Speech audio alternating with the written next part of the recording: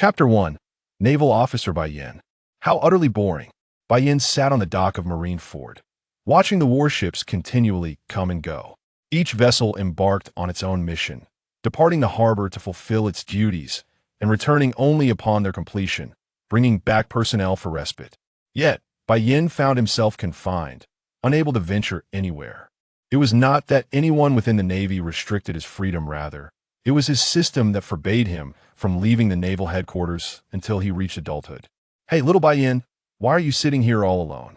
If you were to fall into the water and get soaked, you might catch a cold. How frightful. A languid and peculiar voice drifted over from a short distance.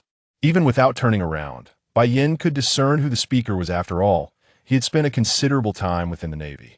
This individual was one of the highest combat powers the naval headquarters publicly promote. An admiral endowed with the abilities of the shining fruit, Kizaru, also known as Borsellino. Though titled an admiral, his rank in conventional military hierarchy was merely that of a general. Old Huang, where are you off to? Bai Yin turned his head to gaze at the man clad in a yellow-striped suit, adorned with brown sunglasses and draped in a white naval cloak, inquiring with curiosity. Marshal Sengoku assigned me the task of patrolling. It seems that recent times have been rather tumultuous, with a surge of wicked pirates emerging. It's truly terrifying. He spoke with a tone laced with sarcasm, yet his demeanor betrayed no hint of fear. In his previous life, while indulging in anime, Bai Yin had always found this laid-back character amusing. Despite possessing immense strength, he feigned nonchalance as if performing for an audience. Hence, netizens often jested that he was a master of slacking off, with his paycheck arriving while the four emperors languished.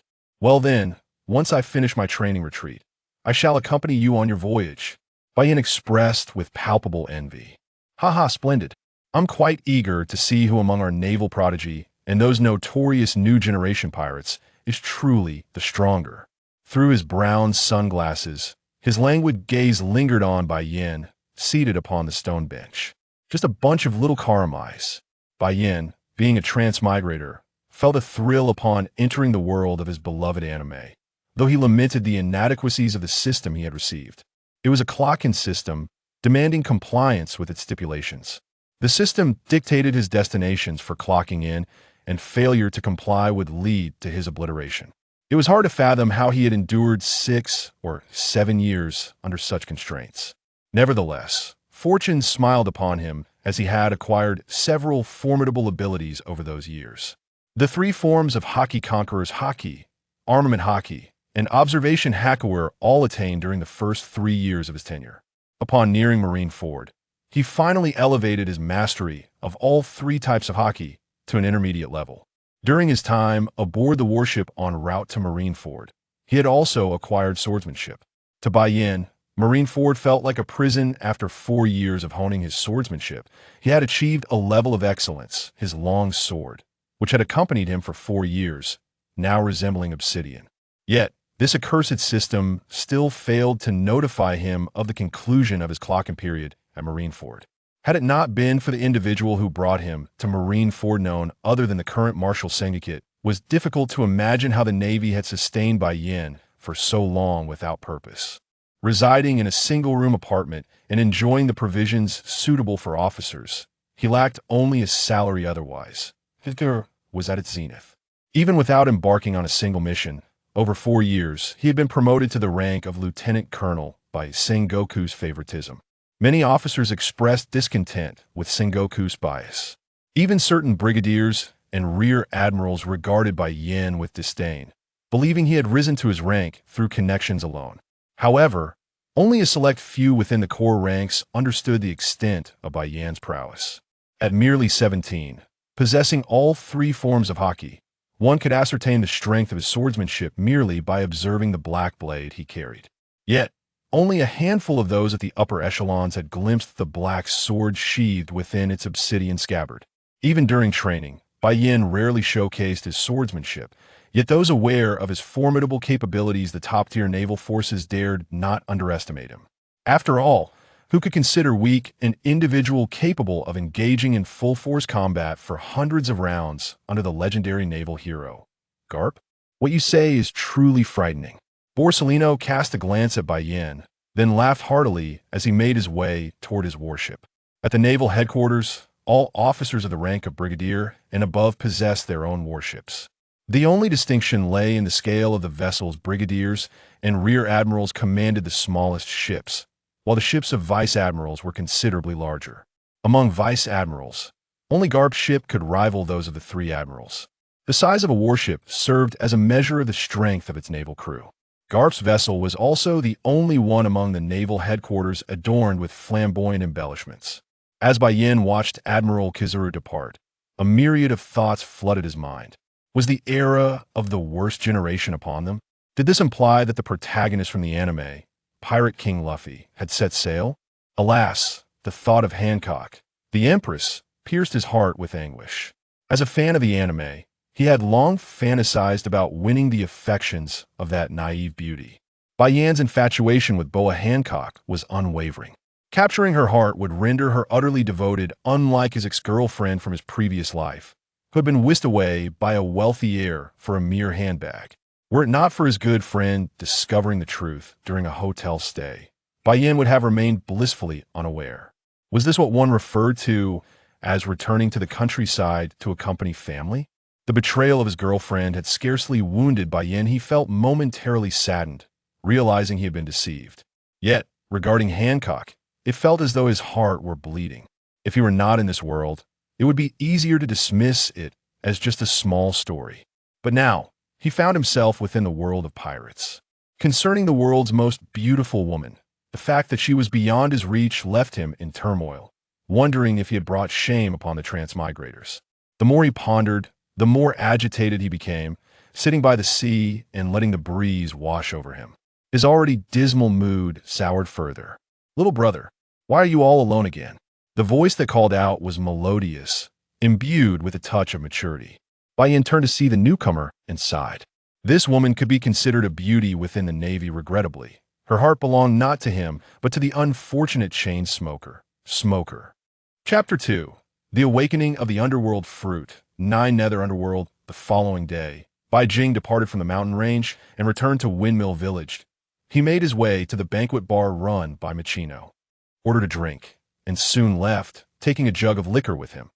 Cheno regarded this unfamiliar face with a hint of curiosity, but chose to remain silent. After all, such eccentric individuals were not uncommon.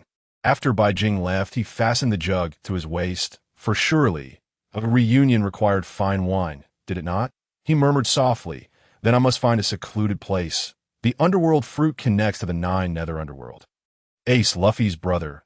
Little did I anticipate that I too would have a day to mend everyone's regrets that, of course, is also one of my own regrets as an observer of pirates."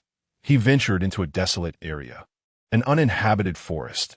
Due to the awakening of the fruit, his soul began to separate from his body. If left unguarded, his physical form could be subjected to unknown destruction. Yet he could not trust those pirates or mountain bandits. Thus he relied solely on himself. The world of pirates was far from the idyllic portrayal seen in anime. Pirates were the embodiment of brutality and slaughter. They were both good and bad.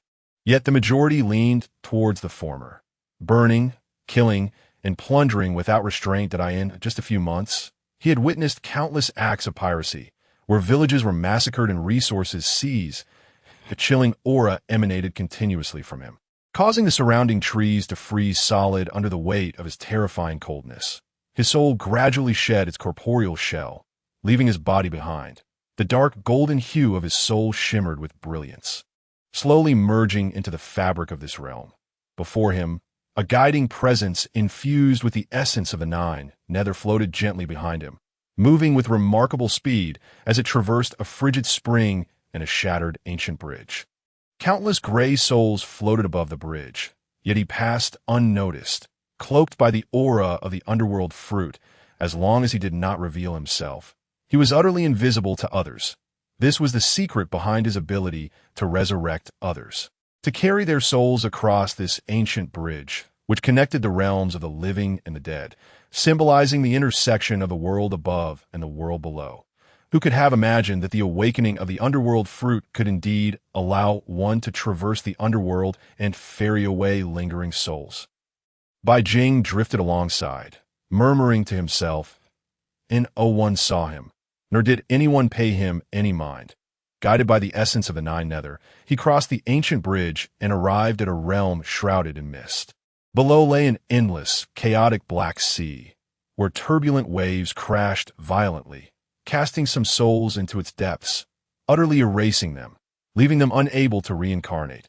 Bai Jing couldn't help but worry, will Ace too be submerged in this black sea? Unable to be reborn, he continued to follow the essence of the Nine Nether, gradually descending into the depths of this underworld.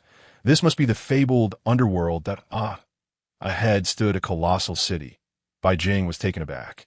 At the end of the Nine Nether underworld lay vast and sprawling cities. He slowly entered the first city, where the streets appeared remarkably intact, akin to those of the living world.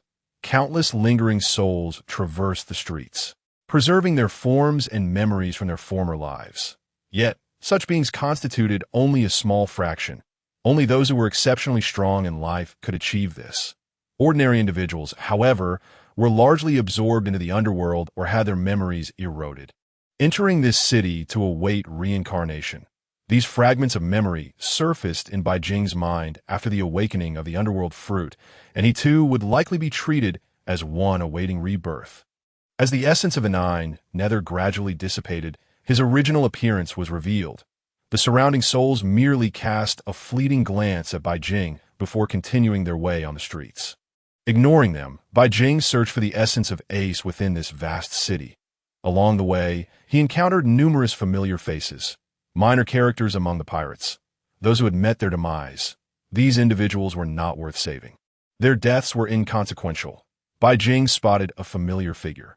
Mountain bandit Sig, though weak, he was audacious enough to provoke Shanks to in the narrative. Shanks ignored his taunts, leading Sig to foolishly believe he was too powerful for Shanks to retaliate.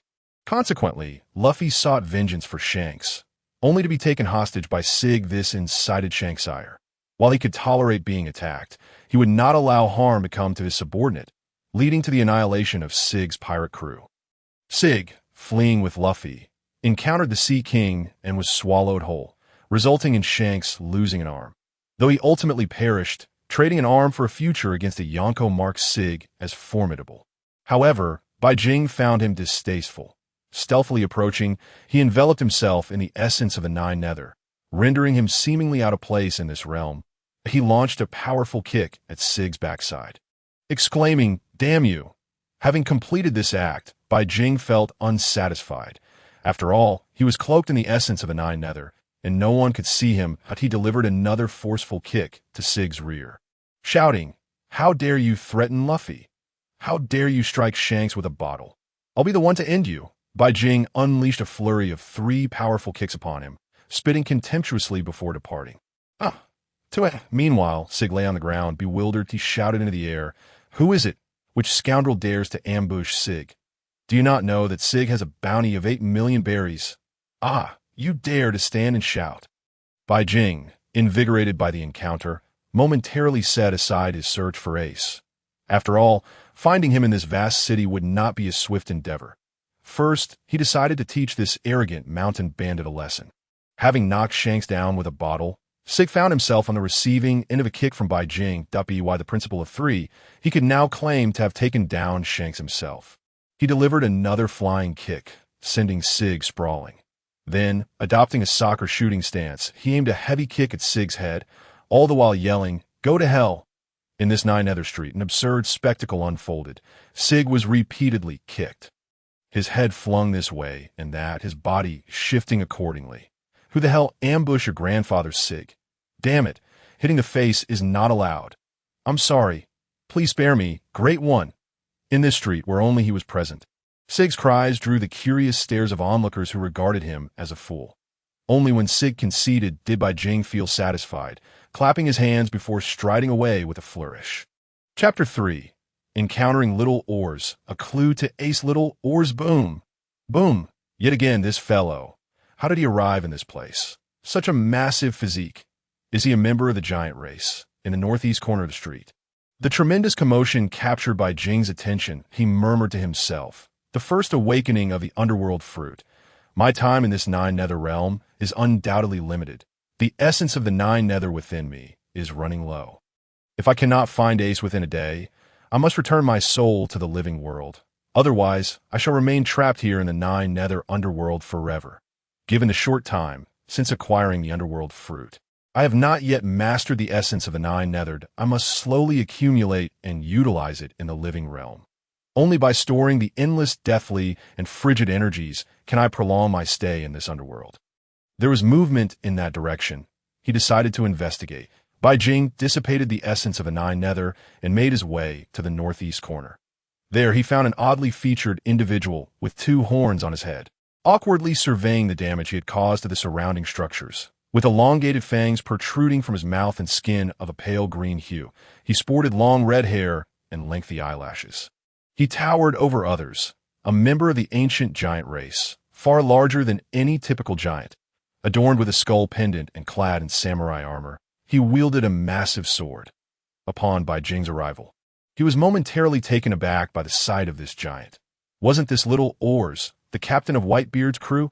He bore upon his back the straw hat woven for him by Ace, which led him to regard Ace with great tenderness. He disregarded Whitebeard's counsel and rushed to Marineford, for the colossal form of Oars would be treated as a living target, hence Whitebeard forbade him from coming.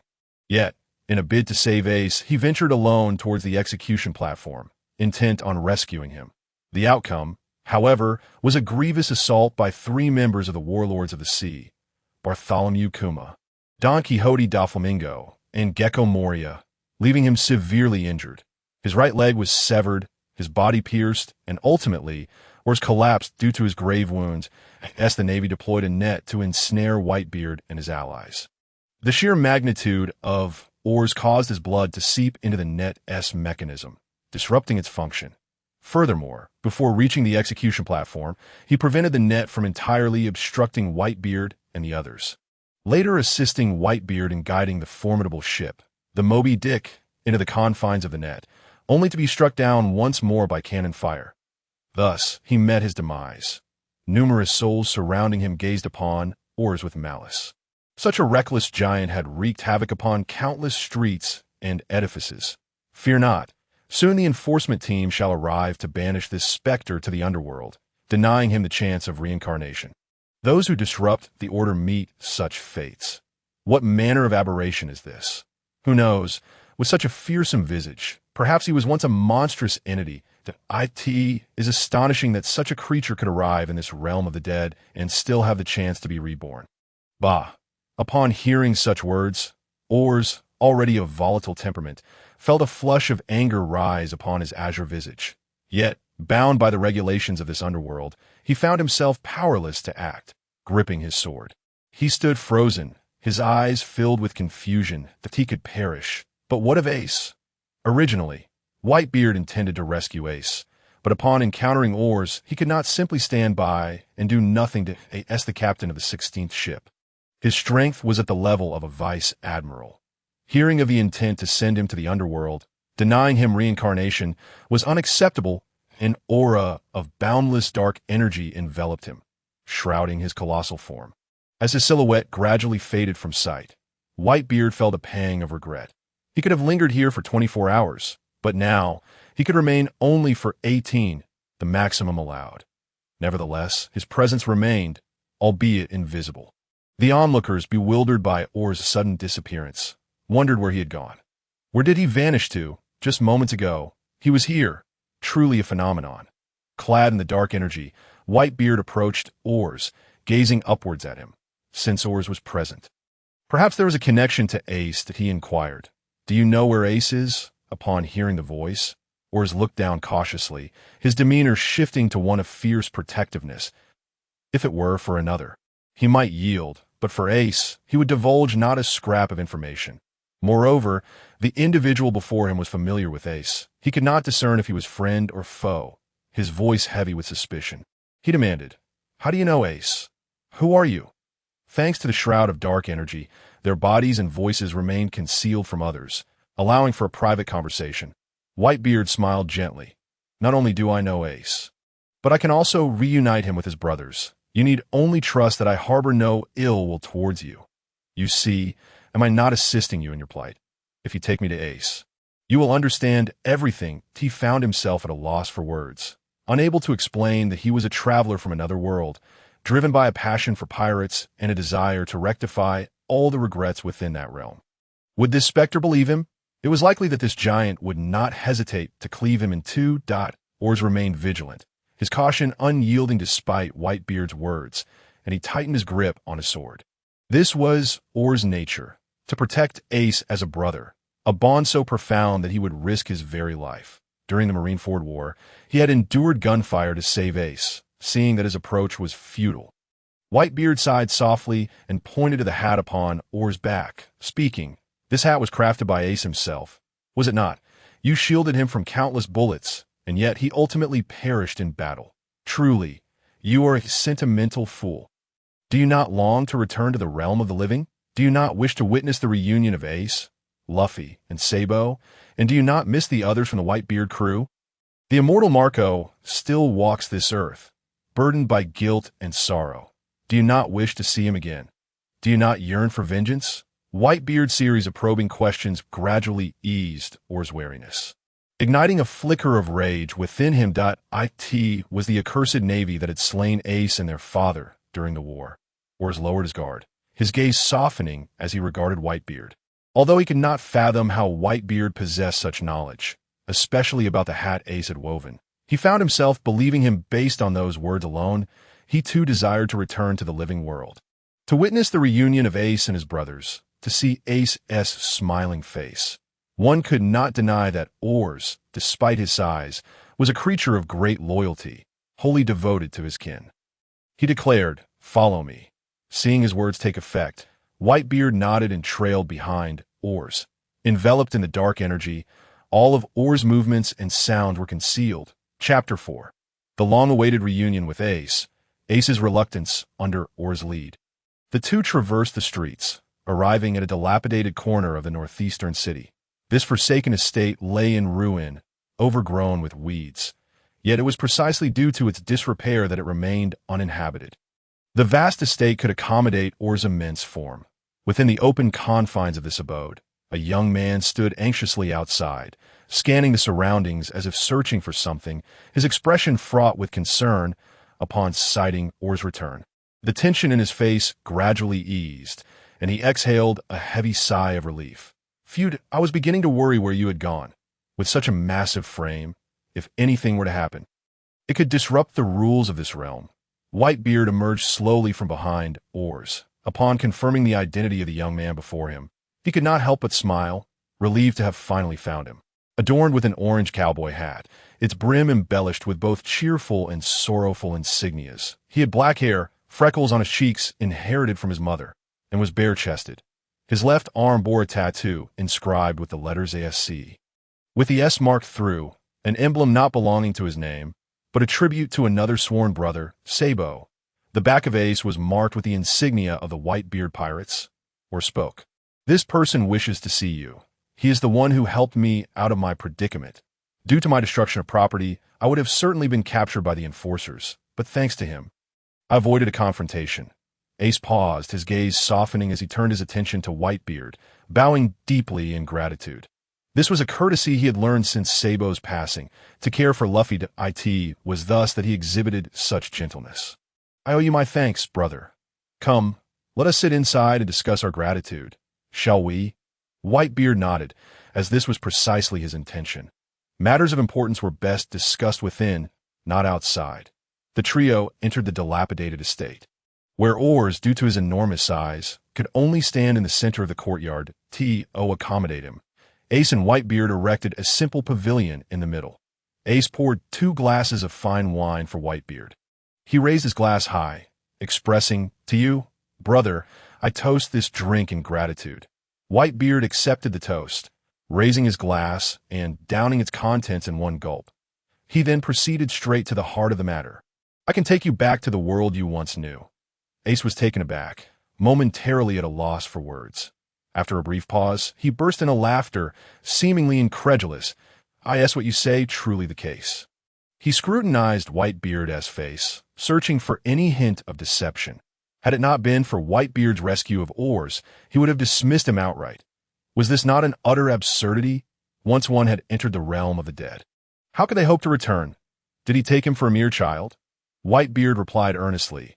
It could not be more genuine as he then allowed the dark energy to envelop him, his essence seemingly suspended and dissipated into the ether. Ace, witnessing this, could not help but express his astonishment. After some contemplation, he slowly shook his head.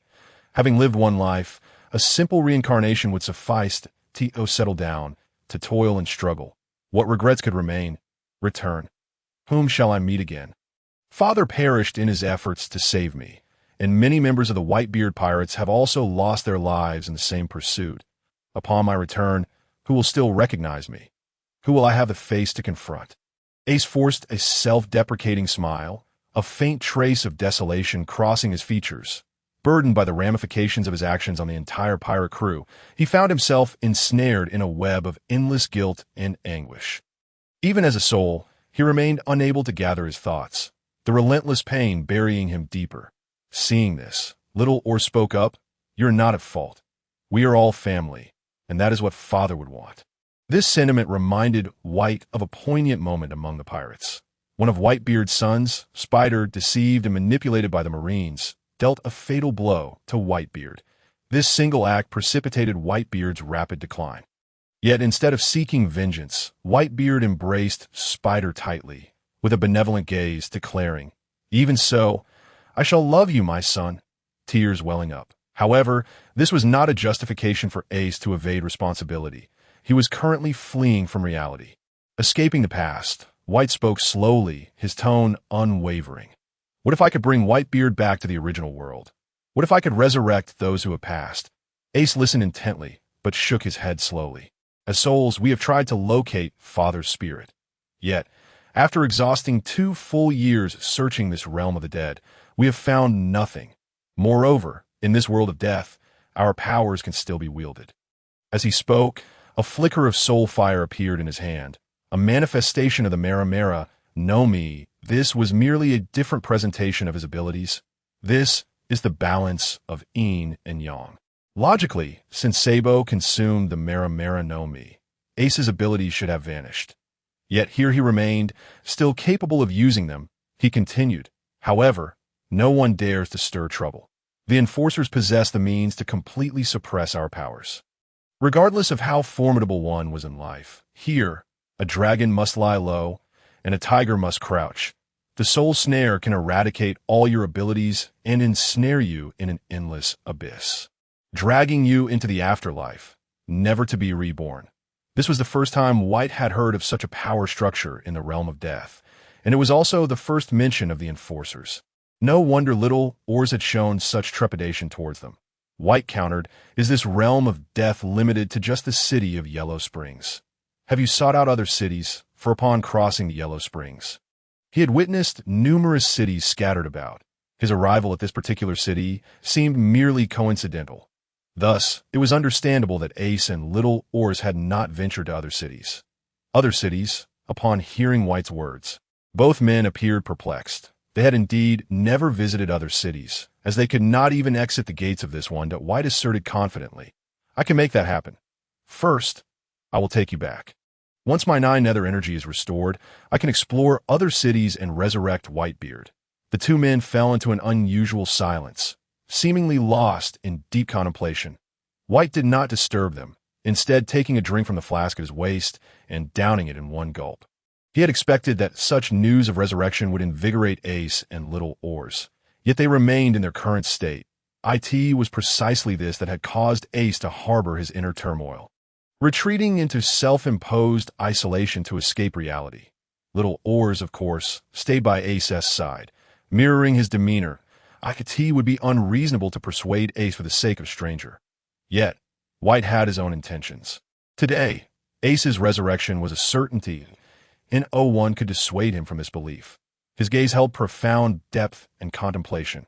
Like many fans of the sea, he had believed, following the Battle of Marineford, that Luffy had saved Ace and that everything had come to a close. He thought, or rather, they thought, that they had emerged victorious. Yet the ultimate deaths of Ace and Whitebeard made it painfully clear that everything was but an illusion. That he rose, laughing heartily, that I once thought Fire Fist Ace to be a remarkable individual. Yet what a coward he has proven to be, a man unworthy of trust. Ace fell silent, offering no rebuttal. Little Oars likewise remained quiet. White thundered, "You, Ace, are nothing but a coward. Who says Sabo is dead? Do you not know that Sabo survived and later became a member of the Revolutionary Army?" This statement rekindled a flicker of hope within Ace's dimmed eyes, but he could hardly believe it. Exclaiming in excitement, "Really? I thought in this boundless death I would never see that kid again, that I assumed he had ascended to heaven, only to discover he is still alive." White pressed on relentlessly. "Do you know how long your brother Luffy has been despondent because of your death? Do you have any idea how many have mourned and suffered for you? And here you stand, with the opportunity before you, yet you choose to wallow in despair." He approached closer, his gaze piercing. Continuing to question, "You and Luffy once promised to reunite at the pinnacle. Was that mere nonsense? In Impel Down, you entrusted Jinbe to look after your brother Luffy. Was that insincerity? And what of the promise you made to Au in Wano? Now that she has perished, was that false as well? And how about Yamato, with whom you once shared drinks? Are those memories forgotten? With so many who cared for him, so many who he cherished. How could he now choose to evade? Ha! Fire Fist Ace, you are nothing more than this." White's fury erupted as he pounded the table, arcs of lightning crackling around him. His devil fruit powers now infused this realm of death. In that moment, Ace shed the earlier despondency, feeling an awakening. Yes, so many cared for him, and with so many he cherished waiting for him, what reason did he have to languish in despair, to hide away? Although he was indeed dead, with such an opportunity before him, could Ace truly be so afraid of life? Was he not still Fire Fist Ace? At worst, it was merely death again. After all, he had faced death before. Seeing this, White continued to stoke the flames of resolve. You know that after Whitebeard's death, Blackbeard seized his devil fruit powers, acquiring both the Yami Yami no Mi and the Gura no Mi. He has now become the Emperor of the Sea. The one who killed Whitebeard, who took his powers, now walks free. Can you truly stand by and watch? Do you know how many lives were lost when Marco, the Phoenix, led the remnants of Whitebeard's crew against Blackbeard? How many perished, including Diamond Jozu? White's voice resonated with shared pain. Will you not seek revenge? Do you not long for retribution? He paused, empathizing with the weight of grief. And do you understand the anguish that consumed Garp upon your death? He was restrained by Sengoku, unable to move, burdened by the weight of justice that pressed down upon him. What a heavy responsibility he bore, and how deeply he suffered. This is your grandfather, who wished for you and your brothers to embrace the path of the Marines, to avoid being hunted by them, though things did not unfold as he hoped. He endeavored to protect you in the way he loved you. You not realize that if you had simply called out grandfather in your final moments, the outcome would have been entirely different. Tell me, do you harbor hatred for Garp for not saving you in the end? Ace's eyes brimmed with moisture, yet as a soul, no tears fell. Instead, the endless pain had been replaced by profound guilt. His voice choked, revealing a side of Fire Fist Ace seldom seen. "I do not harbor hatred. I only resent my own recklessness. When Father warned me not to pursue Blackbeard, I ignored his counsel. I loathe my cowardice, my continued evasion, and I resent that I came to understand the truth of things so late, that I despise Blackbeard for killing his own family and betraying the spirit of the Whitebeard pirates." As he spoke, an infinite fury ignited in his eyes, flames raging around him. Upon witnessing this, Bai Jing nodded with satisfaction, finally uttering another phrase. "You owe one more person. Have you not yet realized who it is?" The fire in Ace's eyes gradually subsided as he gazed at Bai Jing in confusion. He owed far too many debts to truly discern which individual Bai Jing referred to. Bai Jing's expression turned serious, his eyes calm. "It is Dayton, the adoptive mother of you, Sabo, and Luffy. Though she was fierce, she protected you with a unique tenderness and love, raising all three of you to adulthood. Will you comprehend the depth of her sorrow and anguish following your demise? She even struck the one person she had never dared to hit in her life. She was so terrified of Garp, akin to a mouse confronted by a cat, yet upon hearing news of your death, Garp turned a blind eye. In a fit of rage, she confronted Garp, seizing him by the collar and delivering blow after blow. Her pain was so profound, her tears so scalding, that they burned the hearts of us all. Here, us refers to the fans of the sea, of course. At last, Ace could no longer contain himself. The boundless sorrow within him erupted. Even as a spiritual entity, his essence transformed into searing tears, dripping one by one upon his face, cascading over his freckles, each drop heavy as it fell to the ground. Fire Fist Ace wept. Chapter 6. The Return of the Freckled Boy. The body stolen by Jing did not intervene upon witnessing this. He allowed Ace to express himself. The emotions that had been suppressed for far too long burst forth, ultimately beneficial to him. Meanwhile, the rarely vocal Oz remained silent, his gaze towards Bai Jing markedly different. Previously tinged with hostility, it now radiated gratitude that he understood the weight of Ace's psychological burdens during their time in the realm of the dead. Bai Jing had helped lift that burden. Moreover, it was astonishing that Bai Jing possessed the ability to resurrect others. Wielding such a miraculous power, after a quarter of an hour, Ace gradually regained his composure. His gaze towards Bai Jing transformed entirely. He inquired, "How do we exit?" "There are numerous enforcers within the city, firmly guarding the gates. Escaping will not be an easy task." Bai Jing sighed softly within. As long as he spoke, it would be simple enough to lead them out. His 9 nether chi was sufficient to sustain them for nearly 10 hours. Allowing the two of them to exit without issue, he said, "My 9 nether chi can cloak your bodies and silence your presence. I will elevate you above, guiding you out of this realm of death. At which point we shall return to the real world. Are you prepared? If so, we must not delay. Let us depart immediately." The three exchanged glances, fully prepared. Ace and Oz had no lingering attachments in this realm of death. They turned to Bai Jing and said, "We are ready. We appreciate your assistance, brother." Bai Jing refrained from further commentary, slowly releasing his 9 nether chi. This chilling essence enveloped both of them, due to Oz's immense size. It took a moment to complete the process. The two marveled at one another. Under the veil of 9 nether chi, they could see neither the other nor themselves. Were it not for the chi allowing them to perceive one another, they might have believed the other had vanished into thin air. Bai Jing instructed, "Next, I will lead you out of this realm of death. Your bodies will soon levitate. Do not make any sudden movements, nor should you emit any aura." With that, Bai Jing's expression turned grave, for this was his first time undertaking such a task. Their bodies began to rise slowly into the air, following the trajectory dictated by the 9 nether chi. They were gradually pulled along, their speed increasing until they swiftly traversed the city of Huangquan, crossing the endless river of the dead, arriving beside an ancient bridge. Yet their velocity did not wane. It only quickened further. Beyond the bridge lay a radiant light, the gateway to the world of the living. Once they crossed this threshold, Ace and Oz would be successfully resurrected. The two bodies crossed the luminous point first, returning to the realm of the living, while for reasons unknown, Bai Jing's form halted in place. An ancient voice resonated in his mind. This may disrupt the balance of yin and yang. "Alter fate. Are you certain you wish to proceed?"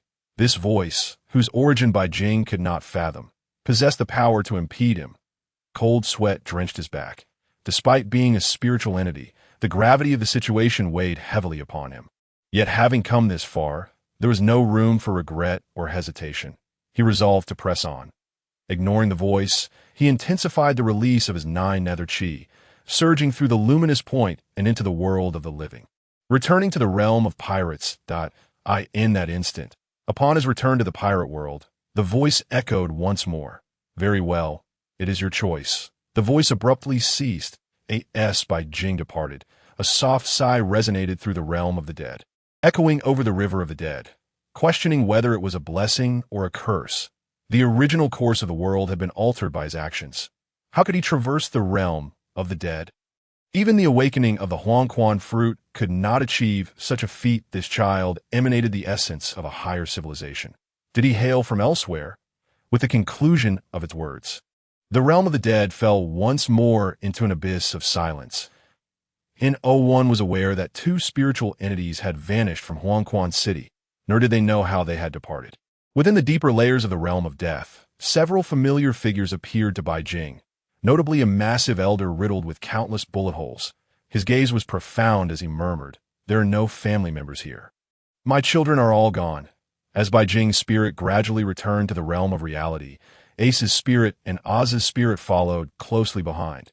The moment their spirits touched the sunlight, they solidified instantly, their flesh and blood miraculously reconstituting in an instant, returning to their original forms. The two gazed at each other in astonishment that Oz seemed incredulous, clenching his fist tightly. The tangible sensation confirmed that this was no mere dream. He and Ace had truly returned to the realm of the living. They had been resurrected. Ace and Oz looked at Bai Jing, who was still floating in the air, momentarily taken aback. Why are you still a spiritual entity and not in corporeal form? Bai Jing was equally stunned. What? I am not in corporeal form. He glanced down, exclaiming, What the hell? Where's my body? Who the hell stole my flesh? His spirit scanned the surroundings, yet he could not find any trace of his physical body. The awakening of the Huangquan fruit had one significant drawback. If no one safeguarded one's physical form, it could be taken away by others. Concern flickered in his eyes. Ace gradually summoned the flames of the Mera no Mi, reigniting his entire being, a smirk playing upon his lips. Fire Fist Ace have returned. With that, a cross-shaped flame emerged behind him, followed by the flag of the Whitebeard pirates. Burning brightly within the flames, he stepped forth from the blaze. Reborn anew, the Mera no Mi had returned to the world, and in this pirate realm, Ace was not the only one with such abilities. Sabo possessed them as well, and the two powers did not conflict. Of course, Bai Jing also shared this capability. The resurgence of the Mera no Mi filled Bai Jing with excitement at the prospect of the brothers Sabo and Ace joining forces. However, the immediate concern was to locate his physical body. Let us search the nearest area. I wonder if it was taken by wild animals or by someone else. Bai Jing nodded, and his spirit traversed the desolate forest. Arriving at the coastline, Chapter 7, Alliance, Fire Gun. Lightning, meanwhile, aboard a pirate ship far out at sea. Many pirates surrounded a body, their eyes filled with curiosity. What is the matter with this kid? How could he have endured so many wounds without a reaction? Is he truly dead? Upon closer inspection, this body belongs to Bai Jing, marred by numerous cuts and slashes, with dozens of scars inflicted by the pirates. Fortunately, Bai Jing's soul has not yet returned to his corporeal form. Otherwise, the unbearable agony would undoubtedly transfer to him. Due to the absence of his soul, his body remains unable to elementalize automatically. Even minor cuts from the knives can inflict harm. When faced with a potentially fatal blow, his body's instinct to protect its master kicks in, allowing it to elementalize. Bai Jing seems to sense something amiss aboard the distant pirate ship, perceiving the presence of his physical form nearby. An urgency wells up within him. I have found my body. Let us hasten towards it. With that thought, his soul begins to drift slowly toward the pirate vessel on the sea. Ace and little Oars exchange a knowing glance. They are determined to assist, especially since Bai Jing has resurrected them. This monumental favor equates to a rebirth, indeed. Bai Jing is the one who awakened Ace, pulling him from his descent at this moment. Both Ace and little Oars regard Bai Jing as family and friend, having set aside their previous wariness. Ace gazes into the distance, transforming his hands into blades, and with a swift motion, he hurls two segments from a gigantic tree trunk toward the horizon. He then steps on the makeshift raft, using branches as paddles, vigorously rowing backward. Being a devil fruit user, he cannot afford to touch the sea. Little Oars, however, is different. He is no devil fruit user, and his massive form plunges into the water, swimming towards the pirate ship. Aboard the red gold cruise ship, one pirate exclaims, "Let us scour the next village, for our treasure trove is running low." "Indeed, we can hardly wait," another replies. "Those villagers from the last village dared to resist. We slaughtered countless of them in one fell swoop. Their desperate expressions in the face of death were truly delightful. Ha ha ha." Alas, these paupers had but a meager amount of belly. They got what they deserved. On this pirate ship, there are around 100 pirates, indulging in revelry with food and drink, laughing heartily as if taking a life is a trivial matter. As for Bai Jing's body, they have cast it aside, only picking it up out of curiosity. Bai Jing's soul drifts toward the pirate ship. Am I seeing things? Is that a soul in the air? One pirate rubs his sleep-filled eyes, awakening to the reality of a spirit before him. And he shouts, "Ah, a ghost! A ghost! What nonsense! Have you lost your mind? Why are you shouting in broad daylight?" Others glance over at him. Meanwhile, Bai Jing's soul gradually melds back into his body. Bai Jing, eyes snapping open, finds the scars on his body slowly healing under the elemental influence of lightning, returning to their original state. Take tea this moment. Ace has arrived, with little oars wading through the water. He leaps from his raft, landing atop the pirate ship's flagpole that he crouches slightly, hand on his hat, and gazes down with a slight smile, saying, "It seems you have found what you were looking for." Bai Jing rises slowly, surveying the horde of pirates before him. He has just overheard their previous conversation about the massacre of villagers and the slaughter of innocents. This is the grim reality of the pirate world. Where is the chivalry? Where is the so-called passion? This is the stark truth, killing without a second thought. But now that he has encountered them, it is their misfortune, a tea least in his heart. He possesses a moral compass. He has witnessed far too much. His expression is cold, devoid of empathy. Ace turns to Bai Jing and asks, "Shall you take the lead, or shall I? Let us divide the task." Bai Jing's lips curl into a slight grin as he observes the relentless tide of pirates ascending the deck. The pirates, now wearing red scarves, declare, "Do you know who we are? We are the infamous Red Gold Pirates. Do you know our captain? Captain Ma Chi, with a bounty of 600,000 belly." From the cabin emerges a man in a red scarf, a deep scar running from his mouth to his forehead. His muscular torso is exposed as he glares at the two on the deck with malevolence. "You've come to die," he bellows. "How dare you act so brazenly aboard my red gold ship? Men, attack! Kill them!" Around him, dozens of pirates brandish their blades, aiming to strike down the two. Bai Jing bursts into laughter. "A bounty of 600,000 belly? Such a trivial amount, and you dare flaunt it? Are you attempting to amuse me?" As he observes the oncoming pirates, arcs of lightning materialize around his hands. Ace, watching the advancing red gold pirates, smiles slightly. 550 million belly, and I remain silent. Yet you only present a bounty of 600,000. With that, he forms his fingers into a gun shape, using his index and middle fingers to aim at the foes, unleashing a barrage of small fire projectiles at them. The power of his flames is akin to that of a handgun. The flames coalesce, one shot after another, striking the red gold pirates as they attempt to scale the ship. Flames immediately engulf their bodies. Some writhe in agony, desperately trying to extinguish the flames, but the fire only spreads further, consuming them entirely. One after another, they fall from the air, unable to reach the deck. Easily dispatched by Ace. "Damn it." Captain Ma Chi of the Red Gold Pirates glances at Ace, a sense of familiarity washing over him. He feels as though he has seen this face before, but cannot place it. Meanwhile, on the other side of the deck, many pirates surge towards Bai Jing, perceiving him as an easy target. They have wised up, brandishing handguns, grinning maliciously as they encircle Bai Jing. The guns are loaded, triggers pulled, bullets fired, and no matter how skilled one may be, a knife is still a knife. Bai Jing sighs, "How foolish you all are. Do you not see that I too am a wielder of power?"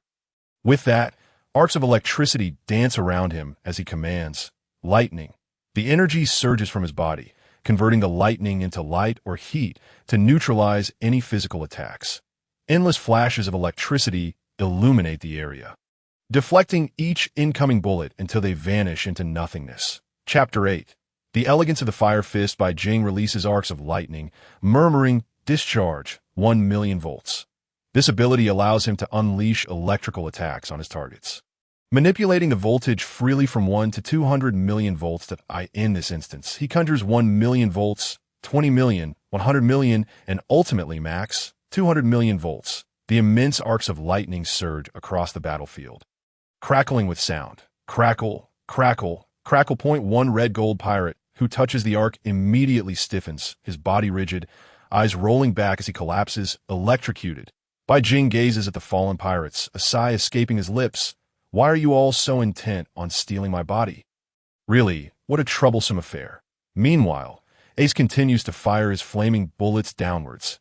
Each shot is lethal, claiming the lives of the red gold pirates. Captain Ma Chi watches in despair as his crew falls one by one, anxiety gripping him.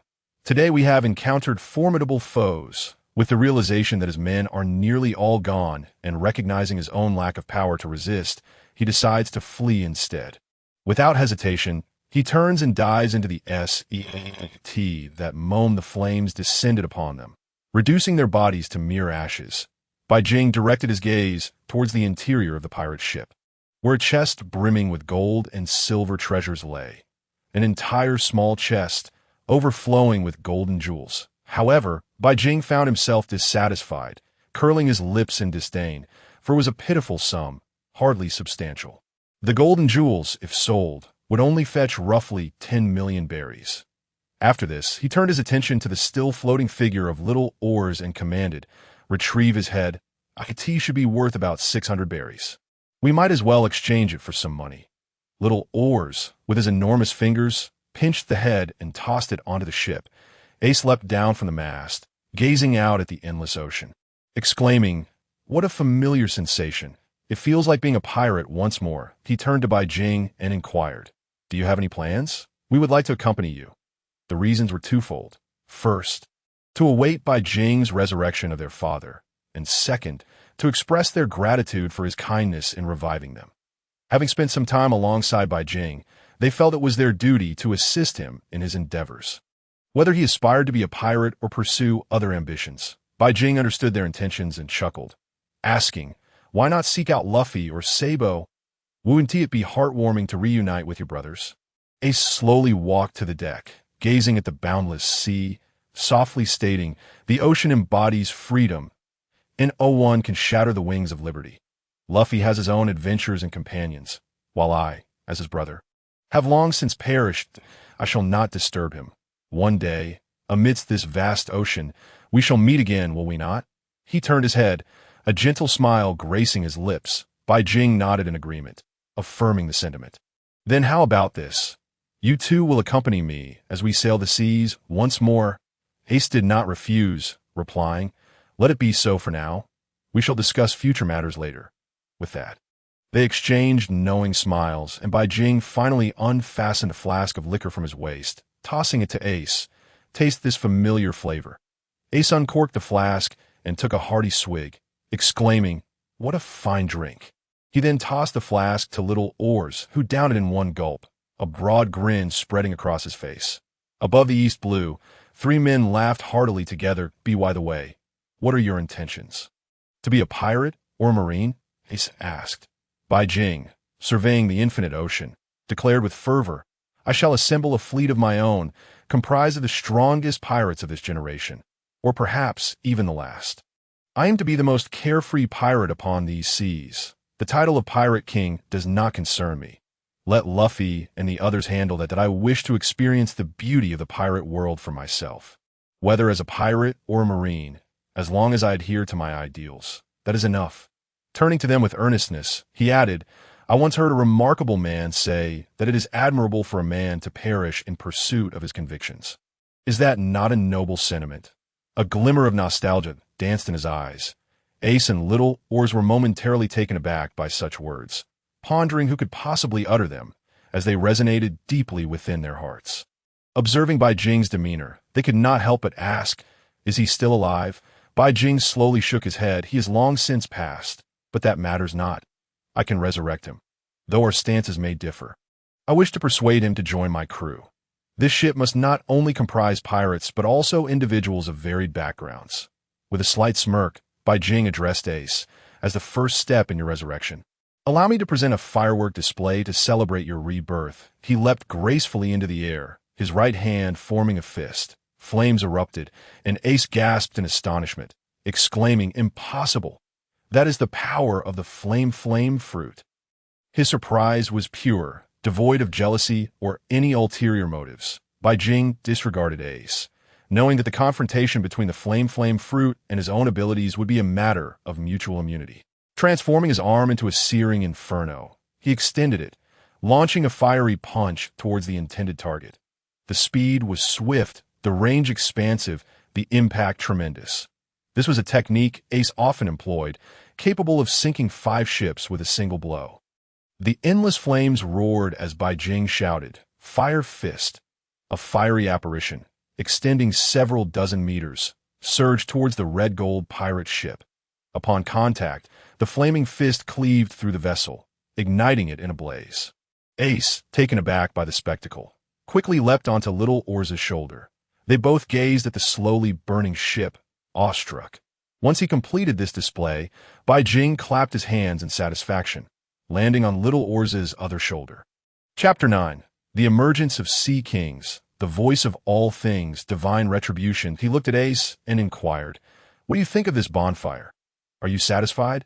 Ace regarded Bai Jing with eyes wide in disbelief. Akin to viewing a monster, that he never anticipated that Bai Jing would possess the same powers as his flame fruit. The abilities Bai Jing had just displayed hinted at the thunder fruit. And now, he seemed to wield an additional power. This revelation completely shattered his previous understanding. Yet neither of them pressed further. Everyone has their secrets, and this was Bai Jing's to keep. Moreover, he had saved them. And soon they would also rescue Whitebeard. They had no standing to inquire about such matters. Understanding this, they fell silent. Beside little Oars, the two began to drift slowly toward Windmill Village. It was time to reconnect with some old acquaintances and, incidentally, to collect the bounty of 600,000 berries. The ethereal aura surrounding Bai Jing dissipated. To swiftly replenish this ethereal energy, two methods existed. 1. To kill and harvest the death energy from others. 2. To seek out cold places and condense the ethereal energy from the chill, albeit at a painfully slow pace. Each life extinguished yielded a strand of ethereal energy. When 100 strands were amassed, he could linger in the underworld for 10 minutes. This was the most effective means to gather ethereal energy, as Bai Jing had previously obtained his by eliminating other pirates who had terrorized island inhabitants. Thus, he resolved to repay their brutality in kind, mirroring their actions against the pirates. Only by doing so could he maintain a sufficient supply of ethereal energy and revive others once more. Standing upon little Oars' shoulder, they glided toward Windmill Village on the tranquil surface of the sea. A colossal whirlpool began to churn, as if something were brewing beneath. Suddenly, a massive eel's head erupted from the vortex. Its enormous body gradually surfaced, its mouth lined with razor-sharp fangs, measuring an estimated 30 meters in length, and its head alone spanned 3 to 4 meters wide. Water splashed around, drenching Ace, causing him to falter and slump against little Oars. With calm resolve, he stated, "A sea king." The seawater that splashed upon Bai Jing had no effect on him. He gazed at the massive eel's head with delight. This resembles the sea king that bit Shanks's arm off. Who would have thought a sea king would appear here? The creature's eyes glinted with greed as it surveyed the three, its gaze akin to that of a seasoned predator eyeing its prey. Suddenly, it plunged its head back into the sea, re-emerging with its jaws wide open, revealing a cavernous mouth filled with fangs, aimed directly at them. That a bite from this beast would certainly leave little Oars with grievous wounds. Its roar echoed, roar. The Sea King sought to devour them whole.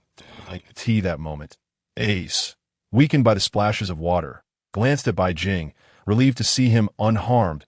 If even Bai Jing were affected by the seawater, they would be in dire straits. They should not have acted so rashly, setting the ship ablaze in a fit of bravado. While it was undeniably impressive, the consequences were now dire. Bai Jing paused, realizing he had just comprehended the creature's words. Translated, it meant, "Humans shall perish." It seems I possess the ability to hear the voice of all things. Bai Jing was taken aback. Moments later, he stroked his chin, contemplating the massive eel, murmuring to himself, "I wonder if this is better braised or grilled. Such a large piece of eel meat should last quite a while."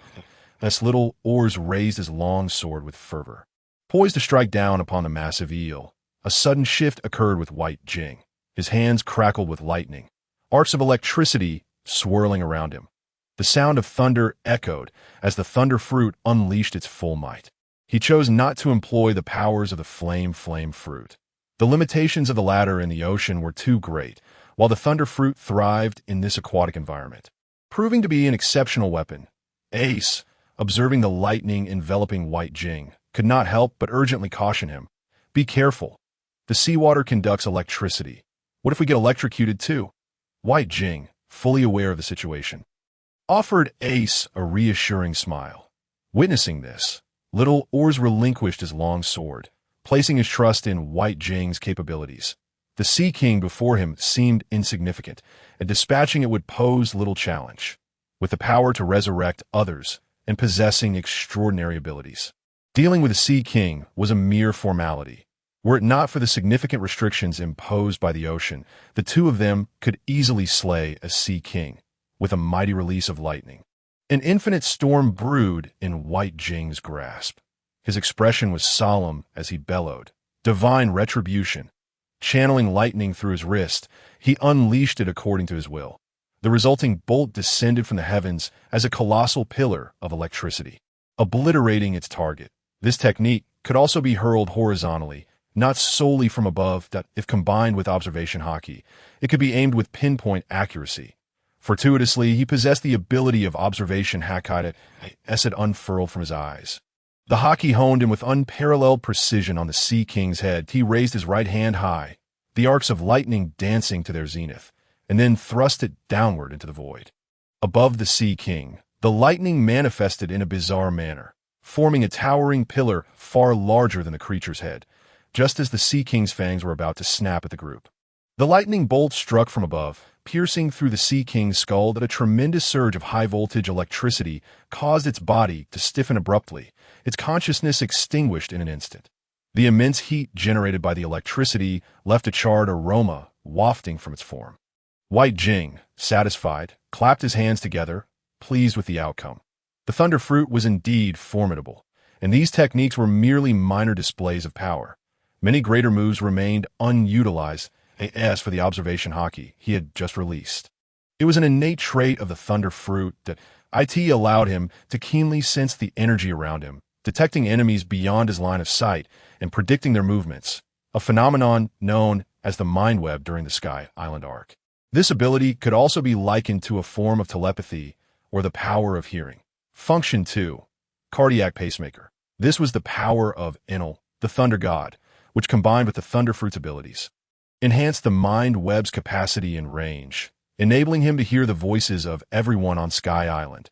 And White Jing possessed this as well. He turned to little Oars and Ace, instructing, "You two should head back. I will drag this Sea King to shore, and we shall feast." The two, gazing at the monstrous figure of White Jing, nodded in a daze at a dual fruit user, so overwhelmingly powerful. Ace's voice echoed with awe. Although he was perplexed as to why White Jing was unaffected by the ocean, having such a bizarre individual capable of resurrection and immune to seawater was no longer surprising. Yet, they remained unaware that White Jing's fruit abilities extended far beyond a single one. Chapter 10. Ace meets Dayton. Setting sail on one side of Windmill Village, three figures sat together, indulging in drinks and savoring roasted eel, the aroma enticing. These three were none other than Ace, White Jing, and little Oars. They raised their glasses high, clinking them together with vigor, shouting cheers before downing their drinks in one go. As White Jing observed the two beside him, he couldn't help but reminisce about Ace's childhood with Luffy and Sabo. He glanced at Ace and jested, "Look at us three in Windmill Village. Doesn't it resemble the day you and Luffy, Sabo, shared your oath with a bottle of wine?" The words momentarily stunned Ace. Memories of the past, which only he, Sabo, and Luffy shared, now seemed to be known by White Jing as well. Confusion washed over him as he looked at White Jing. White Jing merely smiled, finishing his drink without elaborating further. An hour later, the trio set forth, a suggestion proposed by White Jing that it was only fitting to visit Dayton, Ace's adoptive mother, as White Jing had indeed honored his promise to her upon arriving at Dayton's home. The familiar scene left Ace frozen in place for an extended moment. It had been quite some time since he last returned to Windmill Village to see Dayton after embarking on his journey. Standing at the door, a torrent of emotions swirled within him, rendering him unable to take a step forward, paralyzed by the fear of what to say upon their reunion. White Jing and little Oars refrained from interrupting Ace, allowing him this private moment. They stood in silence, while little Oars, with his enormous frame, sought a shaded spot to rest. Suddenly, the door swung open unexpectedly. Two mountain bandits emerged, headed out for errands. However, upon catching sight of the familiar yet unfamiliar figure before them, their eyes widened in disbelief, mouths agape. They rubbed their eyes vigorously, Ace is alive. The exclamation drew attention from within the house. Dayton burst forth from the mountain bandit's dwelling, her gaze landing on the tall young man before her. Transformed over the years, tears welled up in her eyes as she beheld him. Despite the changes, the freckles on his face remained in that instant. As Ace locked eyes with Dayton, his nose reddened, throat tightening, eyes glistening with unshed tears. Without hesitation, he dashed into Dayton's embrace, holding her tightly. Dayton, taken aback by his sudden action, embraced him fiercely. "You little rascal! Do you have any idea how much you've worried me all these years? And the news of her death terrified me. You three brothers are the worst, disappearing for so long without a word." Dayton's voice brimmed with emotion, a mix of anger and concern, and Ace felt the depth of her love in every word. Tears streamed down his face as he sobbed uncontrollably, shedding the calm facade he once wore. In that moment, he was like a helpless child, returned to his mother's embrace. Between cries, he choked out, "I'm sorry, Dayton, it's my fault. I'm back now. This time, I truly return, and I'm sorry for worrying you." The two held each other tightly, weeping without a care for their adult appearances. The mountain bandits hidden within their dwelling watched this emotional reunion, also moved to tears, their sobs echoing through the room. "Why, Ace didn't die?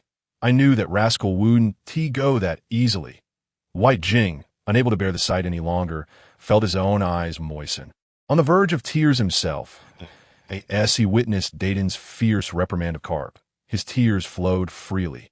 Uncertain how long they had embraced and wept, they eventually calmed, entering the mountain bandits' dwelling together. Dayton then noticed White G around them. Numerous individuals were engaged in hushed discussions, yet Ace remained unperturbed. After all, the news of his resurrection would soon reverberate across the globe for Little Oars. He awaited them at the coast, his enormous eyes posing a potential source of misunderstanding and chaos. Ace made his way to the tavern owned by Cheno to enjoy a drink and reminisce. Meanwhile, White proceeded to the naval base to exchange a bounty for currency and acquire a small vessel in town. The trio was now poised to set sail.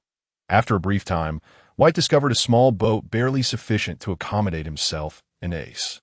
However, he could not find a suitable vessel for Little Oars, whose towering height of 38 meters rendered him too colossal for any ship, at least within Windmill Village. Little Oars would have to endure a few days of swimming in the sea. As night fell, Ace emerged from the tavern, escorted by a smiling Cheno. It was a joyous occasion for Ace, for he had returned to life. Surely, Mr. Garp and Dayton would also be delighted. As night descended, the trio embarked on their journey aboard a modest 10-meter boat, setting sail into the unknown, marking the beginning of White's adventure. Chapter 11.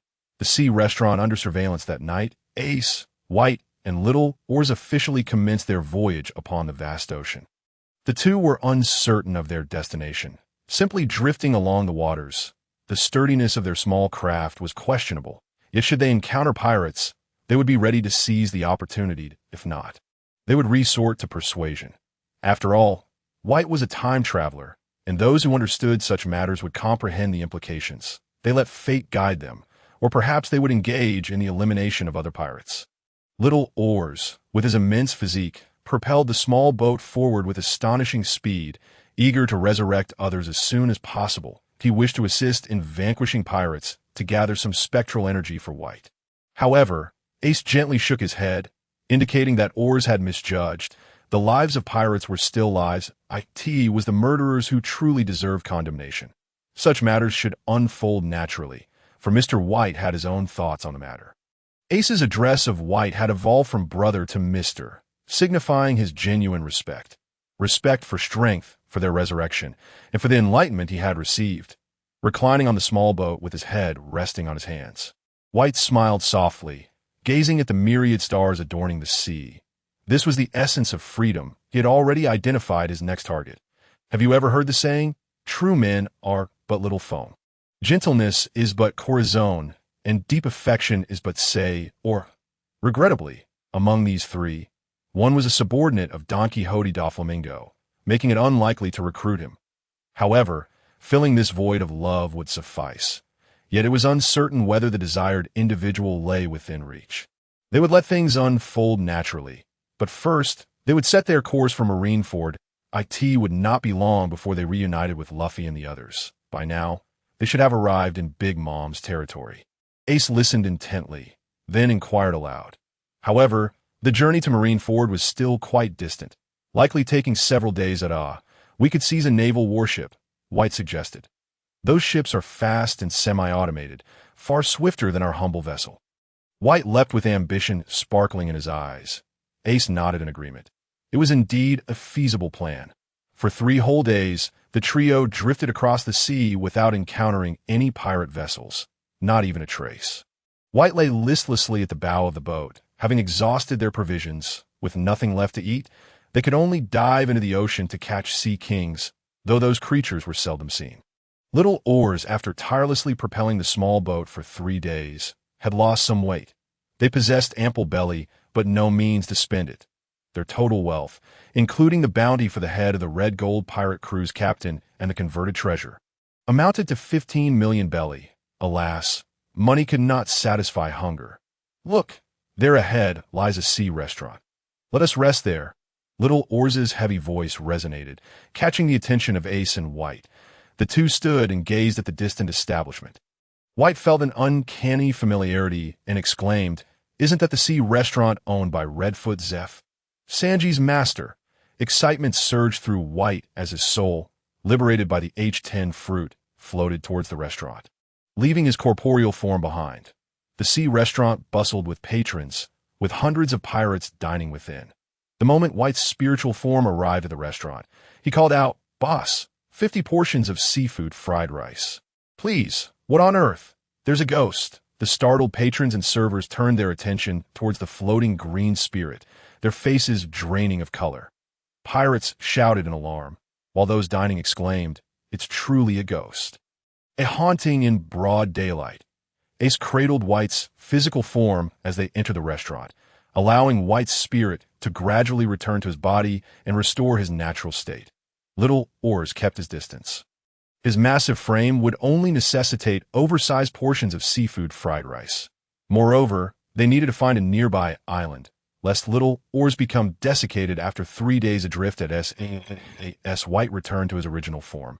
The patrons slowly resumed their seats. Observing White's youthful visage, some entertained nefarious thoughts that a handful discreetly noted his appearance.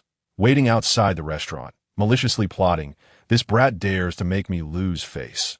Pulling such pranks in broad daylight. He must have lives to spare." "Boss, everything is in place. Our ship has already arrived outside, and our crew of 100 surrounds this place, just waiting for the little brat." "Excellent. Once he emerges, we shall make an example of him for daring to humiliate the Caribou pirates." Outside, the pirates quietly gathered. White and Ace found seats and awaited their seafood fried rice, oblivious to the brewing commotion outside. With his observation Haki, White could discern the heartbeat of every individual within the restaurant. Perceiving their every action with clarity, a cold smile graced his lips as he thought, "Trouble has come knocking. These pirates are truly foolish. Over 200 souls will deliver me some spectral energy." At that moment, Redfoot Zeph was busy in the kitchen. The order for 50 portions of seafood fried rice piqued his curiosity. Who could possibly require such a quantity? He diligently prepared the dish. And soon 2 bowls of the golden, aromatic seafood fried rice were served. White wasted no time, eagerly devouring spoonful after spoonful, relishing the exquisite flavors. His eyes sparkled with delight as he praised, "What a remarkable chef! No wonder you are Sanji's master. This seafood fried rice exceeds my expectations, perfectly blending the freshness of the seafood with the fragrant rice. That it is a true feast for the senses. Bring me more." White exclaimed, having completely indulged himself. His voracious appetite stood in stark contrast to Ace's refined demeanor, who had learned to eat gracefully, savoring each bite. Hearing White's enthusiastic remarks, Zeph, limping with a pronounced limp, emerged from the kitchen. His injured foot, a remnant of the time he saved Sanji, had earned him the moniker Redfoot Zeph. Chapter 12. The mysterious White. Redfoot Zeph's shock. Redfoot Zeph scrutinized White, his curiosity piqued. How could this young lad, barely in his teens, possibly know Sanji? He mused. Sanji has been at sea for years, and their paths should have never crossed. "Are you truly acquainted with him?" White responded with a gentle smile, of course. I know Sanji. Not only do I know him, but I am also aware of his exploits. He has been making quite a name for himself recently, the second son of the Germa family.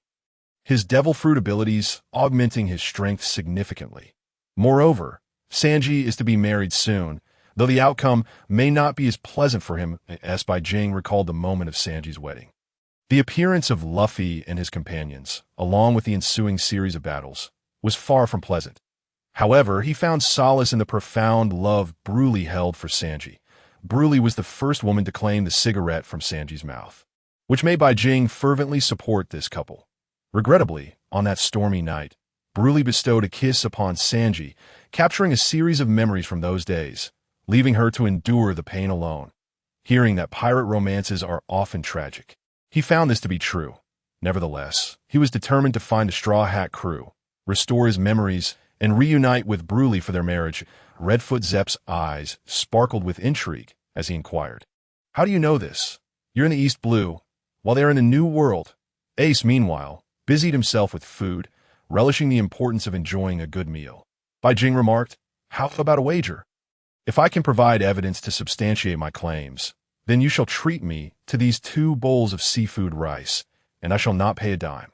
His motivation was not the cost of the seafood, but rather to engage in a bet with Redfoot Zepp, instilling in him a firm belief and clear understanding of Sanji's recent news that in Bai Jing's view. The mother figure of Luffy's trio was Dayton, while Sanji's adoptive father was none other than Redfoot Zepp. "Oh, just 2 bowls of seafood rice. I can afford that."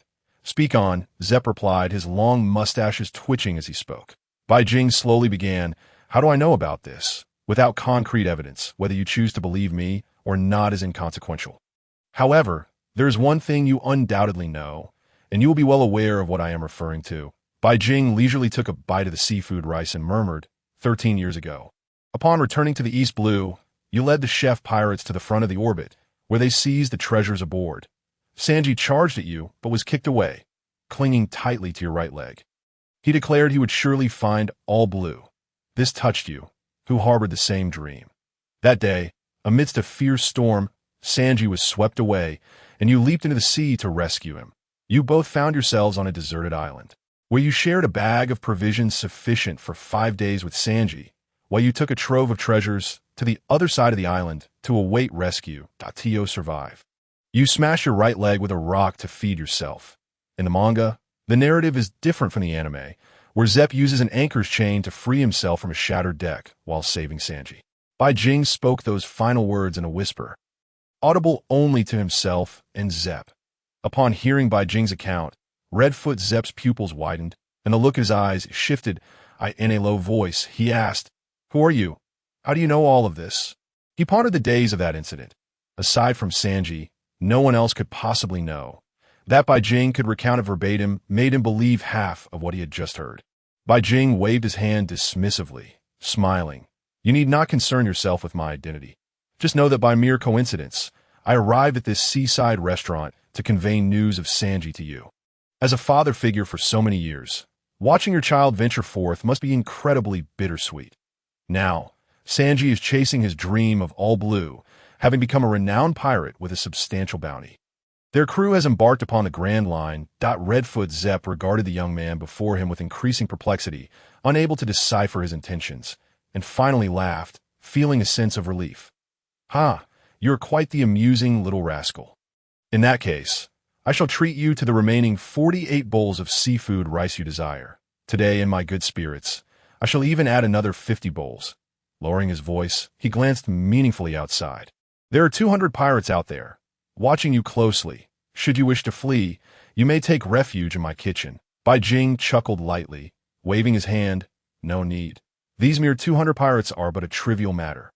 With that, he resumed his meal, while Zepp nodded silently and retreated to the kitchen to prepare the seafood rice. Even from the kitchen, his hearty laughter echoed throughout the seaside restaurant. "Hey, what's wrong with Zepp? Why is he laughing for no reason?" One of the pirates mused. "This old man must have lost his mind. Let us just enjoy our meal. I must admit, the taste is rather delightful." Bowls of seafood rice continued to be served, and both Ace and Bai Jing savored their feast. After finishing their meal, Ace stood up and shouted, "Pack 200 bowls of seafood rice to go." "Who are these two? How can they eat so much? Are they here to throw money around?" The surrounding pirates whispered among themselves, their eyes glinting with curiosity. "That guy in the red hat looks oddly familiar. I feel like I've seen that face before." "Do you feel that too?" "Yes, but I can't quite place it right now." The crowd hushed, focusing on Ace's visage. Their interest peaked. Given that Ace had been deceased for over 2 years, the name Fire Fist Ace had long faded for public memory. After packing 200 bowls of seafood rice into a single massive bundle, they paid several thousand berries and prepared to leave. Naturally, Redfoot Zepp would not accept the money, but Bai Jing insisted on leaving it behind.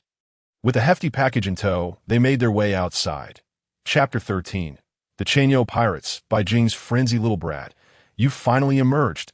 It was quite enjoyable inside, wasn't it? You scared us half to death." Hundreds of pirates surrounded the entrance of the seaside restaurant. "Are you aware of how renowned my Cheno pirates are in these waters? Go ask around. Who doesn't know of our infamy? And now you dare to provoke us. I offer you 2 options. Kneel and apologize, or kneel and apologize again, or still kneel and apologize." The leader of the pirates, bare-chested, had a flag draped over his right arm, depicting an old cow pushing a cart. The others, too, bore similar insignias on their arms. Bai Jing sighed lightly, surveying the unruly crowd, and remarked, "Why are you ruffians all the same? I haven't done anything to warrant your ire." "Very well. I shall offer you 3 choices. 1. Kneel and apologize. 2. Kneel and apologize while singing. Or 3. All of you jump off this seaside restaurant and swim 10 kilometers before kneeling to apologize." The pirates' expressions twisted further into grimaces. "Little brat, how dare you mock us?" Bai Jing turned to Ace, instructing, "You take this back to little Oars. He must be starving that I can handle these little insects myself."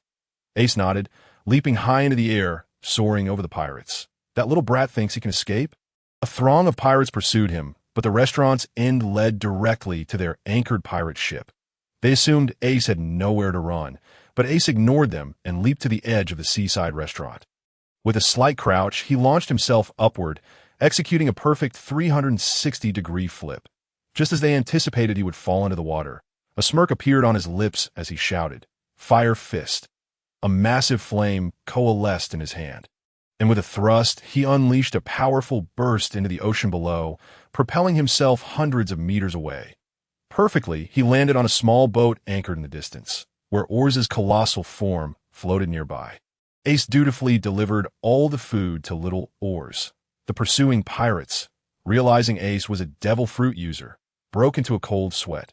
Fortunately, they had not pursued him. Otherwise, they would have met their demise. They returned their focus to Bai Jing, their eyes fixated, intent on their quarry. "Little brat, your companions have fled, yet you still dare to make threats? You have quite the audacity. Brothers, seize him and let him know the consequences of crossing the Cheno pirates." Armed with long knives, they charged at Bai Jing. Bai Jing could only sigh, "Why don't you believe me when I say I'm strong? I, too, am a devil fruit user.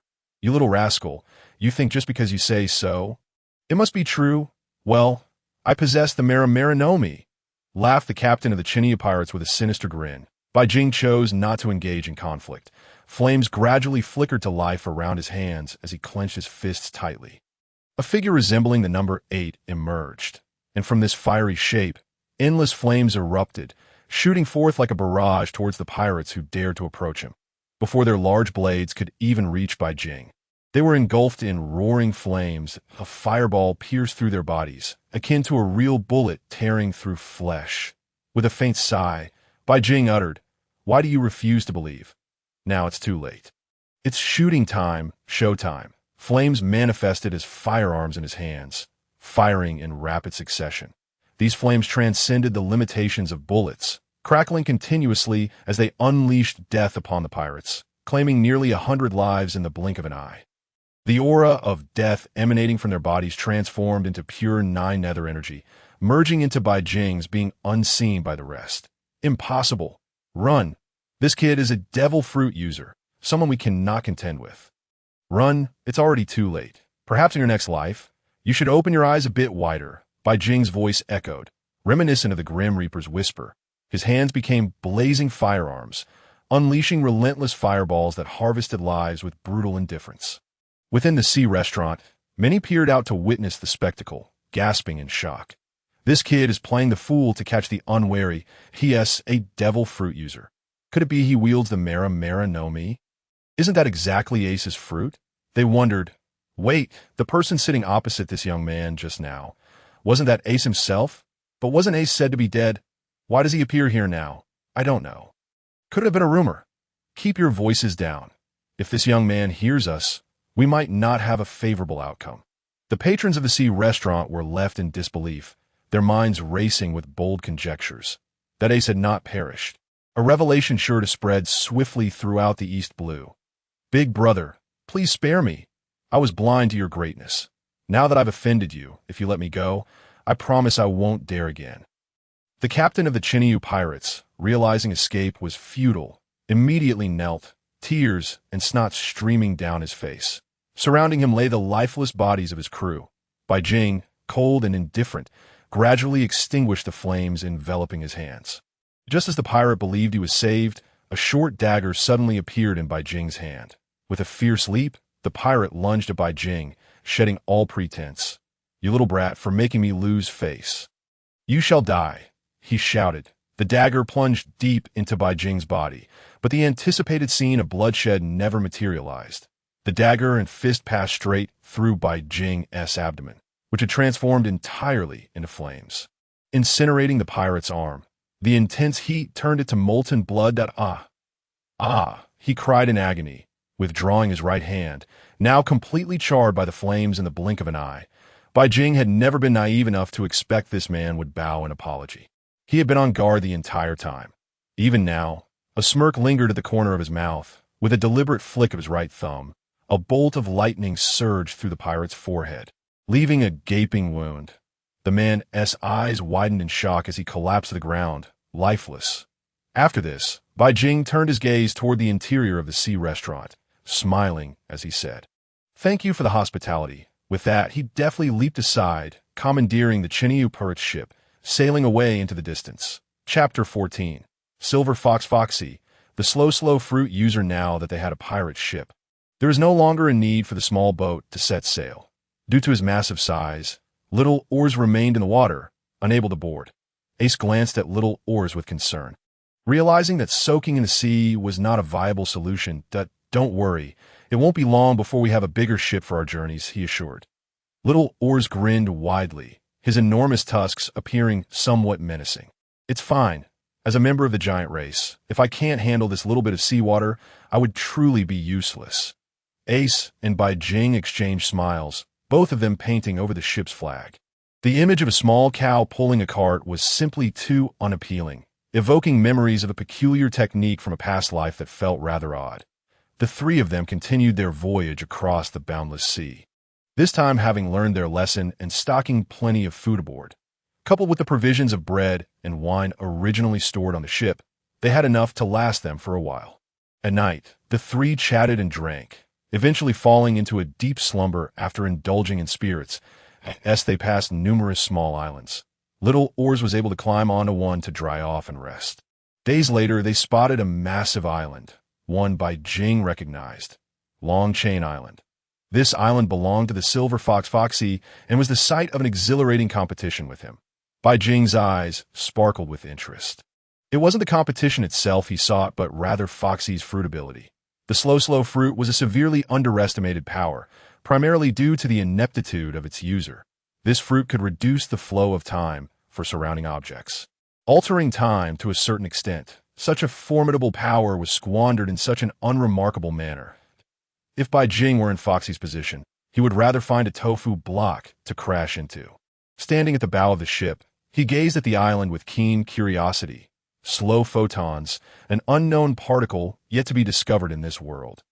Anything exposed to this light, be it living beings, liquids or gases, would lose a degree of speed without any change in other energies that, in simple terms, coming into contact with this light would drastically slow down one's speed. Within the illuminated area, every object would decelerate, regardless of their initial velocity, even the speed of a fall. Objects slowed in this manner would appear to float in the AI, or the AS reactions also slowed, if one were to receive an attack while under the effect of this slowdown. The impact would accumulate and explode in an instant once the photon effect wore off. The photon slowdown could last for 30 seconds before speed returned to normal. Of course, these emitted photons could also be stored within weapons, which was another remarkable aspect of this fruit.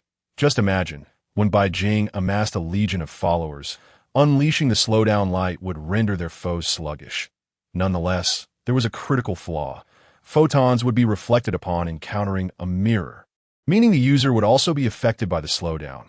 The pirate ship gradually approached Long Chain Island.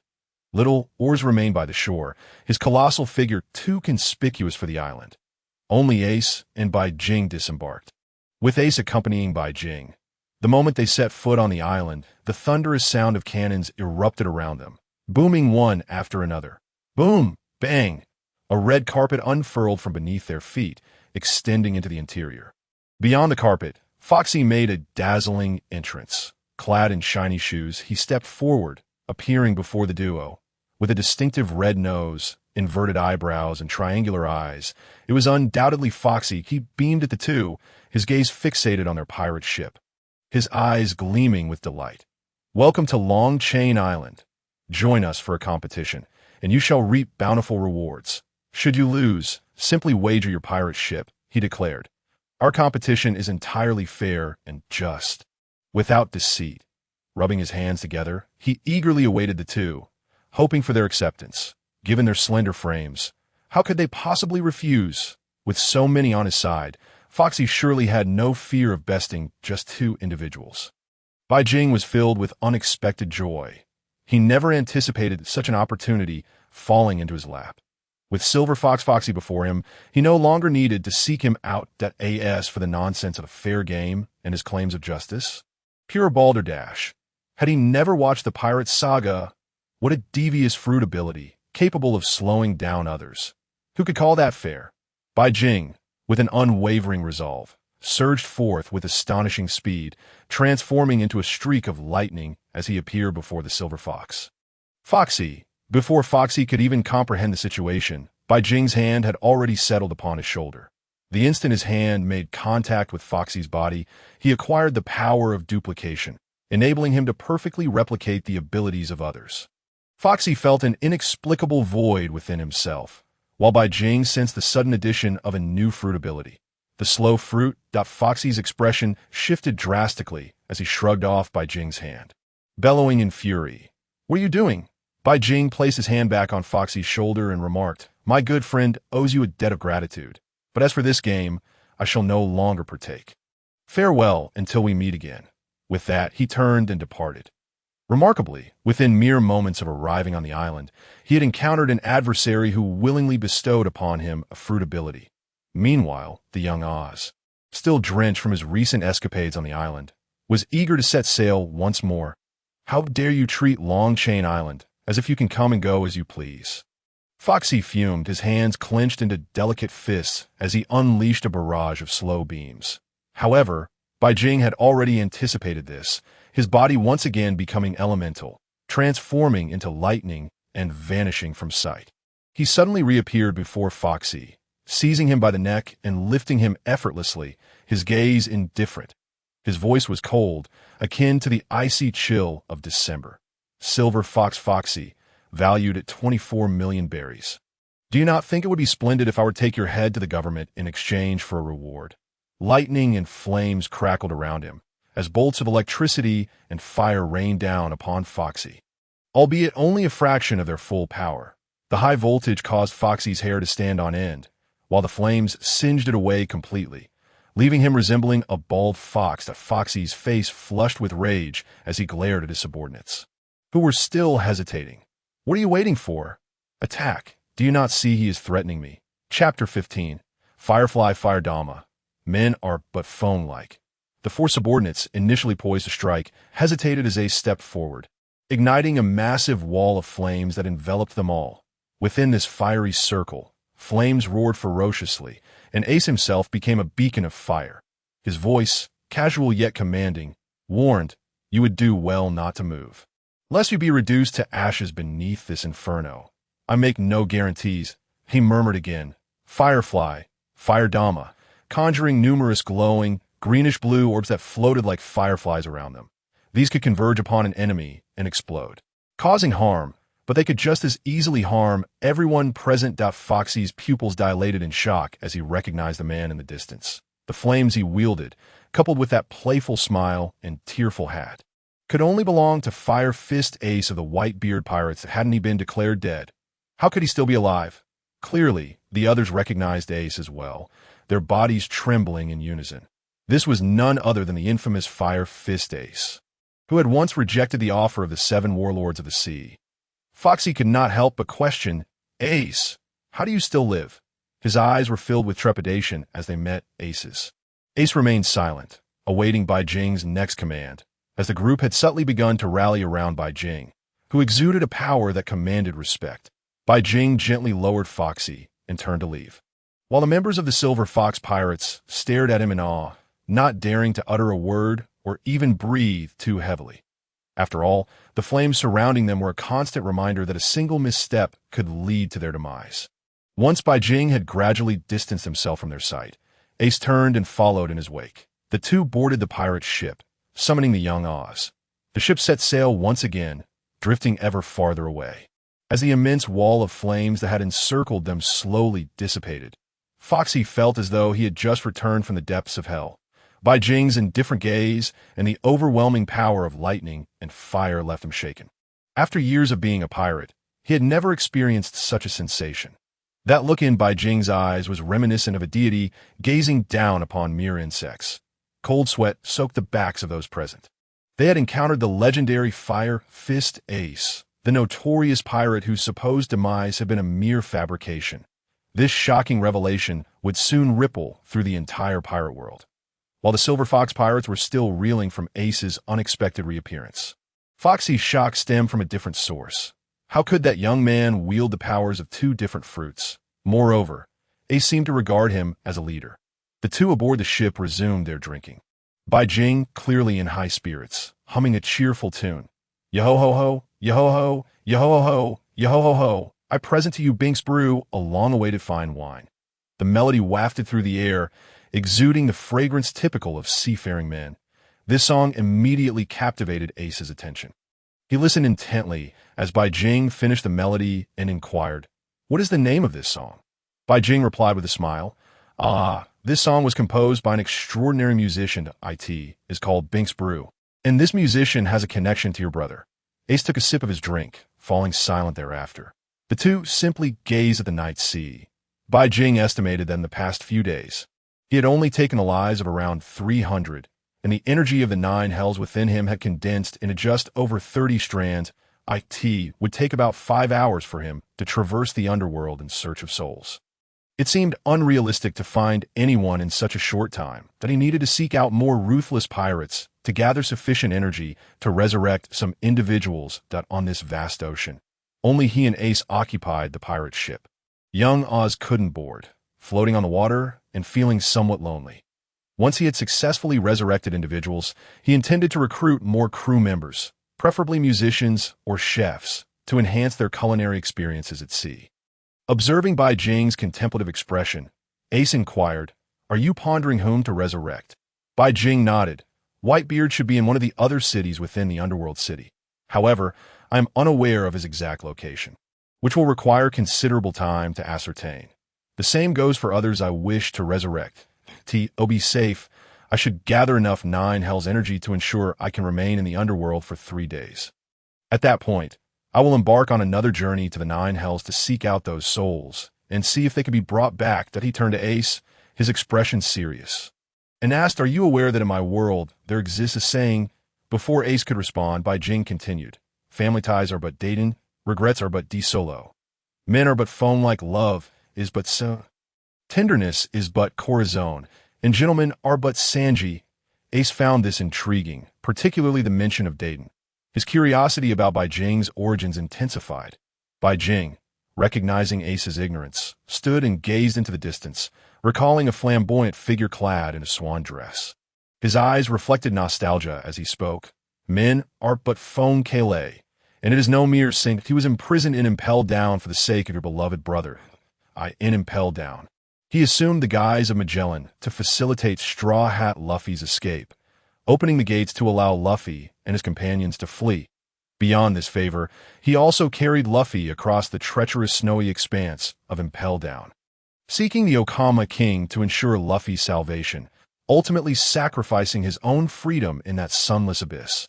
This is why I say men are but phone-like. Ace listened intently, the gravity of Bai Jing's words weighing heavily upon him.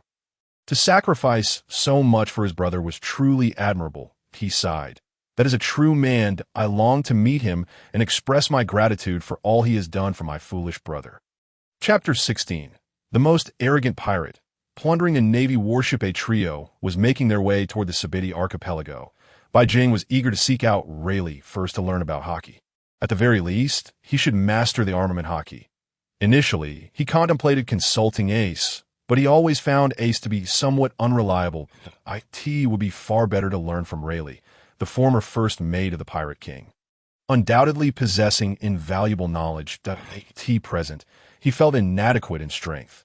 Were he sufficiently powerful, with an abundance of devil fruit abilities, he would pay a visit to the Navy headquarters to meet with Garp and Sengoku.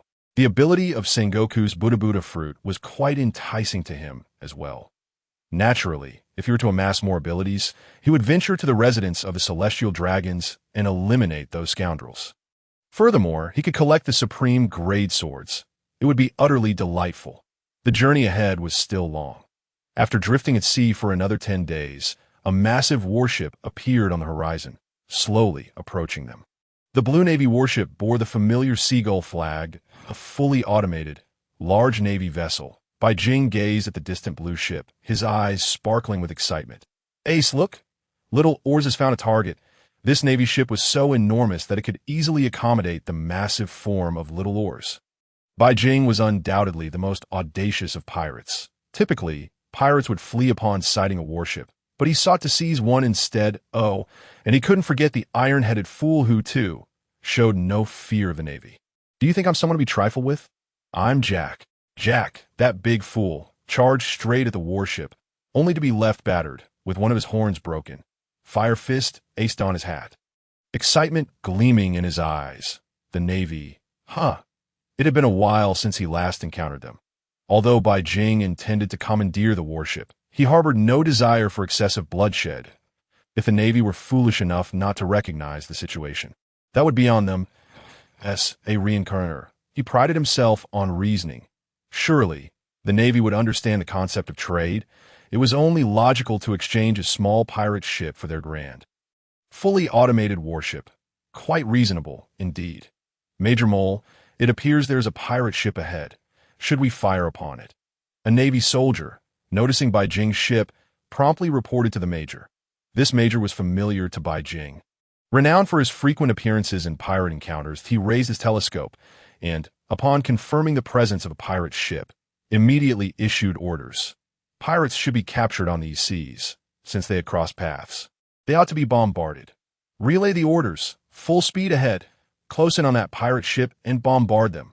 Hearing Major Mole's directives, the Navy soldiers swiftly straightened up and saluted. Yes, sir, on this massive Navy warship.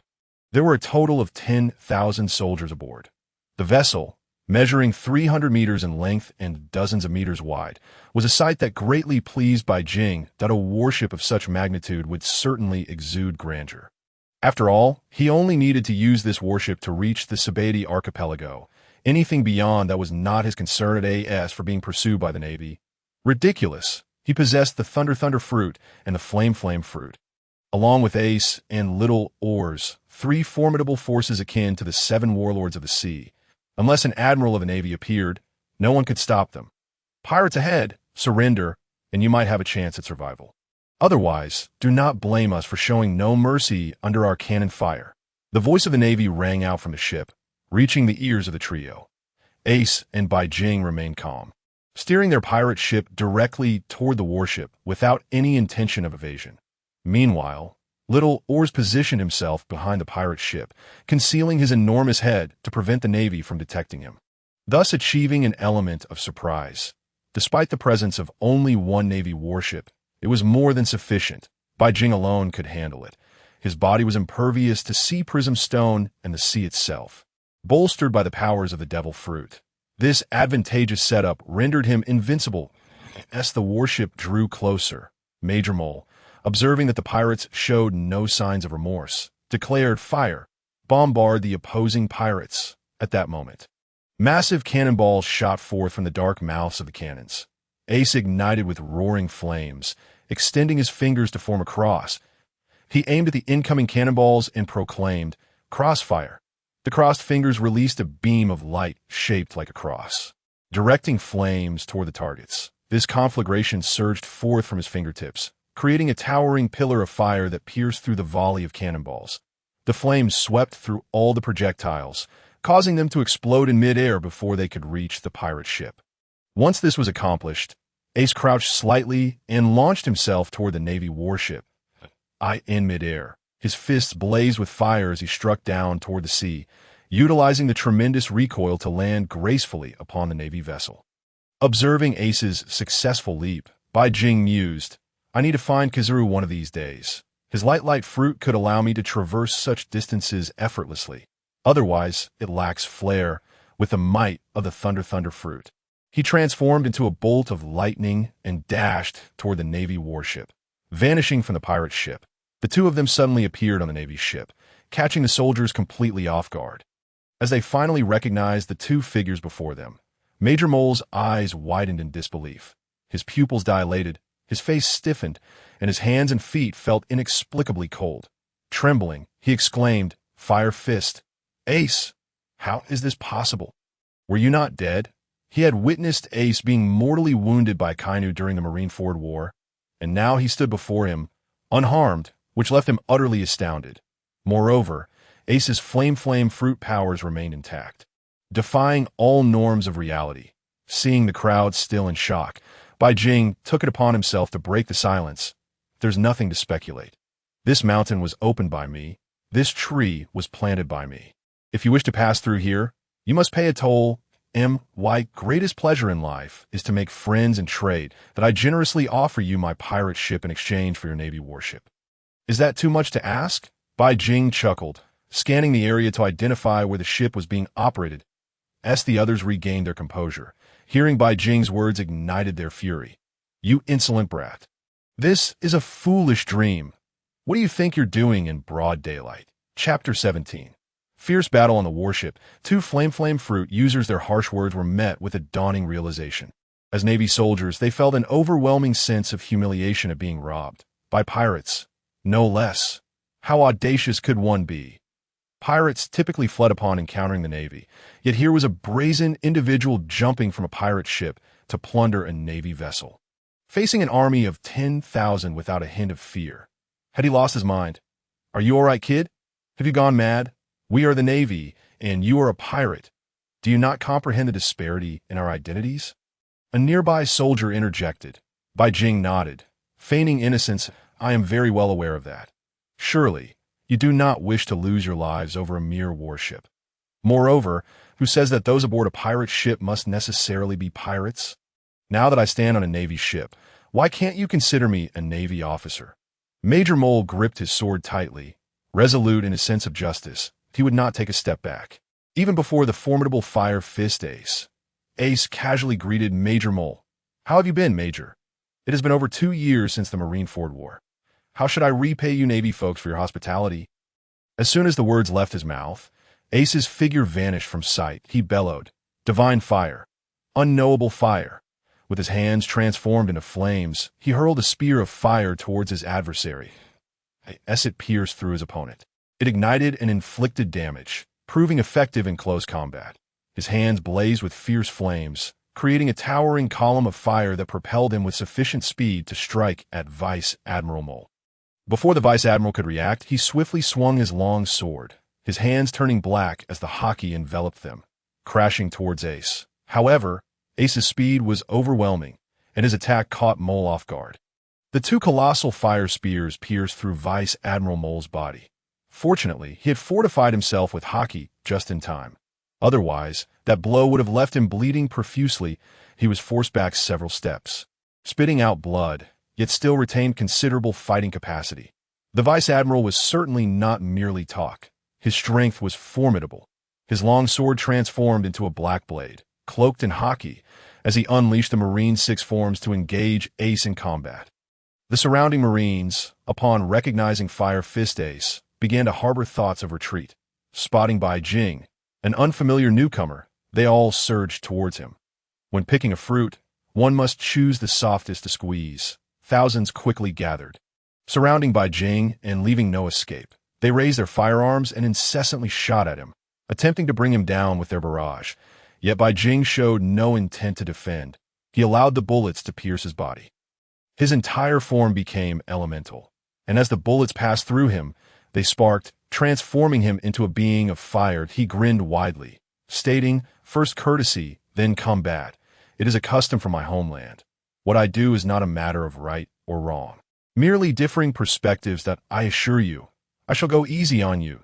As his words faded, flames blazed from Bai Jing's hands. He spun in place, ascending into the sky, and shouted, "Flame ring. Fire pillar."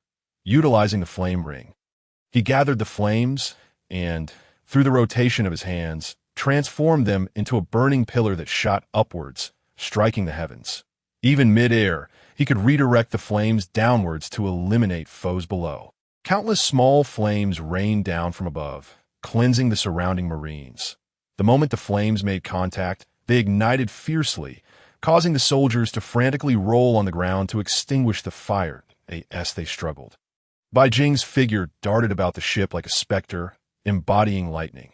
His form continuously elementalized, his fists crackling with high-voltage electricity. With a single punch, he knocked one unconscious. In mere moments, the number of fallen Marines beside him had reached hundreds. And this count continued to rise, their anguished cries echoing throughout the battlefield. He is also a user of the flame fruit. Everyone run. We stand no chance. We must find Vice Admiral Mole. He is our only hope. The surrounding Marines scattered in panic, their voices filled with terror. There are two users of the flame fruit on this battleship. One is Fire Fist Ace, and the other is Bai Jing. Vice Admiral Mole was rendered speechless with shock, never having anticipated the presence of two flame fruit users. Even the current Navy government had not developed such a fruit ability, nor had Vegapunk created a similar one that was beyond his expectations. But he had no time to ponder further. During his battle with Ace, he was already beginning to falter. Vice Admiral Mole hurriedly swung his naval sword, desperately defending against Ace's relentless barrage of punches. Ace's fists were cloaked in Haki, and the two black fists collided in a fierce melee. Although Mole's sword was enveloped in Haki, it proved ineffective against Ace's overwhelming elemental prowess. The reason Ace fell so easily to Akainu was due to the fruit's inherent weaknesses. However, Vice Admiral Mole was not a fruit user. His strength was comparable to that of the warlords of the sea, yet he faced the formidable Fire Fist Ace. "Can you tell me why you have suddenly come back to life?" "I witnessed your death during the Marineford War," Vice Admiral Mole questioned, his sword and fists still in motion. Refusing to pause, that Ace's flames grew ever more turbulent, swirling around Vice Admiral Mole in a dazzling display of sparks. Ace merely chuckled in response. "There are many things you cannot fathom. Today, we shall settle old scores anew." As the flames on Bai Jing's hands gradually dissipated, they transformed into lightning. The might of the Thunder fruit would surely prove capable of dispatching the numerous Marines present. Yet, he felt a sense of guilt. Having seized another ship, if he were to slay these individuals, how would he differ from those pirates who indiscriminately slaughter villagers? Though he held disdain for the Navy, he had to admit that most Marines genuinely bore the weight of justice, whereas many pirates were merely marauding lunatics. They brought only harm to the world. However, he yearned for the freedom to sail the seas unhindered, thus becoming the Pirate King. What a liberation! Chapter 18. The Navy reinforcements arrive. Thunder fruit unleashed. Bai Jing's hands crackled with blue lightning, illuminating a 10-meter radius around him. The air crackled with the sound of electricity. Bai Jing addressed the assembled Marines once more. "I warn you all again, retreat at once. Otherwise, whether you live or die beneath this thunder is no concern of mine." Although the Marines were fearful, they were, after all, the Navy, the embodiment of justice. They could not simply withdraw. Moreover, When they had been attacked earlier, they had promptly sent word to nearby naval vessels, summoning reinforcements. Now, those ships were en route in the distance. Two massive naval ships could be seen approaching, their seagull flags unmistakable. "Oh, you called for help?" Bai Jing remarked, having spotted the three approaching vessels. However, he remained unfazed and declared, "Electrify! 20 million volts!" An infinite stream of blue lightning erupted from him, radiating a powerful electric force across the battlefield. As the electricity coursed through the air, thousands of Marines felt their bodies seize up, rendered stiff and unresponsive. Their eyes rolled back, and they collapsed, consciousness lost. Whether they lived or died remained uncertain. The remaining Marines, observing this, grew wary and hastily sought out weapons imbued with sea prism stone, preparing to fire upon him. Bai Jing advanced step by step toward the remaining 3,000 soldiers. Undeterred by the sea prism stone projectiles, the Marines pulled the triggers and bullets crafted from sea prism stone shot forth from the dark gun barrels. Aimed at Bai Jing, he merely snapped his fingers, and the lightning met the incoming bullets, causing them to explode upon contact. Seeing their efforts fruitless, the Marines gritted their teeth and raised their long swords, charging at him. Meanwhile, the two naval vessels had arrived, carrying a dense throng of 20,000 Marines, including 3 vice admirals. Upon witnessing Fire Fist Ace, their bodies trembled in unison, frozen in disbelief. They could hardly comprehend that Fire Fist Ace had returned to life. Their reactions mirrored that of Mole's initial shock. How is this possible? Why is Fire Fist Ace alive? His flame fruit abilities are still intact. He was supposed to be dead. Never mind, we must assist Vice Admiral Mole. This villain cannot be subdued by him alone. They erected a long naval ladder, bridging the gap between their ship and the one occupied by Vice Admiral Mole. The dense mass of 20,000 Marines prepared to charge forth at that moment. The 3 vice admirals made their move, joining the fray to collectively assault Fire Fist Ace. Bai Jing, noticing the overwhelming force of 20,000 Marines converging upon them, felt a tinge of concern. The Navy consisted of a vice admiral and 20,000 soldiers.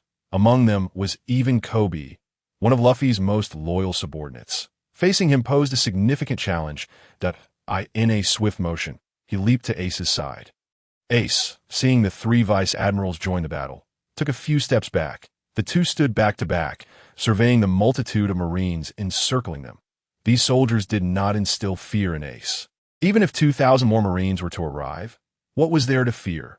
With the strength of the warlords of the sea and the power of the flame fruit, he could handle a dozen vice admirals alone. Otherwise, he would not have been able to assume the position of 2nd Division Commander under Whitebeard. Fire Fist Ace, why are you alive? In Kobe's eyes, there was no trepidation, but rather a glimmer of surprise. He voiced his inquiry. The thought of Luffy being able to meet his brother brought a flicker of joy to his heart. Yet as a member of the Navy, he could not allow such emotions to surface. The numerous vice admirals shared a similar sentiment, their gazes fixated intently on Port Gasti at Ace. Their arms were enveloped in Haki, their minds taut, poised to engage Ace in battle at a moment's notice. Should they confront Ace, the outcome remained uncertain.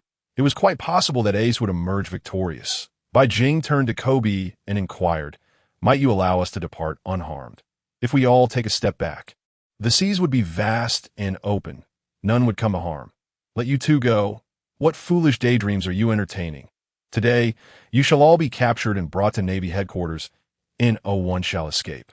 Interjected a vice admiral with a square face before Kobe could respond. Capturing Ace and this pirate would undoubtedly pave their path to promotion and wealth. Bai Jing paid no heed to the vice admiral, instead focusing his gaze on Kobe, eagerly awaiting his words. Unfortunately, Kobe's response was disappointing as he slowly shook his head, glancing at the fallen 7,000 Navy personnel, and replied, "I fear that may be rather difficult. You should obediently surrender and return with us to Navy headquarters." Bai Jing sighed. It seemed negotiations had reached an impasse. "Surely you wouldn't want to see so many Navy soldiers perish beneath my thunder, would you?" Bai Jing still had numerous trump cards yet to be revealed. He could awaken the thunderstorm fruit, and its god of thunder form would allow him to effortlessly transport everyone away. However, out of respect for Luffy, he chose not to harm his subordinate in a hushed tone. Bai Jing murmured, "Thunderstorm." An endless surge of lightning crackled around him, drawing the thunderous elements from the sky. In an instant, the heavens were shrouded in ominous dark clouds, for which a deep rumble could be discerned. Boom! Boom! Utilizing the arc maxim, he conjured a vast expanse of thunderclouds, unleashing the lightning he had generated. This stimulated the clouds to morph into a colossal spherical black mass, akin to ball lightning. The interior of this black cloud was rife with astonishing air currents and electrical flows. Ultimately, as the black thundercloud descended, it would erupt with formidable lightning, annihilating all targets within its range. This was a technique reminiscent of Enel, capable of turning an entire sky island to dust in the blink of an eye. At full power, Bai Jing's thunderstorm could obliterate an entire nation's populace. The terrifying power was evident as the surrounding lightning surged with increasing ferocity, accompanied by a series of ominous booms. The 11 vice admirals fixed their gazes upwards. Gripped by the utmost trepidation, if this terrifying lightning were to strike, they would all perish, with no chance of escape. The expanse covered by the thundercloud reached several thousand miles. Bai Jing spoke again. His temper visibly frayed, his gaze cold as ice he addressed the others. "This Navy warship is now ours. Everyone aboard, vacate immediately or perish beneath this thundercloud." Chapter 19. The 1,000-mile thunder sea envelopes, threatening the vice admirals, although it appeared as though the two were encircled.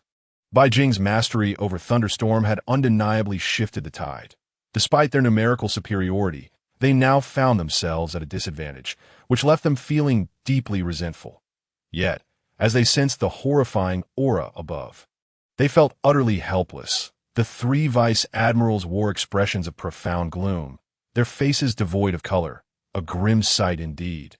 For the first time since their promotion, they found themselves scolded and insulted by pirates. Unable to respond, leaving them in a state of extreme frustration. Kobe was filled with concern. Should they not retreat, these men would surely meet their demise. His gaze hardened with determination. He declared, "Withdraw. We may sacrifice our pride, but we must preserve lives. That I bear the responsibility for my comrades. This is a duty I have learned from Captain Garp." Upon hearing Kobe's command, the Navy soldiers began to retreat along their original path. However, many remained behind, awaiting the directives of the 3 vice admirals. The 3 vice admirals found themselves in a precarious position, unable to advance or retreat. To retreat would tarnish their pride, yet advancing would lead to certain death for all. However, they were the Navy, bound by the ideals of justice. Sacrificing themselves to resist pirates in the name of justice was their calling. Bai Jing's demeanor grew increasingly cold, while Firefist Ace observed the scene with admiration for Kobe. Showing little interest in the other vice admirals, flames began to flicker in Ace's hands as he calmed himself, preparing to engage in earnest. His earlier display had merely been a warm-up. Above, the endless lightning began to descend. The immense force of destruction shattered the nearby Navy warships into mere splinters, leaving no remnants. Surrounding these 2 Navy vessels was a tempest of violent electricity, plunging the entire area into a sea of thunder. An awe-inspiring spectacle. The voltage surged to an astonishing tens of millions of volts. Even a Marine admiral would find such a strike unbearable. They would emerge either dead or gravely injured. This was the terrifying nature of the thunderstorm fruit. An almost invincible power, though it was countered by Luffy's rubber abilities. Rubber possessed an innate immunity to lightning. Yet Bai Jing remained unconvinced. He believed that if the voltage of his lightning was sufficient to generate heat, he could strip away a layer of rubber skin. Alas, Luffy's fruit was the sun god Nika form, granting him immunity to flames, a significant advantage. Ironically, the flame fruit had protected him from a potentially fatal blow. Bai Jing's voice grew even colder. "I will count to 3 that if you do not depart, you shall perish where you stand." Today, his actions were merely to uphold a fragment of his own sense of justice. He harbored his own judgments and had no desire to slaughter these 20,000 souls without cause. Moreover, should he kill these individuals in Kobe, how would Ace be able to meet Luffy? Kobe was, after all, a friend of Luffy. Since there was no conflict of interest between them, and with Kobe still alive, Bai Jing resolved that he would not show mercy should they cross paths again. Seeing the 11 vice admirals still hesitating, Kobe urgently implored, Vice Admirals, your lives are paramount. This is our Navy. To charge and knowing we are outmatched is unwise. During the Marineford War, it was the same. Why not minimize unnecessary bloodshed? Kobe earnestly urged them, and it was the mole Vice Admiral who first made the decision to withdraw, proclaiming retreat. As one person spoke, the others echoed in response, although the 10 Vice Admirals appeared begrudging. They clenched their teeth and swallowed their humiliation. With a cold snort, they turned away, leading their thousands of Navy personnel back to their remaining fleet. What insolence! How dare you scoff at me? Bai Jing was displeased, his mind churning with new ideas. Once everyone had departed, he turned to Ace and said, "Have little Oars come aboard. We are heading to Baratie Archipelago to AS for these Navy personnel." He cast a sidelong glance, a smirk playing at the corners of his mouth. Harboring mischievous intentions, I said I would spare you, but I never promised not to let you fall into the sea. Allowing you to leave unharmed was already a generous gesture. How dare you scoff at me? Little Oars's enormous form emerged from the depths, crashing onto the deck of the Navy warship like a mountain. His colossal size was just sufficient to occupy the ship's deck. Meanwhile, Ace entered the cabin, unleashing his full power as he steered the warship towards Baratie Archipelago, guided by the eternal pose that is Captain Oars of the Whitebeard pirates. How can this be? Was he not dead? Why is he alive? This was monumental news, one that needed to be relayed back to Navy headquarters. Furthermore, the information regarding Fire Fist Ace's resurrection must be brought to the highest priority of the Navy. The sudden revival of this fallen pirate could signify something profound, or perhaps the events of the Marineford War had been a farce. The 3 Vice Admirals hastily convened a small meeting aboard another Navy vessel, fervently discussing the matter. They utilized the Din Din Mushi to urgently relay this information back to Navy headquarters, insisting that personnel be dispatched to encircle Fire Fist Ace and Bai Jing. Their strength had already proven too much for the Vice Admirals to handle, particularly Bai Jing, whose terrifying thunderstorm fruit was akin to a cheat code. During a team battle, when a lightning storm struck, any number of foes would surely perish. Furthermore, he was a double fruit user, unless one possesses exceptional combat prowess.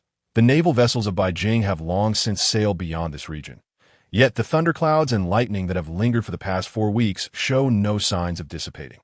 Bai Jing turned to gaze at another naval ship, a faint smile gracing his lips. Have you ever witnessed dumplings being dropped into boiling water? If not, allow me to provide you with a demonstration.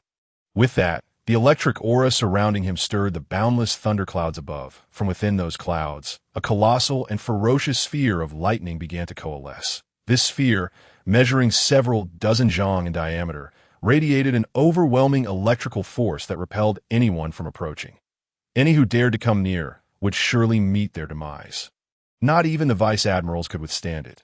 The lightning sphere descended rapidly, and as the realization struck the onlookers, their expressions changed dramatically.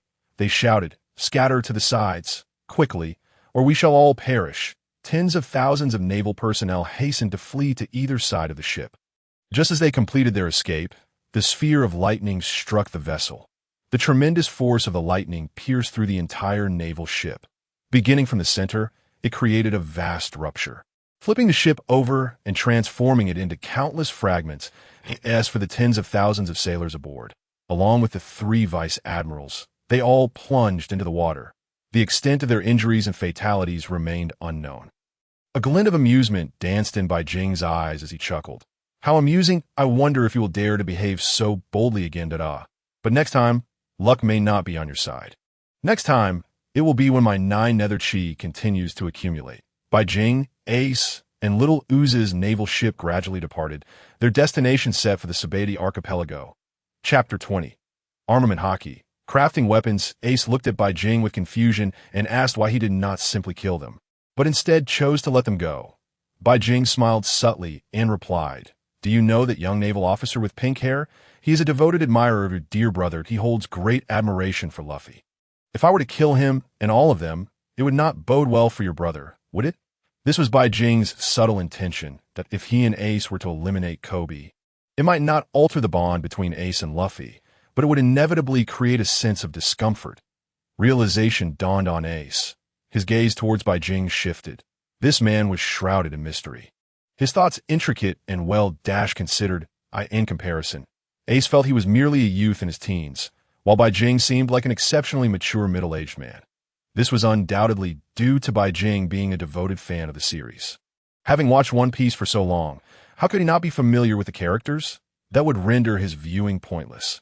Let us proceed to the Sabati archipelago and seek out Rayleigh. I wish to learn the ways of armament Haki and observation Haki. If you wish to learn Haki, I can teach you, Bai Jing added. Upon this, Ace raised his right hand, and a layer of black armament Haki enveloped his fist. Ace explained, armament Haki can coat weapons, the body, and even objects created by devil fruits. Its function is to enhance damage, protect one's weapon, and allow one to strike Logia users. That he continued, observation Haki enables one to sense the presence of others and even anticipate their next moves. However, each individual's observation Haki varies. Listening to Ace's words, Bai Jing nodded. He was certainly aware of this. Luffy could sense the emotions of others, while Katakuri could foresee the future. But Usopp's observation Haki allowed him to see the auras of others. Particularly with observation Haki, he had already acquired it. Utilizing this ability, he could clearly perceive the intentions of others towards himself, their every action, and even predict future movements, all of which he was capable of.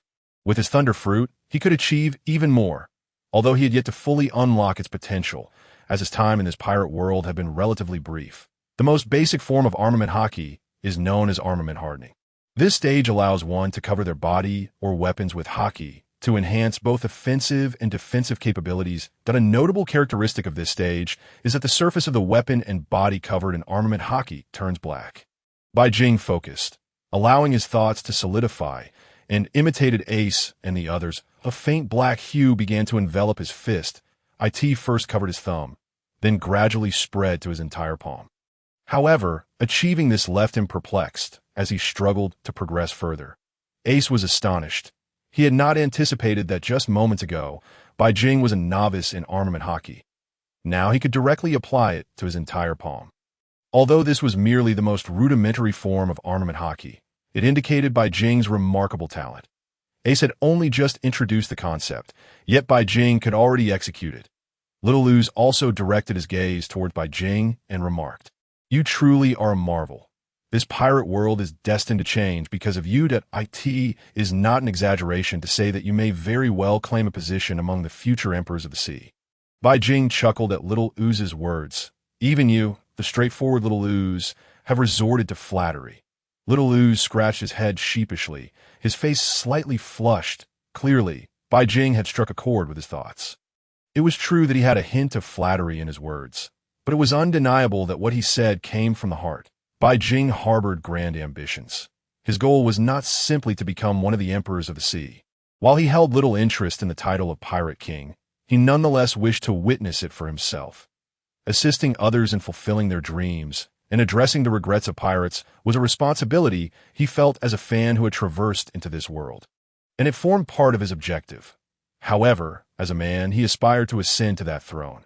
Particularly, he yearned for a clash with the strongest beings in this pirate world. By then, he would undoubtedly possess numerous devil fruit abilities and have mastered all he sought to learn. As a devoted fan, he was also acutely aware of his historical mission. The Pirate King may be dispensable, but certain individuals must perish. In recent days aboard the Navy ship, Bai Jing found it impossible to extend his mastery of armament Haki any further. He toiled relentlessly to no avail. Recognizing that he had reached an impasse, he shifted his focus to studying the techniques of the Navy's 6 forms. The naval ship held records of these techniques, which he diligently noted and learned. Mastering the Navy's 6 forms proved to be relatively easy for him, and within just half a day, he had already grasped several of them. Little Uz found himself with some leisure time in these days. Utilizing the power of his Thunder Fruit, Bai Jing scoured the naval vessel for discarded steel, crafting a massive fishing rod for Little Uz, allowing him to fish at sea and stave off boredom while enjoying some meat as well. To his surprise, the Navy had also developed a penchant for gold. Within a room, Bai Jing discovered a trove of gold and jewels, likely pillaged from other pirates, now serendipitously falling into his hands. Since he had inherited the powers of the Thunder Fruit, it would be a shame not to forge a weapon from gold. With lightning crackling around him, he murmured, "Thunder metallurgy, WY employing high-voltage electricity to generate substantial heat." He melted the gold into the desired shape, in a matter of moments. It gradually transformed into a trident resembling the Sea King's, with a three-pronged head and a slender shaft. The proportions were impeccable, reminiscent of the weapon wielded by Yang Jian. Bai Jing surveyed the weapon crafted from gold, nodding in satisfaction. As their naval ship drew ever closer to the Baratie archipelago, it would not be long before they arrived. Compared to pirate ships, this semi-automated naval vessel was considerably faster. Chapter 21. Igniting the East Sea. Bai Jing's 300 million bounty in recent days, the entire East Sea was abuzz with news. The naval headquarters was in a frenzy, hastily printing countless copies of newspapers to disseminate across the world.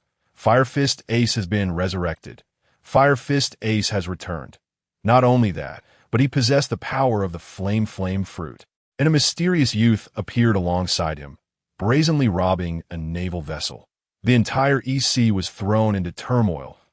And no one had anticipated that Fire Fist Ace, who had perished 2 years prior during the Marineford War, had truly come back to life. Amidst the gaze of the multitude, the notorious Ace, known as the Fire Fist, has seen a resurgence in his bounty, soaring from 550 million to an astonishing 600 million. Concurrently, the fearsome White Scene has emerged, having audaciously commandeered a naval warship, prompting the Navy headquarters to urgently assess his malevolence. The headquarters, situated in the bustling Marineford, is abuzz with the implications of the Thunder Fruit's terrifying abilities. The sheer ferocity displayed by this individual, who dares to plunder a naval vessel, is an affront to the Navy. An increase in his bounty is undoubtedly warranted. Would you not agree? Within a dimly lit conference room, a few individuals are engrossed in deliberating the bounty for White Scene, with a captivating image of him mid-battle displayed overhead. Surrounded by an endless tempest of thunder, he is enveloped in blue lightning. Resembling a sovereign of storms, that IT is strikingly impressive. When compared to Sanji's bounty poster, this one is akin to the celestial versus the terrestrial. What do you propose as an appropriate bounty, given his unparalleled brutality? Surpassing even that of the Straw Hat Brat, I would suggest a valuation of 300 million berries. I concur. I second that. His capabilities are indeed terrifying, and with the formidable Ace as his ally, one cannot fathom the chaos they will unleash upon this world. In a secluded office, Garp is seated, his legs crossed, grappling with disbelief upon hearing the news. Initially convinced it was a jest at his expense, he is filled with wrath. However, after receiving a precise photograph of White Scene and Ace, Garp, though incredulous, chooses to believe. Tears well in his eyes, a sight most unexpected for a naval hero, alone in his office. The tears flow freely. "Ha, it is a miracle you are alive." His laughter reverberates throughout the office, drawing the ire of Sengoku and Tsuru outside, who exchange glances of discontent. What is the meaning of this? Garp, oblivious to his status as a naval hero, is openly laughing. Does he not realize the impropriety of concerning himself with a pirate? Yet, witnessing the aging Sengoku, through sighs, you know well that Garp has always prioritized family. Had it not been for you restraining him during that battle, Akainu may not have ascended to the rank of admiral. Meanwhile, Akainu sits at a table, a cigar clenched between his teeth, his scarred visage hardened.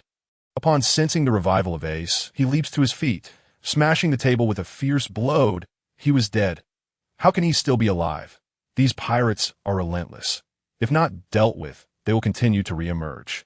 This is the most vicious of eras. All pirates deserve to perish. Before them lies the archipelago of Baratie, where Oz, Ace, and White Scene stand, filled with anticipation as they near the endless islands. This must be Baratie, a critical entry point to the New World. They hope to delve into the New World and perhaps encounter the Golden Emperor, who possesses immense wealth, amassing nearly 13 of the world's fortune. With him on board, desires can easily be fulfilled. Moreover, the Golden Emperor's opulent ship and the powers of the Gold Fruit are exceedingly enticing. Upon landing on the island, they seek out the legendary Rayleigh in a tavern. Confident that with Ace's presence, Rayleigh will be inclined to impart his wisdom. Though White Scene is brimming with confidence, he refrains from imposing his will on the former first mate of the Pirate King. Unless he were to acquire additional devil fruit powers or resurrect Roger and Ace's mother, Lugio. Through the underworld, he knows he cannot challenge Rayleigh, who, despite his age, remains a formidable force as they step onto the island. They are awestruck by its immense size. Only through personal experience can one grasp the peculiarities of Baratie. The island comprises 79 trees, each numbered, with towns and facilities established upon them. 1 to 29, primarily human trafficking establishments and illicit zones. 30 to 39, soap park and other leisure areas. 40 to 49, tourist attractions and specialty shops. 50 to 59, shipyards and craftsmen. 60 to 69, naval bases and government entrances, due to the upheaval caused by the war on the top 2 years prior. The Navy's overall power has diminished, rendering Baratie a lawless haven, rife with piracy and plunder. Ace and Whiteseen's objective is clear: to locate Rayleigh within the tavern, aptly named Shucky's Bar. Upon entering, they find the tavern brimming with patrons, a cacophony of pirates, none of whom Whiteseen recognizes. To avoid attracting undue attention, Ace conceals his identity. Have you heard? Firefist Ace has come back to life. This news has ignited a frenzy across the East Blue, though word has yet to reach other seas. Can you believe Ace is alive? But what of Whitebeard? Whitebeard? What difference does it make if that old relic returns? He bears countless wounds. He'd be better off dead. This is the era of the young. Can such an old man truly survive? The tavern is alive with chatter, discussing Ace and disparaging Whitebeard. Ace listens. A dangerous glint ignites in his eyes, his fists clenching, ready to confront the table of pirates. Yet, Whiteseen places a hand on his shoulder, gently shaking his head in disapproval. Chapter 22. The infuriated encounter with the bounty of 80 million berries. Ace assumes Whiteseen wishes for him to endure. But how can he remain silent when Whitebeard is so insulted? Just as Ace prepares to act, Whiteseen springs into action, transforming into a figure of lightning, appearing before the offending pirates with startling swiftness. He seizes the pirate who spoke so disrespectfully, lifting him by the neck, causing his face to redden. With an expression devoid of empathy, Whiteseen delivers a resounding slap that echoes throughout the tavern. The once boisterous atmosphere falls into stunned silence, all eyes drawn to the unfolding spectacle. Like a discarded rag, Whiteseen tosses the man aside. The enraged companions of the fallen pirate leap to their feet, hastily grasping their swords, charging at Whiteseen. You bastard! How dare you bully us pirates? You truly seek a death wish. Whiteseen moves once more, flames flickering from his hands, engulfing the four assailants, incinerating their garments. With a flash of lightning from his left hand, he unleashes a torrent of blue electricity upon them. The moment they make contact, their bodies stiffen, succumbing to unconsciousness. The pirate who had been so rudely dismissed is now livid, his face a deep shade of crimson. How could he, a pirate, be so humiliated? He hastily draws his long gun, firing multiple shots at Whiteseen. 3 bullets pierce through Whiteseen's form as he strides closer. Leaning down to meet the pirate's gaze, his expression cold. What were you barking about just now? Do you think you can tarnish Whitebeard's reputation? Do you not understand that trouble often arises from careless words? Now be gone. Bai Jing concluded his words and softly murmured. The Navy's six-style, storm foot technique, an advanced extension of the storm foot, concentrates the force of a kick into a devastating strike aimed at the enemy. The storm foot slash unleashed was as straight and relentless as an arrow, propelling forward with fierce intent. Bai Jing, like a lifeless dog, sent the man soaring through the air with a terrifying force. Countless bones in the man's body were likely shattered. Teetering on the brink of death, his internal organs utterly wrecked, he suppressed his rage, holding his breath as he slowly crawled away. Bai Jing paid no heed to the man, instead taking a seat at the very spot the man had just vacated, and called out, "Madam Boss, bring forth a few bottles of fine wine." Xiaoqi, who was diligently polishing glasses at the bar, glanced over but failed to recognize Ace, as he had obscured his features beyond recognition. As for Bai Jing, although she felt a twinge of curiosity, she had encountered numerous pirates stronger than him. Yet, it was rare to see someone as youthful as Bai Jing. After instructing a server to bring a few drinks for the two, Xiaoqi departed, her gaze lingering on Bai Jing. In recent days, she had heard the shocking news of the resurrection of Fire Fist Ace and was utterly astonished. Consequently, she had contacted Rayleigh, asking him to come to the bar to discuss the veracity of this matter. Perhaps by fate, Rayleigh was already en route. Ace regarded Bai Jing with a curious expression, surveying him anew, as though meeting him for the first time. Bai Jing's previous display of fury was somewhat frightening, as if Whitebeard held immense significance for him. Could it be anything less? Throughout his observations of pirates, Bai Jing's admiration had always been for Whitebeard, their commanding words, their invincible demeanor. Had he not grown old? How could he have been defeated by the Navy? He was destined to be an invincible legend akin to Roger. If he could acquire a fruit that restored youth, he would surely pay Whitebeard a visit. The bold proclamations were so grandiose that every recollection of Bai Jing ignited a fervor within him. A surge of grandiosity continuously welled up from his chest. I am a remnant of the old era. No ship of the new age can carry me. Bai Jing's eyes sparkled with golden light as he murmured to himself, audible only to him. The ship of the new era capable of carrying you has already appeared. It awaits your resurrection. Ace inquired curiously. Do you know our old man? Bai Jing smiled slightly, responding mysteriously. Not only do I know him, but I have long admired Whitebeard. Such a grand man is the true king of these seas, a genuine man. Fear not. It won't be long before Whitebeard revives and joins us on our pirate ship. In Ace's eyes, a glimmer of anticipation flickered as he clinked glasses with Bai Jing, and they drank heartily. The surrounding pirates regarded them with trepidation, whispering among themselves, these two must not yet realize the trouble they have stirred. That pirate just now was from the Senmu pirate crew. Their captain, Vincent, has a bounty of 80 million berries. Moreover, Vincent is a pawn of the Navy, having some connections with them, which is why he can roam freely here. He can be considered a tyrant of the Sabati archipelago. Who would have thought these two would attract his ire? Keep your voices down.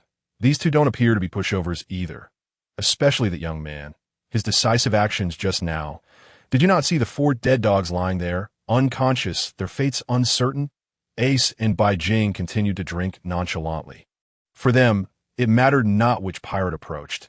They remained unfazed even in the face of an admiral. Who is it? Who has slain my crew? Show yourself, or I shall dismember you today. I will feed your flesh piece by piece to the dogs. A sudden, coarse voice erupted, echoing around Xiaqi's bar, as thousands of pirates surrounded the establishment, their numbers steadily increasing. The man at the forefront was none other than Vincent, the very pirate spoken of by the others. He was a gaunt old man, leaning on a cane, yet his voice boomed with an unusual intensity. Bai Jing, possessing the keen perception of observation Haki, sensed the heartbeat of the crowd and had long detected their every movement. Moreover, he sharply discerned that this old man was also a devil fruit user, though the nature of his powers remained unknown for the time being. Ace rose, ready to deal with these bothersome flies. However, Bai Jing smiled at him and shook his head, saying, "Let me handle this. After all, it was I who stirred the pot. They are but ants. Dispatching them would require merely a flick of my finger. No need to exert much effort." Inside Xiaqi's bar, numerous pirates peeked out, curiously observing the unfolding conflict, their eyes gleaming with schadenfreude. I told you this little brat was drawing too much attention. Now he stepped on a landmine. One whispered, he talks of group fights and duels, but that's merely an excuse. Let us see how this brat handles provoking thousands of pirates, including the captain with an 80 million berry bounty. He'll likely have to bow his head in apology to As Bai Jing stepped outside. Xiaqi shifted her gaze away, focusing on the masked figure approaching her without revealing any emotion. Ace's voice emerged from beneath the mask. "Sister Xiaqi, it's been years. Do you not recognize me?" Xiaqi was taken aback, recognizing the familiar voice immediately as Ace's. She then glanced at him, noting the distinctive smiley and frowny faces on the hat he wore. Pulling Ace into a secluded corner of the bar where no one could see, she exclaimed in astonishment, "You're really alive?" Her voice trembled, as if she could hardly believe it. Ace slowly removed his mask. Smiling gently, "Of course it's me." Xiaqi's voice quavered, disbelief still evident. Although she was not particularly close to Ace, they had met a few times, and given her connection to the Straw Hat Kid, Luffy, she had certainly paid attention to Ace. She genuinely hadn't expected the rumors to be true, and here was Ace, alive, and in front of her. Ace inquired, "Where's Rayleigh?" "My friend wishes to meet him to learn about Haki." He then turned his gaze toward Bai Jing standing at the entrance. Xiaoqi paused, then replied, "Rayleigh is on his way. I intended to confirm the truth of this matter with him, but I didn't expect you to be right here in front of me. He should be arriving shortly. As for your friend, do you think you will have any issues facing so many pirates?" Doubt flickered in her eyes. Ace chuckled softly, saying nothing more. Bai Jing was exceptionally capable. That monstrous lightning fruit, the tempest of lightning on that day, and the thunderous sea stretching 1,000 miles had indeed startled him. The high-voltage lightning was sure to be quite unbearable if it were to strike him. Let alone these mere thousands of pirates. Dispatching them would be an instantaneous affair. The gaunt old man, Vincent, smirked upon realizing Bai Jing's understanding of the rules of the underworld. "Group fight duel?" he scoffed. "Little brat. You think too highly of yourself. Now, I present you with two choices. 1, we overwhelm you with our thousands. 2, you face us all in a duel. Or 3, you take your own life here. Let us show you the consequences of provoking the Senmu pirate crew." Bai Jing pinched his nose in disgust, waving his hand dismissively. "What an awful stench. Is that your breath? Did you eat excrement for breakfast?" With a mocking tone, he continued, "Since you propose a duel against a group, I shall grant you that opportunity." With that, blue lightning surged around Bai Jing's body. He flashed a sunny smile at Vincent, though to Vincent, it appeared rather sinister, sending a chill down his spine. Bai Jing lightly snapped his fingers and declared, "Electrocution, 20 million volts." The lightning emanating from his body surged forth with great intensity. Centered around him, the formidable bolts of electricity instantaneously reached the surrounding pirates. The moment this high-voltage energy made contact, they were transformed into lifeless corpses. Their bodily functions were utterly obliterated in an instant, leaving them rigid, limbs outstretched, lying on the ground as though they had perished in an eternal slumber. This was the tyrannical nature of the Thunder Fruit, capable of instantaneously eliminating all minor foes. Naturally, had he possessed Conqueror's Haki, a mere glance could have dispatched such a multitude. Thousands from the Senmu pirate crew collapsed simultaneously, lifeless and beyond revival. Only Vincent stood amidst the chaos. Vincent sensed the eerie atmosphere around him and, upon surveying his surroundings, discovered that all his crew members had perished at a mere snap of Bai Jing's fingers. What a turn of events! Just moments ago, he had been engaged in single combat, and now, everyone lay dead. An unsettling apprehension gripped his heart as he increasingly suspected that this young man was merely masquerading as a fool while concealing his true might. Yet, with circumstances having escalated to this point, he had no choice but to press on. His reputation as an 80 million berry bounty was not merely a fade. It was forged through blood and struggle. His gaze sharpened, and he sprang into action. In an instant, his upper body erupted with muscle, tearing through his garments. The once skinny elder transformed into a muscular powerhouse. His combat prowess surged tenfold in a heartbeat, piquing Bai Jing's curiosity as he scrutinized the nature of this fruit. How could one suddenly amplify their fighting capacity so dramatically? What responded to Bai Jing was the elder's approaching fist, moving with astonishing speed and tremendous force that left onlookers awestruck. Bai Jing, embodying the essence of lightning, deftly evaded the strike while continuing to assess the lean elder before him, eager to ascertain his true strength and the nature of his fruit. Meanwhile, the 4 individuals who had recently been incapacitated by Bai Jing in the tavern regained a fleeting moment of clarity upon witnessing their captain locked in a fierce battle with the assailant. They were instantly invigorated, rising with fervor to cheer. "Go, Captain! You're the best!" They believed wholeheartedly that their captain, empowered by the Berserker fruit, would make the young man cry for mercy and avenge them. Bai Jing's keen hearing captured this information instantly.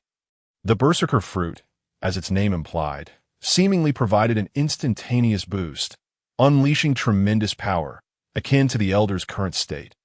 Ace, intrigued, turned to Haki and inquired about the nature of the Berserker fruit, knowing she had spent considerable time among these pirates and would surely possess insights.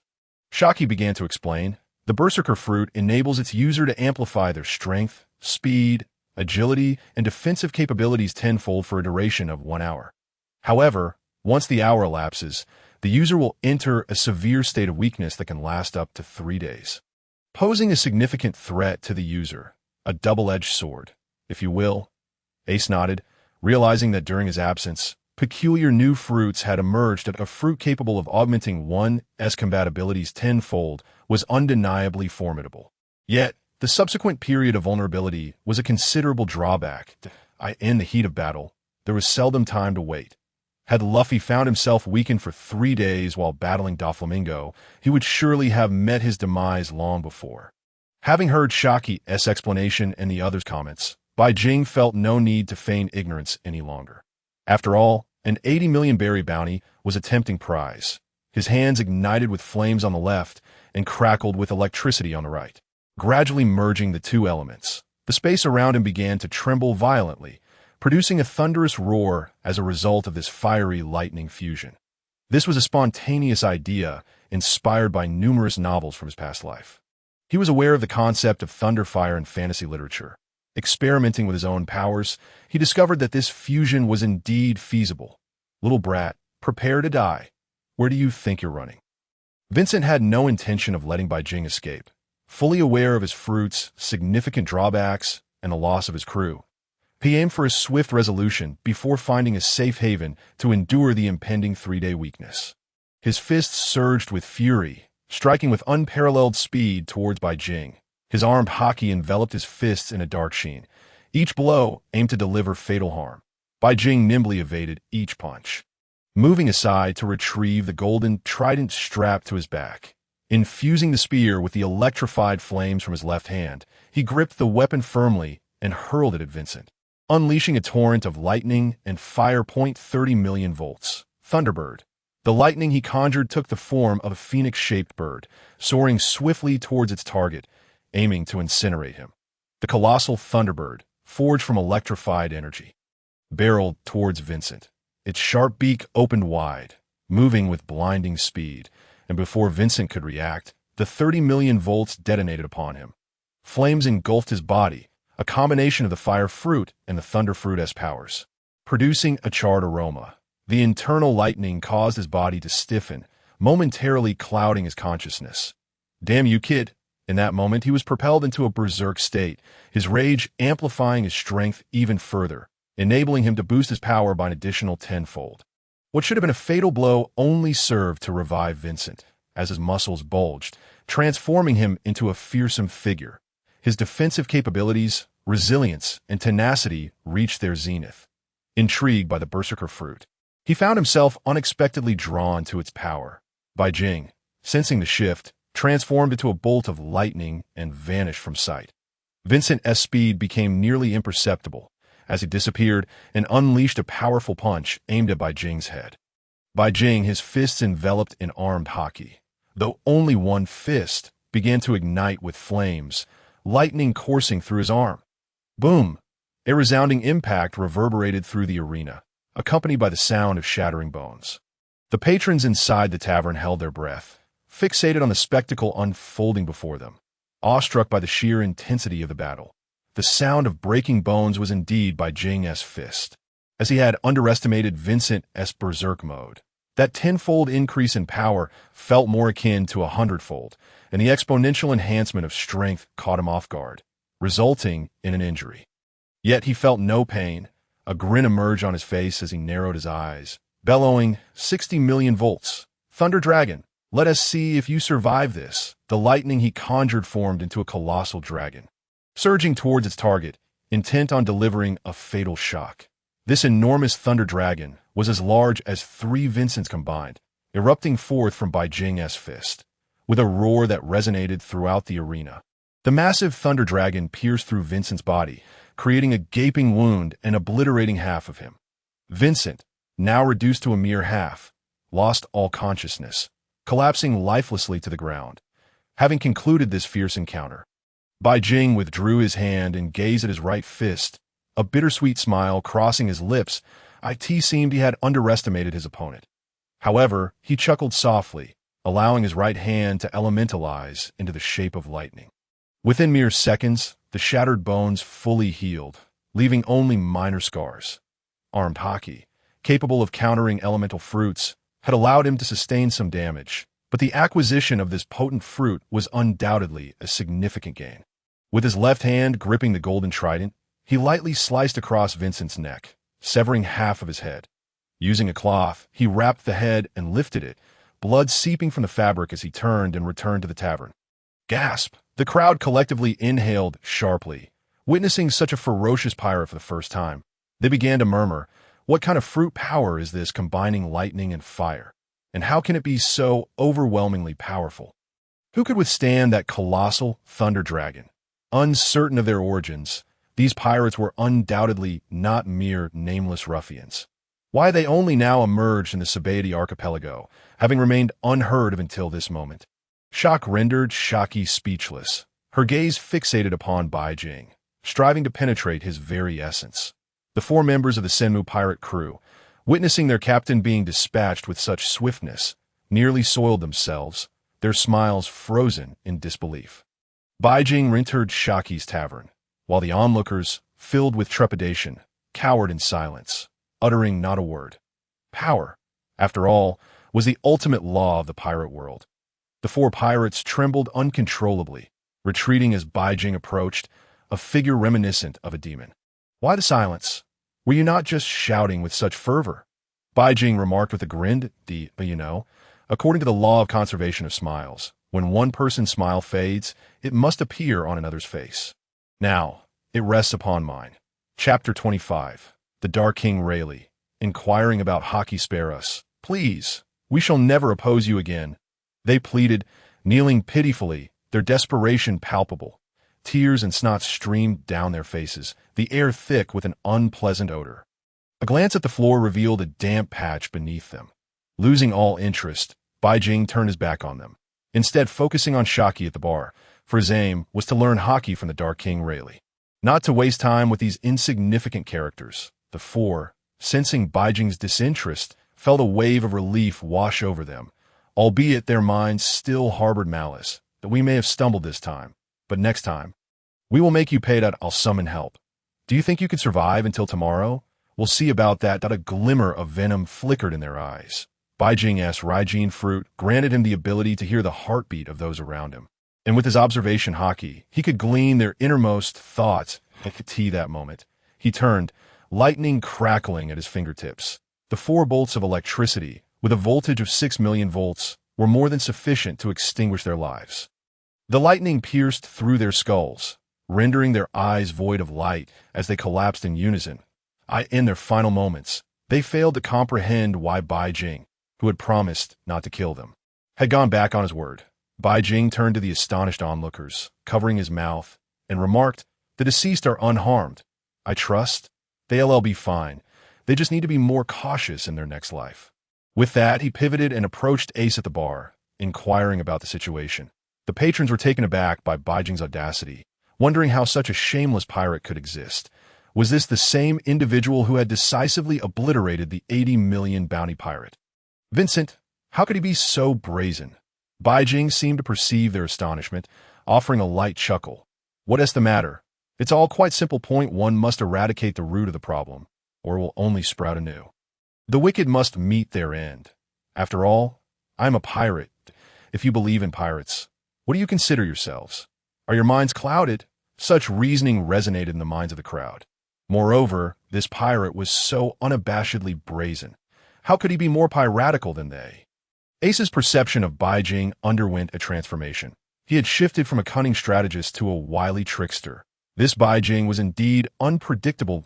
At that moment, an elderly man wearing transparent glasses entered the tavern. His long, curly hair and silver beard gave him an air of wisdom. A scar ran vertically across his right eye.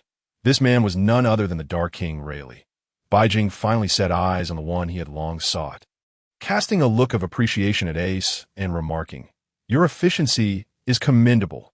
Ace smiled awkwardly, for he had done little. The preparations had been made by Haki long ago, and Rayleigh's arrival had nothing to do with him. Upon Rayleigh's entrance, the pirates stood in solemn reverence, both wary and respectful. As the first mate of the Pirate King, his formidable reputation and strength served to protect Shaki's tavern, ensuring no pirate dared to cause trouble within its walls. Apologies for the inconvenience, but today, Shaki's Tavern will be closing its doors. I kindly request that you all vacate the premises. He addressed the pirates with a smile that, while seemingly amiable, bore an undeniable weight of authority. Hearing this, the pirates wasted no time in fleeing the tavern, leaving only Bai Jing, Ace, and Shaki behind. Rayleigh's gaze fell upon Ace in the corner, his expression shifting to one of surprise. I didn't expect to see you, Ace. And the rumors of your survival are indeed true. That he approached Ace, regarding him with a mixture of curiosity and concern. That I hope this question isn't too intrusive, but have you truly returned? Ace waved his hand dismissively. It's no trouble. Yes, I have indeed returned, and this time, I assure you, I shall not act so recklessly. Rayleigh, taken aback by Ace's affirmation, found himself stirred by the revelation. After a moment of contemplation, he turned to Bai Jing and inquired, "And who might this young man be?" Bai Jing quickly replied, "I seek your guidance regarding Haki, and I hope you may instruct me in its application." Oh, Rayleigh raised an eyebrow in skepticism. Ace interjected, "Please assist him. Rayleigh, it was Bai Jing who saved my life. Without him, I might have perished in the underworld, unable to return." Rayleigh's interest in Bai Jing piqued upon hearing Ace's words. After a moment of deliberation, he nodded and smiled. "If it's merely a matter of seeking knowledge about Haki, then I suppose I can oblige. Pray tell, what is it you wish to know?" Bai Jing responded, "Why is it that my Haki can only extend to my fists? It fails to envelop the rest of my body." "Oh, is that so? Show me," Rayleigh instructed. Bai Jing nodded, swiftly enveloping his palm in armament Haki, yet struggling to cover his entire arm and other parts of his body. "Interesting," Rayleigh mused, noticing the presence of observation Haki within Bai Jing. Unlike others, this observation Haki not only granted him foresight, but also allowed him to eavesdrop on others' thoughts and discern their next moves. The prowess of Bai Jing's observation Haki was undeniable. Rayleigh, with his keen insight and vast experience, quickly identified the issue. It's not due to a lack of energy. Rather, your Haki requires practical experience to advance. Currently, you are at the novice level. Haki has 4 tiers: novice, intermediate, advanced, and the 4th tier. Even Ace has only reached the novice level. Rayleigh cast a glance at Ace, who did not deny this fact. Knowing his Haki level was indeed low, his strength was derived from his exceptional martial arts and the development of the Mera no Mi fruit. "Now, follow me," Rayleigh instructed, leading the way to the back of the tavern. With Bai Jing and Ace hastily trailing behind, Shaki, her cheeks puffed in frustration, watched the 3 men depart, muttering to herself, "3 filthy men, leaving me here alone. Now my business is ruined, and there's no money to be made." Chapter 26. Conquering Haki. Rayleigh's astonishment now. Attempt to apply your armament Haki to your fists. Let us see if you can surpass its limitations by striking against me. The Dark King, Rayleigh spoke. His figure moved with remarkable swiftness upon the conclusion of his words. Although he had aged, he remained the vice captain of the Pirate King, and his strength had not diminished significantly. In an instant, he appeared before Bai Jing with astonishing speed. His fist, enveloped in a dark hue of Haki, descended upon Bai Jing with tremendous force, showing no signs of restraint. But a true mentor must be stern.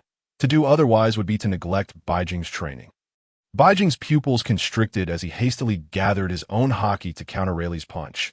Despite his efforts, he found himself overpowered, being thrust back several steps before regaining his balance, before he could utter another word.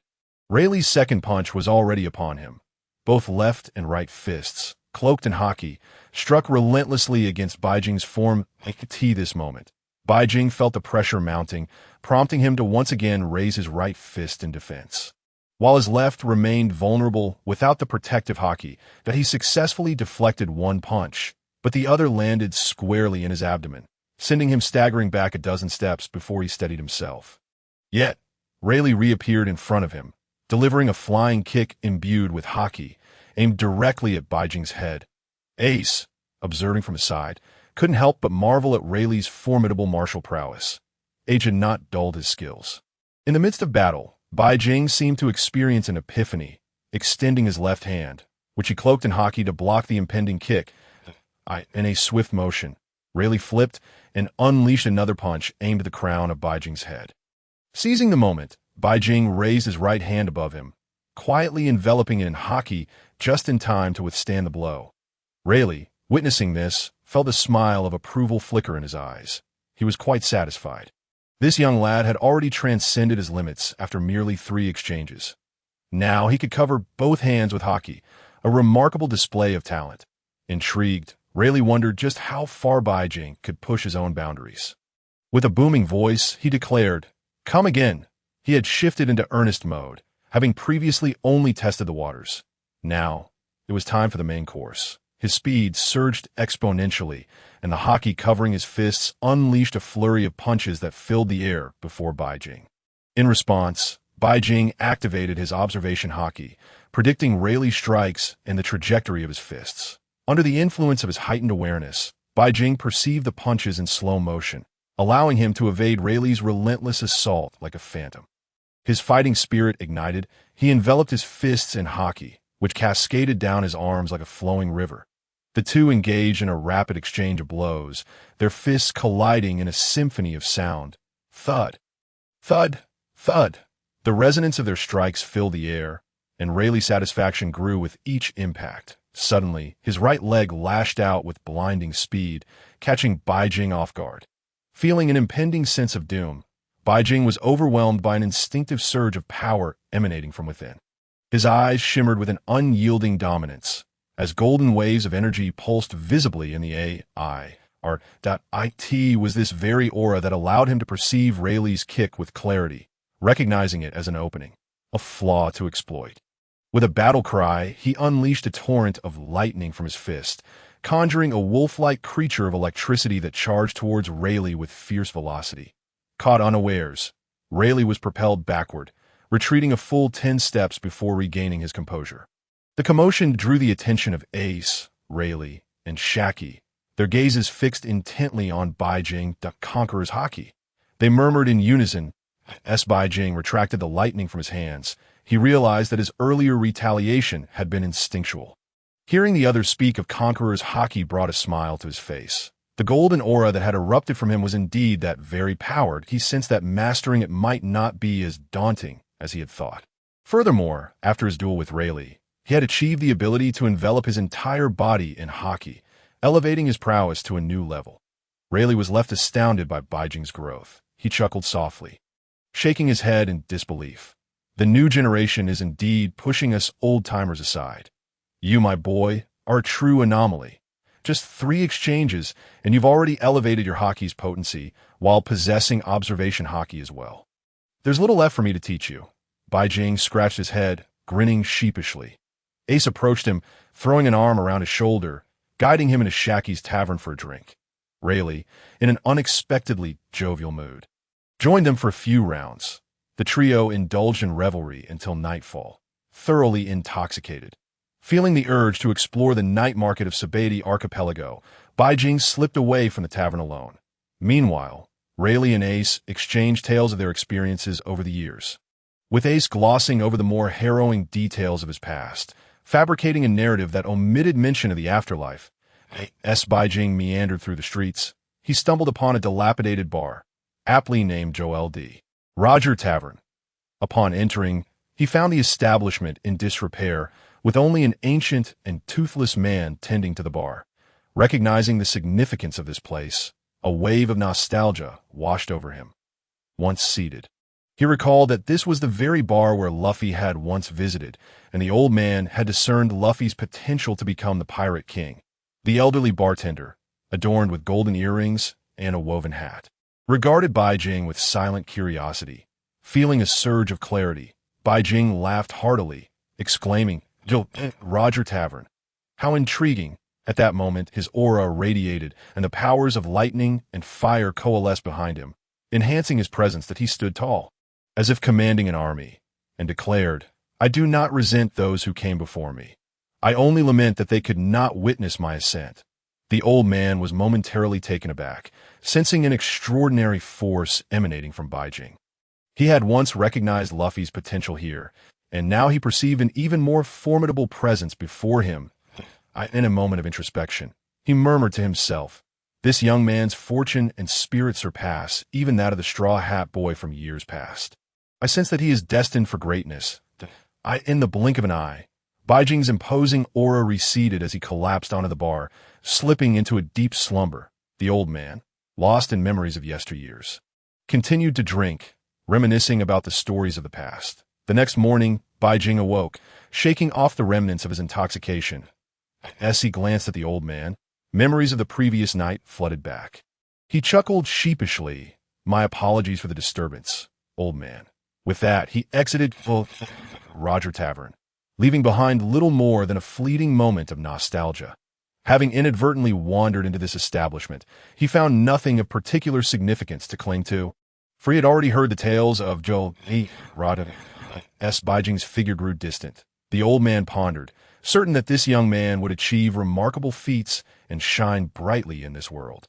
The elderly man let out a peculiar smile, as if the bar had vanished into thin air, as though it had never existed at all, for this establishment was situated in Rogtown. Not here. As for how the old man appeared and how the bar manifested, all remained shrouded in mystery on this street. The messenger seagull descended from above, distributing a bounty notice. The visage of a man immediately captured the attention of numerous pirates. His chiseled features, strikingly handsome as if sculpted from stone, exuded an aura of a sovereign who commands the world, and a carefree smile lingered upon his beautiful countenance. The moment the pirates laid eyes upon the bounty notice featuring Baijing, their pupils dilated in disbelief. They began to tally the staggering amount of his bounty. 1, 10, 100,000, 10,000, 100,000, million, 10 million, billion. Impossible! This newly emerged pirate was merely a novice, yet his bounty had reached an astonishing 300 million. Furthermore, the notice explicitly stated that he possessed the powers of 2 devil fruits, the Mera Mera no Mi and the Goro Goro no Mi, a wielder of 2 devil fruits. Could such a being truly exist? Moreover, the Mera Mera no Mi belonged to Fire Fist Ace. Why did he also possess it? The issuance of this bounty sent shockwaves through the pirate community of East Blue. Meanwhile, the pirates who had previously gathered at the Chess Tavern recognized that the man in the notice was none other than Baijing, whom they had encountered before. Realizing this, cold sweat cascaded down their backs. Fortunately, they had not offended him. Otherwise, they would be facing a bounty of 300 million. A mere flick of his finger would be enough to crush them. Baijing wandered through the Sabiti archipelago, blissfully unaware that his bounty had been revealed. As he strolled down the street, he inadvertently found himself at the auction house. Inside, a lively auction was underway, featuring a mermaid. Within the auction hall, several peculiar figures donned air helmets and wore enormous, thick down jackets. Baijing, intrigued by the auction, felt that experiencing the pirate world was essential. Otherwise, he would be doing himself a disservice. Transforming into a bolt of lightning, he slipped through the entrance, evading the guard's notice. Were these not the scoundrels of the celestial dragons? Baijing's gaze fell upon the men auctioning below. Their hair stood erect, curling at the tips, as they wore white suits reminiscent of space attire. The men below leered at the merfolk above, who were kept in a tank. The mermaid's body was divided at the waist. Her upper half was a stunning woman, while her lower half was adorned with shimmering scales, making her both alluring and capable of swift escape. Her upper body was delicate and smooth, radiating an ethereal beauty. Moreover, her ample bosom was tightly wrapped in clothing, revealing not a hint of flesh. Her appearance was beyond compare, rivaling even the likes of Nami, igniting the interest of the celestial dragons below. Surrounding the celestial dragons were numerous black-clad agents, serving as their guards. This girl is intriguing. I want her. I'll take her back to amuse myself and keep her in a tank for my enjoyment, sneered the lecherous celestial dragon, his nose dripping with mucus. His face contorted with unrestrained depravity as he gazed at the mermaid. Meanwhile, 2 other celestial dragons, displeased, interjected, "This one belongs to my family, the Jomari family. I want her." His features differed from the mucus-dripping dragon, as he wore sunglasses that concealed his eyes, fixating instead on the mermaid's upper half. The other celestial dragon, a woman, glared at the mermaid with envy, feeling overshadowed despite her own decent looks. In no way. This girl must return with me, so I can mar her beauty. There cannot be anyone more beautiful than me in this world. The 3 celestial dragons, all encased in glass helmets, held the power to determine the fates of those above. Once the mermaid was auctioned off, they would brand her with the mark of the celestial dragons. The auctioneer found himself in a dilemma, unable to offend any of the three. He glanced nervously at them, hoping for a resolution through their negotiations. But the three were far from conciliatory, bellowing, "If you don't give her to me, I'll annihilate your entire family." The mucus-dripping celestial dragon spoke first. The other two joined in with threats of their own, declaring, "If you don't hand this girl over, I'll flay you alive and toss you into the ocean as fish bait." The female was equally venomous, her face devoid of any beauty, transforming into the archetype of a wicked woman. "If this girl does not end up in my hands, I will exterminate your descendants and your entire family. Consider this a warning." Just then, Bai Jing appeared, witnessing the scene and cursing, "Scum! The celestial dragons deserve to die. I had planned to grow stronger to confront you, but fate has brought us face to face here." With that, he stepped forward, declaring, "Allow me to decide the outcome." Chapter 28. The Threat of the Celestial Dragons.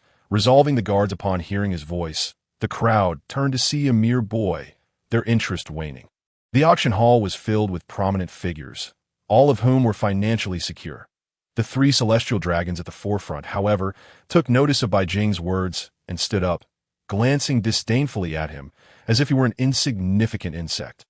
They looked down at him, their voices dripping with condescension. "Speak. How shall we divide this?" If he failed to articulate well, they threatened, "We'll kill you. But if you do well, perhaps we'll reward you with some coin.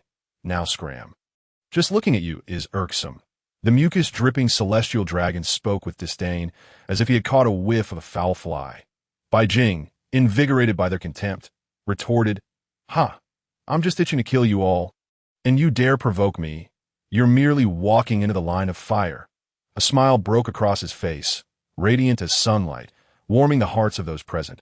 All eyes turned to Bai Jing, including that of the auctioneer, who hoped for a resolution that would alleviate his tension. The mermaid, trapped within the massive tank, appeared frantic and terrified, nearly on the verge of tears, with so many predatory gazes upon her in her own frail form. The thought of being auctioned off to someone else filled her with dread.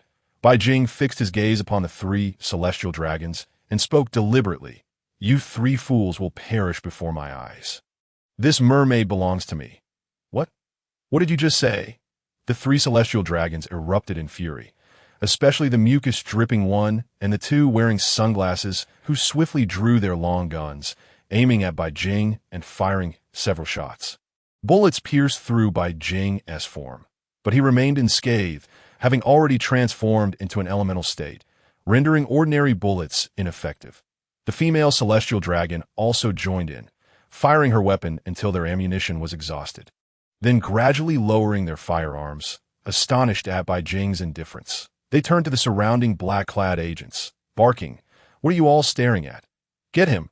This native shall be made a slave. I will relish torturing him and shaping him to my will." Bai Jing advanced, step by step, descending from the elevated platform. The black-clad agents rushed towards him, brandishing their firearms and blades. With a mocking tone, Bai Jing looked at the mucus-dripping celestial dragon, his disdain palpable. "Did your mother never tell you to look in a mirror? Why do you still resemble a 3-year-old child? You look like an imbecile, with snot still dripping. You, a celestial dragon fool, dare to act superior? If I don't kill you, my name Iasin T. Bai."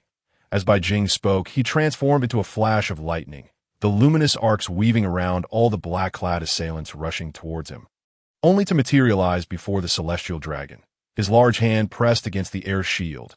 Flames surged around his hand, causing the temperature of the shield to skyrocket in an instant, branding a vivid red mark upon the shoulder of the celestial dragon. The mark was unmistakably a burn. With a fierce determination, his left fist thundered towards the belly of the celestial dragon. The flames consumed his garments entirely. To end that singular blow, Bai Jing exerted all his strength. Holding nothing back, the celestial dragon was sent hurtling away, spewing blood and bile. The two celestial dragons nearby were thrown into a state of panic. Witnessing Bai Jing's overwhelming power, they couldn't help but unleash a barrage of threats. "Filthy wretch, do you comprehend what you are striking? We are noble celestial dragons, and you are merely an indigenous creature. Kneel and confess your transgressions now, and we may spare your life. Otherwise, Your entire lineage and every individual connected to you shall meet a grave end. Fed to the dogs. Are you deaf? Cease this at once. The two were gripped by fear at Bai Jing's ferocity, yet the air of superiority lingered in their gazes, as they still regarded all but celestial dragons as mere aborigines. At that moment, the black-clad agents surged forth, their eyes narrowing as they proclaimed, natural-type devil fruit. Cloaked in Haki, they advanced in droves, intent on overwhelming Bai Jing with sheer numbers. Meanwhile, the guards had already dispatched a message via a transponder snail to the Navy headquarters, urging their rapid arrival, for the celestial dragons were under threat. Failure to act would result in dire consequences. The guards in the vicinity were swiftly mobilized. Armed with sea prism stone bullets, they opened fire on Bai Jing, while those wielding long knives charged at him. Hundreds surrounded the auction house, their movements creating chaos, prompting other nobles to flee in terror. The scene devolved into utter disorder, while the auctioneer cowered beneath the stage, trembling at the audacity of Bai Jing. How dare he confront a celestial dragon? The auctioneer stammered in fear, "I in the fish tank." The mermaid's face was a portrait of panic, yet when she looked at Bai Jing, an inexplicable glimmer flickered in her eyes, as if seeing him as a savior come to rescue her. The sea prism stone bullets pierced Bai Jing's form, yet his body once again elementalized. Having not consumed any fruit, the sea prism stone and seawater posed no threat to him. Moreover, his fruit retained the ability to elementalize, for only Haki could restrain the natural type. Nothing else could inhibit him, which was the essence of Bai Jing's extraordinary prowess. His expression remained cold as he murmured, "Electrocution, 80 million volts." Countless arcs of lightning surged forth, crackling the air with a symphony of electric discharges. The high voltage exploded within the atmosphere, producing a series of ominous sounds.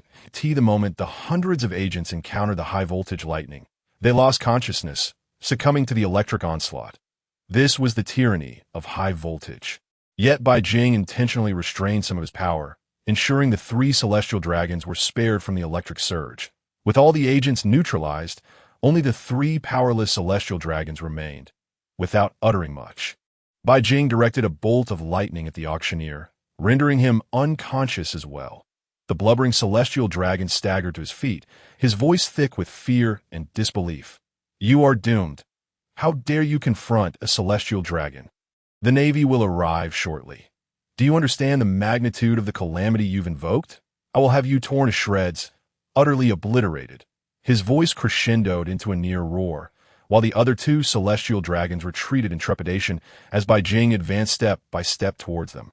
The celestial dragon adorned with sunglasses and the female celestial dragon issued further threats. "If you take your own life now and kneel to apologize, we will let bygones be bygones, that we will spare your family and friends. Otherwise, they shall perish. Do you comprehend the consequences? Surrender swiftly." Chapter 29. Tormenting Celestial Dragons. Slaying Celestial Dragons. Navy Encirclement. Fools, you are truly on the brink of death and still refuse to repent. Do you have any idea how many lives have been lost under your celestial dragon rule? How many have perished because of your so-called noble status? Bai Jing mused. If the Golden Emperor were here, he would undoubtedly torture these three to death. He was aware that at least one admiral would be dispatched by the Navy. For whenever a celestial dragon was threatened, an admiral would invariably respond. Regardless of who arrived, he remained unperturbed. However, he was determined to eliminate these three scoundrels. Stepping forward, he planted his feet firmly and vanished from sight in an instant. His massive hand grasped the remaining two celestial dragons' glass shields, shattering them with a fierce grip. With each hand, he seized them, flames roiling around his hands, incinerating their garments completely, leaving not a single strand of hair untouched. The blubbering celestial dragon was effortlessly tossed to the ground. The three now appeared as lambs to the slaughter, utterly defenseless. The female celestial dragon shrieked in terror, covering her vital areas. Bai Jing's gaze was as unyielding as a deep well. To deal with scoundrels, one must employ their own methods, he coldly remarked. Do you not revel in branding others with the mark of the celestial dragons? Very well, today you shall taste that very flavor. He unslung the trident from his back. The 50 million volts of electricity generated heat, causing the prongs of the trident to glow red-hot. His left hand ignited with a roaring flame, enveloping his entire arm as he roasted the trident. When it reached an almost molten state, Bai Jing withdrew his hand, satisfied that at that moment, true terror gripped the three as they comprehended Bai Jing's intention. He meant to brand them. The insignia of the trident would forever mark them, just as they had once done to other slaves. They stumbled backward, hands pressed against the floor, their faces a mask of abject horror. Too frightened to utter threats, Bai Jing observed their fear. He summoned 3 lightning ropes, ensnaring their necks and yanking them forcefully towards him. With a mocking glint in his eyes, he taunted, "You all delight in having others serve you like dogs, don't you? You relish the act of ensnaring others and riding atop them. Yet now, when the tables have turned, you cower in fear. We truly do not dare. We were wrong. We were wrong. Spare us. Spare us. We can offer you anything. We are celestial dragons. We are the supreme celestial dragons. Whatever you desire, we can give you." The 3 cried out in desperation, their voices rising, tears streaming down their faces, snot dribbling as they puddled beneath them. The derision in Bai Jing's smile deepened. "Celestial dragons? Is that all you are? I thought you were unafraid." With that, he pulled them one by one, the scorching trident descending first upon the blubbering celestial dragon, branding him with its fiery tip. The searing heat left bloody traces upon his flesh, embedding itself deeply within his very being. The burnt flesh emitted a savory aroma, sizzling audibly. Sizzle. On that fateful day, the celestial dragon emitted a piercing scream, his eyes rolling back in pain as he succumbed to unconsciousness. The other 2 celestial dragons, witnessing this horrifying scene, were utterly terrified, nearly fainting from sheer fright. However, the electric shock coursing through their necks kept them painfully alert. Bai Jing once again heated the trident, restoring it to its original temperature, and sequentially branded the 2 men with the trident's mark. The sound of sizzling flesh filled the air. Once Bai Jing had completed his grim task, all 3 fell into a deep unconsciousness, their backs marked by the prominent trident insignia. He contemplated the fate of the celestial dragons and their treatment of others. He felt an insatiable urge for further retribution. Just as he prepared to take additional action, his observation Haki detected the presence of a navy, which had completely surrounded the auction house. The number of naval officers exceeded 10,000 and continued to swell.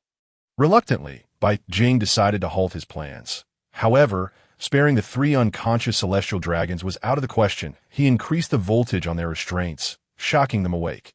Upon regaining consciousness, Bai Jing leaned down, his expression apathetic. The trident's sharp points sliced through 3 necks, the severed heads rolling away, lifeless and devoid of vitality, their eyes still reflecting boundless fear. After executing this grim act, he turned away, employing flames to dry the blood off the trident. The vile blood of such scum was something he wished to avoid at all costs. Merely witnessing these 3 wretches made him feel nauseous. While it is true that not all celestial dragons are devoid of virtue, most are indeed contemptible beings, unworthy of lamentation. Reflecting on how they treated other slaves, and recalling their cruelty towards Stella, he pondered their treatment of the tyrant Kuma. The abominable deeds of the celestial dragons were laid bare before him. How could he possibly let them go?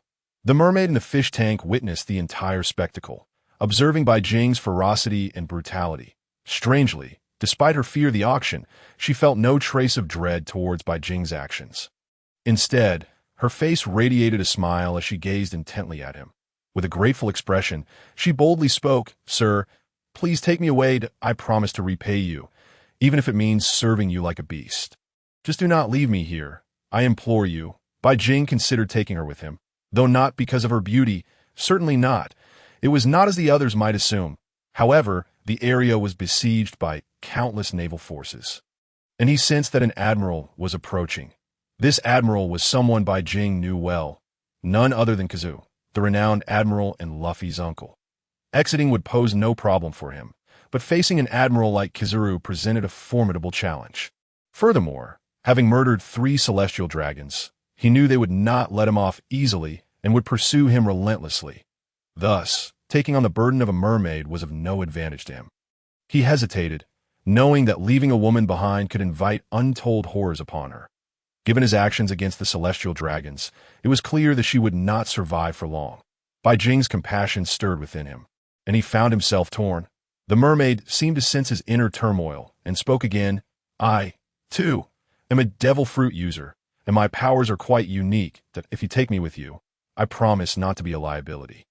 Upon hearing this, Bai Jing realized that the mermaid was afraid he would abandon her. He sighed softly. It seemed he had to offer assistance. Regardless of the truth behind her words, her desperate longing for life was unmistakable. He decided to help her. As he approached the large fish tank, he felt somewhat awkward, unsure of how to proceed. The water was clear, allowing the mermaid to reside within it comfortably. Sensing his hesitation, the mermaid leaped from the tank, and Bai Jing instinctively extended his arms to catch her. She landed gracefully in his embrace, with him supporting her lower half while his other hand rested on her back. The sensation of her cool, smooth skin contrasted with the silkiness of her upper body, akin to fine silk, providing Bai Jing with a remarkable experience that left him astonished. The mermaid's cheeks flushed a deep crimson, reaching her ears, and she averted her gaze. Feeling shy, I truly am a devil fruit user, she confessed. My ability allows me to enhance another's strength threefold, granting them a 5-second period of invincibility during battle. In this state, they are impervious to knives and flames, and even the sea prism stone cannot harm them, enabling them to withstand fatal blows. Bai Jing stared at the mermaid in astonishment. Such an extraordinary ability, particularly as a supportive power, was incredible. While it might be of little use to her personally, it was immensely powerful for others. The mermaid dared to speak openly due to her trust in Bai Jing. Otherwise, anyone else learning of her capabilities would have forced her into captivity, which explained her fear of being sold. The naval forces continued to swell, and Kizaru was steadily making his way into the auction house. His demeanor relaxed and nonchalant.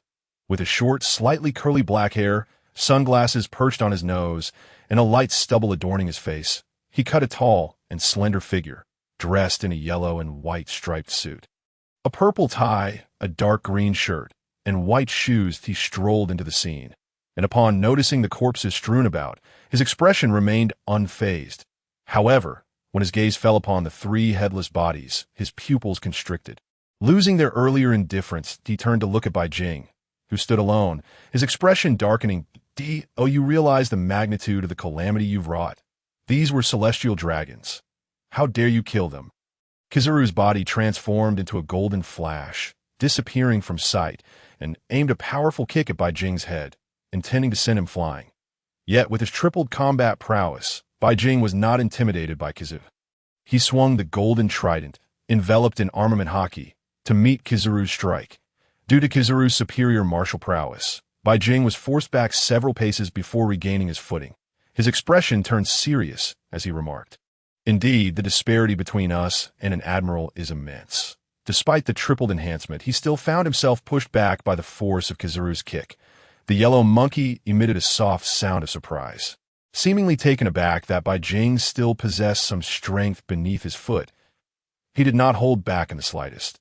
His body shimmered once more, transforming into a brilliant yellow light that appeared behind Bai Jing, delivering another kick aimed squarely at the crown of his head. This time, Bai Jing did not dodge or evade. Instead, he summoned the power of armament Haki, raising his arms high above his head to guard against the blow. The force of this kick was tremendous, embedding Bai Jing deeply into the auction stage below, sinking him a full 10 fathoms into the ground. Meanwhile, within that ethereal space, Hua also felt the impact of this kick. Her beautiful eyes furrowed slightly, a hint of discomfort crossing her features. The force of the blow had inflicted some pain upon her, yet remained within her threshold of endurance. Bai Jing, feeling a twinge of sympathy, realized that this fruit truly benefited others while being detrimental to himself. Assisting others came at the cost of enduring such suffering. He murmured softly, "Thank you for your efforts." Gradually, a mysterious expression appeared on his face. Since he had directly interacted with it, he intended to claim the powers of the glint fruit for himself. His demeanor turned serious as he began to shimmer, the yellow light vanishing from his position and reappearing elsewhere. Not only that, but upon reappearing, his entire being transformed once more into a radiant yellow glow. disappearing from the arena and bursting forth into the outside world, in merely the blink of an eye. Bai Jing accomplished this feat, everything unfolded fluidly, without a trace of hesitation. The yellow monkey, witnessing Bai Jing's possession of the glint fruit's abilities, began to regard him with increasing seriousness, the previous disdain in his eyes having vanished entirely. Outside, the area was already surrounded by a multitude of Navy soldiers, tightly packed, with layers of firearms and cannons aimed in anticipation. They stood ready, lying in wait for Bai Jing to escape. The yellow monkey immediately pursued him, transforming into a flash of light that appeared behind Bai Jing, relentlessly chasing after him. Observing this, Bai Jing pushed his body to its limits, utilizing the fruit to its fullest potential. The shimmering light flickered back and forth, and as he emerged outside the arena, he gradually slowed his pace, with the yellow monkey following closely behind. Surrender. Do not resist futilely. Submission is your best option, or else we. The surrounding Navy soldiers regarded Bai Jing with trepidation, clearly recognizing the notorious new pirate before them, that a newcomer from the East Sea, yet already boasting a bounty of 300 million recently. He had killed 3 celestial dragons and had hijacked slaves destined for auction. And it was likely his bounty would skyrocket even further, as he would be hunted by the Navy and CP0 with a surge of yellow light. The yellow monkey conjured a light sword, aiming it at Bai Jing. His speed intensified, moving twice as fast as before. This time, he was genuinely intent on killing Bai Jing, Bai Jing sensed the yellow monkey charging at him once more. The encroaching Navy soldiers closed in around him, creating an impenetrable barrier. His expression darkened. If he wished to escape entirely, he had to shake off the yellow monkey's pursuit. Bai Jing's mind was clear, and he quickly devised a strategy. Lightning crackled around his right hand, while the powers of the glint fruit coalesced above. Upon this golden trident, 3 forces converged: fire, light, and lightning. With Haki enveloping it, he met the yellow monkey's sword head-on. The forceful counterattack, combined with the 3 powers contained within the trident, erupted in a brilliant explosion. The light sword was shattered by the energy from Bai Jing's golden trident, dissipating into countless sparkles of light. The yellow monkey was pushed back a step, while Bai Jing took 10 steps back himself. Although this exchange had left him at a disadvantage, the combination of the 3 powers had destroyed the monkey's light sword. Reigniting Bai Jing's determination, the surrounding navy continued to surge forward. The sounds of gunfire and bullets rang out incessantly. Countless projectiles, composed of sea prism stone and otherwise, rained down upon Bai Jing. He unleashed a torrent of lightning, obliterating all the incoming bullets. Just then, a Navy soldier lunged at him from behind, swinging a blade. Yet, how could the now elemental Bai Jing be harmed by such a strike? A flash of ferocity flickered in his eyes. The lightning in his grasp pierced through the soldier's body, annihilating his bodily functions, and the soldier collapsed lifelessly to the ground. That moment, a new wave of gunfire erupted, an unending barrage of bullets aimed at Bai Jing. The yellow monkey, hovering above, was gathering his ultimate attack. Bai Jing, feeling exasperated, muttered, "Is this never-ending?" His hands came together, brewing a golden light within. He softly uttered, "Yada no Kagami." In his hands, a mirror-like light coalesced, emitting beams that refracted and bounced back toward surrounding targets, forming a path of light through which he could move at the speed of light. Utilizing this glimmering ability, he moved with a velocity several times faster than before. The yellow monkey, witnessing Bai Jing employ TH upon hearing the telepathic communication from Bai Jing. Ace, though perplexed by the means through which he managed to transmit his thoughts across the void, complied with his request without hesitation. He had just witnessed Bai Jing's fruit abilities, which had recently expanded yet again. With this in mind, he resolved to place his complete trust in his companion. Bai Jing's journey had already led to the demise of countless individuals, and the ominous aura of the 9 hells had almost coalesced to perfection. It was sufficient for him to linger in the underworld for 3 days, thus enabling him to resurrect those he wished to bring back to life. As the scene unfolded in Chapter 32. With a might of 200 million volts at his disposal, the battle against the yellow ape ensued. Just as Rayleigh hesitated, contemplating whether to assist, Ace exchanged a few words with him before departing. Rayleigh cast a lingering glance at Bai Jing before also taking his leave, allowing Bai Jing to engage with the yellow ape and the numerous Navy forces. despite the considerable number of Navy personnel Bai Jing had already dispatched. Reinforcements continued to arrive relentlessly. The life of the celestial dragon was held in utmost regard, prompting the Navy to protect them at all costs. This instance could be deemed a failure on the Navy's part, allowing 3 celestial dragons to be so easily slain by Bai Jing. The expression on the yellow ape's face was far from pleasant. He recognized that his light fruit abilities had been perfectly replicated by the youth before him, who also possessed various other fruit powers. This posed a formidable challenge, marking the first time since becoming an admiral that he encountered such a daunting situation. Even during the Marineford War, he had not faced such arduous circumstances. Bai Jing was genuinely a formidable opponent. The number of Navy personnel around them steadily increased as they began to encircle the entirety of the Sabati archipelago to prevent Bai Jing from fleeing. With reinforcements arriving in droves, due to his less than stellar physical prowess compared to the yellow ape, a noticeable disparity existed between their abilities. Even with his current power tripled, he still had his methods. The yellow ape began to move earnestly, his speed reaching its zenith, filling the sky with golden light. With a deft motion, he conjured a sword of light, declaring, Tangai Shinsei. He concentrated photons in his hands, forming a sword of light to strike his target, enhanced by Haki. Although Bai Jing possessed observation Haki, allowing him to foresee the yellow ape's forthcoming actions, the admiral's prowess was still superior in terms of physical combat and the development of his fruit abilities. The light, flame, and slow fruits were newly acquired and not yet fully mastered. The only fruit he had developed to its fullest was the thunder fruit, as it was his first. Therefore, Bai Jing resolved to confront the situation head-on, as Navy forces continued to flood in. With a flicker, he unleashed his conqueror's Haki, sending golden ripples throughout the vicinity. Those unable to withstand its pressure collapsed, while those who could only sank to their knees in exhaustion. As he beheld the approaching yellow ape, his demeanor turned solemn, and he proclaimed, "Let us see whether your light is superior or my thunder. If deities truly exist in this world, then I am the god of thunder. 200 million volts. Thunder god." This was Enel's most formidable technique, unleashing all his stored electrical power and enveloping himself in a tempest of lightning, transforming into a colossal figure of thunder. Bai Jing emulated this method, releasing all the electricity he had accumulated, encasing himself within layers of crackling energy.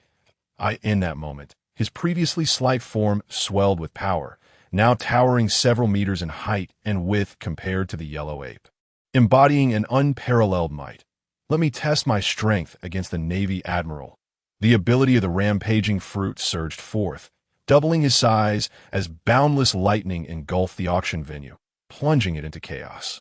The unintentional discharge of electricity rendered all nearby Navy personnel unconscious, their fates uncertain. His hair stood on end, and his formidable physique radiated an aura akin to a divine thunder deity. In that instant, his physical prowess, defensive capabilities, offensive strength, agility, speed, and resilience multiplied exponentially. The enhancements from the rampaging fruit, combined with the mermaid girl's auxiliary abilities and his thunder god form, rendered Bai Jing virtually invincible. As deities clashed, mortals suffered. The Navy lay decimated. The yellow ape's bioluminescent form faltered in the face of this overwhelming thunderstorm. Despite enveloping himself in Haki, the sheer force of the lightning proved insurmountable. His speed began to dwindle, presenting Bai Jing with the opportunity he needed. Springing forward, he transformed into a blinding bolt of electricity, vanishing from sight, surpassing even the yellow ape's light fruit in swiftness. His colossal fist descended upon the yellow ape, who hastily raised his sword of light in defense. The moment their powers collided, a thunderous dragon erupted forth from the impact. The ferocious lightning propelled the yellow ape away, crashing him into the auction house, shattering stone and debris. Yet Bai Jing was not inclined to conclude the battle so easily. Once more, he morphed into a streak of lightning, vanishing from sight as the violet tempest engulfed a vast radius. At that moment, the Sabati archipelago was shrouded in tumultuous winds and rains as the Navy headquarters dispatched yet another admiral in haste. Emerging from the rubble, the yellow ape prepared to launch another attack, only to find Bai Jing already standing before him, denying him even a moment's respite. As his colossal fist struck downwards, the shadows quickened, and endless bolts of lightning rained from above, each as thick as a barrel. With every punch Bai Jing delivered, a pillar of lightning accompanied it, creating a devastating onslaught. The relentless barrage of lightning rendered the yellow ape's form numb, despite his elemental nature. This exemplified the tyranny of the Thunder Fruit and the might of Bai Jing's Thunder God form. The yellow ape found himself relegated to a state of passive defense, with no opportunity to retaliate, let alone counterattack. Bai Jing relentlessly pummeled him into the rubble, each strike resonating with brutal force. The ground beneath them bore witness to the creation of a massive crater, stretching 10 meters in radius, wrought from the sheer violence of the assault. Yet, despite being battered to the point of bloodshed, the yellow ape, a true admiral, endured tenaciously. His condition deteriorated under the oppressive voltage of 200 million volts, leaving him struggling to keep pace. In that moment, the admiral was at the mercy of Bai Jing's relentless onslaught. While the approaching Navy personnel bore expressions of disbelief, when had an admiral become so utterly vulnerable? In Chapter 33, as Bai Jing continued to unleash a flurry of strikes, his fists enveloped in Haki. Lightning, flames, and light from 3 elemental fruits, he began to dismantle the yellow ape's very essence. Under the overwhelming force of these 3 potent abilities, combined with Conqueror's Haki, Observation Haki, and Armament Haki, even an admiral could not withstand the onslaught. The yellow ape's form fragmented into countless photons, desperately seeking refuge as they coalesced back into a semblance. However, the once mighty yellow ape now appeared disheveled, his attire tattered and his body marred with bruises, blood trickling from the corner of his mouth. Inwardly, Bai Jing mused, "Forgive me, Luffy, for reducing your dear uncle to this state." Yet, such was the nature of combat. His excitement surged as he realized his strength could rival that of an admiral. What an extraordinary notion this was! He had ascended to the pinnacle of power within this world, standing among the most formidable figures in the pirate realm. Nonetheless, he couldn't shake the feeling that the yellow ape, perhaps due to age, had lost his former glory. That it is utterly impossible to cease now. Due to my actions against the celestial dragons, the Navy will undoubtedly pursue me relentlessly, putting their lives on the line. At this point, I await Ace to locate a pirate ship, little Oars, and prepare for our departure together. We aim to venture into the new world, submerging ourselves in the depths of the sea, making it exceedingly difficult for the Navy to capture USAS for the subsequent bounty amount. It is of no concern to me, Bai Jing. The higher the bounty, the more exhilarated I become. The yellow monkey has already lost at least half of his combat capabilities. He can no longer withstand the immense pressure of 200 million volts of lightning. This terrifying electricity is wreaking havoc on his body, and his condition is gradually deteriorating. Observing that the area has been largely cleared and sensing the yellow monkey's declining state, I transformed into lightning and vanished from sight, retreating into the distance. Although the yellow monkey is intent on pursuing me, he lacks the strength to do so. After enduring a brutal beating from this lightning god form of mine, he is left in a pitiful state. Not to mention that I possess a Logia-type fruit. He heavily spat out blood, collapsing onto the ground, gasping for breath. He had been holding on until now.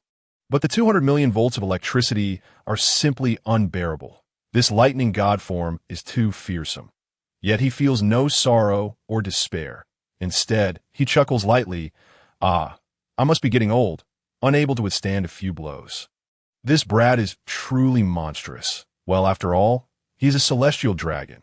If he dies, so be it. He begins to heal himself as some of the fallen Navy personnel manage to rise, while others remain permanently downed.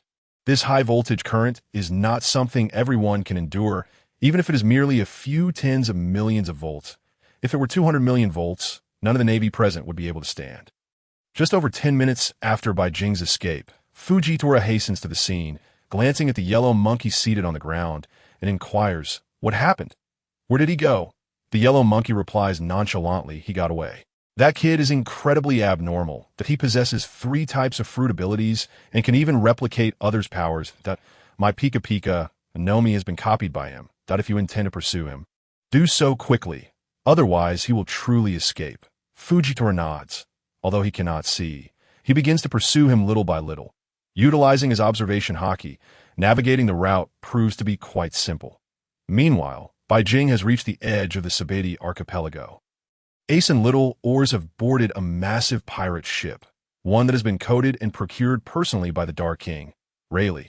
Bai Jing notices that everyone is prepared and immediately leaps aboard. Ace, Little Oars, and Rayleigh gaze at Bai Jing in his lightning god state with great curiosity. The power of the berserk fruit is about to wane, plunging him into a 3-day period of weakness. Thus, setting sail on a pirate ship early and venturing into the deep sea is a prudent choice. Moreover, since Little Oars is not an ability user, he will not be rendered defenseless should they encounter any unforeseen circumstances with seawater. The three exchange glances, drop the anchor, and prepare to plunge into the depths of the sea, heading towards Fishman Island. Rayleigh, observing the group, waves his hand and smiles. When you meet the Straw Hat Kid, do check on how his training is progressing. And you, this monstrous child, if you encounter Luffy in the future, remember not to go all out. Leave some leeway, he jestingly remarks to Bai Jing, who merely responds with a smile. The trio waves goodbye, and the pirate ship gradually sinks beneath the waves, submerging 1/3 of its hull. At this moment, Fujitora arrives in haste, just as the pirate ship begins its descent, that he swiftly draws his sword, summoning a meteor from the sky in an attempt to destroy the vessel. Upon realizing that it is Fujitora pursuing him, Bai Jing's heart begins to race with intrigue. He is quite interested in this gravitational fruit. After all, his lightning god state remains intact, and utilizing the power of the Reuniting fruit, he amplifies the lightning and combines it with the Shandian fruit, doubling his speed. Before Fujitora could react, Bai Jing appears beside him and delivers a powerful punch. This colossal fist, charged with electricity, strikes him, sending Fujitora flying several steps back. That a smirk races Bai Jing's lips as he retreats after executing this action. At this moment, the meteor is about to descend. The pirate ship has completely submerged beneath the sea. Bai Jing leaps down, plunging into the ocean and entering the pirate ship. The meteor, spanning several hundred meters, continues its gradual descent, just as it is about to collide with the water surface. Bai Jing snaps his fingers, unleashing the power of the gravitational fruit. Utilizing anti-gravity, he sends the meteor soaring back into the sky. However, all of this is in vain. The surrounding navy begins to encircle the Baratie archipelago. Yet, the target has already escaped, aided by the Dark King Rayleigh. What can the navy do? Fujitora's expression grows grave. That kid actually sent him flying with a single punch, and he can control gravity. He glances at the distant Rayleigh, merely nods in acknowledgement, and says nothing further before turning to leave.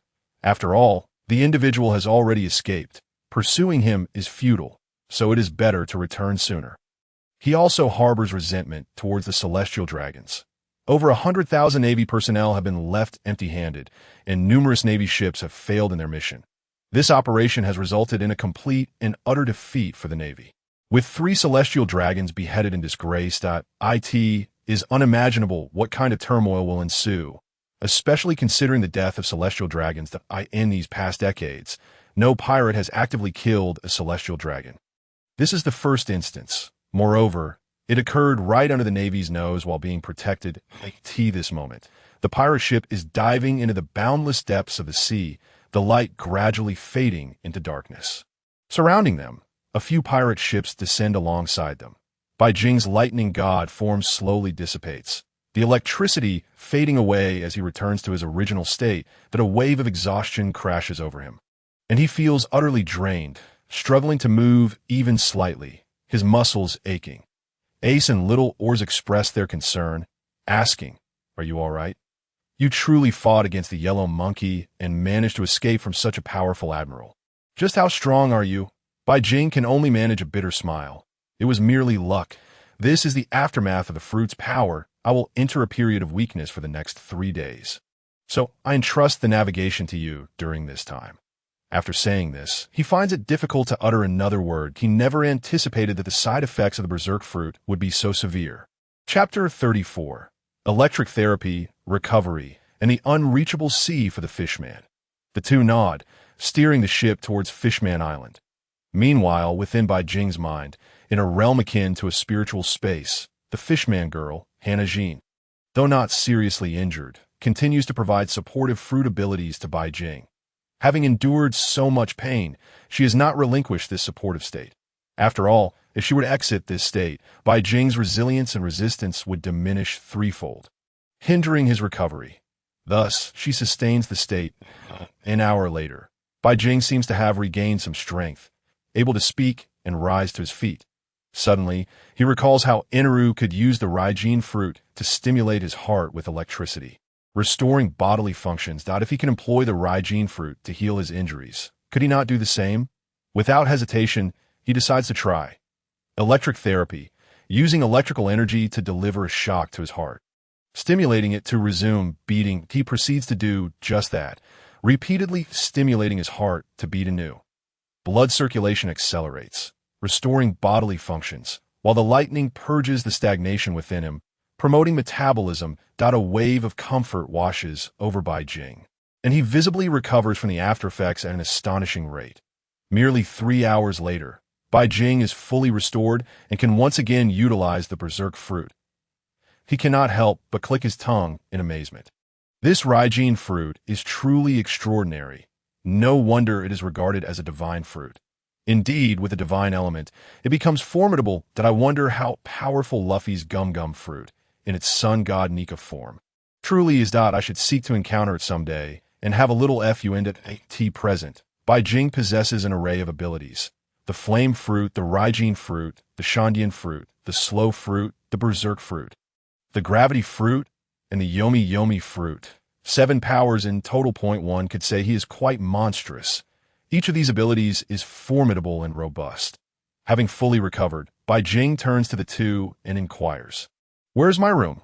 I wish to rest for a while." The two nod and point toward a location, indicating that all the rooms are vacant and can be chosen freely. Observing Bai Jing, who had remarkably returned to his original state within merely 3 hours, I found myself increasingly astounded by his extraordinary ability.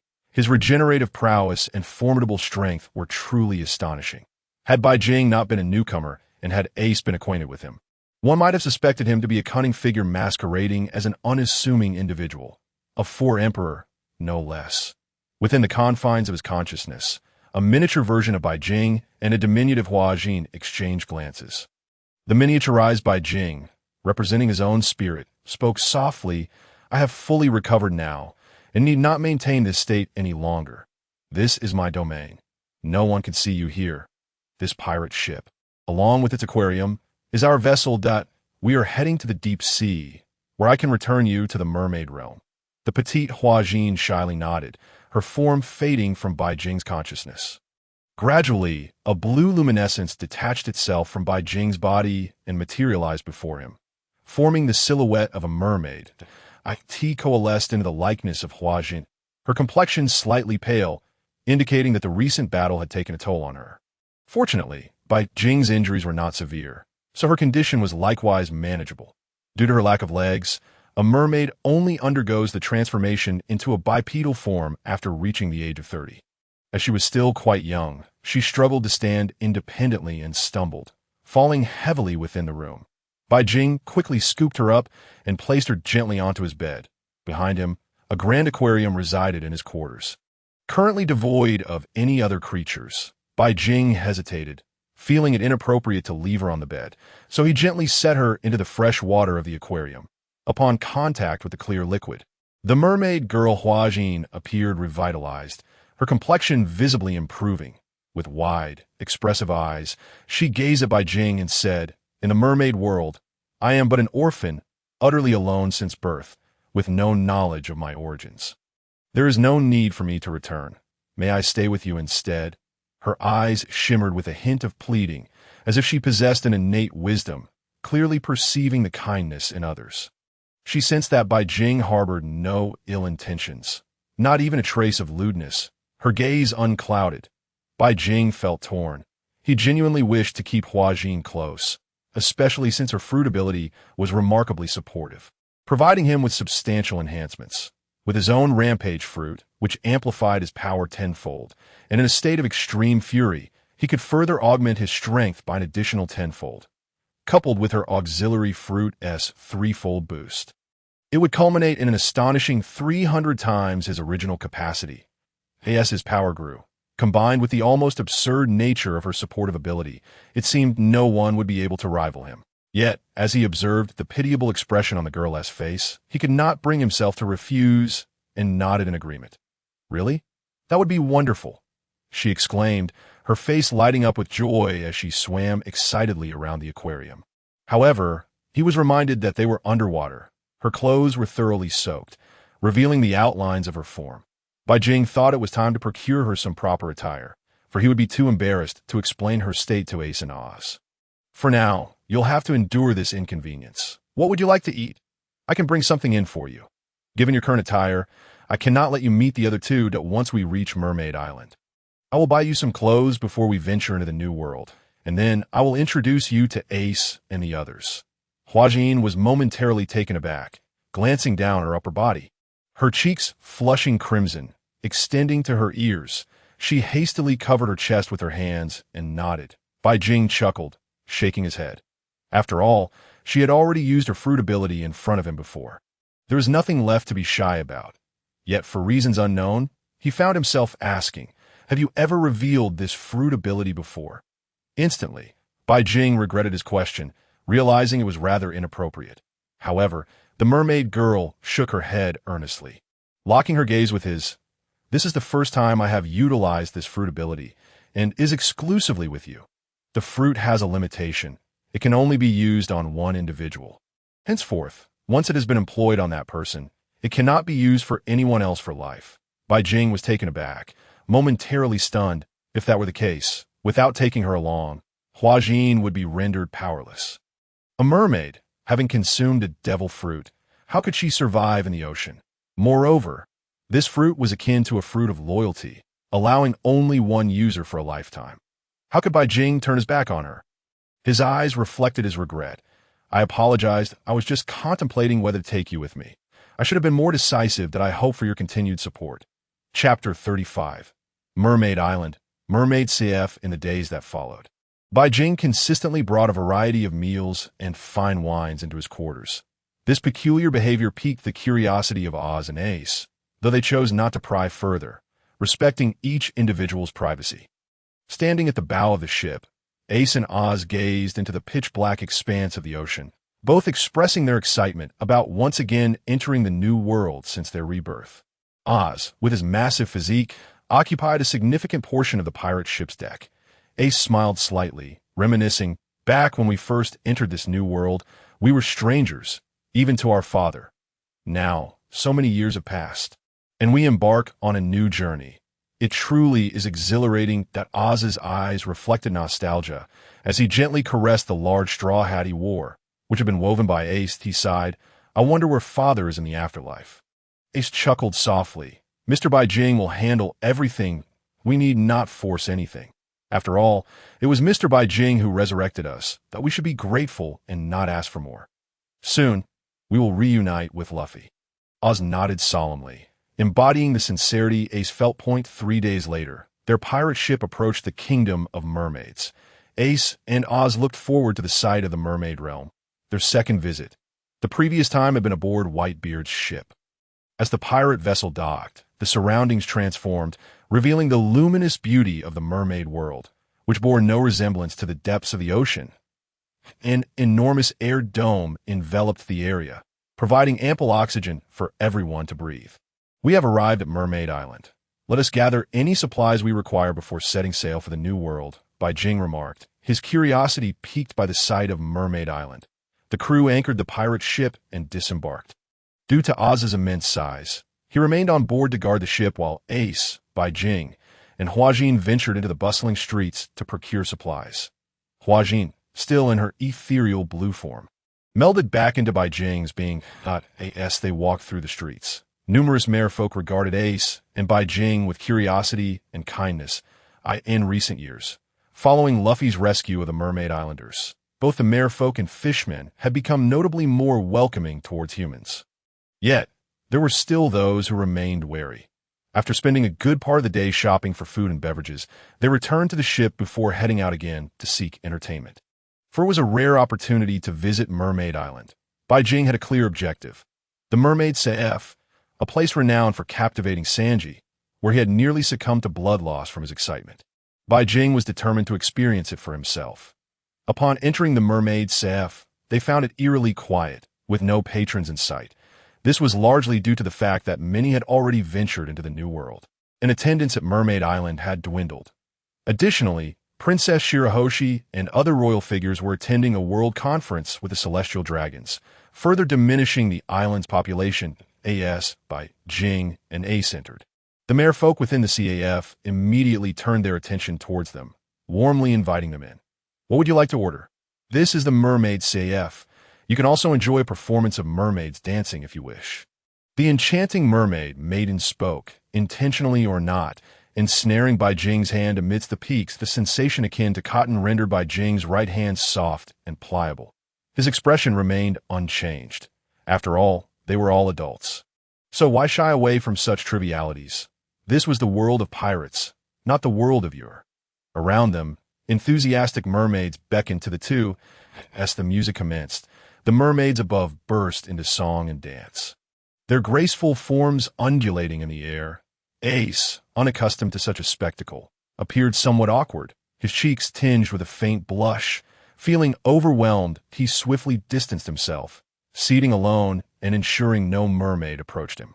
However, Bai Jing was different.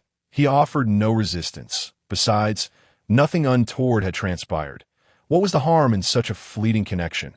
The two then placed an order for a few cups of coffee, requesting some to take away. As a dance concluded, the beautiful and voluptuous mermaids gazed longingly at Bai Jing. His youth and striking features naturally endeared him to these mermaids. That moment, within Bai Jing's mind, Huaxian seemed to flush slightly, letting out a cold snort and turning her face away. She could see the scene outside all too clearly. This disdainful sound prompted Bai Jing to withdraw from the revelry, offering an awkward smile. It appeared he understood the intentions of the mermaids. Yet, given that their lower has remained in their Piscine form, it was perhaps best to let it be, after leaving behind a substantial amount of belly. The two turned to depart. During this time, Ace expressed surprise at Bai Jing's entry into a women's clothing store. Upon witnessing Bai Jing purchase numerous garments for women, Ace's expression was one of utter bewilderment, though he refrained from commenting. After 3 days of merriment, they finally returned to the pirate ship, bringing back a bounty of food for little Oars. After dressing within in a voluminous robe, crafted from a special leather that would not absorb water even in the small marine aquarium, Bai Jing invited Ace inside. While little Oars watched with wide eyes from outside, Bai Jing warmly introduced, "This is our new companion, Huaxian, a user of a devil fruit. Her powers are unique, enabling her to assist others, though she can only aid one person at a time. She is my friend." Ace, upon meeting Huaxian, graciously bowed and warmly greeted her. Little Oars did the same, albeit clumsily, having had little interaction with girls. His crew consisting solely of rough men. Over the next few days, they grew more familiar with one another as they prepared to embark on their journey to the New World, ready to surface and head for new adventures. Meanwhile, beneath the depths of the sea, colossal sea kings discussed amongst themselves. "Have you felt that presence? It seems akin to that of a deity. Indeed, I sensed that a divine aura lingered briefly over Mermaid Island for 3 days before vanishing. Is it not said that this world has lost its divinity? Why then does it still manifest? Who can say? Is this a blessing or a curse for the king?" On the pirate ship, Bai Jing seemed to hear their voices, gazing down into the abyss, yet all was shrouded in darkness, rendering everything invisible. Roger possessed the ability to hear the voices of all things, as did Luffy. And now, so did he. The words echoed clearly in his mind, and he muttered, "What deity?" Chapter 36. Re-entering the underworld, seeking Whitebeard, the New World was drawing near.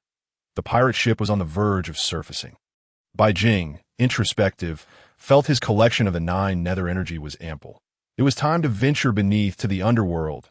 "I will embark on a journey to the underworld. Just ensure my physical form is safeguarded," he solemnly addressed his companions. Ace and little Oars nodded gravely in agreement. "Rest assured, no one aboard this ship can seize your body. The previous incident will not repeat." With this reassurance, Bai Jing felt at ease. The power of the underworld fruit awakening once more. Around him, frost enveloped the air, a chilling essence from the underworld freezing the surrounding seawater into ice, causing the ship's temperature to plummet. Guided by the 9 nether energy, his soul began to detach from his corporeal form. Observing Bai Jing's spirit abruptly vanish from the pirate ship, the three were taken aback. Wazin, witnessing this state for the first time, gazed with wide, curious eyes at Bai Jing's shell left behind. Ace and little Oars continued to steer the ship towards the new world as usual, eagerly anticipating whom Bai Jing might resurrect, for the ship felt too solitary with only 4 souls aboard. Following the guidance of the 9 nether energy, Bai Jing traversed the familiar ancient bridge and crossed the endless expanse of the underworld, setting his gaze upon the numerous, densely clustered cities in the distance. The first city, known as Underworld City, was where he had previously encountered Ace and little Oars. Since they both claimed that Whitebeard was not within this city, he resolved to seek out the next one. Directing his attention to the city behind Underworld City, the 9 nether energy cloaked his form entirely, rendering him invisible to all. He floated toward a gate at the rear of Underworld City. Raising his gaze to the prominently inscribed characters that read "No Return City," he strolled inside, dispersing the 9 nether energy as he walked along the street, hoping to conserve some energy, uncertain if he might encounter any familiar faces in these 3 days. The streets of No Return City bore striking resemblance to those of Underworld City, with buildings and arrangements nearly identical. Observing the multitude of unfamiliar souls bustling along the streets, he found none he recognized. During this time, Bai Jing did notice armored souls wielding pitch-black staffs. The other souls instinctively avoided these figures, as the black staffs were likely the soul-catching rods that Ace and little Oars had mentioned. The identities of these individuals were apparent. They were members of the city's enforcement team. Have you heard? The 10 strongest in No Return City have already been selected. They now possess the right to cut in line for reincarnation. Deciding whether to do so early or delay. Who will want to postpone in such a desolate place? Isn't it better to live out the next life sooner? Certainly, no one wished to delay. Everyone desired to reincarnate as swiftly as possible. The opportunity for reincarnation was exceedingly rare, with some individuals spending decades without achieving it, remaining trapped in No Return City. Alas, such was the nature of No Return City, where strength reigned supreme. Though all were souls here, many had perished, and whispers circulated among the crowd. Bai Jing, intrigued, listened intently. Curious about this tournament and the strongest 10, he continued to eavesdrop as the discussions unfolded. The 10 from the north of the city have emerged. Today, they will make their decision. Shall they reincarnate early or delay? Eager to witness the strongest 10, Bai Jing made his way towards the northern part of the city. With no clear direction, he figured it would be beneficial to observe the gathering, as perhaps he could find familiar souls to resurrect, saving him the effort of searching extensively. Bai Jing floated to the northern part of the city. He found himself amidst a throng of souls. No, rather a throng of phantoms. Numerous spirits swirled about, fixated on the 10 figures upon the stage. These 10 individuals varied in height, physique, and form, not merely human, but also of other races. Bai Jing's gaze first fell upon the last figure, a ghostly being with blue skin, evoking the image of a smurf in his mind. That a smurf? He then shifted his attention to the 9th and 8th figures, noting that the earlier ones were robust, their faces exuding an aura of menace. Even as souls, the bloodlust surrounding them was palpable, suggesting they had taken many lives in their pasts, and this aura lingered even after death. As he scrutinized the foremost figures, his curiosity deepened. Indeed, the world was full of wonders. The 4th figure was a grotesque sight, possessing 4 arms and 6 legs, resembling a monster. The 3rd and 2nd figures appeared more human-like, bearing long, massive swords on their backs. Yet, when his gaze fell upon the 1st figure, his heart raced with excitement. The first individual bore a crescent-shaped white mustache, adorned with a black cloth around his head. Draped in a voluminous robe that concealed a muscular build, his chest bore numerous scars. This was none other than the Whitebeard Bai Jing had been seeking. Bai Jing had not anticipated such ease. He found Whitebeard in the 2nd city. That moment, Whitebeard's expression was utterly indifferent, and the enforcer had taken the stage, inquiring, "When do you intend to reincarnate? You have the option to be the first to enter or to delay." The decision lies entirely with you." Upon hearing these words, Bai Jing felt a surge of anxiety. If Whitebeard were to reincarnate, what hope would there be for his revival? Wouldn't everything dissolve into mere illusions? Below, a multitude of souls gazed expectantly at Whitebeard. Wherever a strong man goes, he commands respect from the masses. Not to mention Whitebeard's peculiar ability, which could even trigger earthquakes, a truly formidable power. Were it not for the presence of the Enforcer, Whitebeard would undoubtedly reign as the strongest in the City of the Unreturned. Bai Jing felt both relieved and apprehensive. Relieved, for he was indeed the man whom the warring states had deemed capable of annihilating the world. Even in the realm of the underworld, he remained the foremost powerhouse. Yet he was also worried if Whitebeard, knowing revival was futile, chose to reincarnate first, then all would be in vain, with so many eyes upon them. He could not act recklessly. Should the Enforcer strike him with that soul-hunting rod, he would undoubtedly suffer. Nevertheless, the arrow was nocked, and he had no choice but to release it. A gamble was necessary. Unbeknownst to Bai Jing, among the crowd stood a figure of a woman he found strikingly familiar. She gazed at Whitebeard from above, exclaiming, "Truly, the strongest man, even in this realm of the underworld, shines brightly." Chapter 37. A duel with Whitebeard. Enough of this. A dead horse must be treated as a living one. Bai Jing grit his teeth and charged onto the arena, his demeanor exuding righteous resolve. Embodying the spirit of a hero, sacrificing himself, "I refuse to accept this. I shall challenge you to a duel to see if your title of the strongest holds any merit." His declaration immediately astonished those present, particularly the Enforcer. Although he was a specter, it was evident that his expression was far from pleased. Rules were rules. The battle had concluded, and even if one wished to fight again, it would have to be postponed. To recklessly disrupt the established order would warrant punishment. The Enforcer prepared to strike down Bai Jing with the soul-hunting ROT that moment. Whitebeard cast a glance at Bai Jing and remarked, "You refuse to submit? Then I shall beat you into submission. Grant him an opportunity. Let him and I engage in single combat." Whitebeard's voice was deep and commanding, though he currently existed as a specter and in an aged state. An undeniable aura of dominance emanated from him. The crowd erupted in fervent cheers. This was their strongest, Edward Newgate. The Enforcer hesitated but ultimately nodded. After all, it was only fitting to show Whitebeard some respect. His strength was genuinely formidable, and had it not been for the special soul-hunting rod, the Enforcer and his companions would likely have been at Whitebeard's mercy. The spectators on the arena instinctively cleared a space, leaving only Bai Jing and Whitebeard. Whitebeard looked at Bai Jing and said, "You arrogant young fool. Do you understand the price of your hubris?" Bai Jing, of course, had his calculations. If he did not act, he could not prevent Whitebeard from choosing reincarnation. Once he reincarnated, all hope would vanish, and Bai Jing would be left powerless. Whitebeard would not be revived. Whitebeard, lacking the supreme blade, had remained in the pirate world. His hand extended towards the void, forming a white energy shield. The sound of shattering glass echoed, crackling ominously. Around Bai Jing, the space trembled violently. Under such intense vibrations, the fabric of space began to fracture. If Bai Jing were not careful, he would sustain grievous injuries, or worse, perish. This was the power of the tremor fruit, an extraordinary ability known as void tremor. This was the might of the strongest paramecia-type fruit. The tremor fruit, as Bai Jing's body swiftly elementalized, he too possessed a fruit, transforming into boundless lightning. The energy was somewhat scattered by the tremors.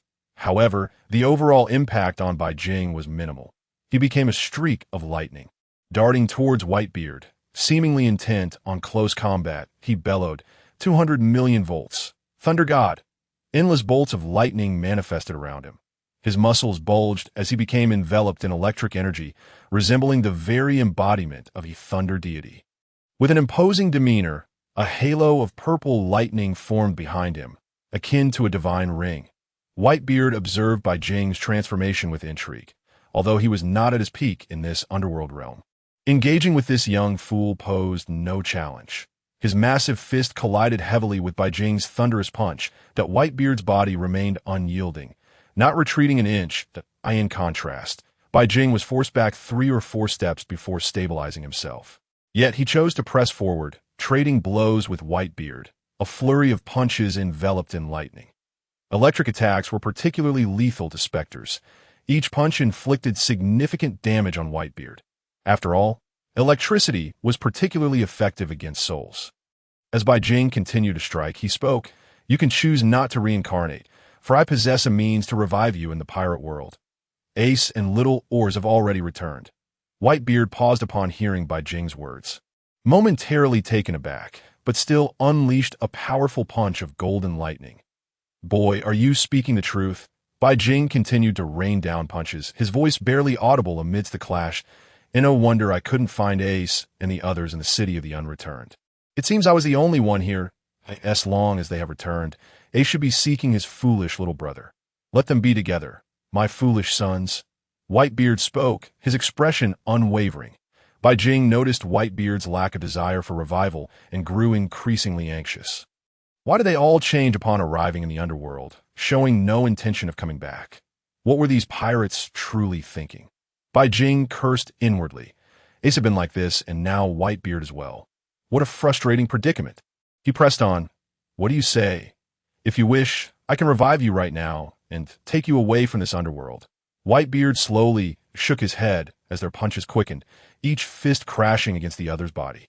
Whether it was belief or disbelief, they were already dead. There was nothing to return to. Moreover, the new world was dominated by the supernovas. There was no need for them, the old guard, to vie for attention with those youngsters. His generation had all perished. What significance would it hold for him to return alone? "Youngster, do you understand that one cannot reclaim their youth?" Bai Jing listened quietly. Of course he understood. Yet, this was a regret among pirates, a lament for fans of the sea. He had the opportunity to traverse time. If he did not seize it, he would bear the weight of unfulfilled aspirations. Watching the summit war had already pained him. Gritting his teeth, he bellowed, "What of your family? Are you truly willing to abandon them? Marco, the Phoenix, is still alive. Your family remains. They seek vengeance against Edward Teach, and many are still around. They hold you in deep reverence. Yet now, you choose to forsake them. Are you still the king of the seas? Edward Newgate?" Bai Jing's accusatory words momentarily halted Whitebeard's movements. In that brief pause, Bai Jing's punch intensified, igniting with flames and light, empowered by his fruit. The force of his blow sent Whitebeard staggering back several steps. Panting heavily, his eyes ablaze, Whitebeard opened his mouth, seemingly about to speak, yet Bai Jing continued his relentless questioning. "True, you are a remnant of a bygone era, but the ship that can carry you into the new age has already appeared.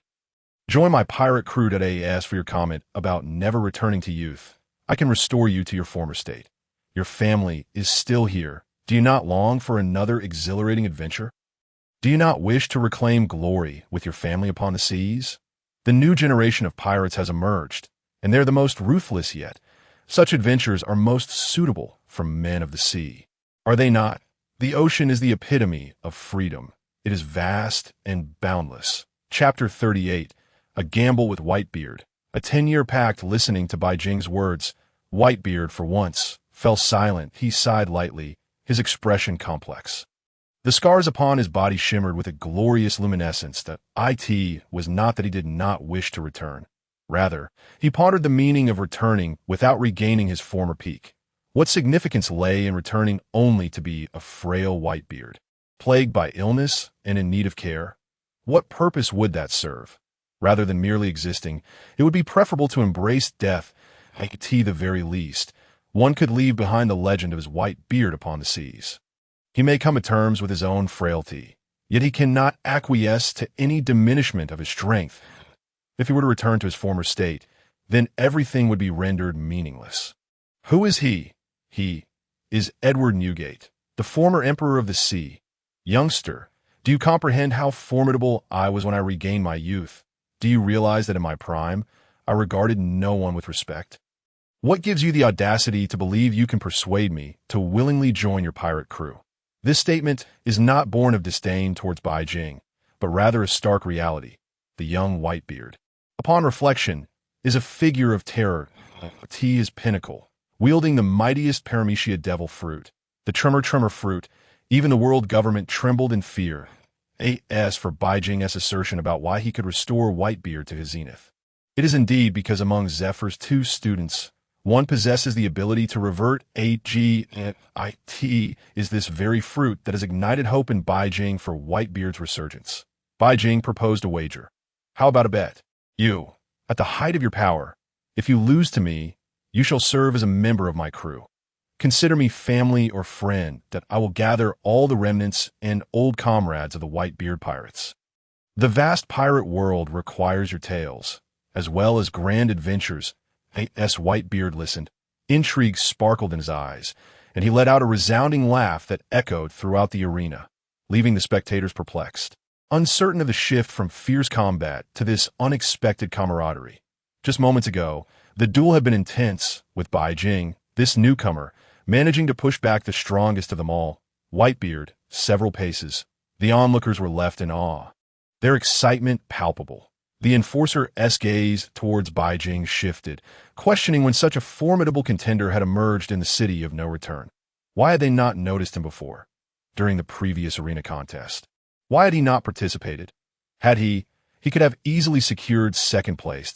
If you remain unchanged, still the imperious Whitebeard, do you not yearn to witness the grandeur of the seas once more? What if in another life, you are but an ordinary person? Would you truly find contentment in that?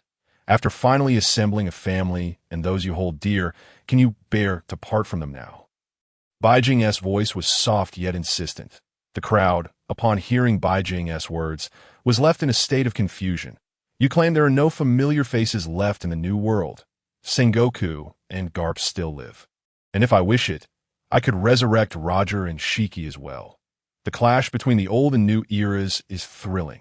Hijacking's words stirred excitement within him as he envisioned the spectacle of new emperors facing off against their predecessors.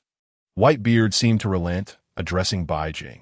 When you truly possess the power to restore youth, we shall battle once more, that if you triumph, I shall join your pirate crew. If not, the Whitebeard pirates owe you a debt of gratitude. Should you require assistance in the future, merely call upon me. Agreed, Hijacking nodded. With Whitebeard's concession, the prospect of resurrection was within reach. Whitebeard implied that Hijacking must first acquire the ability to restore him to his prime before they could engage in combat. If victorious, Whitebeard would join his crew. If defeated, he would remain at his peak, continuing to navigate the seas as a proud emperor, for every strong individual possesses their own pride and dignity. This was the essence of the true man in Hijacking's eyes, Whitebeard. After this exchange, a surge of dark energy enveloped Hijacking, and his form vanished from the arena. Whitebeard, witnessing this disappearance, exclaimed in astonishment, "Where has he gone? What sorcery allows someone to vanish in plain sight?" Meanwhile, Whitebeard pondered Hijacking words with a degree of belief. Within the city, the enforcer turned to Whitebeard and stated, "Make your choice. Your rank remains unchanged." Whitebeard nodded and declared, 10 years hence, I shall choose reincarnation. For now, I shall remain in the city of no return." With that, he turned and strode away, leaving behind a striking silhouette. Hijacking, observing from the shadows, felt satisfied. He now had a decade to locate one of Zephyr's 2 students. This task posed no challenge for him, especially with the assurance that Whitebeard remained in the city of no return. With the dark energy sustaining him for a couple more days, he resolved to explore other cities in search of additional allies. As he casually glanced into the crowd, he spotted a familiar figure, a woman whose presence caused him to pause. "I did not expect to find 2 acquaintances here in the city of no return. If you are also here, then our next destination is the new world." His figure faded silently, a smile gracing his face. From his recent confrontation with Whitebeard, he had acquired yet another devil fruit ability. His voice echoed in the air. Edward Newgate, a man of great breadth, revered as a father by his crew, many of whom are society's outcasts. For this reason, they hold him in deep respect and affection, affectionately calling him Old Dad. Even the songs sung by children around the world portray him as more fearsome than a monster. Though dubbed a living legend, he does not value the title of the strongest, believing that the mightiest beings are ultimately but mortals who must confront death. This is your choice. After death, you have your options. However, I too possess my choices. Whitebeard, I am determined to resurrect you. Your crew, I shall claim. No one else will suffice. Chapter 39. The Past of the Golden Emperor. Encounter with Stella. The crowd erupted into a frenzy upon hearing Whitebeard's decision. Does he not comprehend the value of reincarnation? Is he unaware of the significance of the first reincarnation, to choose to wait 10 years? What could he be thinking? Keep your voices down. He is the mightiest in the city of no return. Provoking him could lead to dire consequences. They observed Whitebeard's retreating figure with trepidation, and only after he was gone did they dare to whisper among themselves. Meanwhile, those remaining in the arena followed Baijing's lead. And as anticipated, they too opted for immediate reincarnation, without delay. After everyone had made their choices, the arena, along with the northern city's throngs, began to disperse, leaving only a few solitary figures behind. Baijing directed his gaze toward one of them, a shadowy figure who materialized beside a woman. Startled by Baijing's sudden appearance, the woman recognized him as the combatant who had just faced Whitebeard, and instinctively, she became wary. There's something you desire? The woman, tall and striking, with radiant golden hair, stood out distinctly. She was Stella, the very target taken by the celestial dragons, the Golden Emperor's beloved, who would perish 2 years later due to the Emperor's acquisition of the gold fruit, which propelled him to become the wealthiest individual in the pirate world. Baijing smiled faintly. You wish for resurrection. Do you long to escape this underworld? I possess a means. Stella, bewildered by his words, ultimately shook her head slowly. This peculiar individual seemed best avoided. After all, who would trust someone claiming they could whisk them away to paradise? Understanding Stella's apprehension, Baijing continued, undeterred, did you ever love Guild Tesoro? Do you remember him? Is he still in your heart? With each inquiry, Stella's brows furrowed deeper, her expression shifting to one of disbelief as she exclaimed, How do you know Tesoro? Baijing refrained from answering directly, instead sharing, I have a little story that might concern you.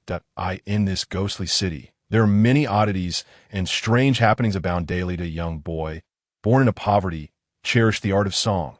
Due to his impoverished circumstances, he faced ostracism from others. Finding solace in entertainment performances, his father, a gambler, succumbed to illness one fateful day. Subsequently, their home fell into even greater destitution. His mother, unable to tolerate the sound of Taizolo's singing, fled, leaving him to resort to theft in search of sustenance. Ultimately, finding companionship through the money he stole. At this juncture, he paused, maintaining a stoic expression. One day, after suffering a catastrophic defeat at a casino, he was captured by traffickers. Those he considered friends fled without hesitation, leaving him to endure a brutal beating and desperately escape. It was in that very moment that Taizolo, fleeing, encountered a woman named Stella in the human trafficking market. After recounting this tale, Baijing cast a meaningful glance at Stella. She found his singing enchanting, and they connected effortlessly. Thus, the boy resolved to secure Stella's freedom, vowing never to engage in wrongdoing again. He toiled relentlessly from dawn till dusk, driven by the need for money to rescue her. Just as he was on the verge of gathering sufficient funds to purchase Stella's freedom, the celestial dragons appeared and effortlessly bought her away. In a fit of rage, the boy confronted the celestial dragons, but was apprehended. For Stella, the mere existence of the boy brought profound joy to her heart. It was precisely because the celestial dragons possessed wealth that they could acquire anything they desired. While Taizolo became a notorious criminal, enslaved to the celestial dragons, forbidden even from smiling without permission, the boy believed that Stella, captured as well, was now in Miraculous, prompting him to set off toward the sacred land. Upon hearing all this, Stella's pupils constricted, rendered speechless by shock. The story Baijing recounted was a mirror of her past with the Golden Emperor, recounted verbatim without deviation. She fixed her gaze on Baijing, pressing him with a heavy inquiry. What of the story that follows? In truth, her curiosity lay not with herself, but with the Golden Emperor. The subsequent years spent in Miraculous were akin to a living hell, filled with unspeakable torment. It was during this time that she perished 2 years later. One day, upon hearing the news of Stella's demise, the boy was heartbroken, believing that had he possessed wealth, things would have been different. Thus, he became even more fixated on money. Fisher Tiger orchestrated the slave liberation incident in the Holy Land, and the boy escaped from it, harboring a deep-seated hatred for the nobility and the wealthy. Thereafter, he consumed the gold fruit, steadily developing his career, amassing capable subordinates, and constructing the grand ship Grandisero. The very power he despised had transformed into his own strength. Faced with the wealthy, he aimed to become even wealthier, compelling them to bow beneath his feet. One day, he would make the celestial dragons prostrate themselves before this power. The despair etched on the faces of those who lost their money at the casino was, for him, the finest performance. This act was dubbed the Gold Stella Show. He once declared, "I shall be the god of this world. There exists nothing that cannot be acquired with wealth, while those without money can achieve nothing." Thus, this was the present of the Golden Emperor. Stella, in her pain, appeared distressed, her eyes devoid of life, murmuring softly, "You must have suffered greatly on this journey. It is truly unfortunate for you, Taizolo, that my character has changed so drastically." Her expression was a complex tapestry of emotions.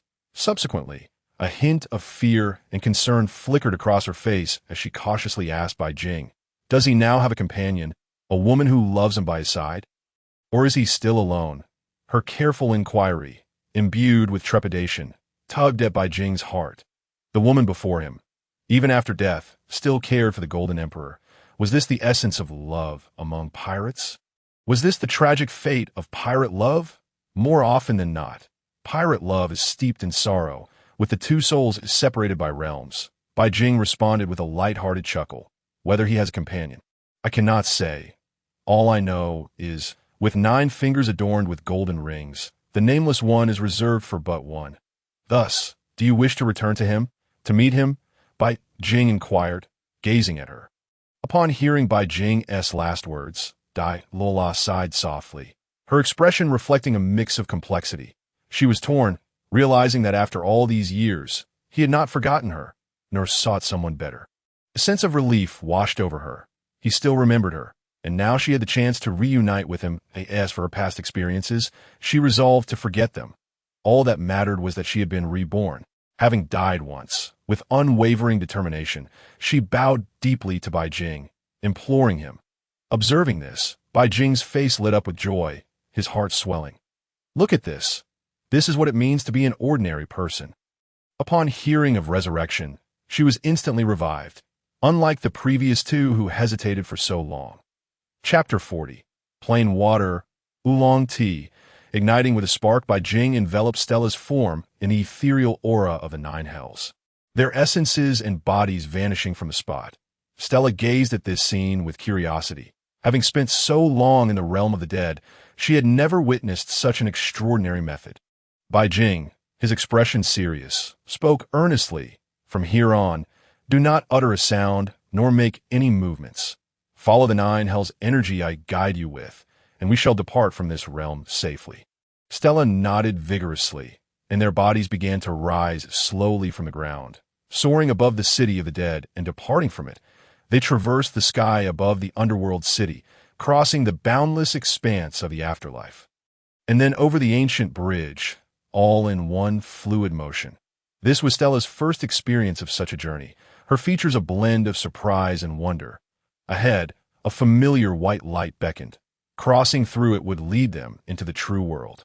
Bai Jing and Stella's figures once again passed through this luminous realm, returning to reality.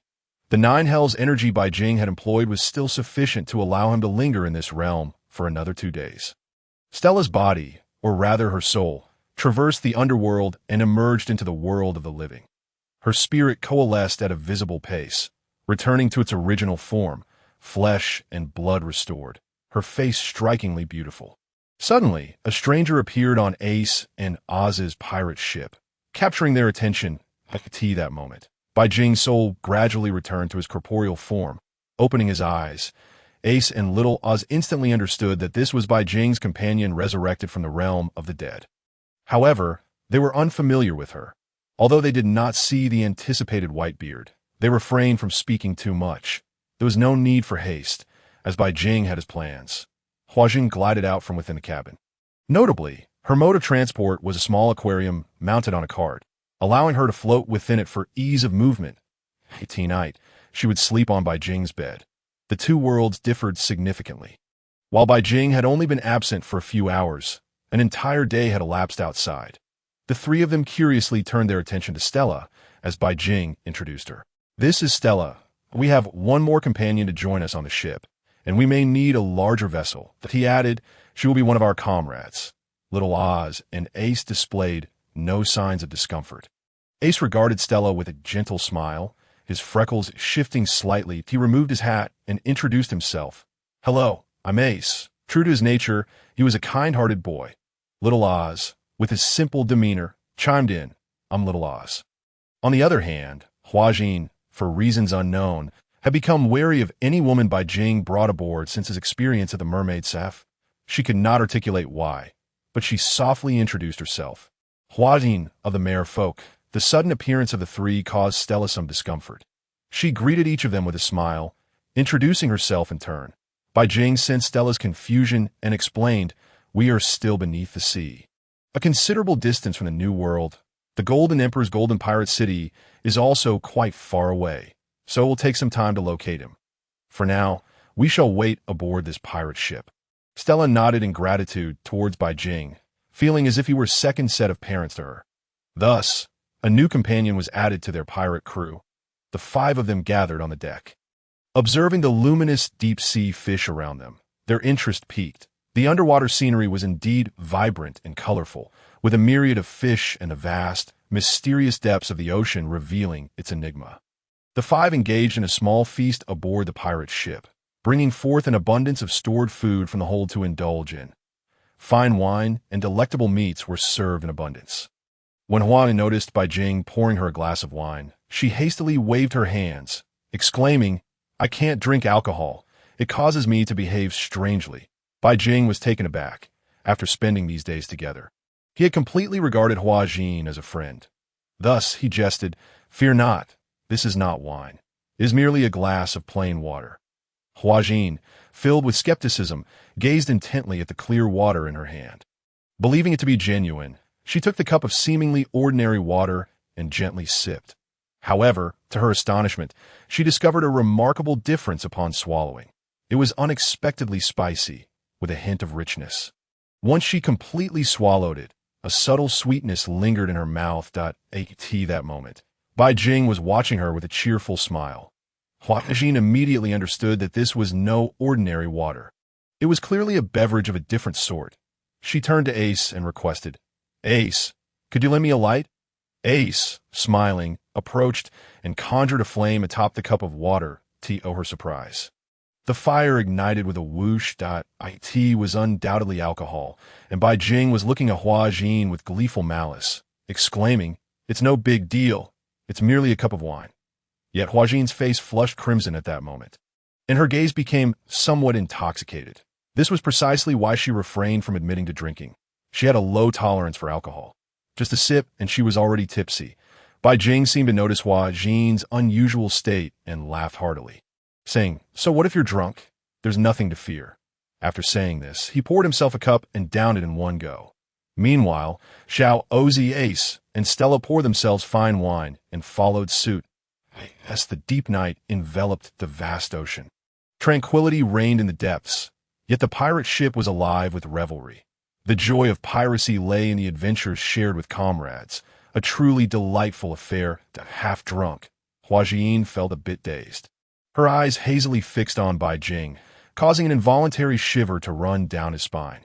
Ace and Xiao Ozzy exchanged amused glances as Huajine's state, particularly her haze, seemed rather peculiar. Ace, intrigued, offered Bai Jing a cup of oolong tea, saying, "Here, drink this to sober up a bit.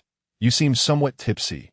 Bai Jing, feeling uneasy under Huajine's gaze, nodded and drank the oolong tea in one swift gulp.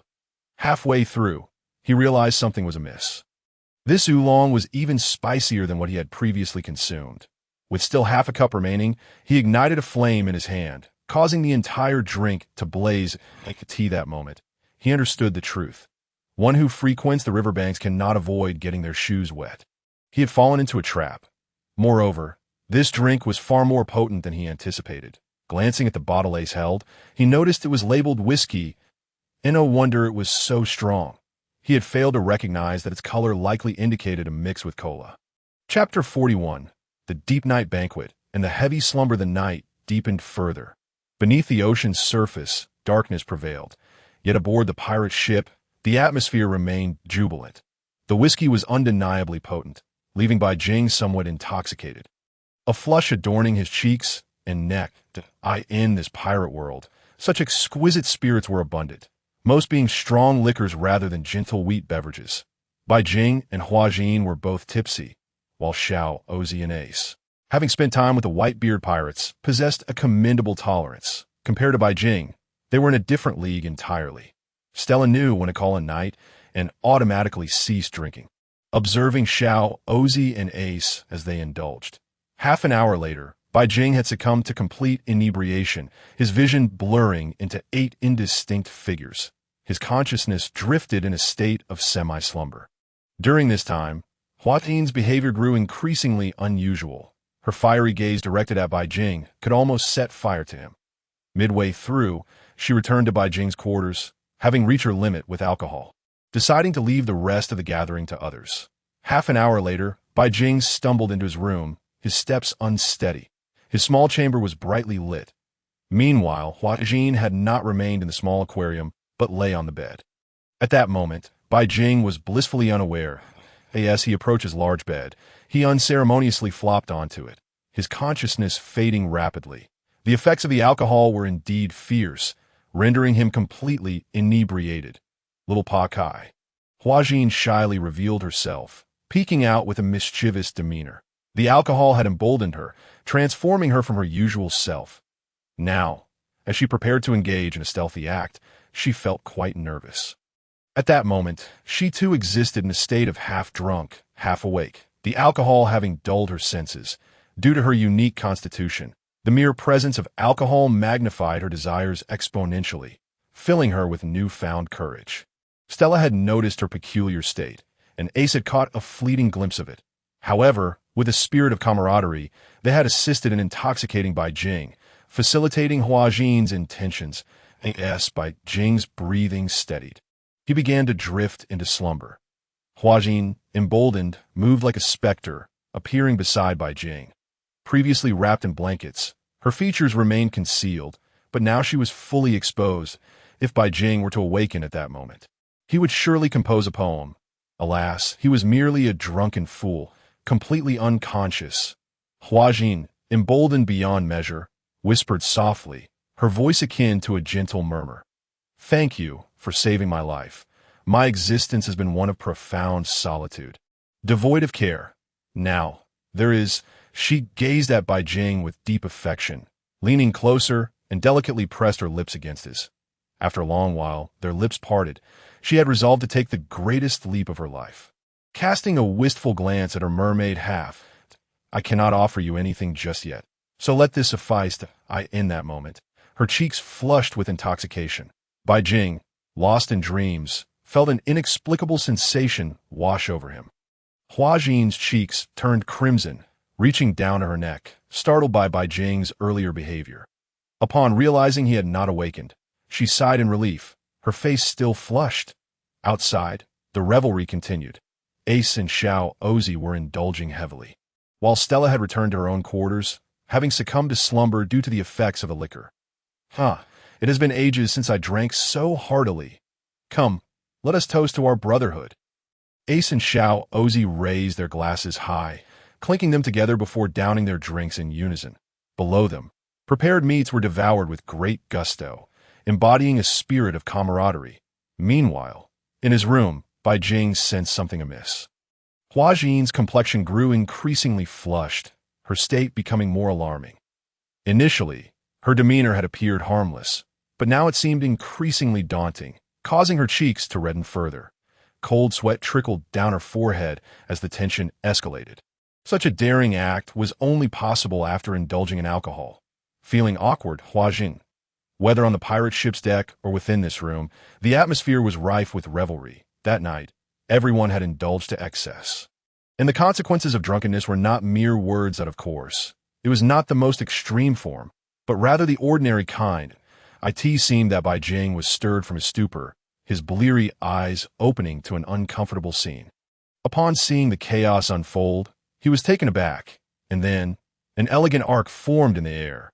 She appeared to be caught off guard by the sudden shock, as she had never encountered such a situation. In that moment, Bai Jing's mind raced, filled with 1,000 thoughts, and he hastily feigned sleep, for the awkwardness was overwhelming. Chapter 42. After the banquet, sober up after completing her daring act, Huajin awkwardly tidied herself up, stealthily slipping back under the covers, as if she were a thief. Once she had composed herself, she quietly left the bed, leaping into the nearby, small aquarium. That moment, she exuded the demeanor of a shy young girl. Covering her eyes with her palms, she felt an overwhelming sense of shyness.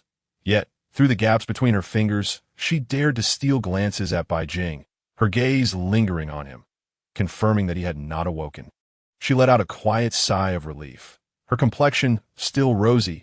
Bai Jing, however, was fully aware. He had been feigning sleep all along, utilizing his observation Haki to hear the rapid beating of his own heart. When Huajin's attention wavered, he bravely rolled over, turning his back to her. His face was etched with profound astonishment. He had never anticipated that Huajin would engage in such actions, particularly while he was asleep. Bai Jing's mind was a whirlwind of complexity as he sighed deeply, questioning the nature of her actions. What is this? Is she trying to put me in a difficult position? What if something goes awry? They say that drunkenness leads to chaos, and indeed, it seems to hold true. I have finally come to understand why she advised against indulging in alcohol. It seems that all of this is intricately tied to me. A grave misdeed indeed. Yet a confident demeanor betrays her inner turmoil. The scenes play vividly in his mind, and he is acutely aware of what transpired. He remains content with his own abilities. Both lie awake. Burdened by unspoken thoughts, Bai Jing is deep in contemplation, while Huajin's cheeks are flushed with embarrassment. This night is destined to be sleepless. Bai Jing, affected by the events of the previous night, finds himself utterly unable to sleep, as images of Huajin flood his mind.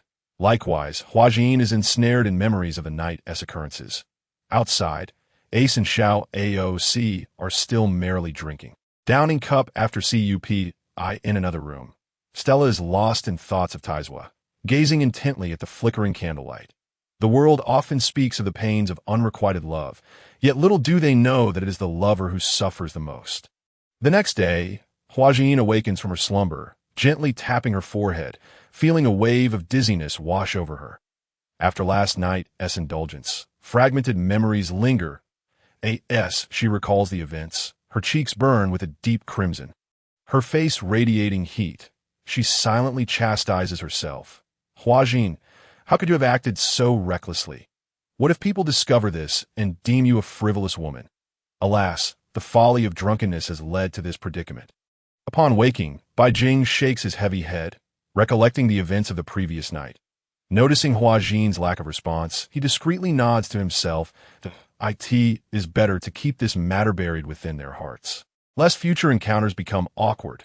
This veil should remain intact. Otherwise, their relationship may grow strained and uncomfortable. The five of them gather on the deck to partake in breakfast, prepared by Stella herself, consisting of a light congee made from lean meat. Given the previous night's excess, a lighter fare is necessary to sober them up. Bai Jing and Huajin sit in silence, each lost in their own thoughts, the atmosphere thick with tension. Neither dares to break the silence, creating an awkward moment. Stella and Ace exchange knowing glances, suspecting something transpired between the two. A hint of amusement dances in their eyes, while Xiao AOC remains oblivious, contentedly sipping his congee. Huajin senses the strange atmosphere and glances at Bai Jing. Seeing his expression as normal, she breathes a quiet sigh of relief. Breakfast passes in a mundane manner. Ace approaches Stella, whispering there is definitely something between those two. Although I may not grasp the intricacies of love, it's evident. Stella, fully aware, recalls Huajin's eyes last night, brimming with longing for her beloved. She harbors feelings for Bai Jing, and last night's revelry surely brought them closer.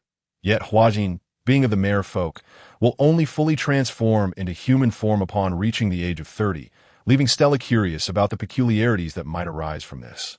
Inside, Bai Jing peruses a pirate log, detailing numerous islands within the pirate world, alongside historical figures and bizarre occurrences.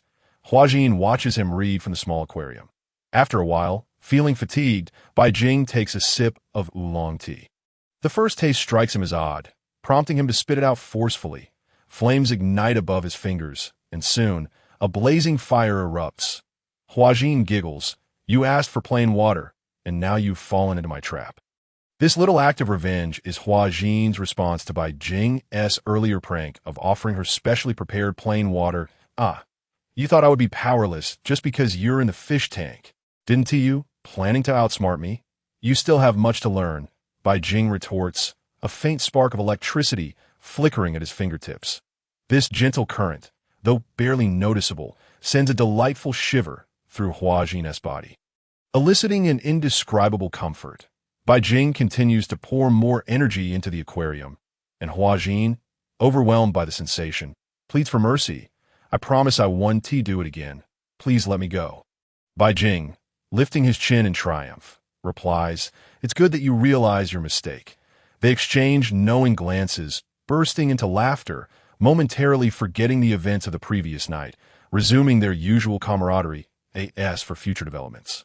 They decide to let things unfold naturally. The pirate ship approaches the surface of the sea, nearing the New World. The sun shines brighter, and the underwater illumination grows stronger, indicating their proximity to the surface and the New World.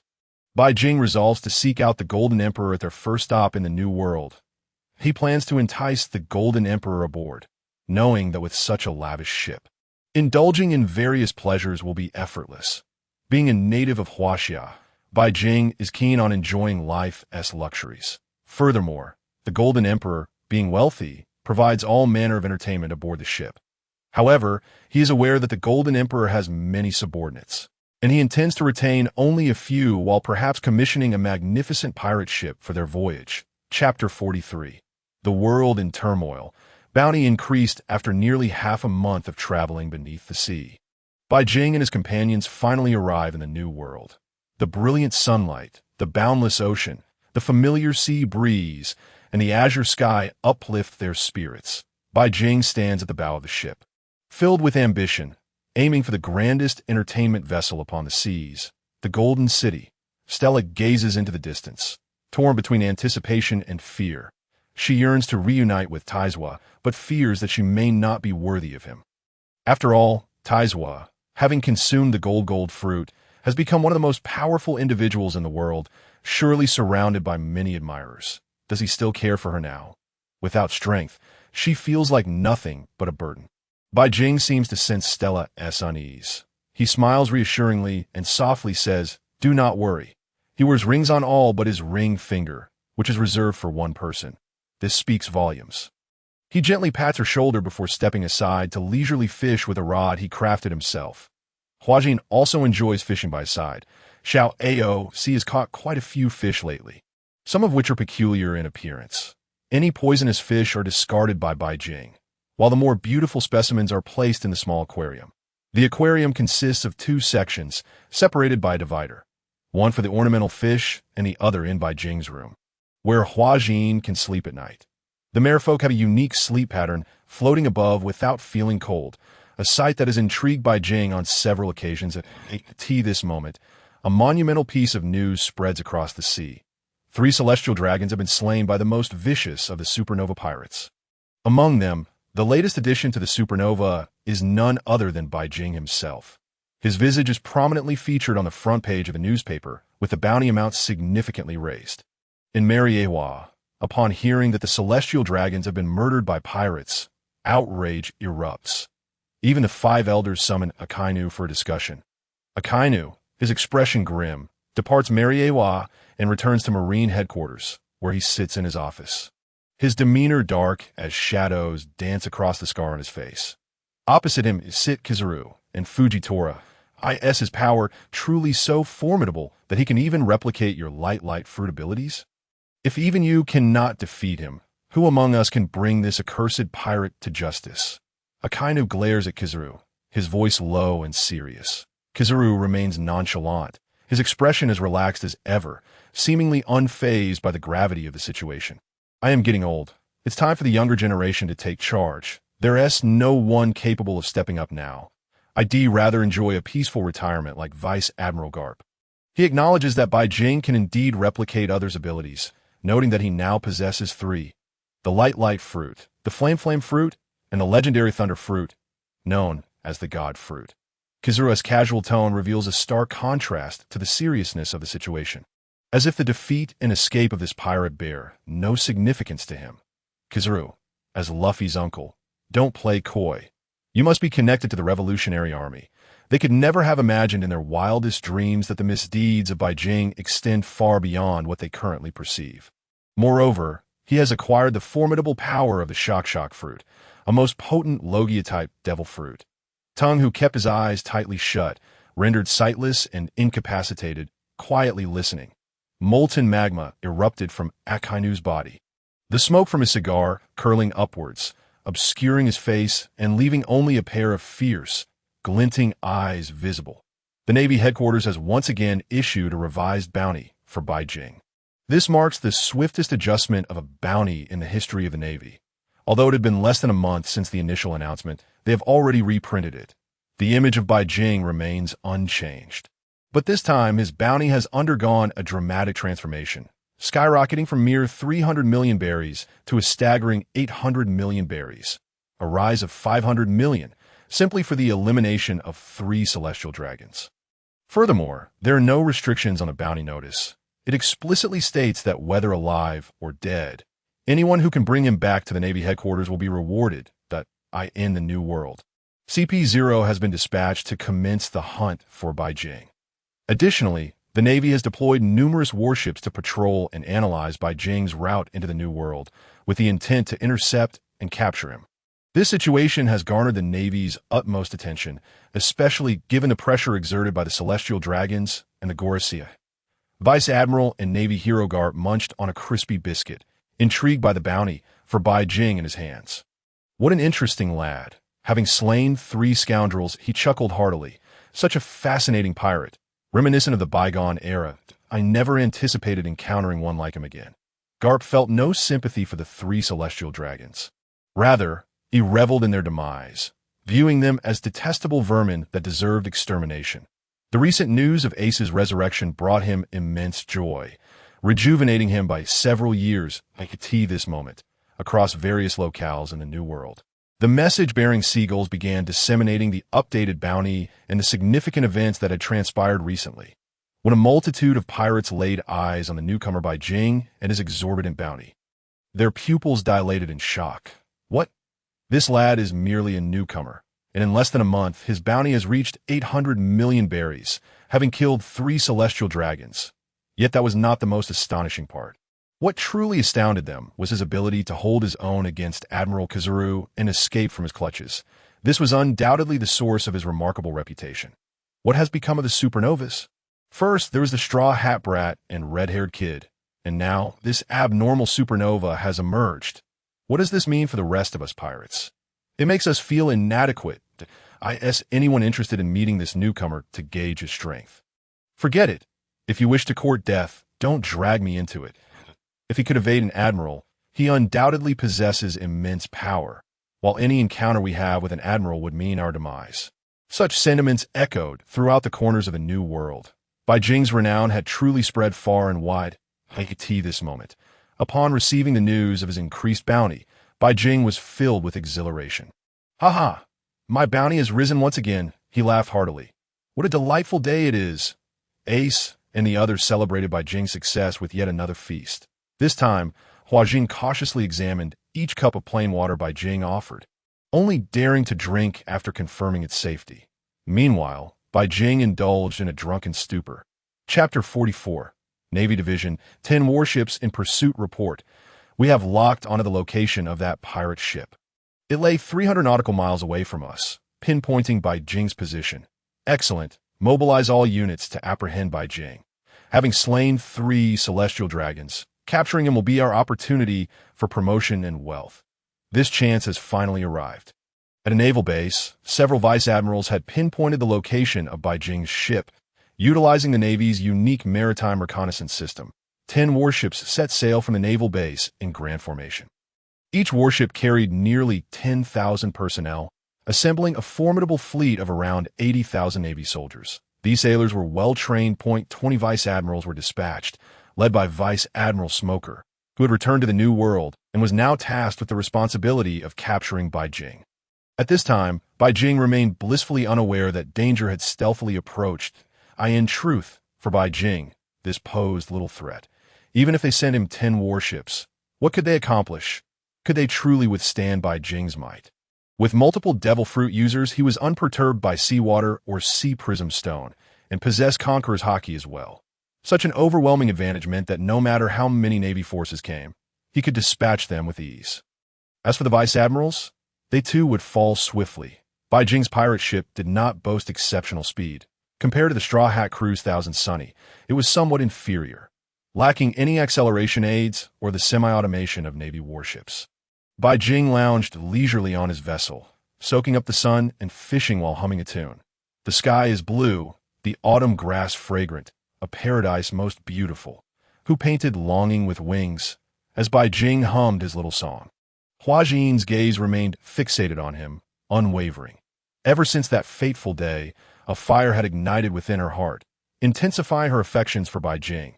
She longed to age to 30, yet she was still but 20, with a decade still to traverse, a source of great distress for her. An hour later, Bai Jing rose, addressing the group. In the distance, 10 Navy warships are approaching. With his observation Haki, he sensed their presence clearly. Nearby lay an uninhabited island. They could anchor there and await the Navy's arrival. After all, their pirate ship had already traversed the New World. There was no need to submerge. They could simply switch to a Navy warship to reach Gold City even sooner.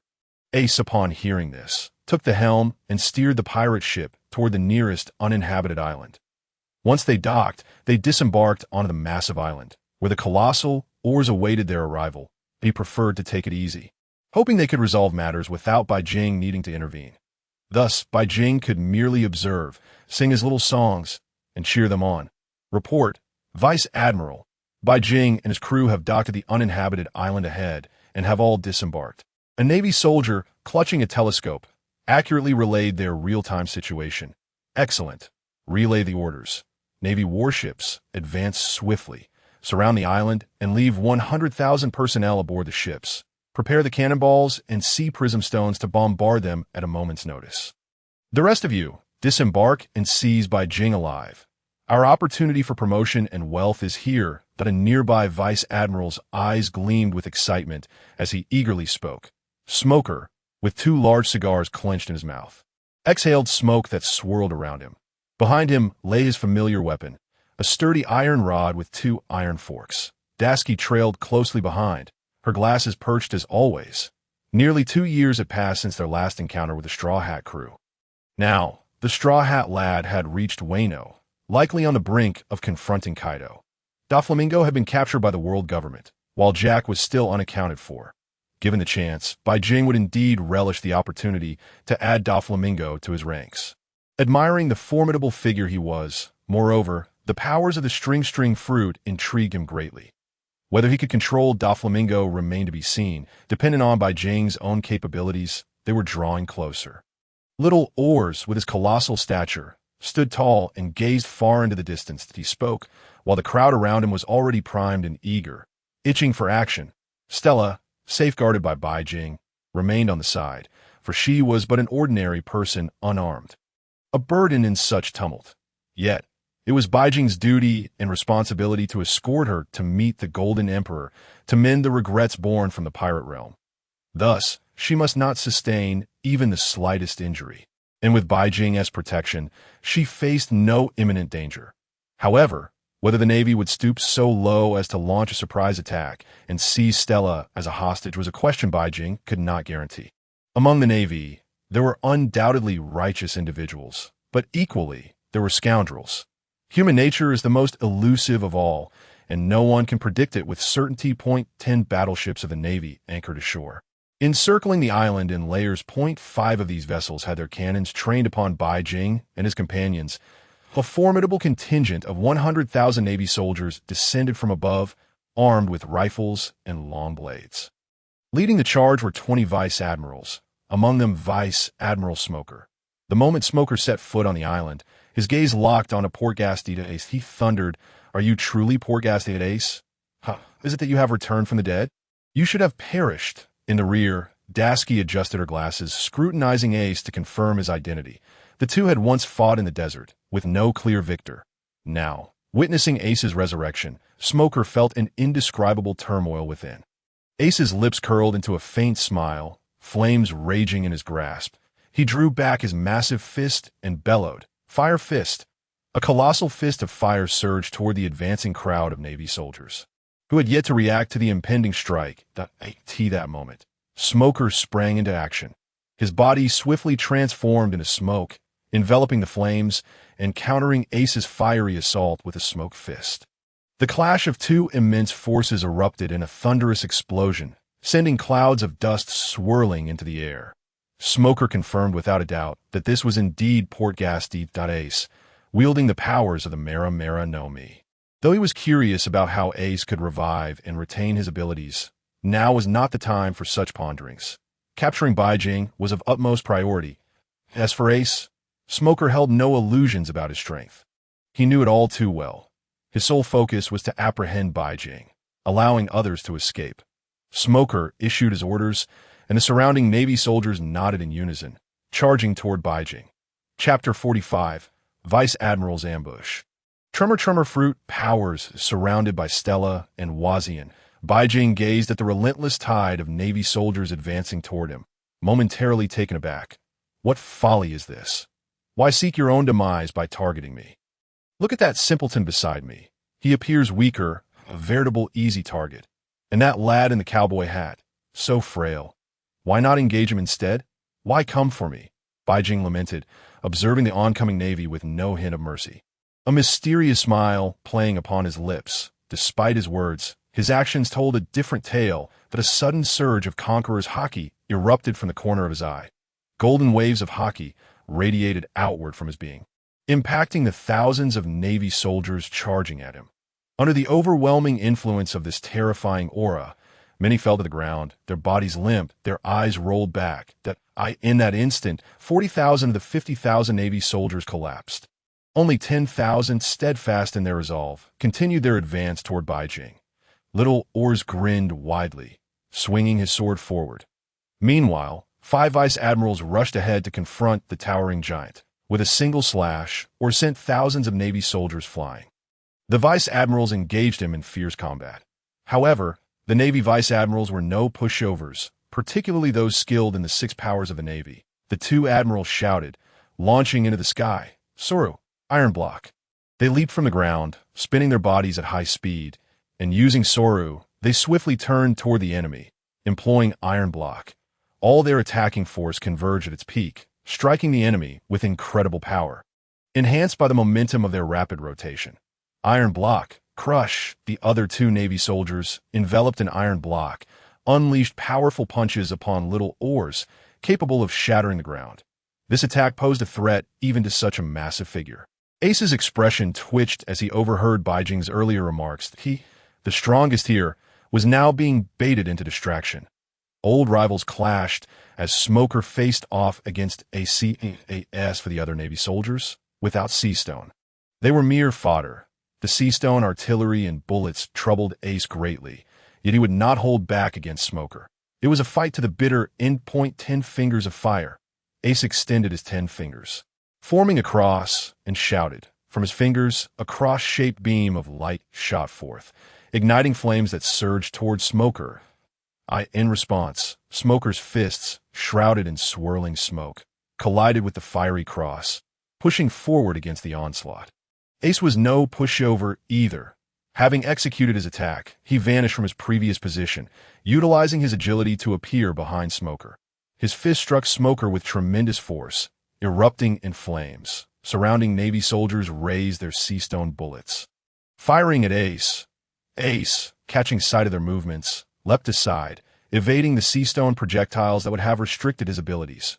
Meanwhile, Beijing was being encircled by the remaining 10,000 Navy soldiers, with a full contingent of 10 vice admirals deployed against him. Beijing exclaimed, "You truly overestimate me. I'm utterly inept.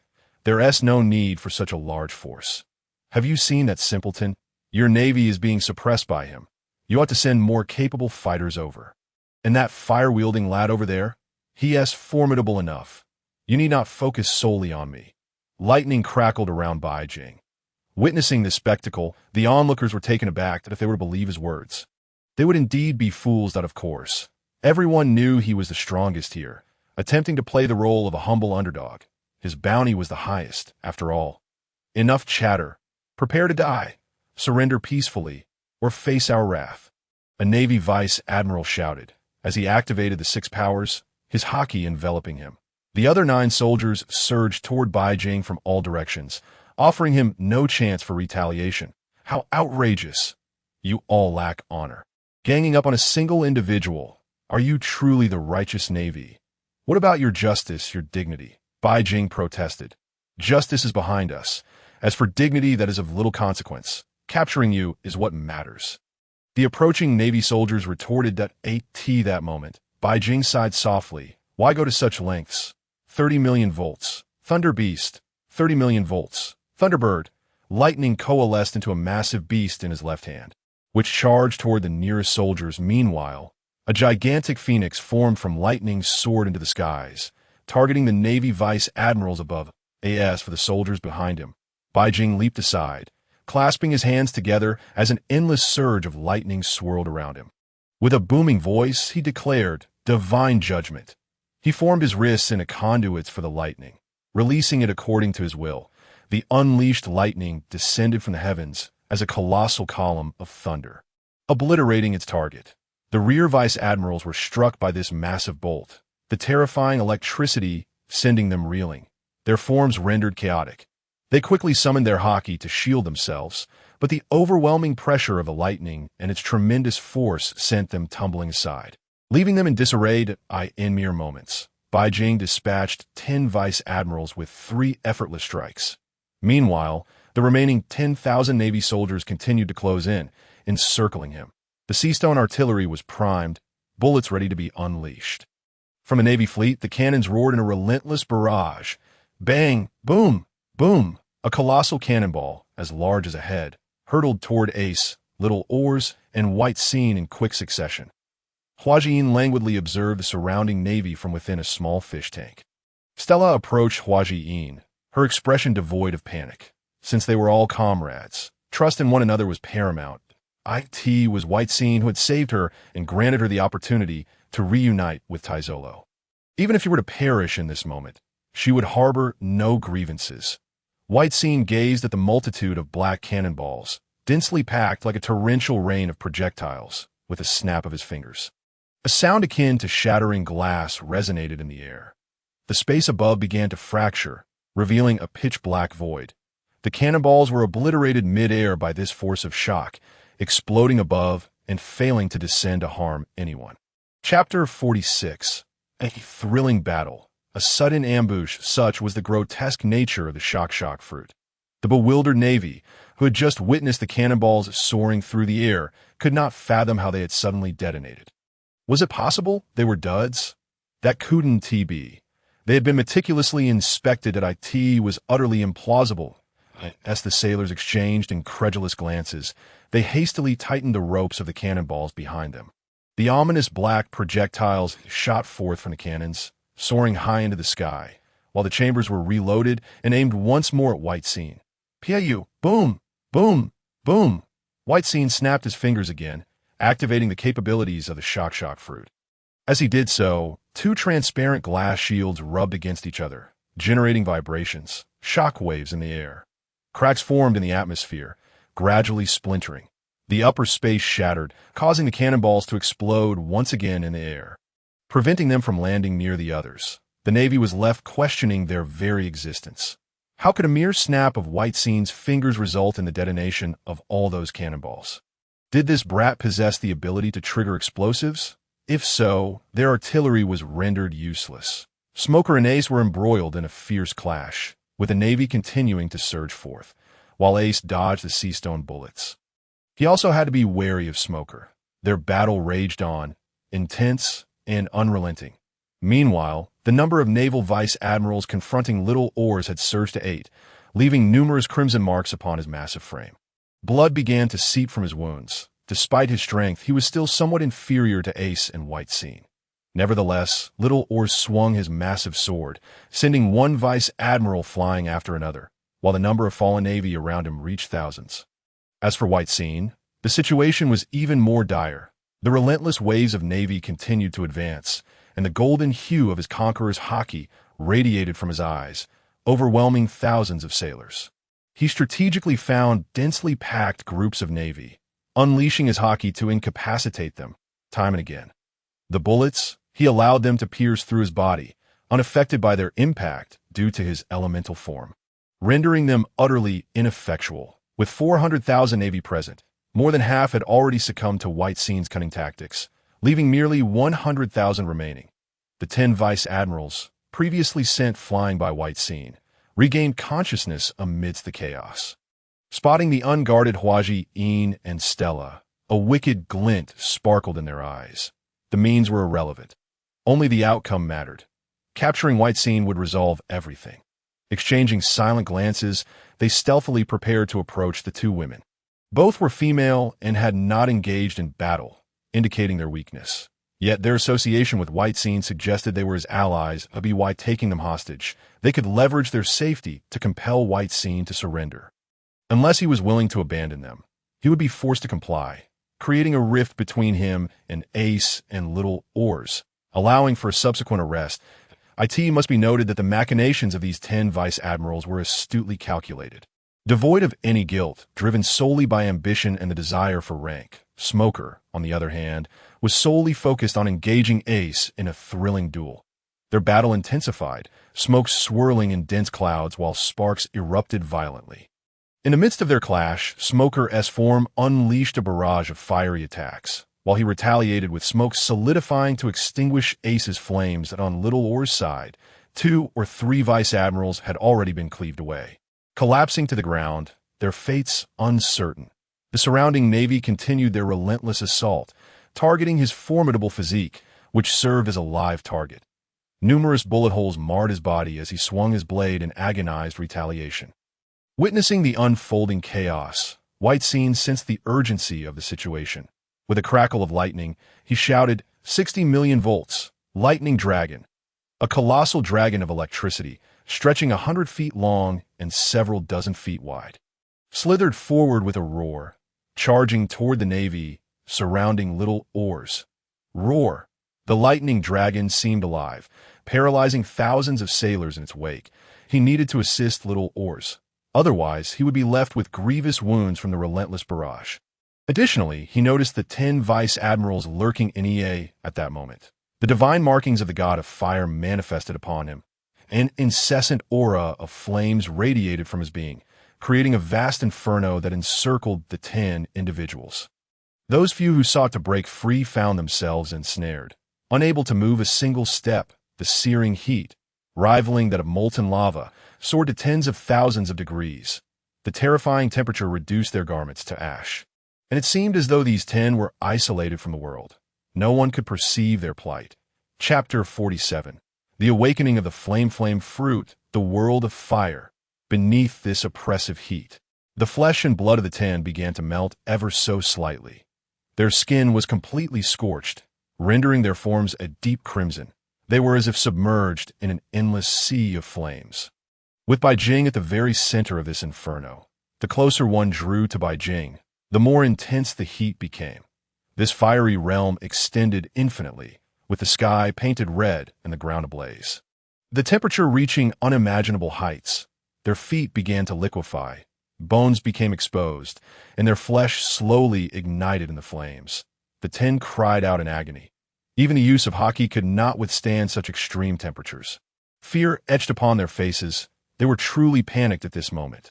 They had only desired to seize Beijing for personal gain, having long since cast aside any sense of justice they once held.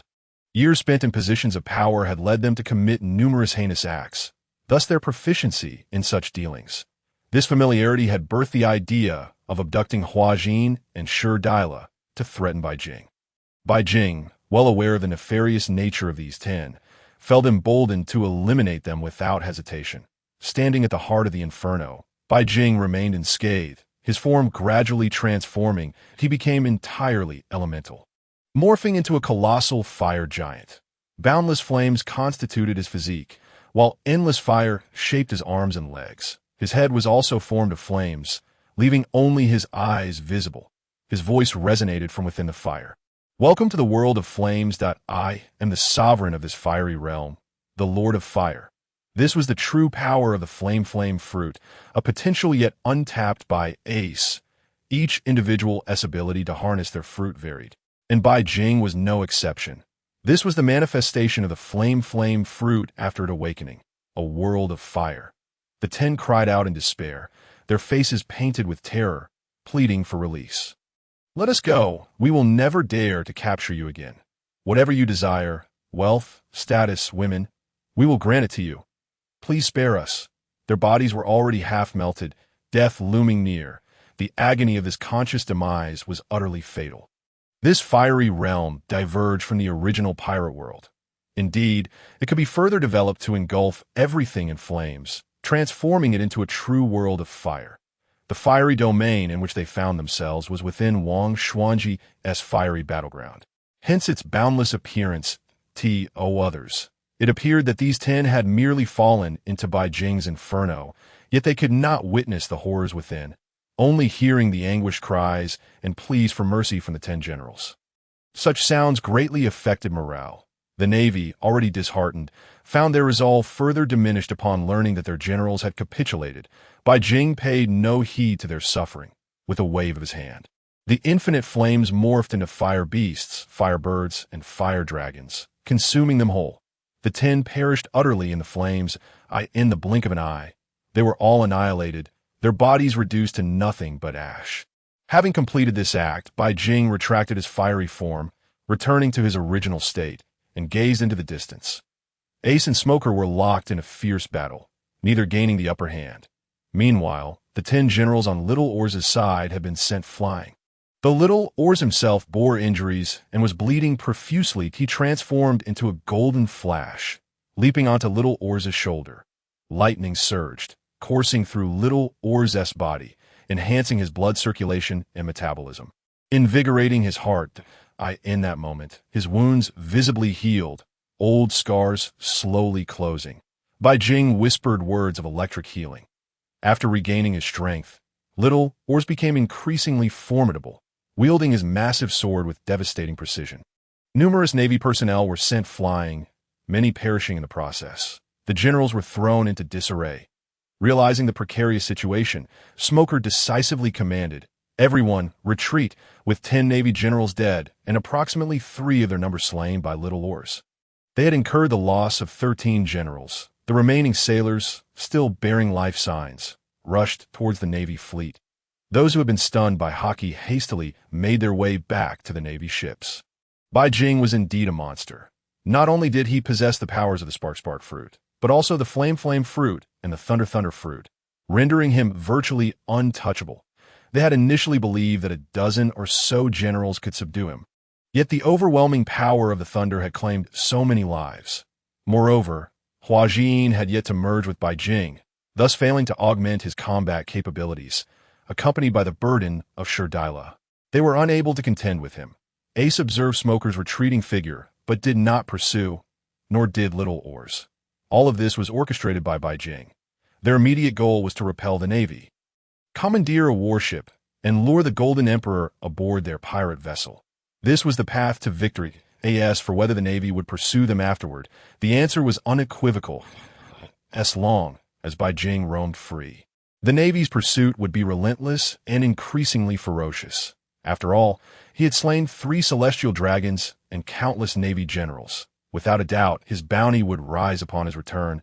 The Navy, under Beijing's leniency, had retreated nearly entirely, boarding their ships without being able to carry away their dead comrades, who were left behind to a cruel fate.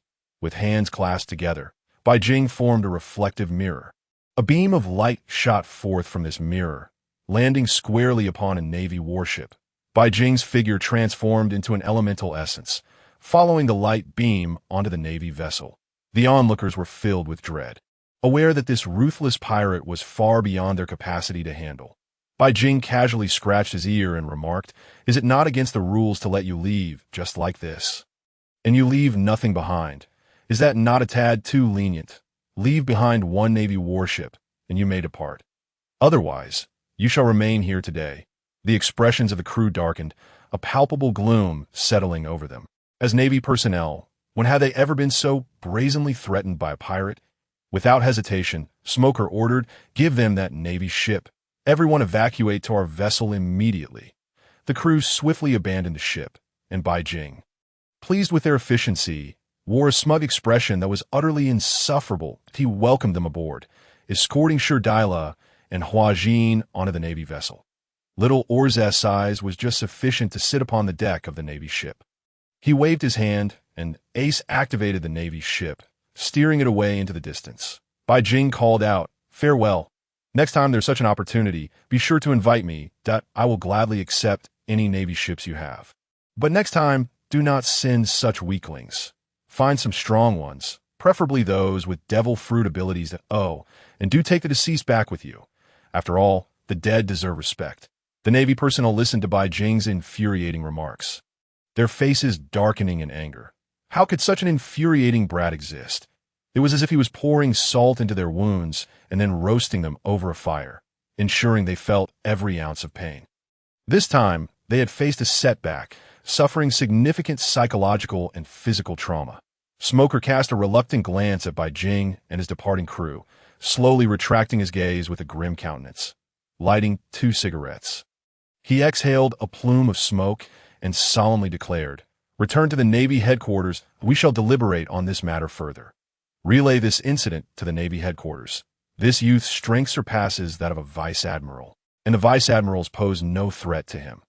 The power of Fire Fist Ace was already nearing that of an admiral, and the entire crew was a collection of monsters at 8T this moment. The naval warship is racing at full speed towards Golden City. The anticipation on everyone's faces is palpable.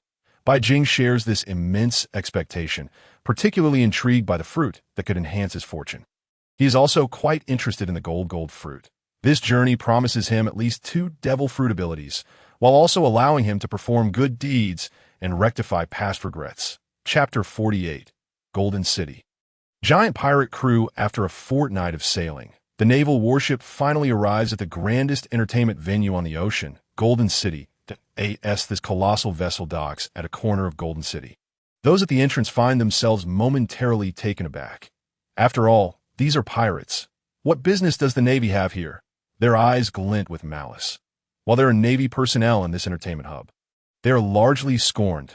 The higher-ranking officers often have connections with the pirates known to the public. Once they discern the individuals aboard the naval ship, their gazes retract. These are not Navy men, but rather a band of pirates. How audacious they are to seize a naval warship. It appears they are indeed a group of ruthless villains. Among pirates, how many are not notorious for their brutality? It can only be said that they are reckless enough to risk their lives by commandeering a naval vessel that those individuals not seem somewhat familiar. I almost forgot to mention, look at the bounty posted. This young man resembles the one displayed. This is none other than the latest supernova, Bai Jing, valued at 800 million berries. Who would have thought he would also venture to Golden City? Many pirates at the entrance expressed their astonishment upon seeing the individuals aboard the naval ship. Their curiosity piqued. Stella's expression is a tumultuous blend of emotions, fearful yet apprehensive. Perhaps this is a manifestation of love's trepidation, which is entirely understandable. As the naval warship enters the vast expanse of Golden City through a lengthy, ironclad passage, it finds itself in the center of an immense golden sea, composed entirely of gold. Bai Jing gazes in awe, thoroughly impressed by the capabilities of the gold fruit. Furthermore, the awakened power of this fruit is formidable. Good heavens, how much gold must have been amassed here? Had I been able to sell this in Huasha back in the day, I would undoubtedly have become the wealthiest individual. Surrounding the central Golden Sea are platforms resembling arenas. Seating is plentiful, filled with gamblers and Navy personnel alike. Whether Navy or pirate, if your bounty is sufficiently high or your rank is elevated, you are considered a VIP here, entitled to special treatment. As the naval warship makes its entrance, many initially mistake it for a naval vessel. However, upon recognizing the faces within, they exclaim in shock, "That's the supernova pirate, Bai Jing, the one who can hold his own against Admiral Kizaru." This young lad appears so youthful. Can he truly contend with an admiral? As those around him recognize Bai Jing, voices of skepticism and doubt emerge. An array of opinions fills the air. How bold they are to have stolen a naval warship. Truly, they are the most ruthless of supernovas, having killed 3 celestial dragons and now seizing a naval vessel. Listening to the surrounding discussions, Bai Jing stands at the forefront of the naval ship. Hands on his hips, a smug smile gracing his features. You flatter me. This is merely routine, commonplace. The moment Bai Jing steps into Golden City, numerous influential figures begin to fix their gaze upon him. Every supernova is a stepping stone for others to elevate their own renown. Several high-ranking Navy officials also turn their attention toward him in Golden City, where power dynamics shift, myriad opportunities await those with sufficient influence. Should we seek out Taizalo directly? It seems prudent to give you a moment to collect yourself, Bai Jing remarks, casting a glance at Stella aboard the naval ship. Noting her less-than-ideal condition, Stella nods gently. She alone comprehends her own state, having yearned for this reunion for over a decade. Now, as they draw near, a sense of trepidation washes over her. This ordeal must be managed by her alone. While Bai Jing can only offer guidance, for now, they can indulge in Golden City's allure. With vibrant music and dancing, golden columns stand firm above the Golden Sea. Beautiful maidens perform sultry dances as melodies play in an endless loop, creating a rhythm that captivates all present. Lights illuminate the naval ship, casting it as the focal point amidst the festivities that another exit. A massive pirate ship approaches, matching the naval vessel in size. Little brat, I refuse to believe you possess the powers the rumors claim, capable of battling an admiral. Why have you only just arrived in the New World? It must all be nonsense. Hand over every bit of treasure on your ship for our enjoyment. We've lost everything here.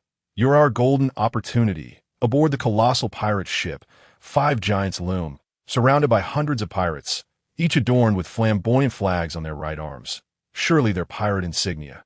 The 5 giants are evidently their leaders. As the giant pirates prepare to speak, Bai Jing, growing impatient, waves his hand dismissively.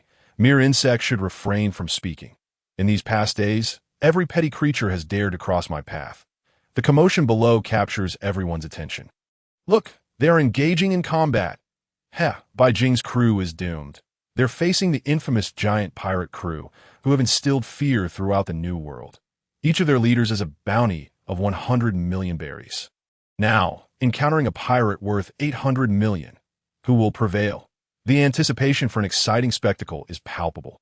From atop a high tower in Golden City, Taizalo observes the unfolding scene. He has heard of Bai Jing's rising notoriety, particularly for having slain 3 celestial dragons. His gaze upon Bai Jing is now laced with curiosity rather than calculation. He harbors a deep-seated hatred for the celestial dragons. If their objectives align, Bai Jing could very well become an ally. The 5 leaders of the giant pirate crew, towering nearly 100 meters tall, possess immense strength in their presence. Even the likes of little Oars appear dwarfed. Adult giants stand at around 20 meters, while little Oars reaches a staggering 38 meters, significantly taller. Bai Jing, growing increasingly impatient with the 5 giants, muses, should you have some coin to challenge us, that is somewhat understandable. I could even retaliate. However, you're nothing but impoverished wretches with no wealth to offer. Defeating you brings me no benefit. Ace and little Oars prepare to engage.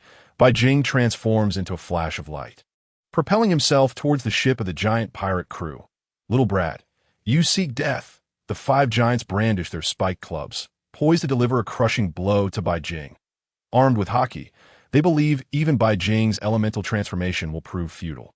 Chapter 49. 2 punches and a pirate crew enters Golden City. Bai Jing is well aware of this principle. While airborne, he channels immense flames into a colossal fiery fist, striking downwards with great force towards the golden sea below. The tremendous recoil sends him soaring upward, narrowly evading the giant's assault. With a slight smirk, he reflects, "Not just anyone can provoke me." His expression shifts to seriousness as he bellows, "Fist of the fire god." Behind Bai Jing, flames slowly coalesced into a colossal phantom, towering and ethereal, akin to a divine being of fire. His entire form was composed of flames, as Bai Jing's right fist descended with tremendous force. The fiery giant mirrored his action with an equally immense fire fist. This technique was Bai Jing's own creation, wholly uninfluenced by Ace. Lightning crackled around his left fist, and behind him, a gigantic phantom of a thunder deity took shape. The two titanic figures of the fire god and the thunder god, one on the left and the other on the right, unleashed their fists in unison. This punch, spanning 100 zhang in length and several dozen zhang in width, struck the massive pirate ship, ensnaring the 5 giants and the subordinate above. The flames, fueled by a violent shockwave and explosive force, cleaved the pirate vessel in two. The 5 giants were hurled away under the sheer might of the blast, descending alongside the wreckage into the golden sea. Following closely, the thunder deity's colossal fist followed suit, unleashing a torrent of lightning that incapacitated everyone aboard the pirate ship, particularly within the golden sea, where water conducts electricity and gold is an excellent conductor. The immense high-voltage shock left all in a state of paralysis, their bodies rigid, eyes rolled back, floating lifelessly upon the surface. Spectators around were entranced by Bai Jing's 2 punches. Truly, he was a pirate worth 800 million berries. With merely 2 strikes, he had obliterated an entire giant pirate crew. The ship lay in ruins, and the 5 captains now bobbed lifelessly above. Was this the true power of an 800 million berry pirate? Who could withstand the thunder deity's blow? Moreover, the fire fist, a manifestation of the Mera no Mi, was even more formidable than Ace's. Many gazed skyward in awe, their expressions shifting as Bai Jing descended. Ace had been intently watching Bai Jing, contemplating the punch he had just executed. The fire that coalesced into a giant phantom wielded far greater power than his original fire fist, demanding an extraordinary reserve of flames. Having accomplished this, Bai Jing gracefully executed a 360-degree turn mid-air, landing perfectly in the water with a splash. Wasn't he a devil fruit user? Now submerged in the golden sea and seemingly losing consciousness. Would anyone dare to rescue him? Then eliminate him, profiting 800 million berries from the Navy. Such wealth. If you wish to go, then so be it. Who knows what tricks this pirate might still have up his sleeve? Observing the unfolding discussions, Bai Jing emerged from the water, hands clasped together, gathering light to form a mirror-like beam. This shimmering mirror refracted golden paths of light, and Bai Jing's form transformed into glowing particles, ascending along this light column back to the Navy warship. How could this be? Wasn't he a devil fruit user? How could he move beneath the waves? This defied logic. This individual was indeed enigmatic. Fortunate that no one had pursued him, or they would have met a grim fate. The water was indeed conductive. Should he release another bolt of lightning, another life would be claimed, Haki, the pinnacle of the Golden Tower. Taizolo gazed down at Bai Jing, a contemplative expression crossing his face. The corner of his mouth lifted slightly in amusement. This was indeed intriguing, and no wonder he had bested the celestial dragons. The abilities of the Mera no Mi and Goro no Mi, combined with something akin to the Pika no Mi, made for a formidable combination. The Goro no Mi was a natural counter to him. The Taizolo's eyes glimmered with thought, his gaze flickering in and out. Concealed in shadows, none could discern his contemplations. Gold conducts electricity. Regardless of how Taizolo transformed, he could only wield the powers of the Goro no Mi. Meanwhile, Bai Jing, possessing the Goro no Mi, naturally countered Taizolo's abilities, just as the Goma no Mi countered the Goro no Mi. Even if Taizolo awakened his fruit and transmuted everything into gold, a mere spark of Bai Jing's lightning would surge through the golden matter, striking him down. This was the flaw inherent in the Goro no Mi. After all was said and done, they piloted the Navy warship into the heart of Golden City. Disembarking from the vessel, They collected a plethora of riches, a massive sack filled to the brim, hoisted upon the shoulders of little Oars. Stella, veiled, concealed her identity, grappling with complex emotions, engaged in a fierce internal struggle. This moment allowed Ace, Bai Jing, and others to observe and revel in Golden City for a time. The group found refuge in a grand hotel within the city. Due to his size, little Oars belonging to the giant race found a suitable resting place, albeit with far inferior conditions compared to the lavish accommodations available. Meanwhile, Stella, alone in the opulent hotel, was consumed by her thoughts, ultimately exhaling a deep sigh. The closer one is to home, the more apprehensive they become.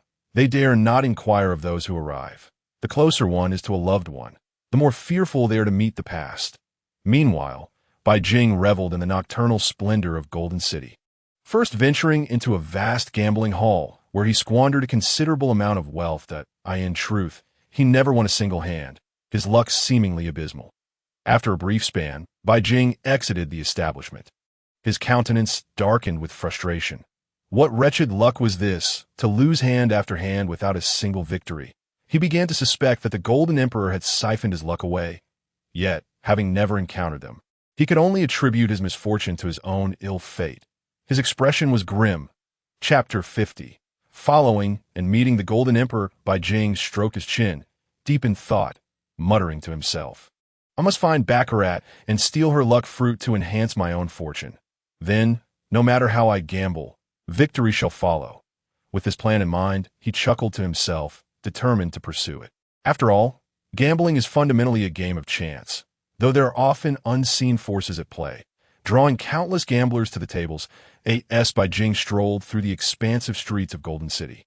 Flanked by towering edifices ablaze with lights, it resembled a city that never sleeps. The entire metropolis was crafted from gold, with golden treasures scattered across the ground, a testament to its extravagance that, is someone watching me? He mused, intrigued. Bai Jing's keen observation skills detected someone tailing him from the shadows, yet he chose not to reveal this knowledge. Continuing his solitary stroll, he recognized the man, a subordinate of the Golden Emperor. Taizolo, identifiable by his oversized head resembling a black doll, and possessing the power of the Suk Suk no M, in Bai Jing's eyes. The Suk Suk no Mi was akin to the Pika Pika no Mi. Should he touch it, he could gain access to yet another ability, posing no threat to him. With a series of swift movements, he transformed into a streak of light, appearing behind the man. Where did he go? The oversized figure pondered, bewildered by Bai Jing's sudden disappearance. Just then, Bai Jing materialized behind him, gently patting the top of his large head.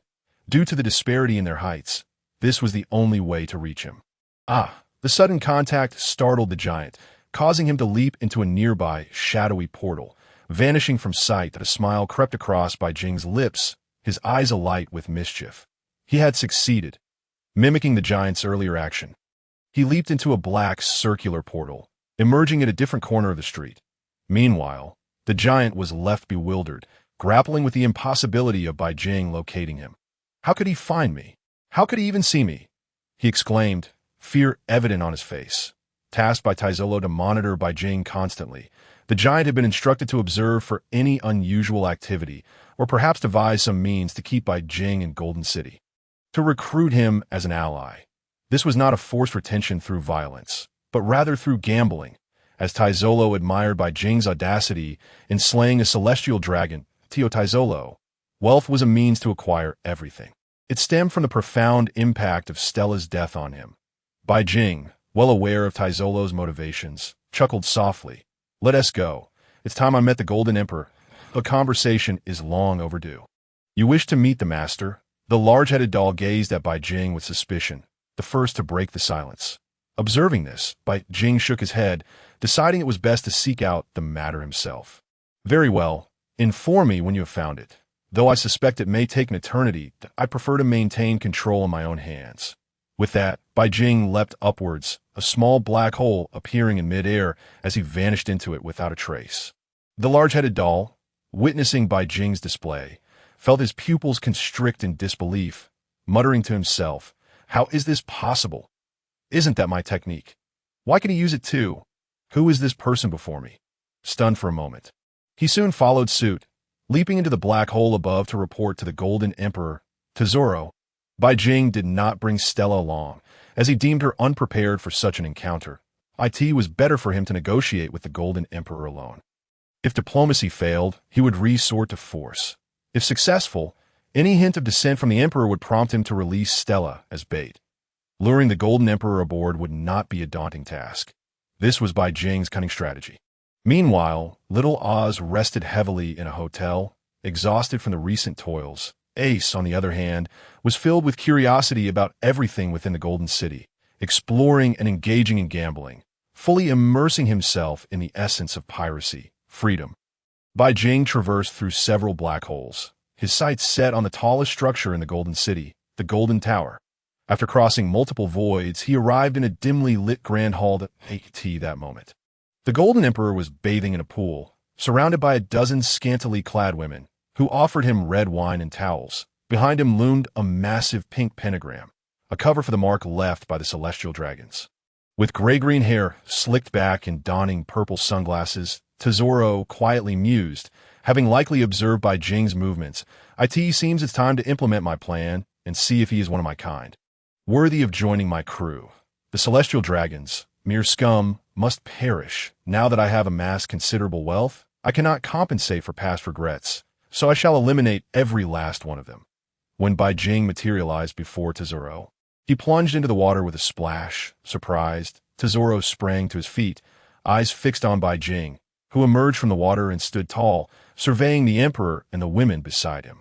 The atmosphere in the grand hall turned awkward as both parties exchanged incredulous stares. Bai Jing glanced at the women behind Tesoro, grinning mischievously as he waved. "Hello." Seeing Bai Jing, the Golden Emperor's interest deepened. And with a hint of mockery, he asked, "How did you manage to intrude upon my domain? Are you not afraid of being captured?" The women, momentarily taken aback, wondered who this strikingly handsome stranger was. Despite being under the Golden Emperor's command, Bai Jing chuckled, unperturbed. Why so? Pirate Bai Jing, you ought to realize that this is my golden pirate domain, filled with my countless followers. I am the Emperor of these seas. With a mere word, I can command life or death." Tesoro's gaze was laced with amusement as he picked up a glass of red wine from a platter held by one of the maidens. Taking a sip while observing Bai Jing, eager to hear his response, Bai Jing simply smiled and replied, "You have your ambitions, and I possess mine." The pentagram behind the Golden Emperor was merely a facade to mask the branding left by the celestial dragons. Tesoro's eyes narrowed at Bai Jing's words, a palpable aura of dread enveloping the hall. The Golden Emperor exuded an overwhelming presence. He was the ruler of the seas, and he would not tolerate discussions of past wounds or anyone smiling before him. Only one had the right to smile in his presence, and that person belonged to the past. Emerging from the pool, the Golden Emperor donned his attire, adorned with a golden hat and garments. Bai Jing leapt up, his body crackling with blue lightning, the intense heat drying his drenched clothes in an instant. The Golden Emperor's eyes narrowed at this display, realizing that Bai Jing would not be easily dealt with. For he wielded the power of lightning. Nevertheless, he waved dismissively, sending the women from the grand hall, leaving only Bai Jing and himself in the vast, empty space. "Now that we are alone, let us speak plainly. I find you quite admirable. Join my golden pirate crew, and I shall grant you anything you desire. Wealth, status, beauties." The works of a smile graced Tesoro's face, his arms raised skyward in a relaxed manner. Bai Jing shook his head with a smile. Understanding that the Golden Emperor sought to recruit him, perhaps due to their shared experience of eliminating the celestial dragons. Yet Bai Jing had his own aspirations. He would not submit to another's will. "How about this? Let us engage in a wager. We shall battle. If I win, you join my crew, and if you win, I will unconditionally join yours to celebrate." "Now that's intriguing," Tesoro replied, his brow arching in surprise. He had not anticipated Bai Jing would propose terms on his own turf. After a moment of contemplation, he nodded, having his own calculations in mind. Even if he were to lose, he would possess a counter-argument. Furthermore, he did not believe he could be defeated in his own domain, crafted entirely of gold. Bai Jing had keenly grasped Tesoro's mindset, emboldening him to speak so freely he intended to defeat the Emperor through sheer force, compelling him to yield physically. Afterward, he would summon Stella to ensure the Emperor's psychological submission. With this back and forth, Bai Jing was confident he could ensnare the Golden Emperor. Bai Jing's gaze subtly flicked to the Golden Emperor's hands, adorned with gold rings save for the ring finger, which remained bare, an indication of much. The two exchanged glances in the vast hall, and Bai Jing was the first to vanish from sight, his hand transforming into a colossal fiery fist aimed at the Golden Emperor. Flame God. Fire fist, he bellowed, a manifestation of his self-created technique, as a fiery deity's silhouette loomed behind him, swinging a blazing fist toward Tesoro. The speed of this attack was astonishing. The Golden Emperor's pupils dilated in shock as he realized Bai Jing's incredible velocity. He raised his arms, elemental gold enveloping them for protection, absorbing the blow. Despite his defenses, he was forced back several paces before regaining his footing. With a single hand on the ground, he declared Golden Bomb, his fist transformed into armor, radiating a potent aura as he unleashed a molten gold cannon strike. The ground erupted with a torrent of gold, surging towards Bai Jing. Yet he did not flinch or evade, still channeling the massive fire fist aimed at the Golden Emperor, allowing the golden torrent to crash upon him. As the molten gold struck his armored chest, Bai Jing merely furrowed his brow at the discomfort. He could endure it. Meanwhile, his fiery fist collided with the Golden Emperor, sending him flying once more. Tesoro's eyes glimmered with a strange light as golden dust gathered on his fingertips. This golden powder had previously been employed against Luffy and others in the pirate movie saga. From his position, Tesoro unleashed an endless stream of golden dust upon Bai Jing. Golden splash, he uttered, propelling the golden powder skyward, aiming to envelop Bai Jing. Once the golden powder settled upon Bai Jing, he felt his body stiffen. Tesoro approached slowly, a mocking tone in his voice as he stated, "Pirate Bai Jing, you are still too naive. This golden splash can control you. You've already lost this contest. Is there anything left to say?" He clasped his hands before his chest, as if he were already assured of victory. Bai Jing gently shook his head. Just moments ago, his fist had relentlessly struck the Golden Emperor with considerable force. This signified that he had indeed made contact with the Golden Emperor. Consequently, he had acquired the powers of the gold fruit. With such powers at his disposal, could he still be influenced by its capabilities? It was preposterous that a smile adorned his face, and golden dust gathered on his fingertips, swirling above his thumb. Bai Jing mockingly inquired, "Oh, is this what you mean? With this you think you can control me? The battle is far from over. Let us continue." Chapter 52, Awakening of the Gold Fruit. The Golden Giant, what? How is that possible? The Golden Emperor's pupils constricted in disbelief, astonished that a maneuver he believed to be infallible had failed against Bai Jing. He quickly regained his composure, restoring his nonchalant demeanor. "Pirate Bai Jing, truly worthy of being one of the latest supernovas. Your methods are indeed enigmatic and unpredictable. It is no wonder you escaped from Kizaru's grasp. Moreover, having killed a celestial dragon only piques my interest further. Ha ha ha. You are destined for defeat. Today, you must board my golden pirate ship." Bai Jing's mysterious nature, capable of breaking through his golden water barrier, only intensified the surprise in the eyes of the Golden Emperor, Taizolo, and his interest in Bai Jing reached an unprecedented level. To have such an individual at his disposal would be nothing short of magnificent. The Golden Emperor touched the ground, uprooting a gold brick that he effortlessly melted into the shape of a trident, hurling it towards Bai Jing. In response, Bai Jing unsheathed the trident he had on his back, charging towards the Golden Emperor Taizolo. The clash of two golden creations was accompanied by an overlay of armament Haki. The sound of metal colliding, coupled with the terrifying force, caused Bai Jing's hand to tingle slightly. The Golden Emperor's martial prowess surpassed that of others by a considerable margin. Bai Jing now faced a critical flaw, his martial capabilities that in the recesses of his mind. The shadow of Hijacking spoke. "Shall I bestow my power upon you?" Bai Jing replied. "That won't be necessary. I can handle this. Trust me." Undeterred, despite his hand feeling somewhat numb from the impact, he steadied his grip on the weapon with his right hand while his left hand crackled with lightning and flames, delivering a powerful punch towards the Golden Emperor Taizolo. Boom! A conflagration of fierce flames and boundless thunder erupted. Seeing this, Taizolo covered his free hand with armament Haki and charged toward Bai Jing. Fist against fist, flesh against flesh. They collided with tremendous force. Bang! This time, Beijing gained the upper hand. The terrifying punch, imbued with the powers of fire and lightning, caused the Golden Emperor Taizolo's hand to tremble slightly. The entirety of his right hand was numbed by the jolt of electricity, and even with the protection of armament Haki, he could not wholly resist the impact of the lightning. What? This lightning truly counters my fruit. The Golden Emperor's left hand tightened around the trident, forcefully pushing Beijing away, causing himself to stumble back several steps, his expression grave. Gold is an excellent conductor, and this electricity was the natural nemesis of his gold fruit abilities. The condescension in Taizolo's eyes evaporated, replaced by a solemn demeanor. From this moment forward, he prepared to engage in earnest. He closed his eyes, softly murmuring, awakening of the fruit. His muscles exploded with terrifying strength.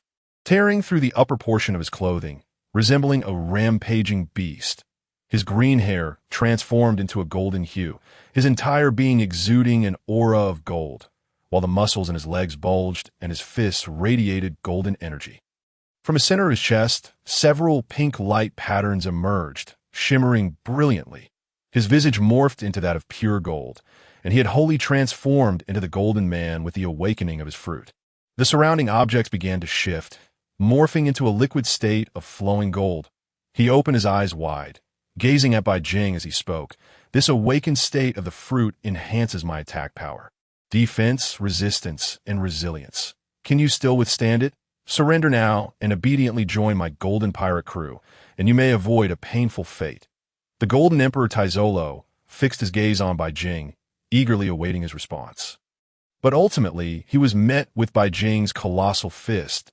He leaped from his position, utilizing the powers of the flash fruit to transform into a golden light, appearing right before the Golden Emperor.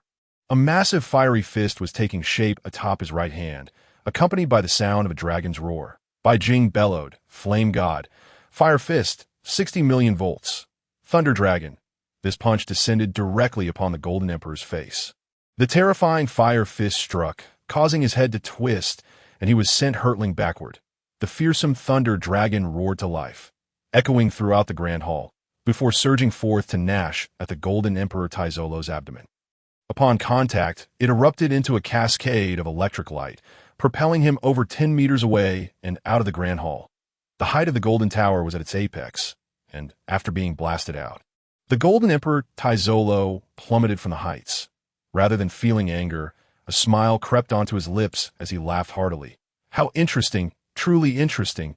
Ha ha ha. He stabilized himself mid-air, changed his posture, and with a wave of his hand, transformed the entire Golden Tower into a golden bridge, landing perfectly atop it. He then leapt, pushing off the ground with a slight crouch, propelling himself back towards Beijing at an accelerated speed. Tenfold that of before, as his golden fist lunged at Beijing, he bellowed, Golden Inferno! In his golden giant form, Taizolo unleashed a technique that hardened the giant's fist into armor, producing molten gold upon impact. The resulting explosion radiated heat powerful enough to illuminate the entire city, possessing the might to incinerate everything in its path. That a single strike like this could severely injure Luffy. Beijing braced himself against the onslaught, withstanding the searing heat that erupted from his abdomen, sending him flying. Even with his armament Haki deployed, just in time, covering his midsection, the overwhelming speed of the blow sent him hurtling out of the Grand Hall and down from the Golden Tower. The Golden Emperor Taizolo, however, was not one to let Beijing escape so easily. Upon landing in the Grand Hall, he propelled himself off the ground once more, launching himself like a cannonball. He descended from above, his acceleration surpassing that of Beijing's fall. He swung his fist towards Beijing. The distance between them narrowed to mere paces. Yet Beijing remained unperturbed, his hands forming peculiar gestures. From the aperture, a beam of light shot forth, striking the Golden Emperor. This beam was the ability of the slow fruit, the slow beam. In that instant, the Golden Emperor's movements faltered drastically, his speed reduced 100-fold, as if he were defying gravity, slowly descending. This was Beijing's opportunity. Chapter 53, Golden Divine Fire. Beijing's counterattack. Although Beijing was descending, he had no intention of halting. crashing heavily onto the street below, startling the onlookers nearby. "What on earth just fell from above? I don't know, but it nearly scared me to death," a man shouted, shaking his fist towards the golden tower. "You moron, don't you know throwing object from great heights is dangerous? If I catch you, I'll skin you alive." His companion tugged at him, whispering, "That is the golden tower, home to the Golden Emperor. You shouldn't say such things." This revelation sent the man into a panic, cold sweat pouring down his face, and he quickly fled with his friend, not daring to linger for another moment. Bai Jing stood up, taking his time to brush off the dust from his shoulders and patting his attire. He glanced up at the slowly descending figure of the Golden Emperor Taizolo, a slight smile gracing his lips, a smile that seemed harmless. Yet for reasons unknown, Taizolo felt a sudden unease in his gut. His index and thumb collided, crossing his arms over his chest. From the openings created by his crossed fingers, countless specks of light began to gather. Bai Jing softly murmured, "Yada no Kagami." Countless points of light erupted from the hands of Bai Jing, hurtling towards the Golden Emperor Taizolo, who was slowly descending from above like a languid target in the void at that moment. The Golden Emperor was nothing more than a living bullseye, while the luminous projectiles emitted by Bai Jing moved with remarkable swiftness. These beams incessantly struck the Golden Emperor, yet he found himself impeded by the effects of the slow fruit. The explosions, which could have sent him staggering back a considerable distance, only managed to do so at an agonizingly slow pace. Consequently, the light points fell upon him with unerring precision, landing squarely on his abdomen. Bai Jing smirked with a hint of derision. Had the Golden Emperor not awakened his powers, he might have retained his smaller form. But now, with his abilities awakened, his physique had expanded several-fold. Although his defenses and resilience had increased, the area of impact from Bai Jing's relentless assault grew larger, allowing an even greater number of light points to strike him, rendering his enhancements nearly moot. The Golden Emperor winced in pain. Despite enveloping his abdomen with armament Haki, he still sustained significant damage. Once Bai Jing's barrage of 8-foot-long Cheong hooks had ceased, the Golden Emperor's speed returned to normal as he fell heavily from above, stirring up a cloud of dust. The commotion drew the attention of numerous onlookers, who were astonished to witness a fierce battle between the pirate Bai Jing and the Golden Emperor. Taizolo's subordinates quickly assembled, preparing to encircle Bai Jing and subdue him. Although the Golden Emperor was in pain, his extraordinary martial prowess and the awakening of his golden fruit meant that the damage he had taken was far from crippling. He surveyed the throng of his men encroaching upon him and bellowed, "Stand back! This is a battle between me and the pirate Bai Jing. Do not interfere." The large-headed man and Corolla hesitated momentarily, but ultimately obeyed Taizolo's command and withdrew. The Golden Emperor looked upon Bai Jing and laughed heartily, his speed escalating to its zenith as the surrounding streets transformed into a shimmering ocean of gold. Bai Jing, unable to maintain his footing, fell heavily into this sea of liquid gold, which had engulfed a significant portion of the street. The Golden Emperor, utilizing the awakened abilities of his fruit, altered the shape of the surrounding objects and swiftly congealed the ground beneath him. Layers upon layers of gold enveloped Bai Jing, solidifying around him and trapping him within this gilded prison. Caught off guard by the Golden Emperor's cunning and bizarre tactics, Bai Jing remained unperturbed. After all, he too was a wielder of the gold fruit. Breaking free from the golden confines was a matter of simplicity for him. He exuded the capabilities of his fruit, transforming the encasing gold into a liquid state. Gradually, it solidified into a towering pillar of gold, lifting him upwards as he stood atop it, gazing defiantly at the Golden Emperor. At that moment, the Golden Emperor charged toward Bai Jing, his fists enveloped in armament Haki. Bai Jing quickly crossed his arms defensively, reinforcing himself with Haki as he braced for the impact of Taizolo's punch, which sent him sprawling backward. The Golden Emperor roared, "Golden Divine Fire," in his giant form. Taizolo unleashed a technique that harnessed Haki as its energy source, heating it through mechanical transmission within his massive frame, generating high-temperature, high-density energy that rapidly expanded. From his eyes, he unleashed 2 beams of laser-like energy, swift and formidable, aiming to vanquish Bai Jing. Sensing the terrifying beams barreling towards him, Bai Jing quickly transformed his body into a flash of light, evading the deadly radiation As he sidestepped, Bai Jing wiped the cold sweat from his forehead, his heart racing at the terrifying power displayed. However, the Golden Emperor was undeterred. Seeing Bai Jing evade, he fired 2 more beams in quick succession. The onslaught continued, with Bai Jing darting back and forth, evading the relentless barrage of golden radiance. The streets behind him crumbled as the laser struck, their destructive force rendering buildings to rubble. Onlookers had long since fled, fearing the collateral damage. From a distance, they peered through binoculars, marveling at the clash, exclaiming in awe, "Truly, the supernova pirate Bai Jing is formidable, capable of holding his own against the Golden Emperor Taizolo. And Taizolo's state is utterly terrifying. Is this the power of the gold fruit?" It has reached an unfathomable level. The commotion captured the attention of Ace, little Oars, and Stella. Upon realizing that Taizolo and Bai Jing were engaged in battle, they hastened their approach, intent on halting the conflict. Until now, Bai Jing had refrained from unleashing his full might, curious to see how far the Golden Emperor could push the limits of his fruit. Once he had gleaned enough knowledge, he could imitate Taizolo's techniques. What a splendid prospect that would be. Chapter 54, Golden God versus Thunder God. A farce of play. With a powerful push against the ground, the Golden Emperor vanished in an instant. The beams of radiation continued to surge forth from his gaze, and his colossal golden fists lunged towards Bai Jing with ferocity. The Haki enveloping him swirled around, transforming the surrounding golden waters once more, liquidizing all in its path, and leaving Bai Jing with no avenue of escape.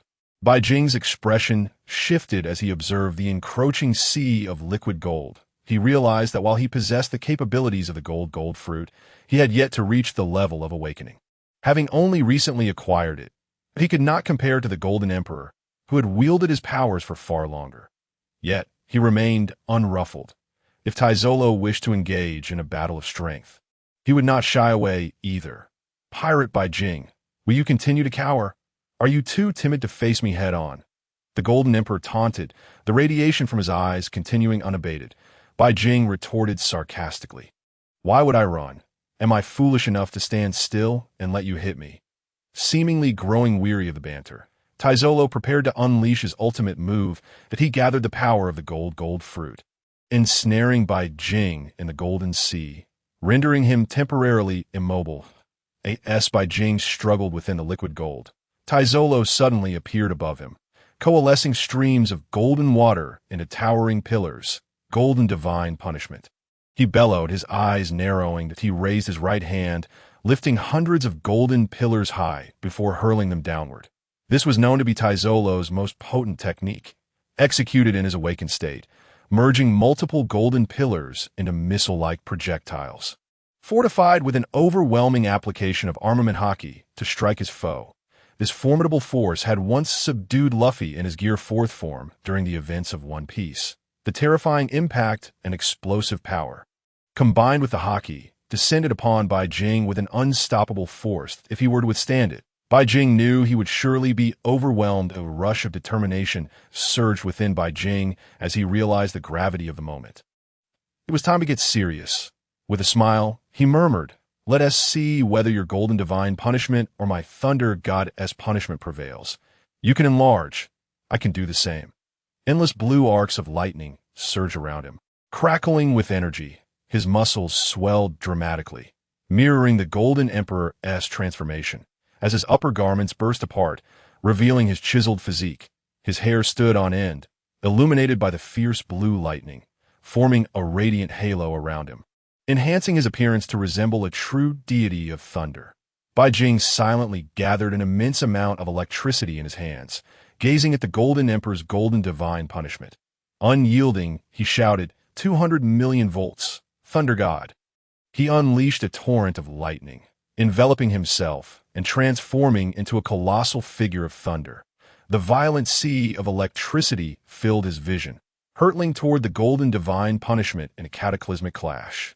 The two forces collided with tremendous force, the 200 million volts generating such intense heat that it melted the golden pillars of Taizolo, reducing them to liquid gold that splashed onto the ground. As the 200 million volts surged towards the Golden Emperor, Bai Jing moved with a ferocity amplified by his thunderous form.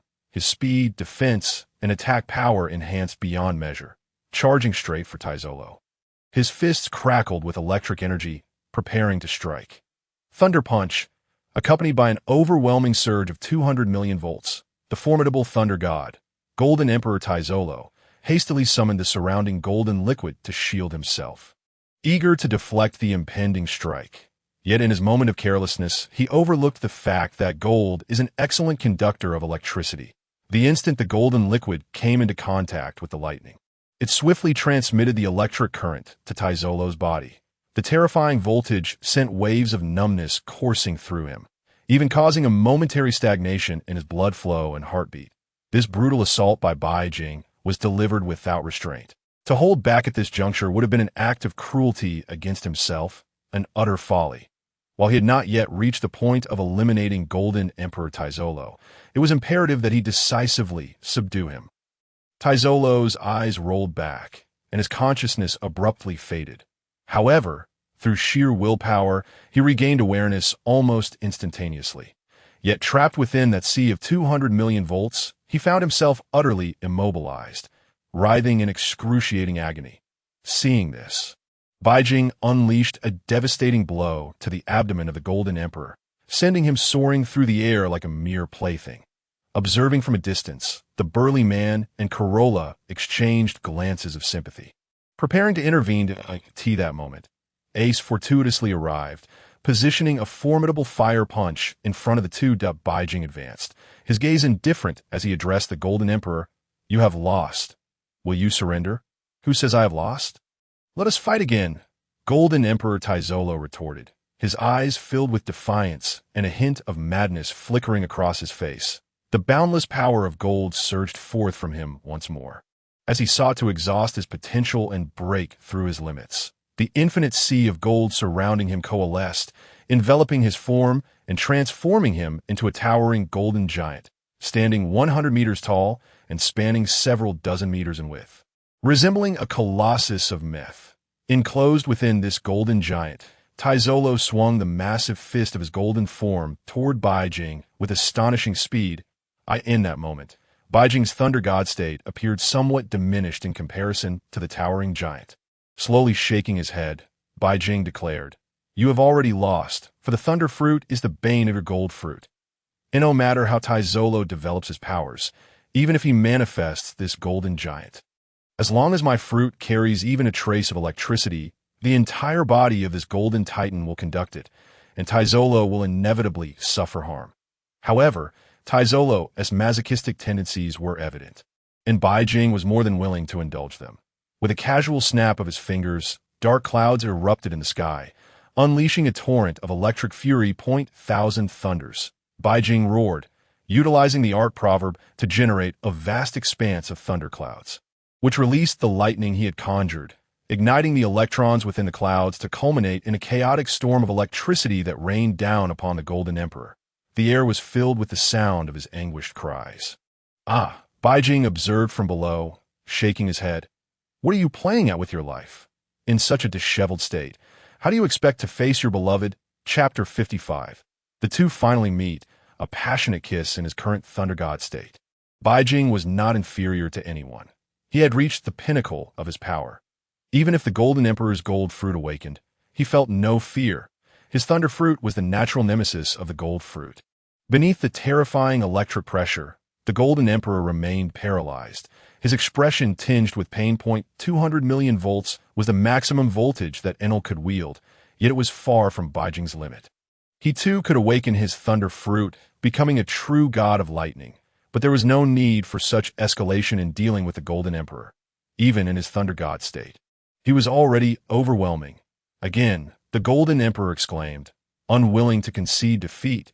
He summoned the surrounding golden liquid once more, launching it at Bai Jing in a desperate attempt to thwart his advance. The golden liquid coalesced into a barrier, shielding him. Bai Jing launched himself from his position. He pierced through the golden liquid, which quietly solidified that moment. The Golden Emperor moved, believing that the golden barrier had completely ensnared Bai Jing, preparing to deliver a crushing blow. Alas, his assumptions were misguided. Bai Jing remained still, feigning entrapment, his eyes glinting with derision as a fellow wielder of the gold fruit. The golden bindings posed no challenge to him. When the towering figure of the Golden Emperor loomed before him, Baijing effortlessly broke free, his right fist, not only crackling with lightning but also entwined with flames and radiance, bore an additional chill from the Hades fruit. The explosive force generated by this amalgamation of 4 attributes was extraordinary, transcending mere addition to form a factorial relationship. Baijing bellowed, Flame God, Fire Punch, 200 million volts, Thunder God's Fist. The colossal fist, imbued with the terrifying power of 4 elemental forces, collided with the Golden Emperor's own. The resulting shockwave sent both Baijing and the Golden Emperor hurtling backward. Despite his diminutive stature, Baijing withstood the Golden Emperor's strike, and the blow he landed upon Taizolo was equally punishing. This was the final straw. As the 4 formidable powers surged through the Golden Emperor, creating a massive breach and shattering his golden arm completely, Taizolo was flung from the giant's form, blood gushing from his mouth, his eyes rolling back as he crashed to the ground.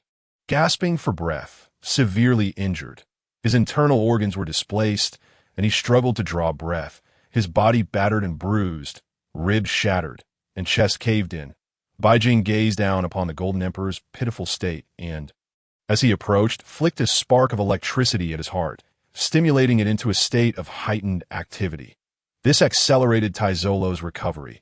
Invisibly, his condition began to stabilize, color gradually returning to his face, though his lips remained pale. With a smile, Baijing regarded the Golden Emperor, stating, "You concede, then? You have lost this battle." The expression on Taizolo's face was complex. He had initially aimed to recruit Baijing into his ranks, yet he found himself ensnared instead. Accepting defeat, he now faced the prospect of becoming Baijing's subordinate, a bitter pill for a man who had once ruled the seas. Nevertheless, he recognized his loss. Baijing was acutely aware of Taizolo's reluctance. But who was he? A traveler from Huaxia, well-versed in the 36 stratagems. The foremost strategy was to win the heart. Sensing the commotion, Stella was already en route, while Ace and Oz held off the burly man and Corolla. As Baijing had anticipated, Stella arrived on the scene, her gaze falling upon the one she had longed for over the decades. Tears welled in her eyes, unable to be contained, cascading like a torrential flood as she sprinted toward the fallen Taizolo. Though she had aged considerably since their youth and appeared weary, even resembling a somewhat comical middle-aged man, she harbored no disdain. Love illuminated her eyes as she approached Taizolo, her heart aflame with affection. Stella gently helped him up and embraced him. Taizolo, astounded by the resemblance of this woman to the one who haunted his dreams, was momentarily dumbfounded. His entire being trembled, disbelief etched across his features. He sought to confirm this reality, fearing it might be a figment of his imagination. Rarely did the Golden Emperor display such vulnerability. Even in the face of Baijing's overwhelming assault, he had not faltered like this. Staring at the ethereal figure before him, he reached out with his trembling hand to caress Stella's face, his voice filled with tenderness. "Is it truly you?" Stella enveloped him in her arms, tears flowing freely as she nodded vigorously, pouring all her strength into holding him close, wishing to meld their beings into one. That this was the person she had yearned for, the one who had occupied her thoughts for countless years. Taizolo felt the same, for he too had longed for her presence. After years of separation, the atmosphere was charged with emotion, and as Stella affirmed his hopes, the dam within Taizolo broke, and tears streamed down his cheeks. In that moment, even a man who possessed a fifth of the world's wealth could not restrain his sorrow. A man may shed tears, but only when his heart is truly heavy. Now, the two individuals weep like children. Nestled closely together, under the gaze of all, Stella lowers her head towards Tezuro, whose lips still bear traces of blood, and bestows upon him a tender kiss. Baijing stands nearby, rarely displaying a warm smile, the corners of his mouth lifting slightly. Meanwhile, the stout man and Corolla find themselves bewildered. When have they ever witnessed their master so deeply moved to tears as they are today? They refrain from intruding, opting instead to observe in silence. Ace and little Oz are momentarily taken aback by the scene. They have heard of the Golden Emperor's renown, yet never have they seen him in such a vulnerable state. weeping like a mere child, despite his power rivaling that of the four emperors of the sea. Everyone remains quiet, entranced by this peculiar tableau, too astonished to speak. Chapter 56. Golden City. Revelry abounds, seeing the two still lost in their emotional exchange. Bai Jing estimates that they will linger in this moment for a while longer, choosing to remain silent and watch that, in his mind. Huajin gazes at the touching scene before her, and she cannot help but burst into tears. This surprises Bai Jing. Why is she crying at their reunion? The story is simply too poignant. Huajin sobs and stutters through her tears. Bai Jing is taken aback. He has never recounted the tale of the Golden Emperor and Stella to her. How could she know? He inwardly scoffs, questioning her emotional response despite her ignorance of the story's context. Huajin, still weeping, exclaims, "How could I not know? I saw everything you were thinking just now." The tale of these two is utterly moving. One man toils tirelessly for the woman he loves, only to lose her, which transforms his aspirations to become the richest person in the world. With 9 fingers adorned with golden rings, only a nameless relic remains for her. It is indeed profoundly touching, she laments. Within Bai Jing's mind, the little figure of Huajin continues to weep, eliciting a bemused smile from him, though he is also startled. Could it be that whatever he thinks will be seen by Huajin when she is in his mind? This could be troublesome. He must be cautious of her presence in his thoughts, avoiding any wild imaginings lest he be embarrassed. After observing the pair in their heartfelt reunion for some time, Bai Jing approaches with a smile, addressing them. "How delightful to witness your reunion. Are you satisfied with the outcome?"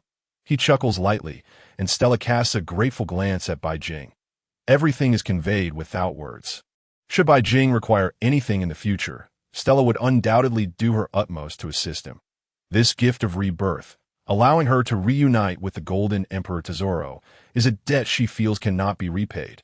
If Bai Jing ever needs her assistance, she would undoubtedly offer it unconditionally. Tesoro, still somewhat puzzled, looks at Bai Jing, unclear about his words. Stella then recounts the entire affair to the Golden Emperor, omitting certain details, such as her experiences in the realm of death, as it would be too fantastical for Tesoro to believe. Who has ever truly returned from death, let alone entered a realm of the deceased? Upon hearing Stella's account, Tesoro's gaze towards Bai Jing shifts significantly. Now imbued with gratitude, it is in this moment that he genuinely acquiesces. Not only has he been convinced by Bai Jing's actions, but he has also received substantial aid in mending a profound regret from over a decade ago. This is precisely what Bai Jing aimed to achieve. Bai Jing notices the crowd observing them, and he chuckles lightly. It's time to depart.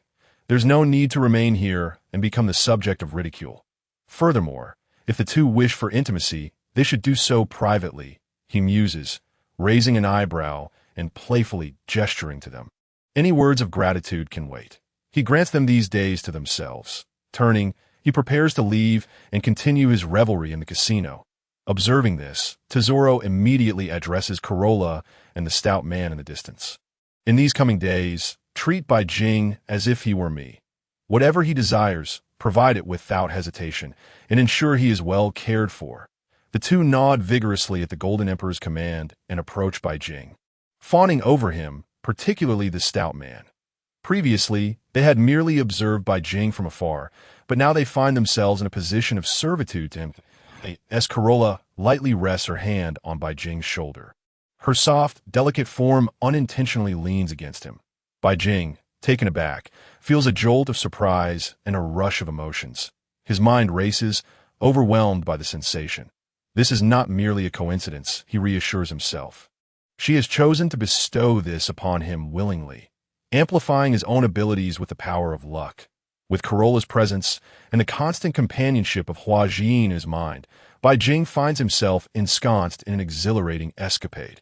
Yet, Huajin appears displeased, her lips pouting in his mind, clearly upset by the merriment Bai Jing shares with Corolla. She scoffs, "Humph, a vixen." Unaware of the turmoil in his mind, Bai Jing continues to revel in the festivities with Ace and Little Oz.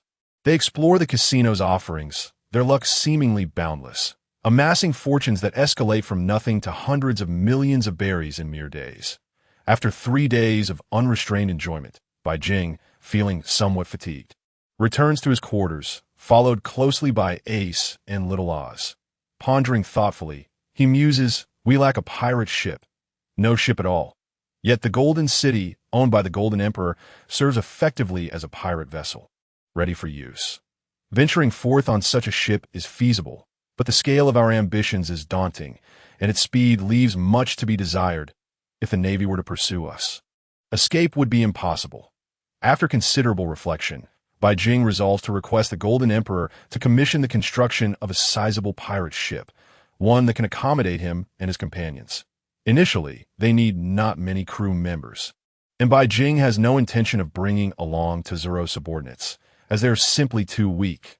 One with a fruit of luck, the other with a fruit of escape. As for Stella, she is yet to return after spending time with the Golden Emperor, likely engaged in intimate conversations about their years apart.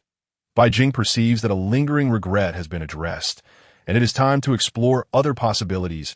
He contemplates the fate of Xiaofeng, wondering if he is still alive or trapped within, impelled down. If he has perished, Bai Jing would revive him.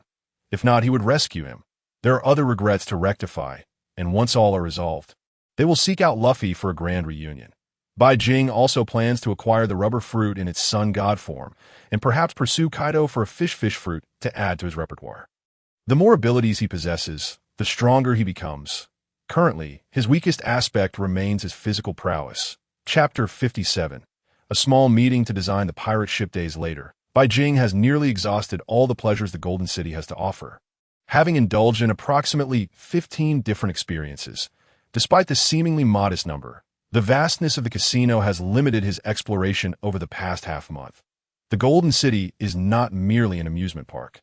It boasts racetracks and a plethora of entertainment options. Anything imaginable can be found within its confines. Moreover, the city is replete with alluring establishments, a veritable paradise where, with enough wealth, anything is possible. Consider that this Golden City is home to hundreds of thousands, where wealth flows. So too does the population. Those in the know understand. However, Bai Jing refrains from indulging in such establishments. Mindful of Hua Jin's presence in his mind, he dares not entertain such thoughts. Should she discover them, he would surely find himself in an embarrassing predicament. Finally, one day, Stella and the Golden Emperor Kizaru return simultaneously to their quarters, where Ace is also present. Bai Jing and Ace exchange glances, catching sight of Stella nestled within Kizaru's embrace, and they feel as though they have unwittingly consumed a mouthful of dog food. Bai Jing, with a teasing smile, inquires, "So, how have you two been faring these past few days? How's your romantic interlude been?"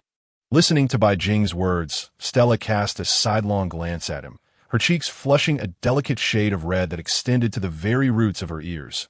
Meanwhile, the Golden Emperor, Taizolo, burst into hearty laughter, offering no further explanation. His eyes, however, were still filled with gratitude as he regarded Bai Jing. Without Bai Jing, Stella would not exist, and their paths would not have crossed again.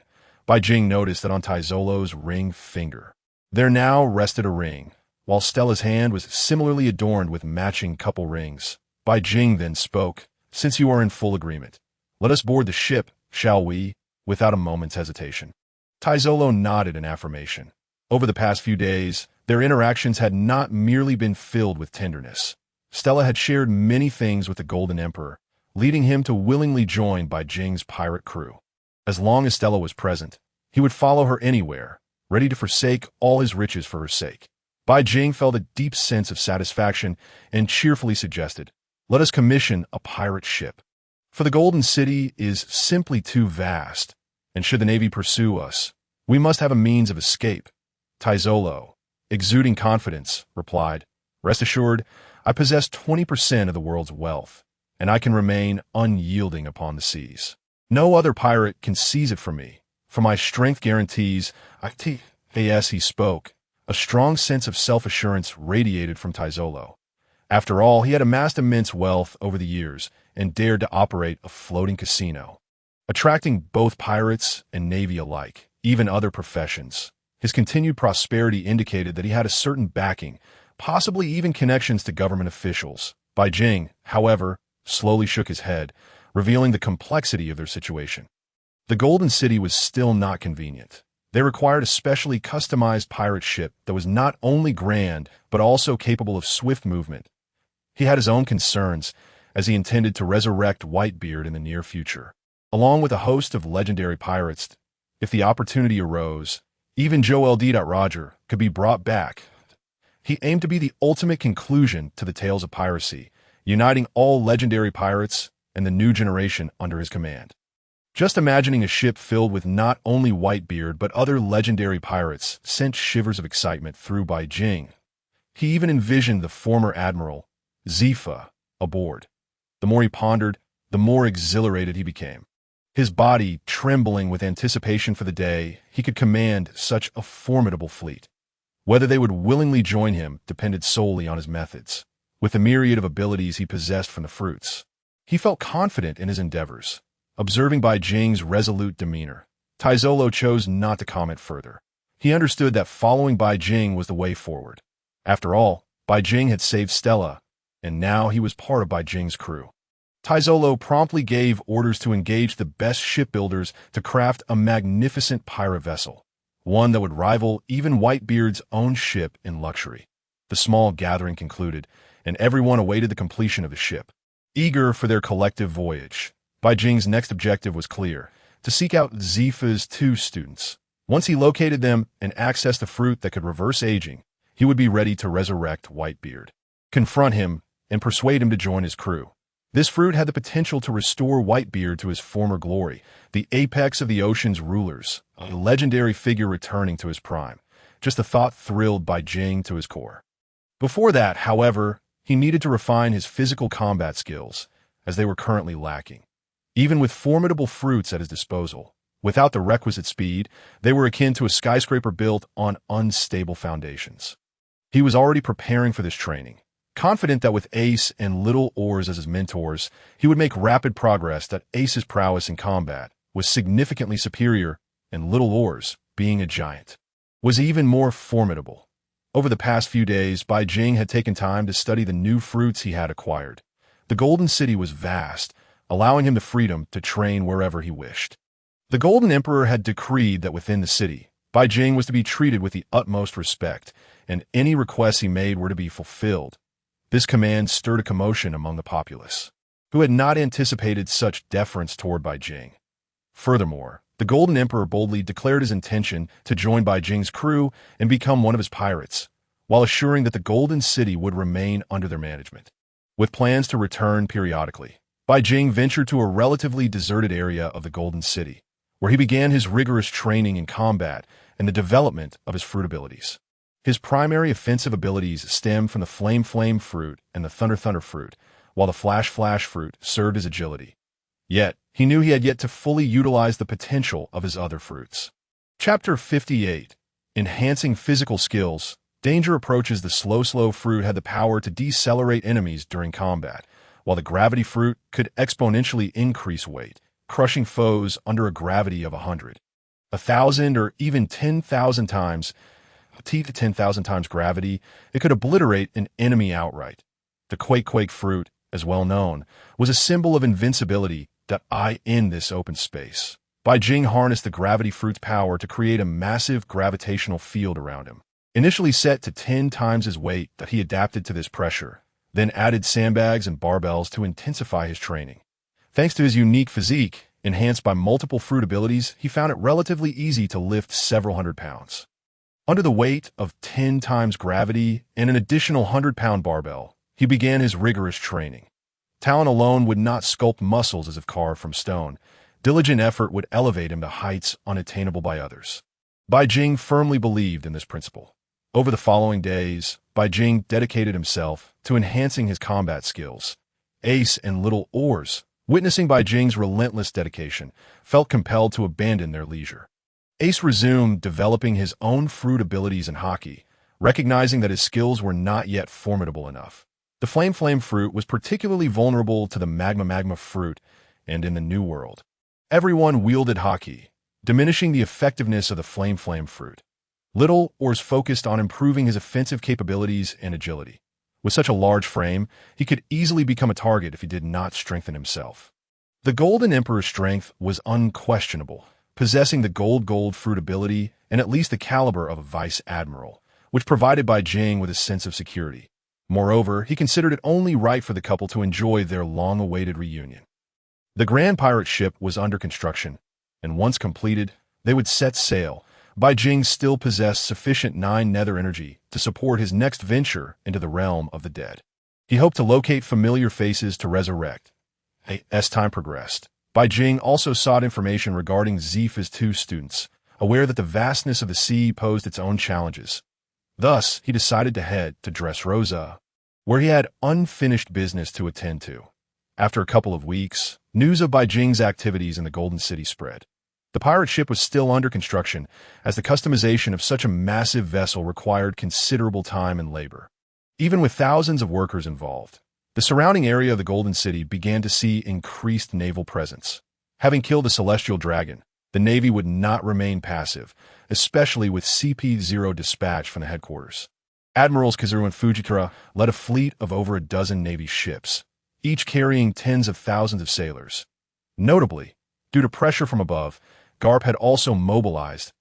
As usual, he stood lazily on the deck of a Navy ship, picking his nose, munching on biscuits, and gazing aimlessly at the vast sea, his eyes filled with anticipation.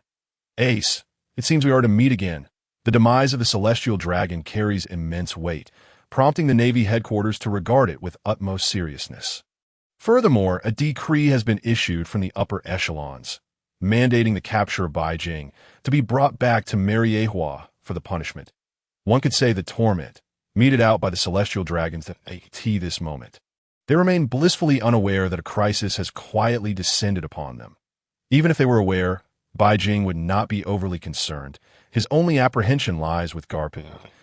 As for Kizaru and Fujitora, he holds little fear of them, for he now wields the powers of the tremor fruit. He is untroubled by their presence, and even if another admiral would join them, he would remain unfazed. Moreover, during the recent days of fruit development, he has awakened several other abilities. The awakening of the underworld fruit does not merely allow him to traverse the realm of death. It also enables communication with the underworld, summoning the souls of the departed to fight on his behalf. The soul aspect is quite similar. As for the flame fruit, he has previously awakened its potential, transforming everything around him into a sea of flames, thus becoming the sovereign of fire. The thunder fruit has already attained its thunder god form, and its awakening method is even more terrifying, capable of turning the very fabric of existence into a cataclysm of thunder and lightning. One could perish with each strike, and no matter how many come, they would merely be offerings that, in recent days of research and experimentation, Ace has posed numerous questions regarding the flame fruit, and their mutual exchange of insights has resulted in considerable advancement for both. Bai Jing and Ace continue their customary revelry, sharing drinks, while Wazian has emerged from her fruit-possessed state, sipping homemade oolong tea from a specially crafted transparent tank. Ace, with curiosity in his eyes and influenced by the effects of alcohol, turns to Bai Jing and inquires, "How do you know that the Golden Emperor has a beloved?" His confusion is palpable, for Bai Jing's intentions on their journey, even to the realm of death, have been exceedingly clear and purpose-driven, reviving someone for the sake of another. Just as he seeks to resurrect Luffy and the others, Bai Jing endeavors to bring back Stella for the Golden Emperor. Throughout their months of interaction, Bai Jing has consistently pursued this objective during his visits to the underworld. The two, inebriated, speak their innermost feelings, devoid of any pretense. Wazin, equally intrigued by the topic, gazes at Bai Jing with anticipation for his forthcoming response. Bai Jing drains his cup of fine wine and softly begins, his eyes reflecting nostalgia. In our world, there exist many unresolved tales. It is a tragedy that those who should not have perished have indeed passed on, leaving behind sorrowful love stories that remain unfulfilled, though they shared profound love. They were torn apart by forces beyond their control, separated by the veil of death. If given the chance, we might send a blade to the author of such stories, urging them to craft a more beautiful conclusion. Yet we are powerless to do so. Now that we possess this opportunity, why not seize it? Let us provide this story with a fitting conclusion and likewise grant a sense of closure to my youth. Bai Jing muses softly, pouring another glass of exquisite wine and downing it in one go. Wazian watches him, captivated by his demeanor. Chapter 59. The Warship Encirclement. 2 Admirals. The Navy hero Garp listening to Baijing's words. Ace, though perplexed, nods in agreement. He refrains from delving deeply into Baijing's past. For the assistance Baijing has rendered him and his companion suffices. He acknowledges the debt he owes Baijing, which he will repay gradually in the days to come. They are all pirates, bound by loyalty and honor, principles that Ace holds dear. After a night spent drinking, Baijing and Ace succumb to slumber, collapsing upon the table. Wazian, observing Baijing in this state, is reminded of past events, her cheeks flushing with warmth. Boom, boom, the thunderous sound of cannon fire jolts Baijing, Ace, and Wazian awake. They exchange glances, each reflecting the same bewilderment. Hastily, they exit the tavern, and Wazian transforms into her miniature form, manifesting within Baijing's mind. As the trio rushes outside, they find the streets of Golden City in chaos, with pirates shouting in alarm. The Navy is here. Damn it, over a dozen warships and 2 admirals. Even Garp has come. Run! These Navy folks have gone mad, deploying such a force. Over a dozen Navy warships and 2 admirals, both Baijing and Ace share a knowing look. And at that moment, the Golden Emperor relays a message through a transponder snail. For reasons unknown, the Navy has mobilized an entire fleet of over a dozen warships, 2 admirals, and 100 vice admirals surrounding Golden City. They must be here for you. This message is directed at Baijing. He quickly comprehends the situation that it is his act of slaying a celestial dragon that has led to the Navy's coordinated response, as his whereabouts in Golden City have been compromised. The Golden Emperor, currently in high-level negotiations, certainly possesses his own background and influence to sustain this casino for such an extended period. However, he had not anticipated that the Navy would act so decisively, disregarding his standing and aiming to quell matters by demanding Baijing's surrender. Nevertheless, as Baijing is now a member of his crew, surrendering him is out of the question. There is no alternative but to fight. Baijing hastily communicates via the transponder snail, "Do not engage the Navy just yet. After all, your ability to operate this casino at sea is largely due to the government's backing. This time, refrain from intervening. Allow me to handle this alone." But a disturbance arises from the other end. As the Golden Emperor Tesolo prepares to voice further concerns, Baijing interjects once more. "No buts. Just trust me. I do not regard these Navy forces as a threat. The only troublesome opponent is the Navy hero Garp. But it is not insurmountable." With that, Baijing disconnects the transponder snail and steps out of Golden City alongside Ace. Making their way to the outskirts, he harbors his concerns. If Golden City is to continue thriving, it is imperative that the Golden Emperor does not sever ties with the Navy. Before them lies a sea of Navy personnel and the assembled warships, their cannons aimed squarely at Golden City. Baijing chuckles lightly. "They truly hold me in high regard, deploying such a formidable force against just me."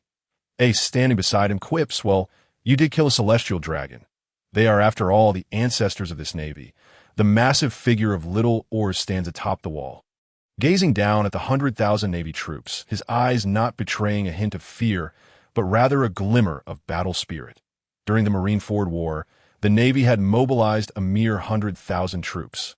Yet now, to capture Baijing, they have summoned a staggering force of 100,000, even enlisting Garp. This underscores the celestial dragon's paramount significance to the Navy and the government. Yet Baijing remains unfazed, gazing into the distance. Baijing spots Garp aboard the last warship. The Navy hero is a tall, broad-shouldered, muscular elder, adorned with a scar over his left eye. His blue eyes shine beneath a mass of gray-white hair, and he still dons his iconic dog hat. Draped in the Navy's Justice cloak with black and red epaulets, Baijing casts a meaningful glance at Ace, eager to gauge his reaction. The moment Ace lays eyes on the Navy hero Garp, his eyes glisten with unshed tears, and he chuckles. "You old coot, I can't believe even you showed up. It seems the Navy truly respects you." He jests at Baijing. This reaction from Ace is precisely what Baijing anticipated. He realizes that Ace would only respond in this manner, for calling him grandfather would likely be a challenge. He had refrained from doing so even during the Marine Ford War, resorting instead to the term old coot. Now, it seems The term old coot is far more endearing than grandfather. Pirate Baijing, surrender quickly. You are completely surrounded by the Navy. Do not resist stubbornly. Early surrender will spare you some suffering. Otherwise, you shall bear the consequences. A vice admiral aboard one of the warships calls out loudly.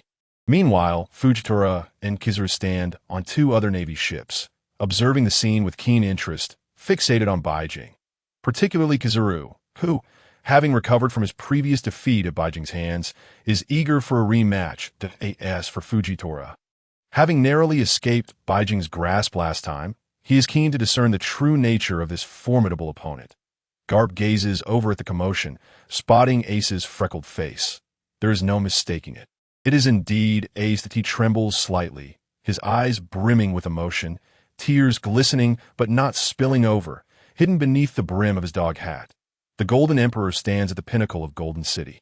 Observing the unfolding chaos below with concern, Stella, by his side, shares his apprehension. You think a fight will break out?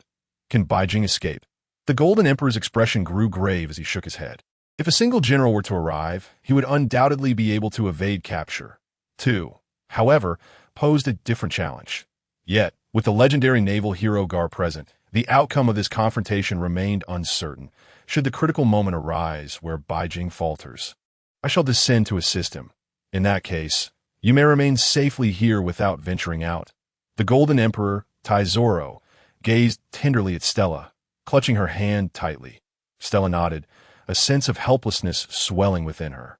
She felt so powerless, devoid of any capability. Regardless of whether it was the Golden Emperor, Baijing, or Ace, they constituted the primary combat strength aboard this pirate vessel. Even Wazian played a supportive role in Chapter 60. Titled The Tremor Fruit, a single punch to shatter a warship, Baijing turned his gaze toward the distant naval hero Garp, contemplating that he had no desire to confront Garp at this moment. Garp, after all, was not one to weaken with age. This old fellow had captured Roger and apprehended the Golden Lion. He did not believe he could match Garp in a skirmish, so he wisely shifted his focus to Ace. Grinning mischievously, Ace, you know Garp is your grandfather. I can't interfere. This matter is yours to handle. As for those two blind fools and that rather repulsive old man, leave them to me. These two admirals must possess formidable strength. While Garp, being a vice admiral, surely lacks the same level of power, don't think I'm neglecting you. I'm entrusting Garp to you. With that, Baijing soared into the air, transforming into a streak of golden light. Ace's expression darkened upon hearing Baijing's words. Was he serious? How could he suggest that Garp was comparatively weak?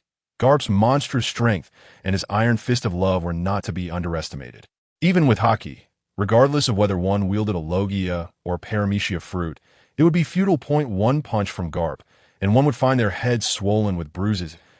The Navy recognized Baijing's approach. They went on high alert. Observing Baijing charging forward, the naval officers immediately assumed serious expressions, and the captains of each warship shouted, "Fire!" These cannonballs have been specifically crafted to capture Baijing, forged from sea stone to combat him directly. However, Baijing, unafraid of the sea and merely possessing the ability of a fruit, was not affected by the sea stone projectiles. He chuckled, his body elementalizing into boundless lightning, as the cannonballs passed harmlessly through him, hurtling toward Ace and the others. Ace was taken aback, as was little Oz, their eyes nearly bulging in shock. What they thought were projectiles aimed at Baijing were now headed for them, just as they prepared to act. The Golden Emperor intervened from above, manipulating golden water to form a massive barrier, deflecting all the sea stone cannonballs. If those projectiles struck his golden city, it would not fare well. Witnessing the sea stone ammunition's ineffectiveness against Baijing, the Navy gritted their teeth and ordered, "Fire again." Baijing chuckled, ascending to hover above a naval warship, and bellowed, "Sky quake." A white glass-like dome materialized in his hands, crashing down into the void below. The surrounding space echoed with the sound of shattering glass. And under the impact of Baijing's punch, the very fabric of space splintered, cracking further. The ruptured space immediately extended downwards, bisecting a naval warship, which disintegrated into countless fragments. One massive warship sank in this manner. with the navy above plummeting into the water, some being violently subdued under the terrifying capabilities of the tremor fruit. This was the power of the tremor fruit. Even Garp, witnessing Baijing's overwhelming strength, felt a flicker of apprehension in his eyes. Kizaru, intrigued, exclaimed, "Remarkable indeed." Having said that, he transformed into a flash of light, soaring upward to deliver a powerful kick to Baijing's head. Baijing, ever vigilant against this cunning adversary, anticipated a sneak attack, aware that the speed of the light fruit ranked among the fastest. Baijing retaliated with a forceful punch, enveloped in Busashoka Haki, ice, light, thunder, and flames. The four elements converged into a single blow. His physical prowess had been amplified exponentially, and with this strike, Kizaru was sent flying, landing on another naval warship. That moment, Fujitora, in conjunction with Kizaru, summoned falling meteors from the heavens to crash down upon Baijing. The debris from the shattered warships below surged upward, aiming to ensnare Baijing from both above and below. Baijing smiled. "I too possess the power of the gravity fruit. This will not trouble me." With a subtle gesture, he sent the incoming wreckage of naval ships crashing back down.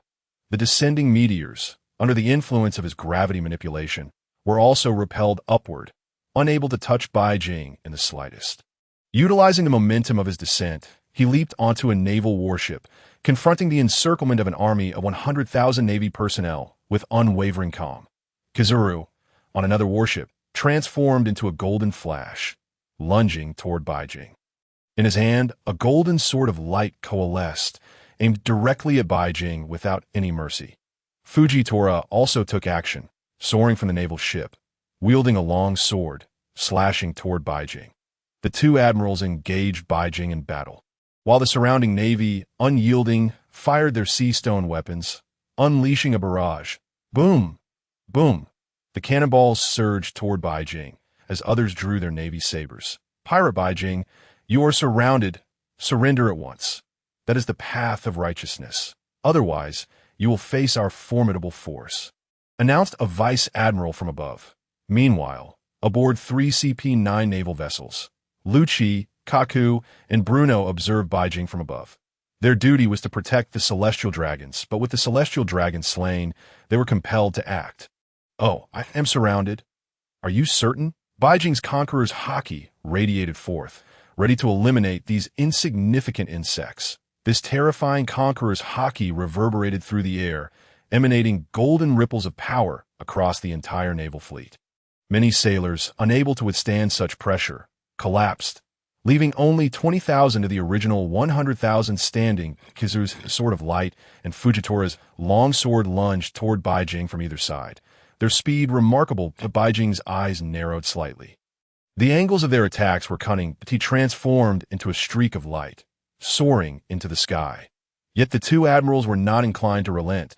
Leaping into the air, one wielded the light fruit, the other the gravity fruit. Both possessed the ability to fly, and in the blink of an eye, they reappeared before Baijing. End Chapter 61, titled "The Most Arrogant Pirate in History, a Bounty on the Navy." Little Oz and Ace observed Baijing joining the fray and decided they could no longer afford to be idle. Little Oz leapt from the Golden City, his massive form diving into the sea as he swam toward a naval warship. Their adversaries being CP-9. Ace's primary objective was to detain the naval hero Garp, who had instilled a sense of wariness in Baijing. Garp had yet to make a move, his justice cloak billowing in the sea breeze. Rustling ominously, deep in thought, Ace leaped onto the naval vessel, gripping his cowboy hat tightly with his left hand, a smile gracing his face. "Fire Fist, Ace has arrived," he proclaimed, shouting, "Fire Fist," with his right hand drawn back. An inferno of flames coalesced into a colossal fist, extending several dozen meters, sweeping toward the navy aboard the warship. In a single strike, thousands of sailors were reduced to ashes. The vice admiral aboard the warship could no longer bear to watch. They gathered their Haki, launching an assault on Ace. Little Oz, with his immense stature, positioned himself before the naval ship, using sheer strength to lift the front end of the vessel. His teeth clenched, he bellowed, thrusting his hands forward and flipping the entire naval ship over. Baijing bellowed, 500 million volts. Thor form. At this moment, Bai Jing had surpassed the outdated abilities that a Nairu could muster, breaking through the threshold of 200 million volts and reaching a terrifying voltage of 500 million volts. The muscles on his body bulged ominously, and two azure rings floated above his shoulders, shimmering with boundless lightning. When the two swords struck him, they failed to penetrate, repelled by his muscle mass composed of electricity. Observing this, Fujitora and Kizaru exchanged glances, their expressions shifting dramatically. While a smile played upon Bai Jing's lips, a fearsome lightning dragon erupted from his form, two serpentine bolts stretching 100 meters in length. Crashing heavily into the two men, unleashing an unending cascade of lightning. The sheer pressure of this lightning dragon rendered them momentarily dazed as it began to dismantle the functions of their bodies, disrupting the operations of their internal organs. In that fleeting moment, their hearts were momentarily halted by the electric pressure, nearly depriving them of blood flow. They were violently hurled backward, crashing onto another naval warship, causing thousands of Navy personnel to be flung aside. Utilizing the form of the Thunder God, Bai Jing drew upon the electric ions dispersed in the air, allowing himself to hover above the battlefield. Defying gravity, he looked down upon the dozen or so Navy ships below and proclaimed loudly, "You are mistaken. It is not you who have surrounded me, but rather I who have encircled you." With a snap of his fingers, he whispered, 10,000 thunder. He unleashed the lightning he had conjured from the vast thunderclouds created by the arc maxim, stimulating the electrons within, which culminated in a furious cascade of lightning bolts raining down toward the earth. The sky above this maritime expanse was shrouded in countless dark storm clouds, densely packed and ominous. Within these clouds, terrifying electric ions glimmered, producing bolts of lightning as thick as barrels, accompanied by resounding thunderclaps. The heavens and earth were swiftly engulfed in darkness by these thunderclouds. The naval forces on the scene, witnessing the expansive thunderclouds looming overhead, wore expressions of grave concern. Each bolt of lightning contained a voltage exceeding 100 million volts. Should this voltage descend upon them, even a vice admiral would be left bloodied, let alone the lower-ranked soldiers. This was also Bai Jing's signature move, the most grotesque of his abilities, exemplifying the overwhelming power of the Thunder Fruit. Dubbed the Fruit of the Gods, its title was certainly warranted. Of course, he had yet to employ his ultimate technique, a move so fearsome it had the potential to obliterate an entire sky island. Should he unleash it now, the Golden City would likely be caught in the crossfire, which was why he refrained from doing so. But he glanced down at the assembled Navy personnel and declared, "Withdraw at once, or the casualties that ensue shall be beyond my control." A playful, mocking glint danced in his eyes as he regarded the Navy below. Having instructed the Golden Emperor to prepare the swiftest pirate ship, he envisioned that his next words would incite an unprecedented escape, an unprecedented pursuit by the Navy. Yet he craved that exhilarating sensation. Death is like the wind. It is always at my side. Bai Jing had originally wished to avoid a confrontation with Garp, but upon reflection, he found solace in the inevitability, as his future endeavors would surely bring him face to face with the legendary Marine. Thus, he thought it better to engage in combat now, to ascertain who was truly superior, the Navy's hero or himself. He had grown weary of being relentlessly hunted by the Navy, his patience wearing thin. He retrieved a transponder snail and contacted the Golden Emperor, instructing, "Commence a live broadcast here. I wish for the world of pirates to witness my presence." The Golden Emperor nodded, saying nothing, and complied with Bai Jing's request. Standing aloft in the sky, he was aware that the broadcast had begun, and he called out with fervor. In the past, it was the Navy that sought to apprehend pirates. Who says that pirates cannot pursue the Navy? Today I, Bai Jing the pirate, hereby place a bounty of 10 billion berries on the head of Admiral Cheno. I also offer a bounty of 10 billion berries on those who have oppressed you. The Celestial Dragons. The Celestial Dragons are the scum of the world. Yet these individuals continue to serve them. If you can accomplish this, I shall deliver the promised reward in full. The roles had completely reversed. It was once the Navy that hunted pirates. Now, it was the pirates threatening the Navy. The most audacious pirate in history. Bai Jing's proclamation left not only those aboard the pirate ship in shock, but even the Navy personnel on their ships were rendered speechless. What pirate had ever dared to be so brazen as to issue bounties on the Navy? Moreover, bounties on the celestial dragons. This live broadcast in the days to come would incite a tremendous storm, sending shockwaves throughout the new world. There were many madmen in this world who valued money over life. Now it remained to be seen if they could be driven to such extremes.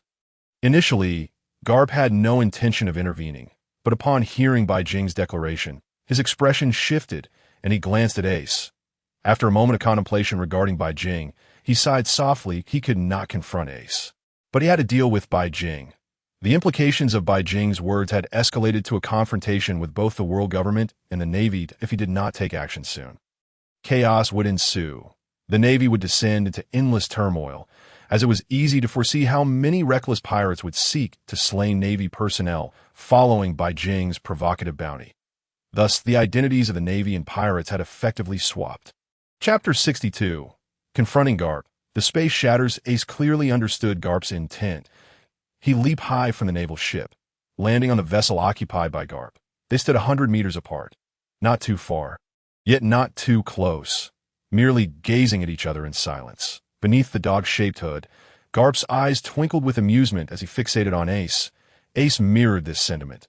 Neither uttered a single word, for in the silence, an eternity unfolded.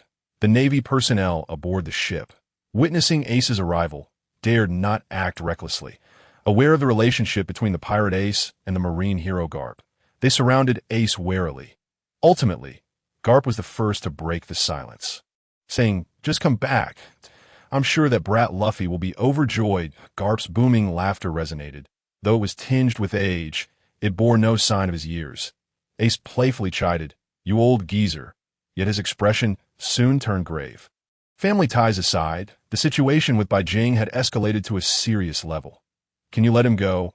Garp remained rooted, his face obscured by the dog hood, concealing his expression from view. Only the righteous cloak billowing behind him caught the wind. Fluttering ominously, the words justice gleamed with brilliance yet bore the weight of a mountain. Pressing down upon the aging hero, a heavy sigh escaped from beneath the hood. "I cannot." With that, Garp vanished in an instant. His speed astonishing to Ace's pupils constricted. He intended to prevent Garp's advance, but the old man's velocity was so remarkable that Ace scarcely had time to react before Garp was upon Bai Jing. Bai Jing's observation Haki had been extended outward, foreseeing Garp's imminent strike. Aware that his prior words would provoke Garp's response, he remained ever vigilant. As Garp swung his iconic love fist, the corners of Bai Jing's eyes gleamed with profound understanding. Inwardly, he mused, "Luffy, having felt the power of that love fist before, let me see if it possesses the same might as depicted in the anime."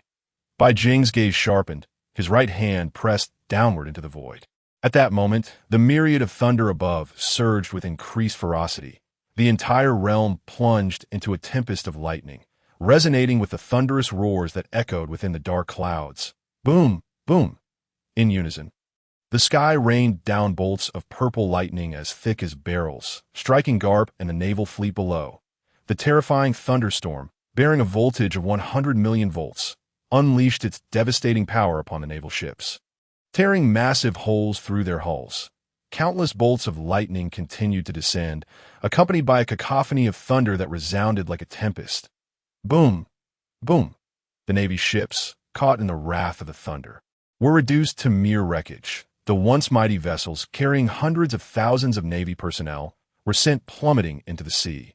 Yet Garp's love fist met the descending lightning head-on, shattering the 100 million volts of electricity with a single blow.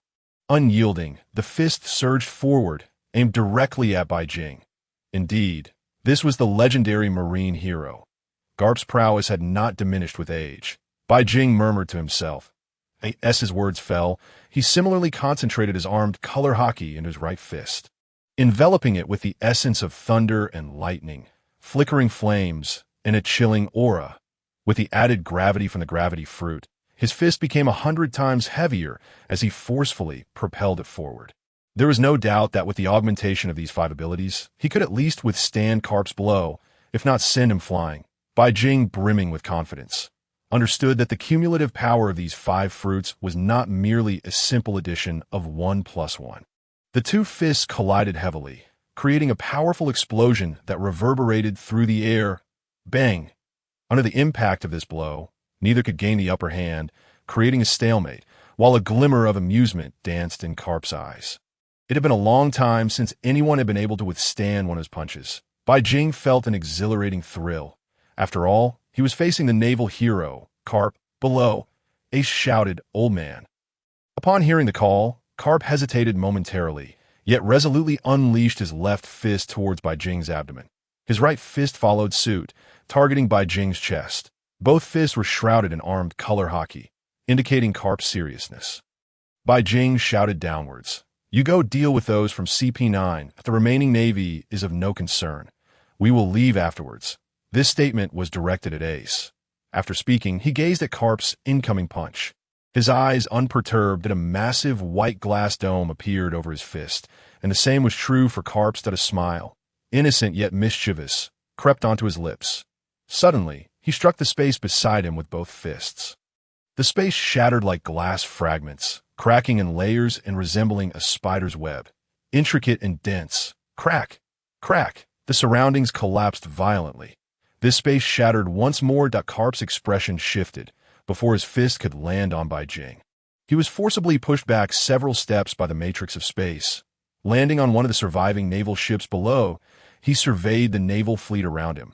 Out of over a dozen ships, 10 had already sunk, leaving only 2, one beneath his feet and the other housing CP9. At Ace and little Oars had already rushed to the naval vessel housing CP9, intent on defeating the 3 of them.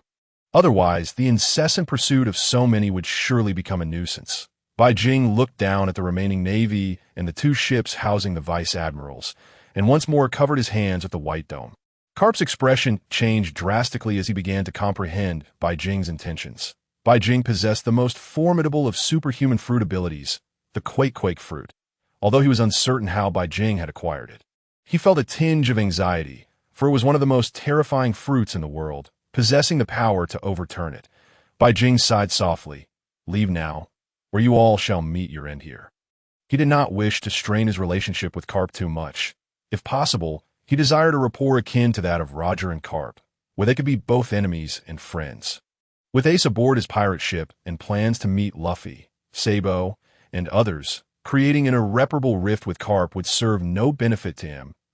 He was about to unleash a sea quake using the Quake fruit, capable of turning this entire sea region upside down. If he wished, all those tens of thousands of Navy personnel would perish in an instant, regardless of their rank. Chapter 63. Threatening the Navy. Leaving this was the perverse nature of the Quake fruit, which could not only induce vibrations in the atmosphere, but also stir the ocean. The number of people that came would determine how many would perish. Such was Bai Jing's overwhelming confidence, his unique assurance. Unless one was a monster like Garp, no matter how many Navy personnel arrived, they would merely be sending their heads to the guillotine. Garp's expression darkened. It was the first time he had faced such a credible threat. Yet, as Bai Jing stated, if the Navy did not retreat, they would indeed be trapped. He was acutely aware of the fruit's perilous nature, having dealt with Whitebeard before.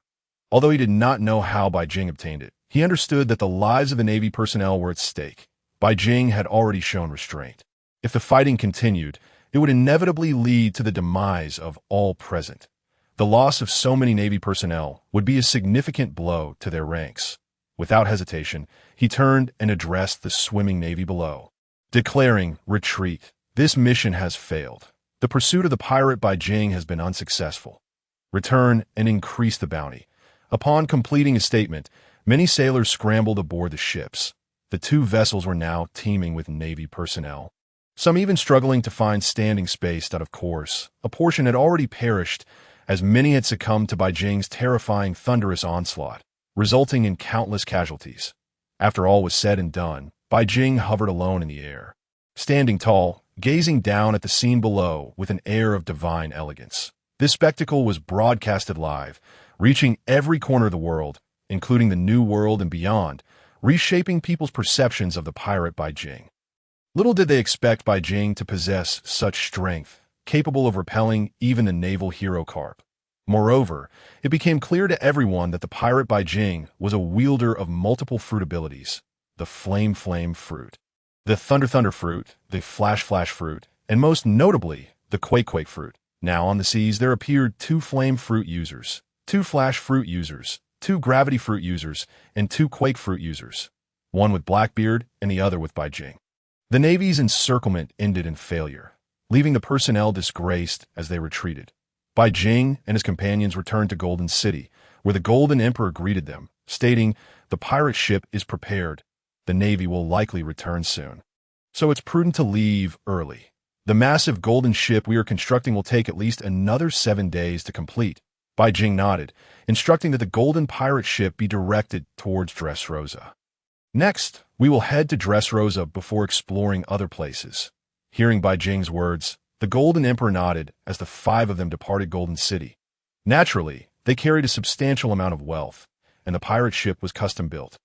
Though not extravagantly luxurious, it was spacious enough to accommodate little Oars' large frame. The trio set sail towards Dressrosa, while Stella and the Golden Emperor occupied one room, with Beijing and Hijacking in another. As Beijing's room was specially designed, it featured a small aquarium, filled with clear water. Ace had his own room, and little Oars had his dot on this pirate ship. Beijing resolved that his abundant 9-hell aura was sufficient, and given the numerous Navy personnel he had slain recently, though they had charged toward his gun, he had no desire to take lives, but circumstances compelled him. Thus, he planned to revisit the 9 hells. Even if Zifa's 2 disciples had yet to be located, perhaps he might encounter familiar faces to resurrect. Moreover, the ship was excessively vast and empty, with only 6 individuals aboard, creating an unsettlingly quiet atmosphere. 6 people sailed freely on the deck of the pirate ship across the boundless sea. The Golden Emperor embraced Stella, standing beside the ship, gazing at the expanse of the ocean, feeling nostalgic. It had been over a decade since he experienced such feelings. He hadn't set sail in years. Ever since Stella's passing, he had remained within Golden City, devoid of companions, running his casino and managing his business. Now, having set aside his casino for the sake of a woman, he embarked on a journey of freedom once more. Ace and little Oars exchanged glances, smirking at the display of affection. This prompted Beijing to chuckle heartily, looking at Ace with a knowing smile. "When we visit Wano, you'll finally meet Yamato, right?" Yamato. Ace seemed to recall someone from memory, smiling faintly and choosing not to elaborate further. Huajin glanced at Beijing, rolling her eyes. Pirates are the most free beings upon this vast ocean. As night fell, another feast commenced, but this time, Hijacking had wised up. The oolong tea she drank was self-prepared, ensuring it never passed through Beijing's hands. The pirate ship brimmed with laughter and joy from all aboard, creating a lively atmosphere. Conversely, the world government found itself in stark contrast, becoming 2 extremes. Haki, the naval headquarters, a kind who sat in the position of admiral, seething with rage. A terrifying magma aura emanated from him. His eyes gleaming with a predatory glint, he slammed his hands on the table, exclaiming, "These damned pirates dare to place bounties on the Navy. Do they think they are something special? Moreover, this pirate even dares to place a bounty on my head. Absurd. Let them come, and I shall slay them all." Raised Beijing's bounty to 2 billion. This scoundrel is far too ruthless. To my astonishment, he dares to broadcast live, letting the world bear witness to this upheaval. It is likely that the future circumstances of the Navy will become even more dire. Seated opposite him are several intelligence personnel who, upon witnessing the furious countenance of a Cheno, depart in sullen defeat. At this moment, the bounty on Beijing has surged once more, now reaching an astounding 2 billion. An increase of over 1 billion. This marks the only pirate in history to experience such a monumental rise, surpassing even the notorious Straw Hat Boy, and the bounty has escalated to a staggering 2 billion. Furthermore, this live broadcast has sent shockwaves throughout the New World. Numerous pirates have begun to entertain nefarious thoughts. If the Navy can issue bounties on pirates, then Beijing's proposition of placing a bounty on the Navy must surely be feasible in the eyes of many pirates. Beijing has quietly risen to prominence, his reputation rivaling that of the Straw Hat Boy and other supernovas. He has seemingly become a name that stands alongside the warlords of the sea and the most fearsome supernovas of this new era. Chapter 64. The Fourth City. Kelisong. After a night of revelry at the banquet, during which everyone indulged in hearty feasting and drinking. They each retreated to their respective chambers. Shatila and the Golden Emperor Xiluo shared a room. In such a romantic setting, combined with the spirits of the evening, the atmosphere was imbued with an additional 3 parts of allure. What was to transpire next would be decidedly unsuitable for younger audiences. Bai Jing returned to his own quarters, having informed Ace, little Oars, Shatila, and others that he might be temporarily departing from consciousness.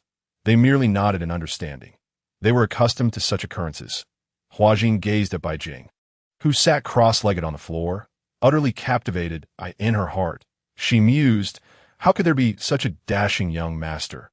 Whether viewed in profile or head-on, his unparalleled charisma was breathtaking, especially when he had confronted the 2 admirals of the Navy that day, effortlessly sending Garp flying with a single punch. Such a sight was undeniably magnificent. Bai Jing's spirit gradually detached from his body, awakening the powers of the yellow spring fruit, his essence vanishing from this world and arriving in the familiar realm of the yellow spring. His spirit drifted across the Niha Bridge, traversing the boundless yellow spring until it reached the far end of the world of the dead. Among the numerous cities, Bai Jing skillfully navigated past the city of No Return and the city of Yellow Spring. In the city of No Return, Whitebeard remained seated in meditation, his eyes closed, the title of the foremost figure in the city ringing resoundingly. He was still waiting for Bai Jing, having postponed his arrival for a decade. Bai Jing continued toward the 3rd city, having already explored the first 2, making his journey to the 3rd city all the more appealing. The 3rd city was named the City of Death. Bai Jing's body melded into it. Due to the abundant presence of the 9 nether energy within him, he was unconcerned about the possibility of being trapped here. The 9 nether energy was sufficient for him to remain in the City of Death for over half a month. Bai Jing materialized above the City of Death, casting his gaze over the streets below, observing the figures moving to and fro. Could there truly be such beings within the pirate world? Bai Jing looked curiously at the creature on all 4s, adorned with 2 horns upon its head. Was this not a demon beast? How could such a creature exist in the realm of the dead? Should it not be populated by other races? Bai Jing, intrigued, surveyed the surroundings. After 3 days of exploration throughout the City of Death, he had yet to encounter a familiar face. However, many of the deceased minor characters from the pirate world could be found here.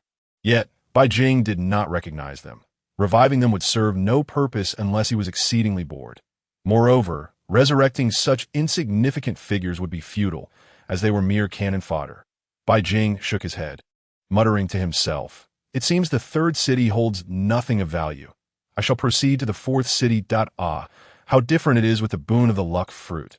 The moment he arrived at the 4th city, Bai Jing spotted a man smoking at a street corner. Dressed in a black feather-like robe and wearing a red woven hat that hung low, the man bore a distinctive downward-spiked pattern beneath his right eye, revealing his identity without a doubt. Kelisong, the man who had given all his gentleness to Luo. Bai Jing descended from above and approached Kelisong unexpectedly, nearly causing him to jump in fright. Bai Jing's sudden appearance was too bizarre and lacked any forewarning. "Who are you?" Kelisong scrutinized Bai Jing cautiously, his demeanor tense, as the unexpected arrival had nearly startled him to death. Bai Jing smiled slightly.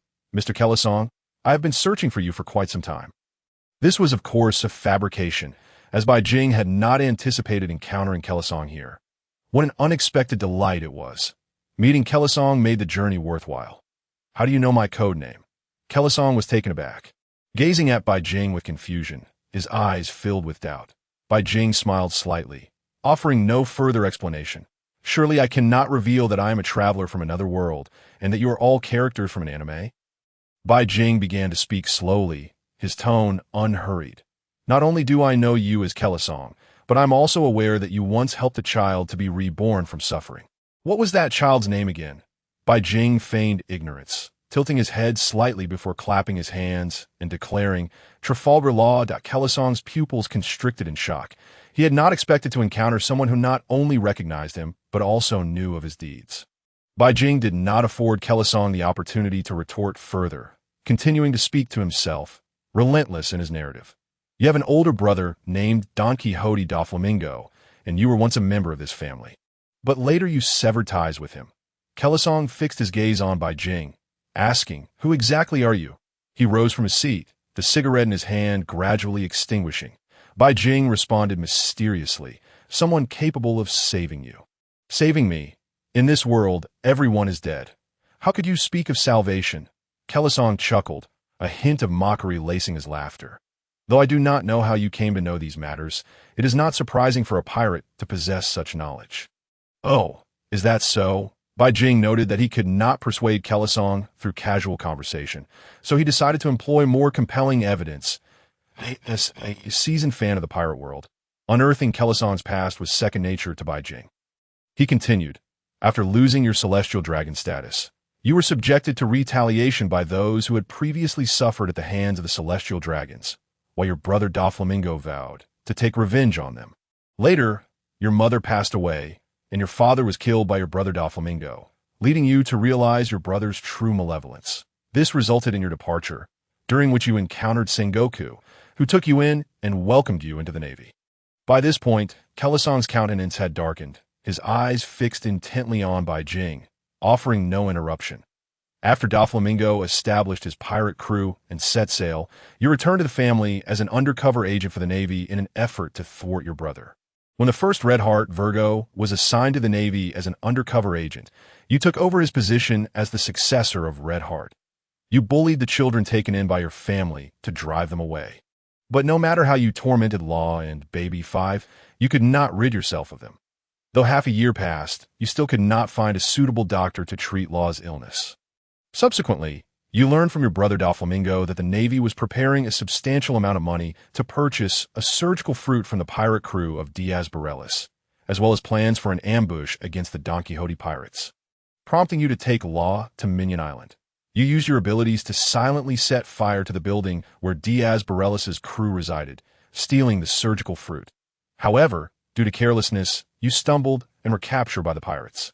Although you defeated them and successfully took the surgical fruit, you sustained serious injuries. Upon returning with the surgical fruit, you had Law consume this point. Bai Jing paused to observe Kelisong's expression, which was indeed as Bai Jing had anticipated, utter shock. Bai Jing continued, "Afterward, you provided Law with information, intending for him to deliver it to the Navy, but he mistakenly handed the intel to Virgo, who was undercover in the Navy. When Virgo arrived and discovered you could speak, he was astonished.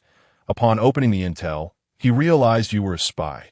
Subsequently, you fought against him but were unable to prevail, and you escaped alongside Law. You concealed Law within a trunk, and when your family arrived, you deceived Law into believing he had escaped from the cage, using your abilities to silence his cries and screams. After revealing the truth to your brother Doflamingo, you were shot dead by him, all the while smiling, wanting Law to remember you with a smile. What a gentleman you are, that am I correct?"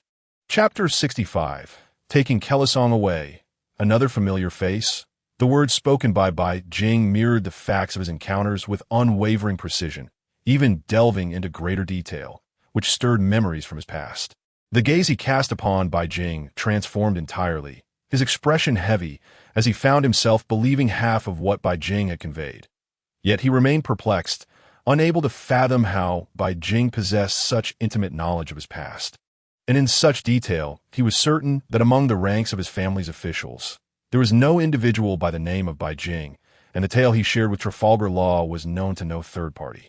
Yet, here was Bai Jing, displaying an uncanny familiarity, leaving him utterly bewildered. Observing Corazon's astonished demeanor, Bai Jing refrained from elaborating further, contemplating that no matter how hard he pondered, he would never conceive that he was a time traveler. Corazon, gazing at Bai Jing in shock, finally spoke, "Who are you? How do you know so much?" Bai Jing did not respond directly to Corazon's inquiry. Instead, he posed a question that seemed to defy comprehension. "Do you wish to see Law again? He has become a supernova on the seas. With a bounty of 500 million, I can offer you that opportunity. Since I am aware of everything you know, I am confident I can take you away. This world of death is too quiet, is it not? Do you not yearn to return to the pirate world and reunite with Sengoku, Trafalgar Law, or perhaps even your brother, Don Quixote Doflamingo?" As Bai Jing uttered these words, his tone remained devoid of flippancy, instead imbued with a profound calmness, his expression serious. How can I trust you? Can I believe merely on the basis of your words? Corazon questioned, skepticism clouding his mind. Although Bai Jing's words were accurate, the notion of resurrecting another and escaping this realm of death felt too surreal. Bai Jing smiled, realizing it might take time to earn Corazon's trust. Thus, he enveloped himself once more in the aura of the Nine Nether, his form vanishing from sight. Oh, you believe me now. I am present, yet you cannot see me, he proclaimed. Subsequently, Bai Jing ascended into the air, his voice resonating from above. I am hovering in the sky, yet you still cannot perceive me. With these abilities alone, I can liberate you from this deathly realm that I have brought several others away. Whether you choose to believe it or not is entirely up to you. The reason I wish to take you from this world is simple: to become my crew member. As Bai Jing's voice faded, he gently descended from the heights, a smile gracing his face as he regarded Corazon, awaiting his decision. Have you made your choice? If you were to reincarnate in this world of death, it might not even be your turn. Moreover, one should meet certain individuals to reconnect with old friends. Should they not? Bai Jing chuckled softly, lightly patting Corazon's shoulder. The ability to manipulate the silence fruit was now in his grasp. Corazon hesitated momentarily, but soon found clarity. Indeed, as Bai Jing had mentioned, he still had friends in the pirate world, or at least individuals he could consider friends, and it was time to see them. After enduring years of solitude in this realm of death, it was far too dull, and he longed to venture forth.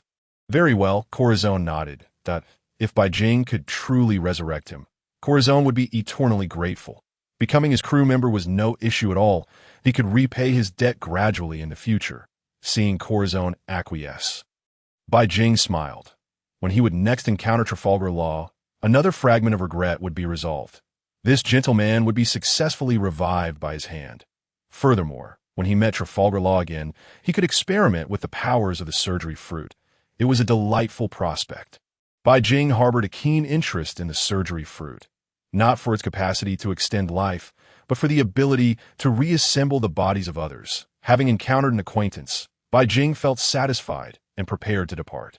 At that moment, he sensed an urge to linger, to remain a while longer, as if guided by the luck fruit toward a familiar presence. This revelation left Bai Jing momentarily stunned. He turned to Corazon and said, "Let us head northwest of the fourth city. It seems there is someone I know there, and we shall revive him too." Corazon nodded in agreement, saying nothing further. Reviving anyone was secondary. What mattered was that Bai Jing could lead him out of this realm of death. Bai Jing emanated the aura of the Nine Nether, enveloping both Corazon and himself, and solemnly instructed, "Do not make any sound, nor move in any way. Simply follow the flow of this Nine Nether energy." Corazon nodded, and Bai Jing guided them away from the streets of the fourth city. The two ascended into the air, heading toward a remote northwest corner of the fourth city, as Bai Jing's gaze scanned the surroundings in search of the familiar face that the luck fruit had directed him toward. After flying for several minutes, Bai Jing spotted a figure wielding a katana, causing a disturbance at a street corner. Surrounding him were several law enforcement officers, who observed him with caution. Upon their arrival, Bai Jing and Corazon hovered above. Without hesitation, Bai Jing unleashed the Nine Nether energy, wrapping around the swordsman and lifting him into the void. The swordsman, bewildered, found himself suddenly airborne, glancing down at the law enforcement officers who exchanged perplexed looks and shouted in confusion. "What is happening? Where did he go? He was just here, and now he's vanished. Could it be some sort of sorcery?" While it wasn't impossible for some individuals, even in death, retained vestiges of their former abilities. Perhaps this swordsman was one such person. Curse it! He escaped. Sound the alarm citywide. Search for this man. Despite the unusual circumstances, the swordsman, seasoned by countless battles, remained composed, quietly observing where he would be taken. Ultimately, this sudden turn of events was fortuitous, for he had been wary of the law enforcement officers wielding soul-hunting weapons. Regardless of one's past strength, encountering those weapons meant certain doom. Bai Jing, utilizing the Nine Nether energy, transported the three of them to an isolated, uninhabited corner, gently lowering them to the ground. The aura of the Nine Nether surrounding Bai Jing, Corazon, and the swordsman gradually dissipated, allowing them to see each other. The swordsman, adorned in a kimono embellished with dragon motifs and traditional wooden sandals. Bore a striking resemblance to Zoro, save for the top knot atop his head. To the left was the visage of Ryuma in life. Who else could this be but Ryuma? It seemed serendipitous that, guided by the luck fruit, he had found Ryuma in the fourth city. Otherwise, he might have left with Corazon without discovering him. It was astonishing that Ryuma had been wandering in the fourth city for decades. Yet this presented Bai Jing with an opportunity to resurrect him. Though Ryuma had only appeared in a few episodes of the anime, subsequent storylines had provided substantial lore about him. Legend had it that he was a swordsman who had slain dragons. A warrior from Wano country centuries past, he could fell any opponent in the blink of an eye, never having tasted defeat throughout his life. Following his death, he was revered as the sword god in Wano, enshrined alongside the famed sword, Akushu. Now, Bai Jing harbored newfound ambitions. When he would next meet Zoro, Ryuma would be restored to his former strength, and they would engage in a duel to determine who was superior. Recognizing Bai Jing as a savior, Ryuma expressed his gratitude, albeit with confusion. I appreciate your life-saving grace, but I do not seem to recognize you. And what of this gentleman? He cast a curious glance at Bai Jing and then at the oddly dressed Corazon. Bai Jing smiled gently. Whether you recognize me is inconsequential. What matters is that I know you, the great swordsman Ryuma of Wano. You wish to leave this world of death. I can assist you in returning to the pirate world and reclaiming your original body. Upon hearing Bai Jing's words, Ryuma appeared taken aback, mirroring Corazon's earlier reaction. You speak as if it is a simple matter. While I am grateful for your rescue, your assertions are nonsensical. We are all trapped in this realm of death. How can you claim to resurrect me? Is this not the ramblings of a madman? Kalasong observed the situation with a quiet amusement. Not long ago, he himself had been in a similar predicament. However, he soon found himself convinced, for Bai Jing's bizarre methods had indeed earned his respect. Bai Jing spoke, "You have witnessed my abilities. I can elevate you silently into the air, rendering you invisible to all eyes. This is sufficient. But I pose a singular question. Do you wish to be resurrected? Do you yearn to return to the world of pirates and contend for the title of the world's greatest swordsman to protect your homeland?" Wano, in Dragon Horse's eyes, contemplation flickered. Bai Jing's techniques were undeniably strange. Yet after a moment's reflection, he shook his head. It was not that he did not desire resurrection, but rather that after centuries of death, returning would mean confronting a world irrevocably changed. What significance would there be in going back? He was indeed a grand swordsman, yet the essence of a grand swordsman transcends mere physical existence. As long as the spirit of the grand swordsman endures, then all remains. This embodies his samurai code, a testament to his enlightenment as a grand swordsman. Indeed, here it came again. These individuals had all lost their minds, each unwilling to seek resurrection. Bai Jing could not help but scoff, realizing that he would need to rely on his persuasive eloquence once more. Mr. Dragon Horse, have you made your considerations? The undefeated man, revered as the sword god in Wano, ultimately succumbed to a younger opponent in later years, bestowing upon him the famed blade, Autumn Water. Do you not wish to see how he has grown? Oh, by the way, he has indeed arrived in Wano, which is now occupied by others. Wano is no longer the Wano you once knew. Many events have transpired in the world since your passing. Mr. Dragon Horse, do you not wish to return and witness this for yourself? Or shall you remain indifferent as your homeland is seized by others? Is this truly the spirit your samurai code seeks? Or is the long blade you wield merely a tool for ambition and gain, rather than a means to safeguard your home? His three-pointed queries struck deep into Dragon Horse's heart.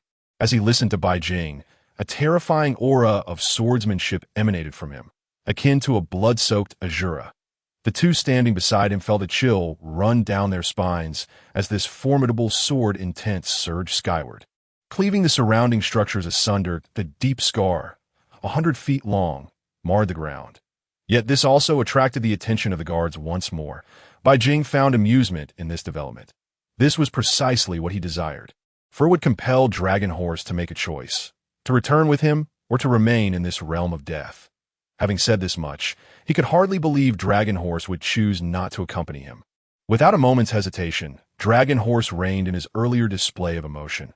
Apologizing to the two, my apologies for my earlier indiscretion, he then knelt, almost bowing his head in reverence, and spoke, I humbly beseech you, kind sir, to rescue me from this realm of death and allow me to return, that I shall serve you faithfully, willing to be your loyal hound, should you so desire.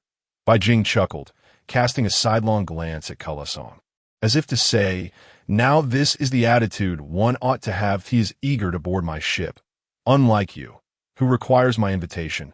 Kalasong appeared to comprehend, his gaze drifting as he clasped his hands behind his back.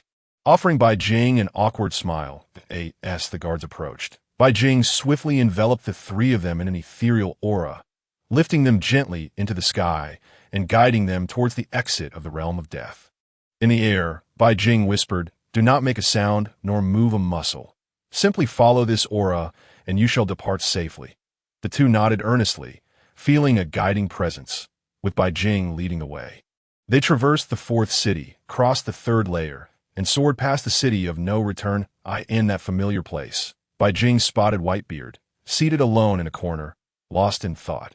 His aged form, though frail, still held the explosive power of 100 battles, marked by countless bullet holes from the War of the Summit. They passed through Death City, across the endless yellow springs, and over the Bridge of Helplessness. Finally returning to the realm of the living, an extraordinary energy enveloped them. Swiftly revitalizing their corporeal forms with the essence of their souls, they basked in the familiar sunlight and the salty breeze of the pirate world. Exchanging glances and smiles of joy. Chapter 67. A great awakening. The sensation of rebirth was exquisite. Kalasong marveled, lowering his gaze to admire his familiar hands and sturdy physique, a smile gradually spreading across his face. After a decade of silence in the realm of death, where only his soul lingered in darkness, he had finally returned. Dragon Horse, too, was overwhelmed with emotion, having been dead for a full century and then stitched into a corpse by Moria. He had now been resurrected, savoring the warmth of the sun once more, that he greedily inhaled the sea breeze and exclaimed, this is the feeling of familiarity, along with this comforting sunlight. That moment, they landed upon the deck of a pirate ship, in the realm of the Nine Hells. Several hours had passed, and it was now midday. Ace, Little Oars, and Golden Emperor Stella had just exited their quarters. Their curiosity piqued by the sudden appearance of the two newcomers, particularly Dragon Horse, whose formidable swordsmanship radiated an intimidating aura. The Golden Emperor had encountered many swordsmen, yet none matched the strength emanating from Dragon Horse. Ace, who had fought alongside many, felt that Dragon Horse's presence eclipsed that of Bista, and he was certain that Dragon Horse was at least as powerful, if not more so. Dragon Horse bore a striking resemblance to Zoro. Ace's interest was further piqued that Kalasong's presence, however, was less pronounced. After all, he wielded the silence fruit, rendering him almost imperceptible.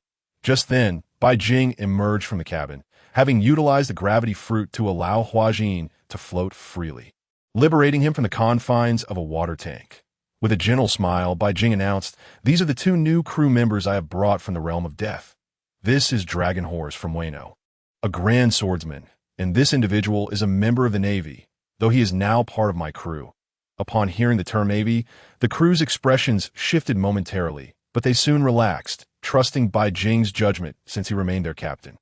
Today they welcomed two new companions aboard their pirate ship, and thus began a grand celebration. Bai Jing excitedly retrieved copious amounts of beast meat, fine wine, and delectable food from the storeroom, laying them out on the table. Ace, having just partaken in a night of revelry, felt a twinge of reluctance at the prospect of another feast. However, the promise of joy always outweighed his fatigue, and soon everyone was bustling to gather the ingredients and prepare for the festivities. With many rooms available on the ship, the two newcomers had ample choice for their accommodations. Bai Jing raised his glass high, prompting the others to do the same, and the sound of clinking glasses resonated through the air. Cheers, they exclaimed, exchanging smiles before downing their drinks in unison. This was the joy of being a pirate. Freedom at every moment. Kalasong, typically reticent, found his heart opening amidst the revelry, blending seamlessly with the crew. The celebration continued from noon until nightfall, with the crew indulging in merriment, while Hua opted for oolong tea to avoid any inebriation. Bai Jing, in high spirits, drank until he was thoroughly intoxicated. Collapsing into his room, Hua floated in the corner, observing Bai Jing with wide, inquisitive eyes, pondering his thoughts that on the following day, the crew awoke rejuvenated. Dragon Horse rummaged through the storeroom for 2 swords to adorn his waist. Early in the morning, he began practicing on the deck, wielding the familiar blades with vigor, unleashing a fearsome sword aura that cleaved the sea in two, leaving a 100-foot-long scar upon the water surface. The waves held at bay. Bai Jing gazed down at Dragon Horse's swordplay, a smile gracing his lips as he marveled at the anticipation of the day when Zoro and Dragon Horse would finally meet again, one a mentor passing on his blades to the next generation. A spiritual legacy. Now that Dragon Horse had returned to life, he wondered what new sparks of inspiration might ignite from this exchange of the old and the new, beneath the railing of the deck.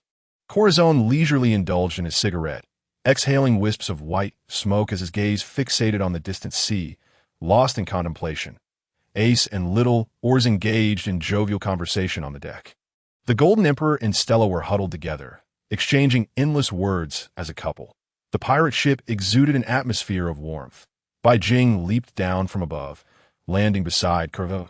In his hand, he produced a bounty notice regarding Trafalgar Law and presented it to Corazon. Here, this is the child you saved, now grown to such an extent. Corazon accepted it, a look of contentment glimmering in his eyes. Bai Jing spoke softly. Doflamingo, your brother, has been defeated by Trafalgar Law and Pirate Luffy.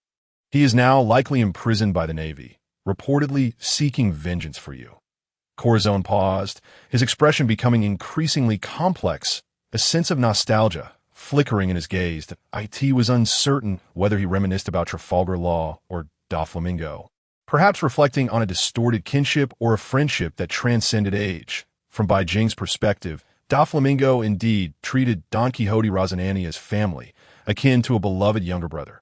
Yet Rocinante's choice to become a Marine undercover agent, betraying Corazon, caused him profound heartache. Bai Jing could empathize with Doflamingo's feelings. If you had experienced even half of my childhood, you might not possess half of my current kindness. Corazon shared a similar sentiment. Yet the divergent personalities of the two could likely be traced back to the era of the warlords that as for the reasons behind their differences, it pertained to their characters. Doflamingo epitomized the celestial dragons, desiring a life of opulence and slaves, rejecting the rebellion of commoners. This was why he later bore his father's severed head to the Holy Land, seeking acceptance from his kind. Corazon's demeanor from a young age revealed his dissimilarity to Doflamingo. He was not radical, appearing somewhat timid, but deep within him flowed a current of kindness. With proper education, Corazon could have blossomed into a benevolent individual. Having said so much, Bai Jing chose to remain silent, allowing this tranquility to envelop Corazon that he still referred to Don Quixote Rocinante as Corazon, the gentle gentleman we are familiar with. Chapter 68. Dressrosa, the bullfighting arena. As for Trafalgar Law, he is currently carrying on Rocinante's will. Moving forward, regarding Doflamingo, opportunities will arise in due time. Bai Jing believed that reconciling the conflict between Corazon and Doflamingo was not a matter of concern. In truth, what Doflamingo valued most was loyalty. Corazon's betrayal led to his demise at Doflamingo's hands. Conversely, the Don Quixote family remained loyal, which is why he treated them with utmost loyalty and affection. One need only observe their attitude towards Doflamingo to understand that he was undoubtedly the one they trusted the most, one of the most worthy of allegiance. Virgo served as an undercover agent in the Navy for many years for him, while Monet maintained her trust in Doflamingo until her dying breath. Doflamingo has already taken Corazon's life once, a life for a life, a betrayal repaid. Thus, the issue could be resolved. Now, witnessing Corazon's revival, one could only speculate what sparks might fly between the two, but that is a matter for another time. As time quietly passed, with the voyage across the sea, the news of Bai Jing and his companions spread once more throughout the New World. Defeated Garp, vanquished the Admiral. Whether this would reach the ears of the Straw Hat crew remained uncertain, as they were still embroiled in battle with Big Mom, preparing to escape towards Wano. Therefore, Bai Jing found himself with ample time, if he could rectify these regrets within a few months and meet Luffy once more. it would all culminate in fulfillment. After several days of sailing, they drew closer to Dressrosa as they neared Dressrosa. Bai Jing's anticipation grew, primarily to catch a glimpse of Rebecca, not merely due to her golden attire. A photo I commented on, is it truly as alluring as depicted in the anime?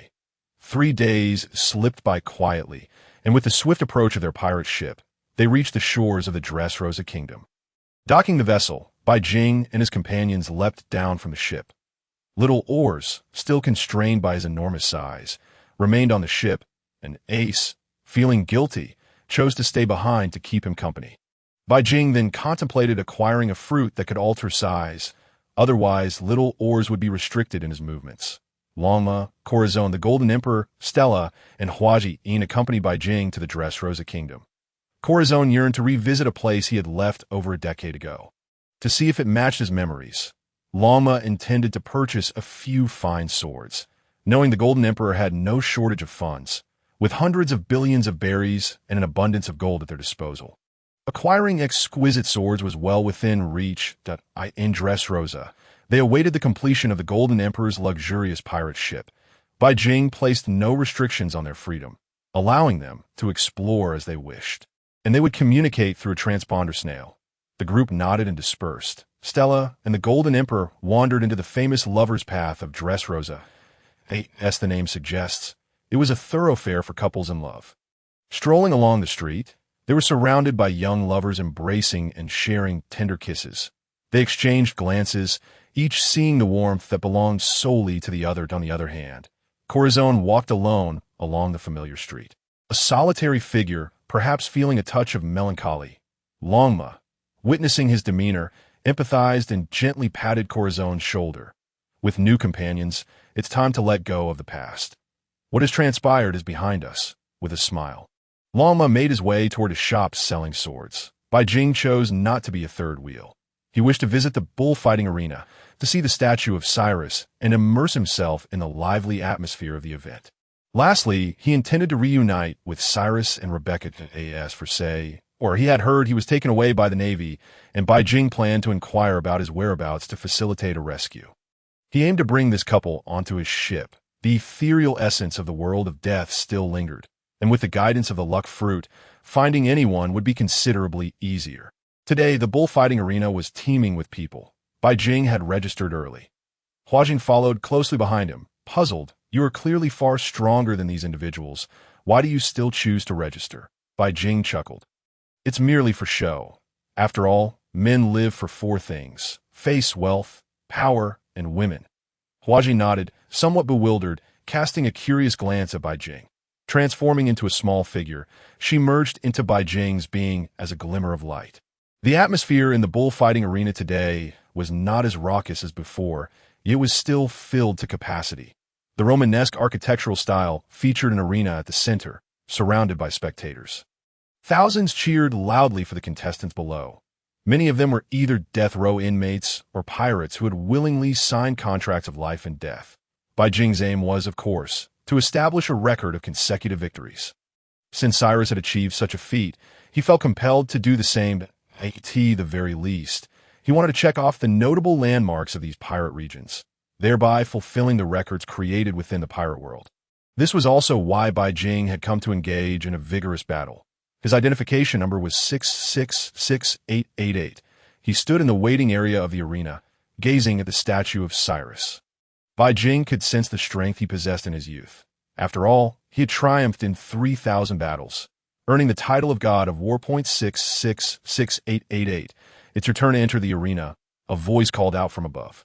Bai Jing paused, a subtle smile gracing his lips as he murmured, "It's my turn." While time may not be plentiful, defeating 3,000 to 5,000 opponents should pose no issue if Cyrus could set a record of over 3,000 victories. Then achieving 3,000 to 5,000 would indeed create history in this bullfighting arena. Bai Jing chuckled heartily, clasping his hand behind his back and gradually making his way down the passage. This place held significant meaning, being the site where Luffy and Sabo reunited. Just that particular episode had been watched numerous times. Chapter 69. I aim to defeat 3,000. This is our contestant number 666888. The pirate masked Garfy Cat. The voice of the commentator resonated above, invigorating and stirring, echoing throughout the bullfighting arena. Bai Jing had donned a golden mask, concealing his identity, for he had now become a celebrity worth 2 billion. Should it come to light that a pirate of his stature stooped to prey on the weak in this arena, it would tarnish his reputation. Bai Jing still valued his dignity, however slightly. Who was this newcomer? An unfamiliar face. Perhaps they were merely a recent arrival seeking fortune in the bullfighting arena. Could they be one of the kingdom's latest criminals? The name Mas Garfi was utterly absurd. Bai Jing paid no heed to the derision from above, much like an elephant disregarding the jibes of an ant. Their levels were simply incomparable. Bai Jing stood elevated, his perspective broadened, before his opponent emerged. Bai Jing tilted his head upward and addressed the commentator, declaring, "I require the opportunity to face 3,000 foes. Otherwise, it will not suffice." Upon hearing this, the commentator was momentarily taken aback, and the spectators were rendered speechless. Collectively stunned. What? You wish to take on 3,000? Why not claim you can ascend to the heavens while you're at it? 3,000. This little imp must have lost his mind. Even taking on 3 is a daunting task. The commentator above shook his head with a chuckle, dismissing the statement as a mere jest, and proceeded to introduce Bai Jing's opponent. This is one of the 10 most notorious criminals of the Dressrosa kingdom. The ruthless Sobrano.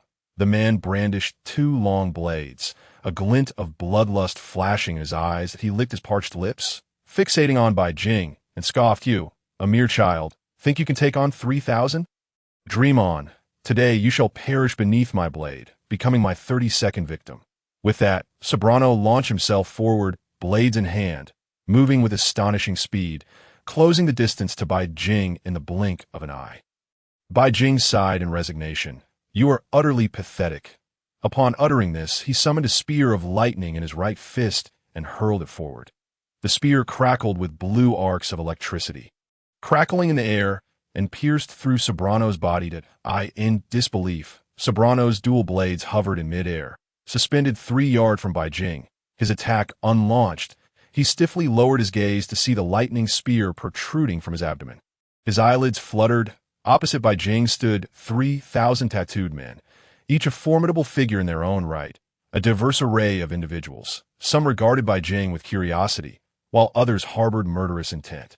In their eyes, those who sought to ascend by stepping on their backs could only meet one fate: death. They were also cunning and shrewd, having heard the sounds of the previous battle, where Bai Jing had launched a surprise attack, leaving no room for reaction, resulting in the instant annihilation of 300 opponents. They believed that if they refrained from idle chatter and charged directly at Bai Jing, denying him any opportunity, they could overwhelm him with sheer numbers. A sinister smile spread across the faces of the 3,000, and as they made their entrance, they brandished their weapons, some of them even wielding the powers of devil fruits, albeit of a rather unimpressive nature.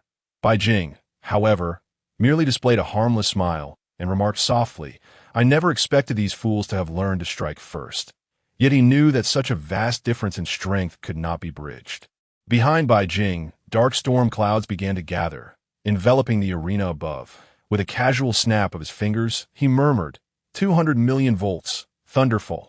Thunderbolts of colossal girth cascaded down from above, imbued with the ferocity of lightning. Resembling a miniature storm of 1,000 thunders, the terrifying power struck the gathered throng and the arena itself, cleaving a massive hole into the ground.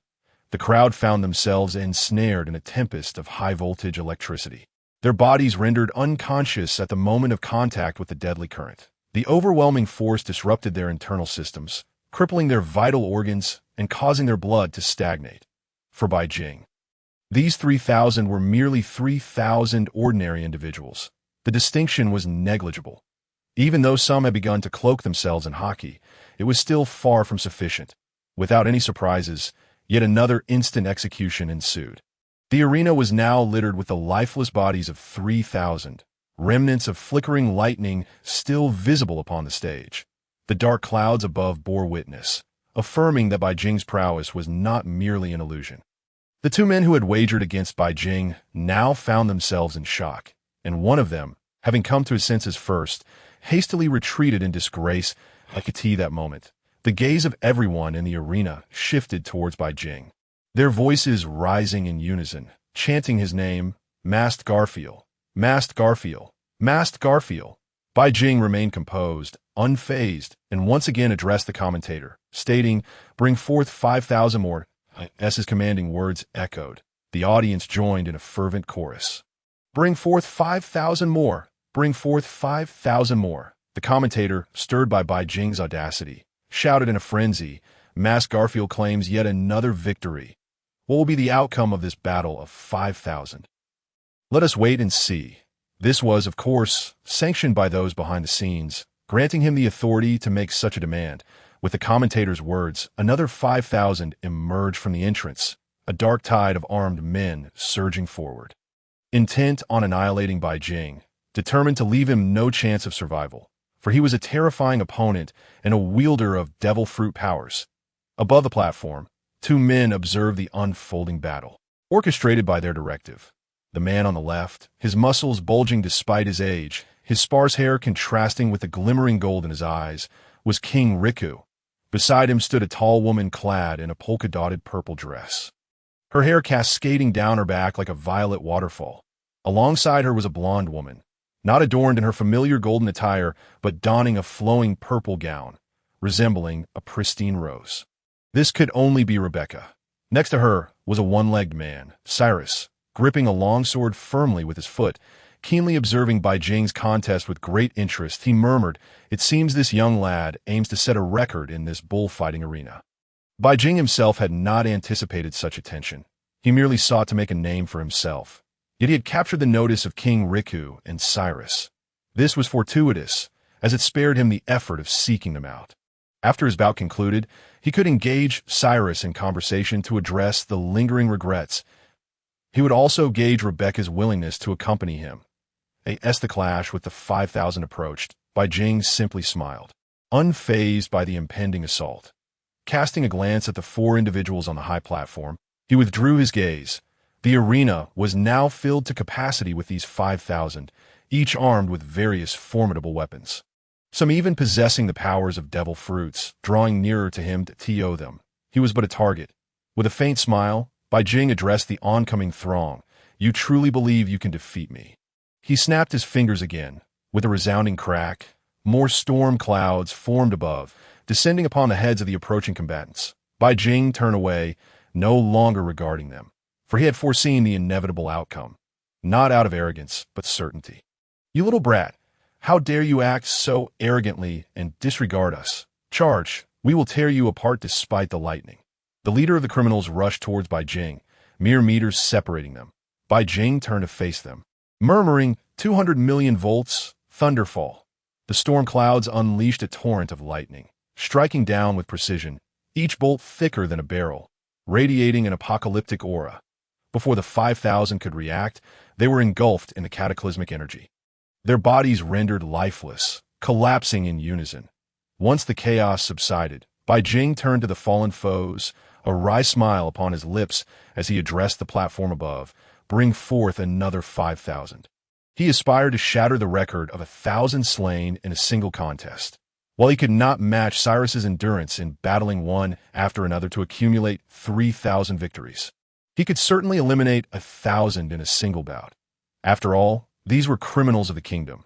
Their demise held little weight. King Riku, observing from below, inquired, "Who is this individual? A new criminal, perhaps?" Cyrus, perusing a thick stack of documents, shook his head. "No, this one is a voluntary participant, having signed a contract of life and death, seemingly to engage in combat within the arena. Then there is no need for concern. This young chap likely seeks to make a name for himself. However, if this continues, the bullfighting arena may not survive." King Riku chuckled, while Violet looked on with curiosity, and Rebecca mirrored her sentiments. "Masked Garfield! Masked Garfield! Masked Garfield!" The audience erupted in excitement, captivated by Bai Jing's invincible presence. His confident demeanor, that fateful snap of his fingers, and his ability to eliminate foes with a single blow. Truly, he was unparalleled. The saying holds true: wherever a strong individual goes, they will earn the respect of the masses. "Bravo! Truly a young talent." King Riku's applause resonated through the air, prompting Bai Jing to glance up and smile in acknowledgement.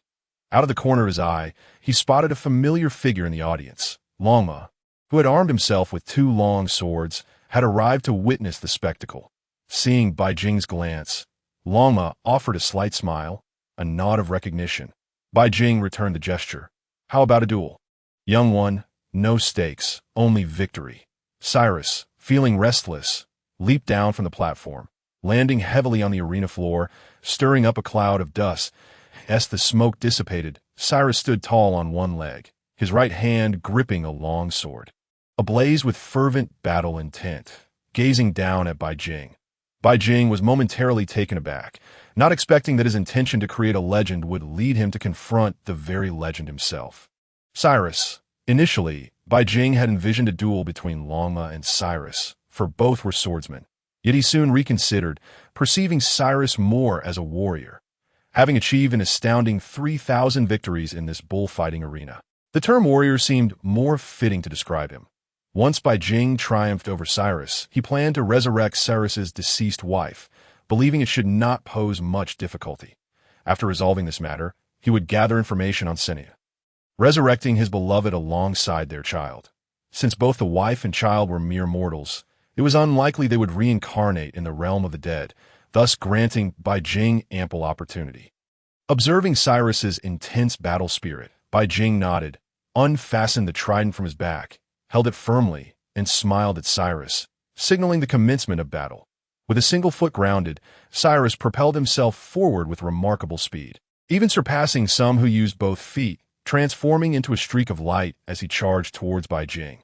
Gripping his sword with both hands, he raised it high, the strike resembling the force of a crashing wave. Relentless and unyielding that a flicker of light danced in the corner of Bai Jing's eye, an indication of his observation Haki, enabling him to foresee the future and discern the precise trajectory of Cyrus's impending strike. Bai Jing swiftly morphed into a golden flash, retreating with grace that Cyrus's blade met empty air, his expression unchanged as he continued to balance on one leg, thrusting his sword downward with great force, using the recoil to propel himself even faster. However, before Bai Jing, endowed with observation Haki, this speed was insufficient. Bai Jing transformed into a golden blur, utilizing the powers of the flash fruit, darting around the arena like a specter, evading every attack without retaliating. The masked Garfield was indeed formidable, managing to evade the onslaught of the arena's warrior. With each strike, his speed was astonishing. The masked Garfield was no ordinary foe. He was capable of slaying 5,000 foes in a single blow. This encounter would undoubtedly become a monumental tale in the annals of the bullfighting arena. The anticipation for this clash of titans was palpable among the spectators. As the commotion echoed above, the crowd curiously watched the battle unfold below. That Rebecca's eyes were filled with concern as she glanced at Violet, asking, "Do you think father might be defeated?" After all, he was at a distinct disadvantage against this man. Violet's gaze was laden with meaning as she replied, "In this battle, Cyrus may indeed fall, for he is yet to unleash his true strength and has merely been evading. Perhaps he is searching for the opportune moment to strike decisively." Chapter 72. The Fall of a Legend. The tale of Bai Jing. Rebecca listened, unusually silent. Though she could accept Cyrus's defeat, a sense of disappointment lingered in her heart. After all, no one wishes to witness their loved ones falter.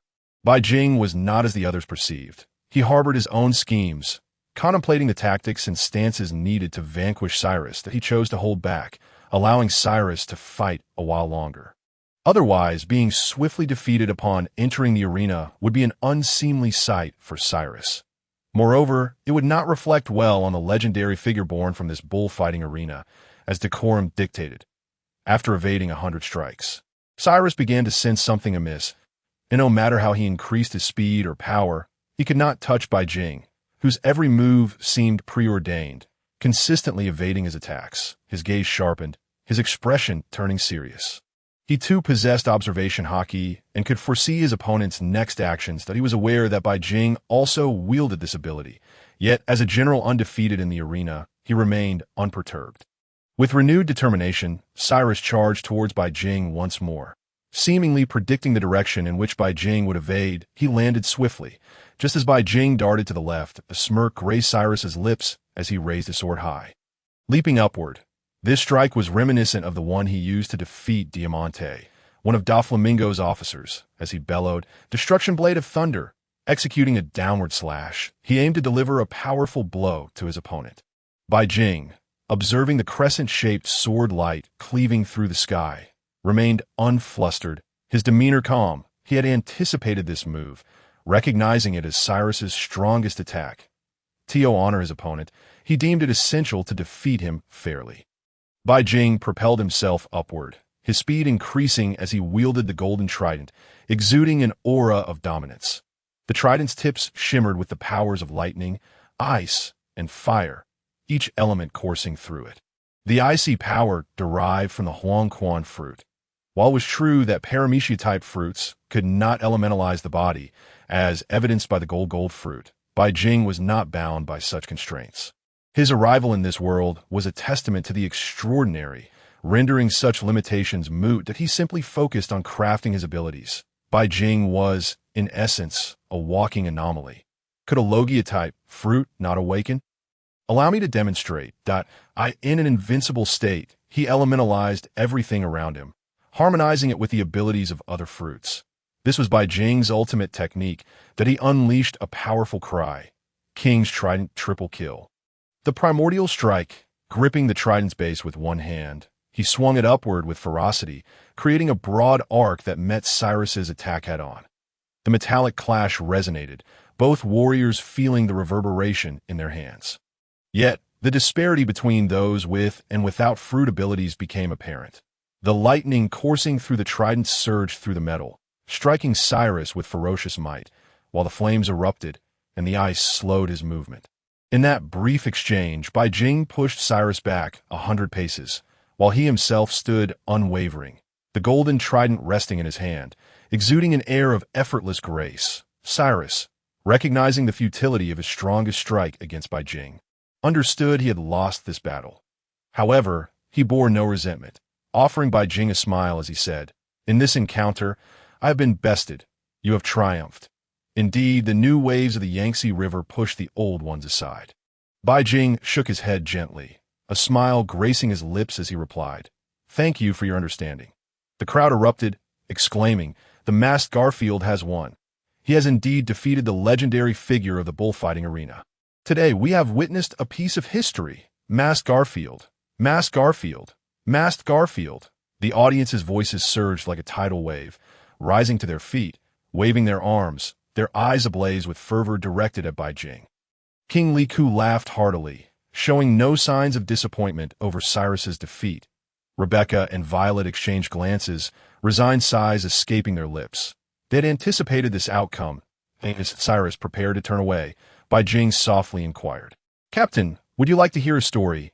Before Cyrus could respond, Bai Jing continued, "A captain ventured alone into a pirate camp, rescuing the kidnapped princess, Scarlet. This brave and fearless spirit captured the heart of a nation's princess. And the two began to harbor mutual feelings. Due to their sincere affection, Scarlet was resolute about love, and Cyrus was someone worthy of her trust. Thus, they fell in love. Yet a troubled youth and a princess's incongruous status led to an upper-class design that necessitated the princess's accident. This accident was merely a ruse, a deception to allow them to be together. As Cyrus prepared to leave, he froze in place upon hearing Bai Jing's words, his entire being trembling. His grip on the sword quivered slightly. Bai Jing continued. The youth's hands stained with blood, while the princess appeared to him as a flawless jade. The youth dared not meet her gaze, seeing her as a treasured jewel point 2 years later, after the birth of their first daughter. The youth had never dared to hold her, fearing he would taint her purity. In his eyes, his hands were those of a demon, while his daughter was a pure angel, untainted and sacred. Only after achieving 3,000 consecutive victories did he don gloves, finally cradling his daughter. Hearing this, Cyrus trembled more violently, disbelief etched in his eyes as he fixed his gaze on Bai Jing. Life could be so beautiful, yet the hardships that followed were equally profound. The arrival of one individual altered everything. King Liku was manipulated, chaos erupted within the city, and people ran amok, killing indiscriminately. The youth understood he must go save King Liku. Thus, disregarding all else, he struck a blow at Doflamingo, only to be transformed into a toy by Sugar. That night, he lost far too much, nearly everything. Scarlet was fatally shot by an enemy while merely seeking bread. In his rage, the young man slaughtered all, cradling his wife's lifeless body and weeping bitterly, his toy hands devoid of any warmth. Before Rebecca, he was helpless, overwhelmed with grief and despair, to the extent that he uttered the words, "I failed to protect your mother." This must have been the most desperate moment of his life. A.S. by Jing recounted this tale. A heaviness settled in his heart. Indeed, the love found among pirates often culminates in tragedy. Upon hearing Bai Jing's words, Cyrus was struck by the weight of his most painful memories, his gaze becoming vacant, as if lost in recollection of a woman he viewed as celestial, his eyes subtly glistening with unshed tears. The men of the pirate world are truly valiant. Yet, there remains something unspoken by Bai Jing. If a person is forgotten by all, does that not equate to true death? Has everyone truly forgotten her existence? Furthermore, before her demise, Cyrus had already become a toy, heartbroken and desolate. Yet as a toy, he could shed no tears. The most profound anguish lay within his heart. The state he had become was unrecognizable to Scarlet. He uttered, "Though I do not know who you are." Chapter 73. Cyrus's Hope. Re-entering the underworld, Cyrus's gaze toward Bai Jing had transformed entirely. As he regained his senses, he realized his eyes were unwittingly moist. Tears forming at the corners, Bai Jing approached slowly, speaking softly. "In this battle, you may have lost, yet in the roles of father and lover, you have never been defeated." Cyrus raised his head, sorrow etched across his features. His voice hoarse and low. "How do you know all this?" "I have not confided in anyone." His heart was a tumult of confusion, now overshadowed by profound grief.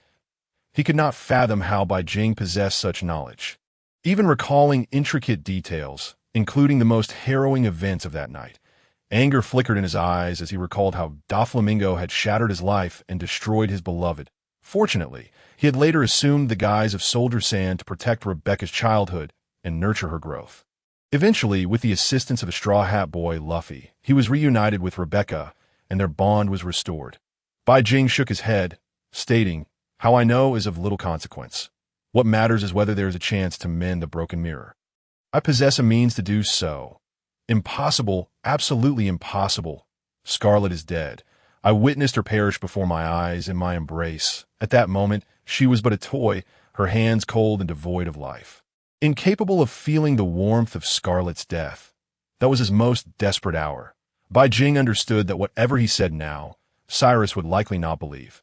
Therefore, he remained unhurried and declared, "If you trust me, await me within the palace in the coming days. I shall seek you out with Scarlet in tow. Should you doubt me, consider this day an illusion. The extent of my knowledge is indicative of my capabilities." With that, Bai Jing smiled, nodding towards the direction of Longma, and transformed into a streak of lightning that shot into the sky, vanishing from the arena. This journey would greatly facilitate matters, resolving numerous issues and sparing him the need to search for King Riku and Cyrus within the palace. He decided against bringing Cyrus aboard, for he was ill-suited to the life of a pirate. It was far better for him to live quietly with Rebecca, reuniting with Scarlet and King Riku. This was truly their optimal outcome. After all, Bai Jing intended to recruit Doflamingo and Onisar, including Corazon, all of whom were adversaries to Cyrus. Although Bai Jing could resurrect his beloved, conflicts were inevitable, and given Cyrus's lack of strength, he might struggle to keep pace. Thus, weighing various considerations, Bai Jing ultimately resolved to fill the void left behind, yet refrain from bringing them aboard. Sometimes, offering hope can indeed rekindle vitality within a person. Cyrus stood rooted in place, absorbing Bai Jing's words, lingering for an extended period. Even after the crowd dispersed, he remained, lost in thought, murmuring to himself, "Is there truly hope? Is what you say genuine? Will Scarlet really be revived?" Above, King Riku and his companions were puzzled as to why Cyrus remained so long, unaware of the conversation exchanged between Bai Jing and Cyrus. Once the crowd had dispersed, they approached Cyrus, King Riku, perplexed, his face etched with confusion, inquired, "Cyrus, what troubles you?" Hearing this voice, Cyrus finally returned to himself, gently shaking his head, deciding it best to remain silent. With Rebecca present, should she be given hope only to face despair? The resulting sorrow would surely be overwhelming, that if possible, he desired to shoulder this burden alone. After all, both Rebecca and Violet were women, sensitive and perceptive.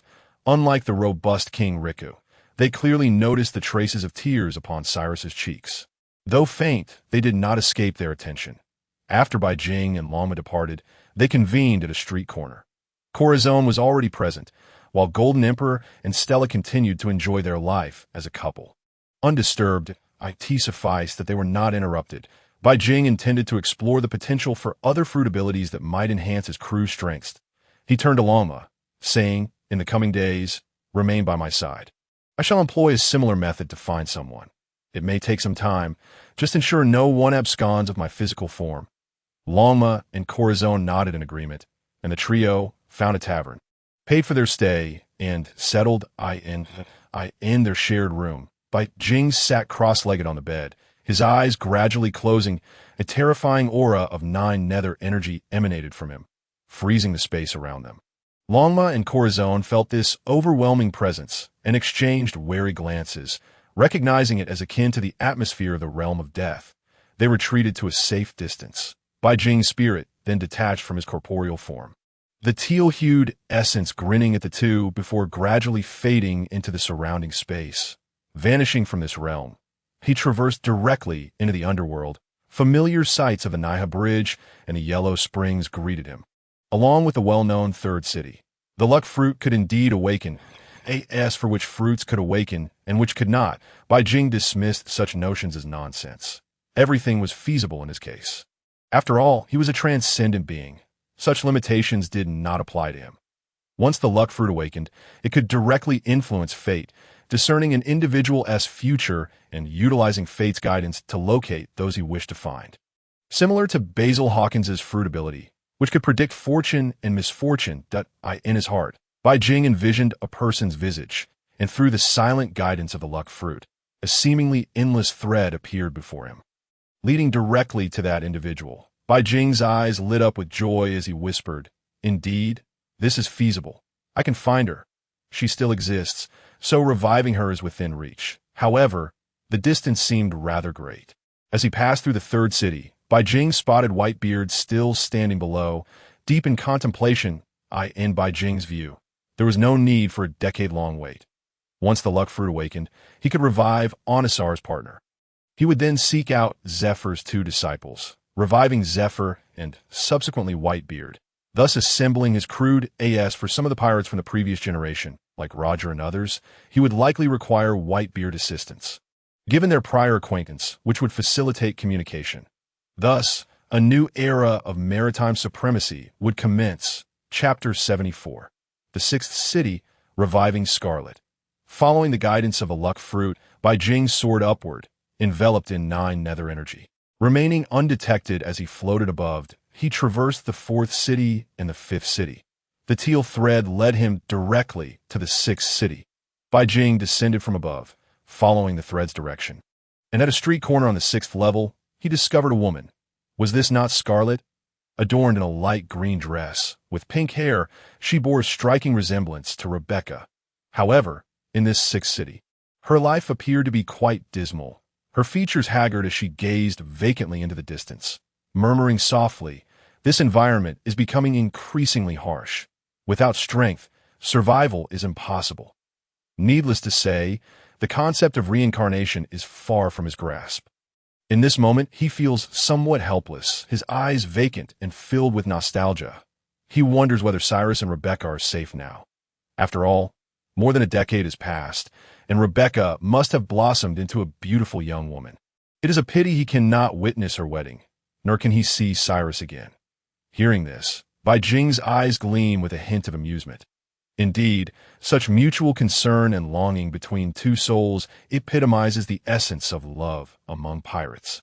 Bai Jing's figure gradually materializes, and he turns to Scarlet, stating that there's no need to worry about Cyrus and Rebecca any longer. Rebecca has grown into a lovely young lady, strikingly similar to you. The nation has been liberated and has stabilized. All you need to do is accompany me back to the world of pirates. Suddenly, Bai Jing's voice echoes, startling Scarlet, who instinctively clutches her chest in disbelief.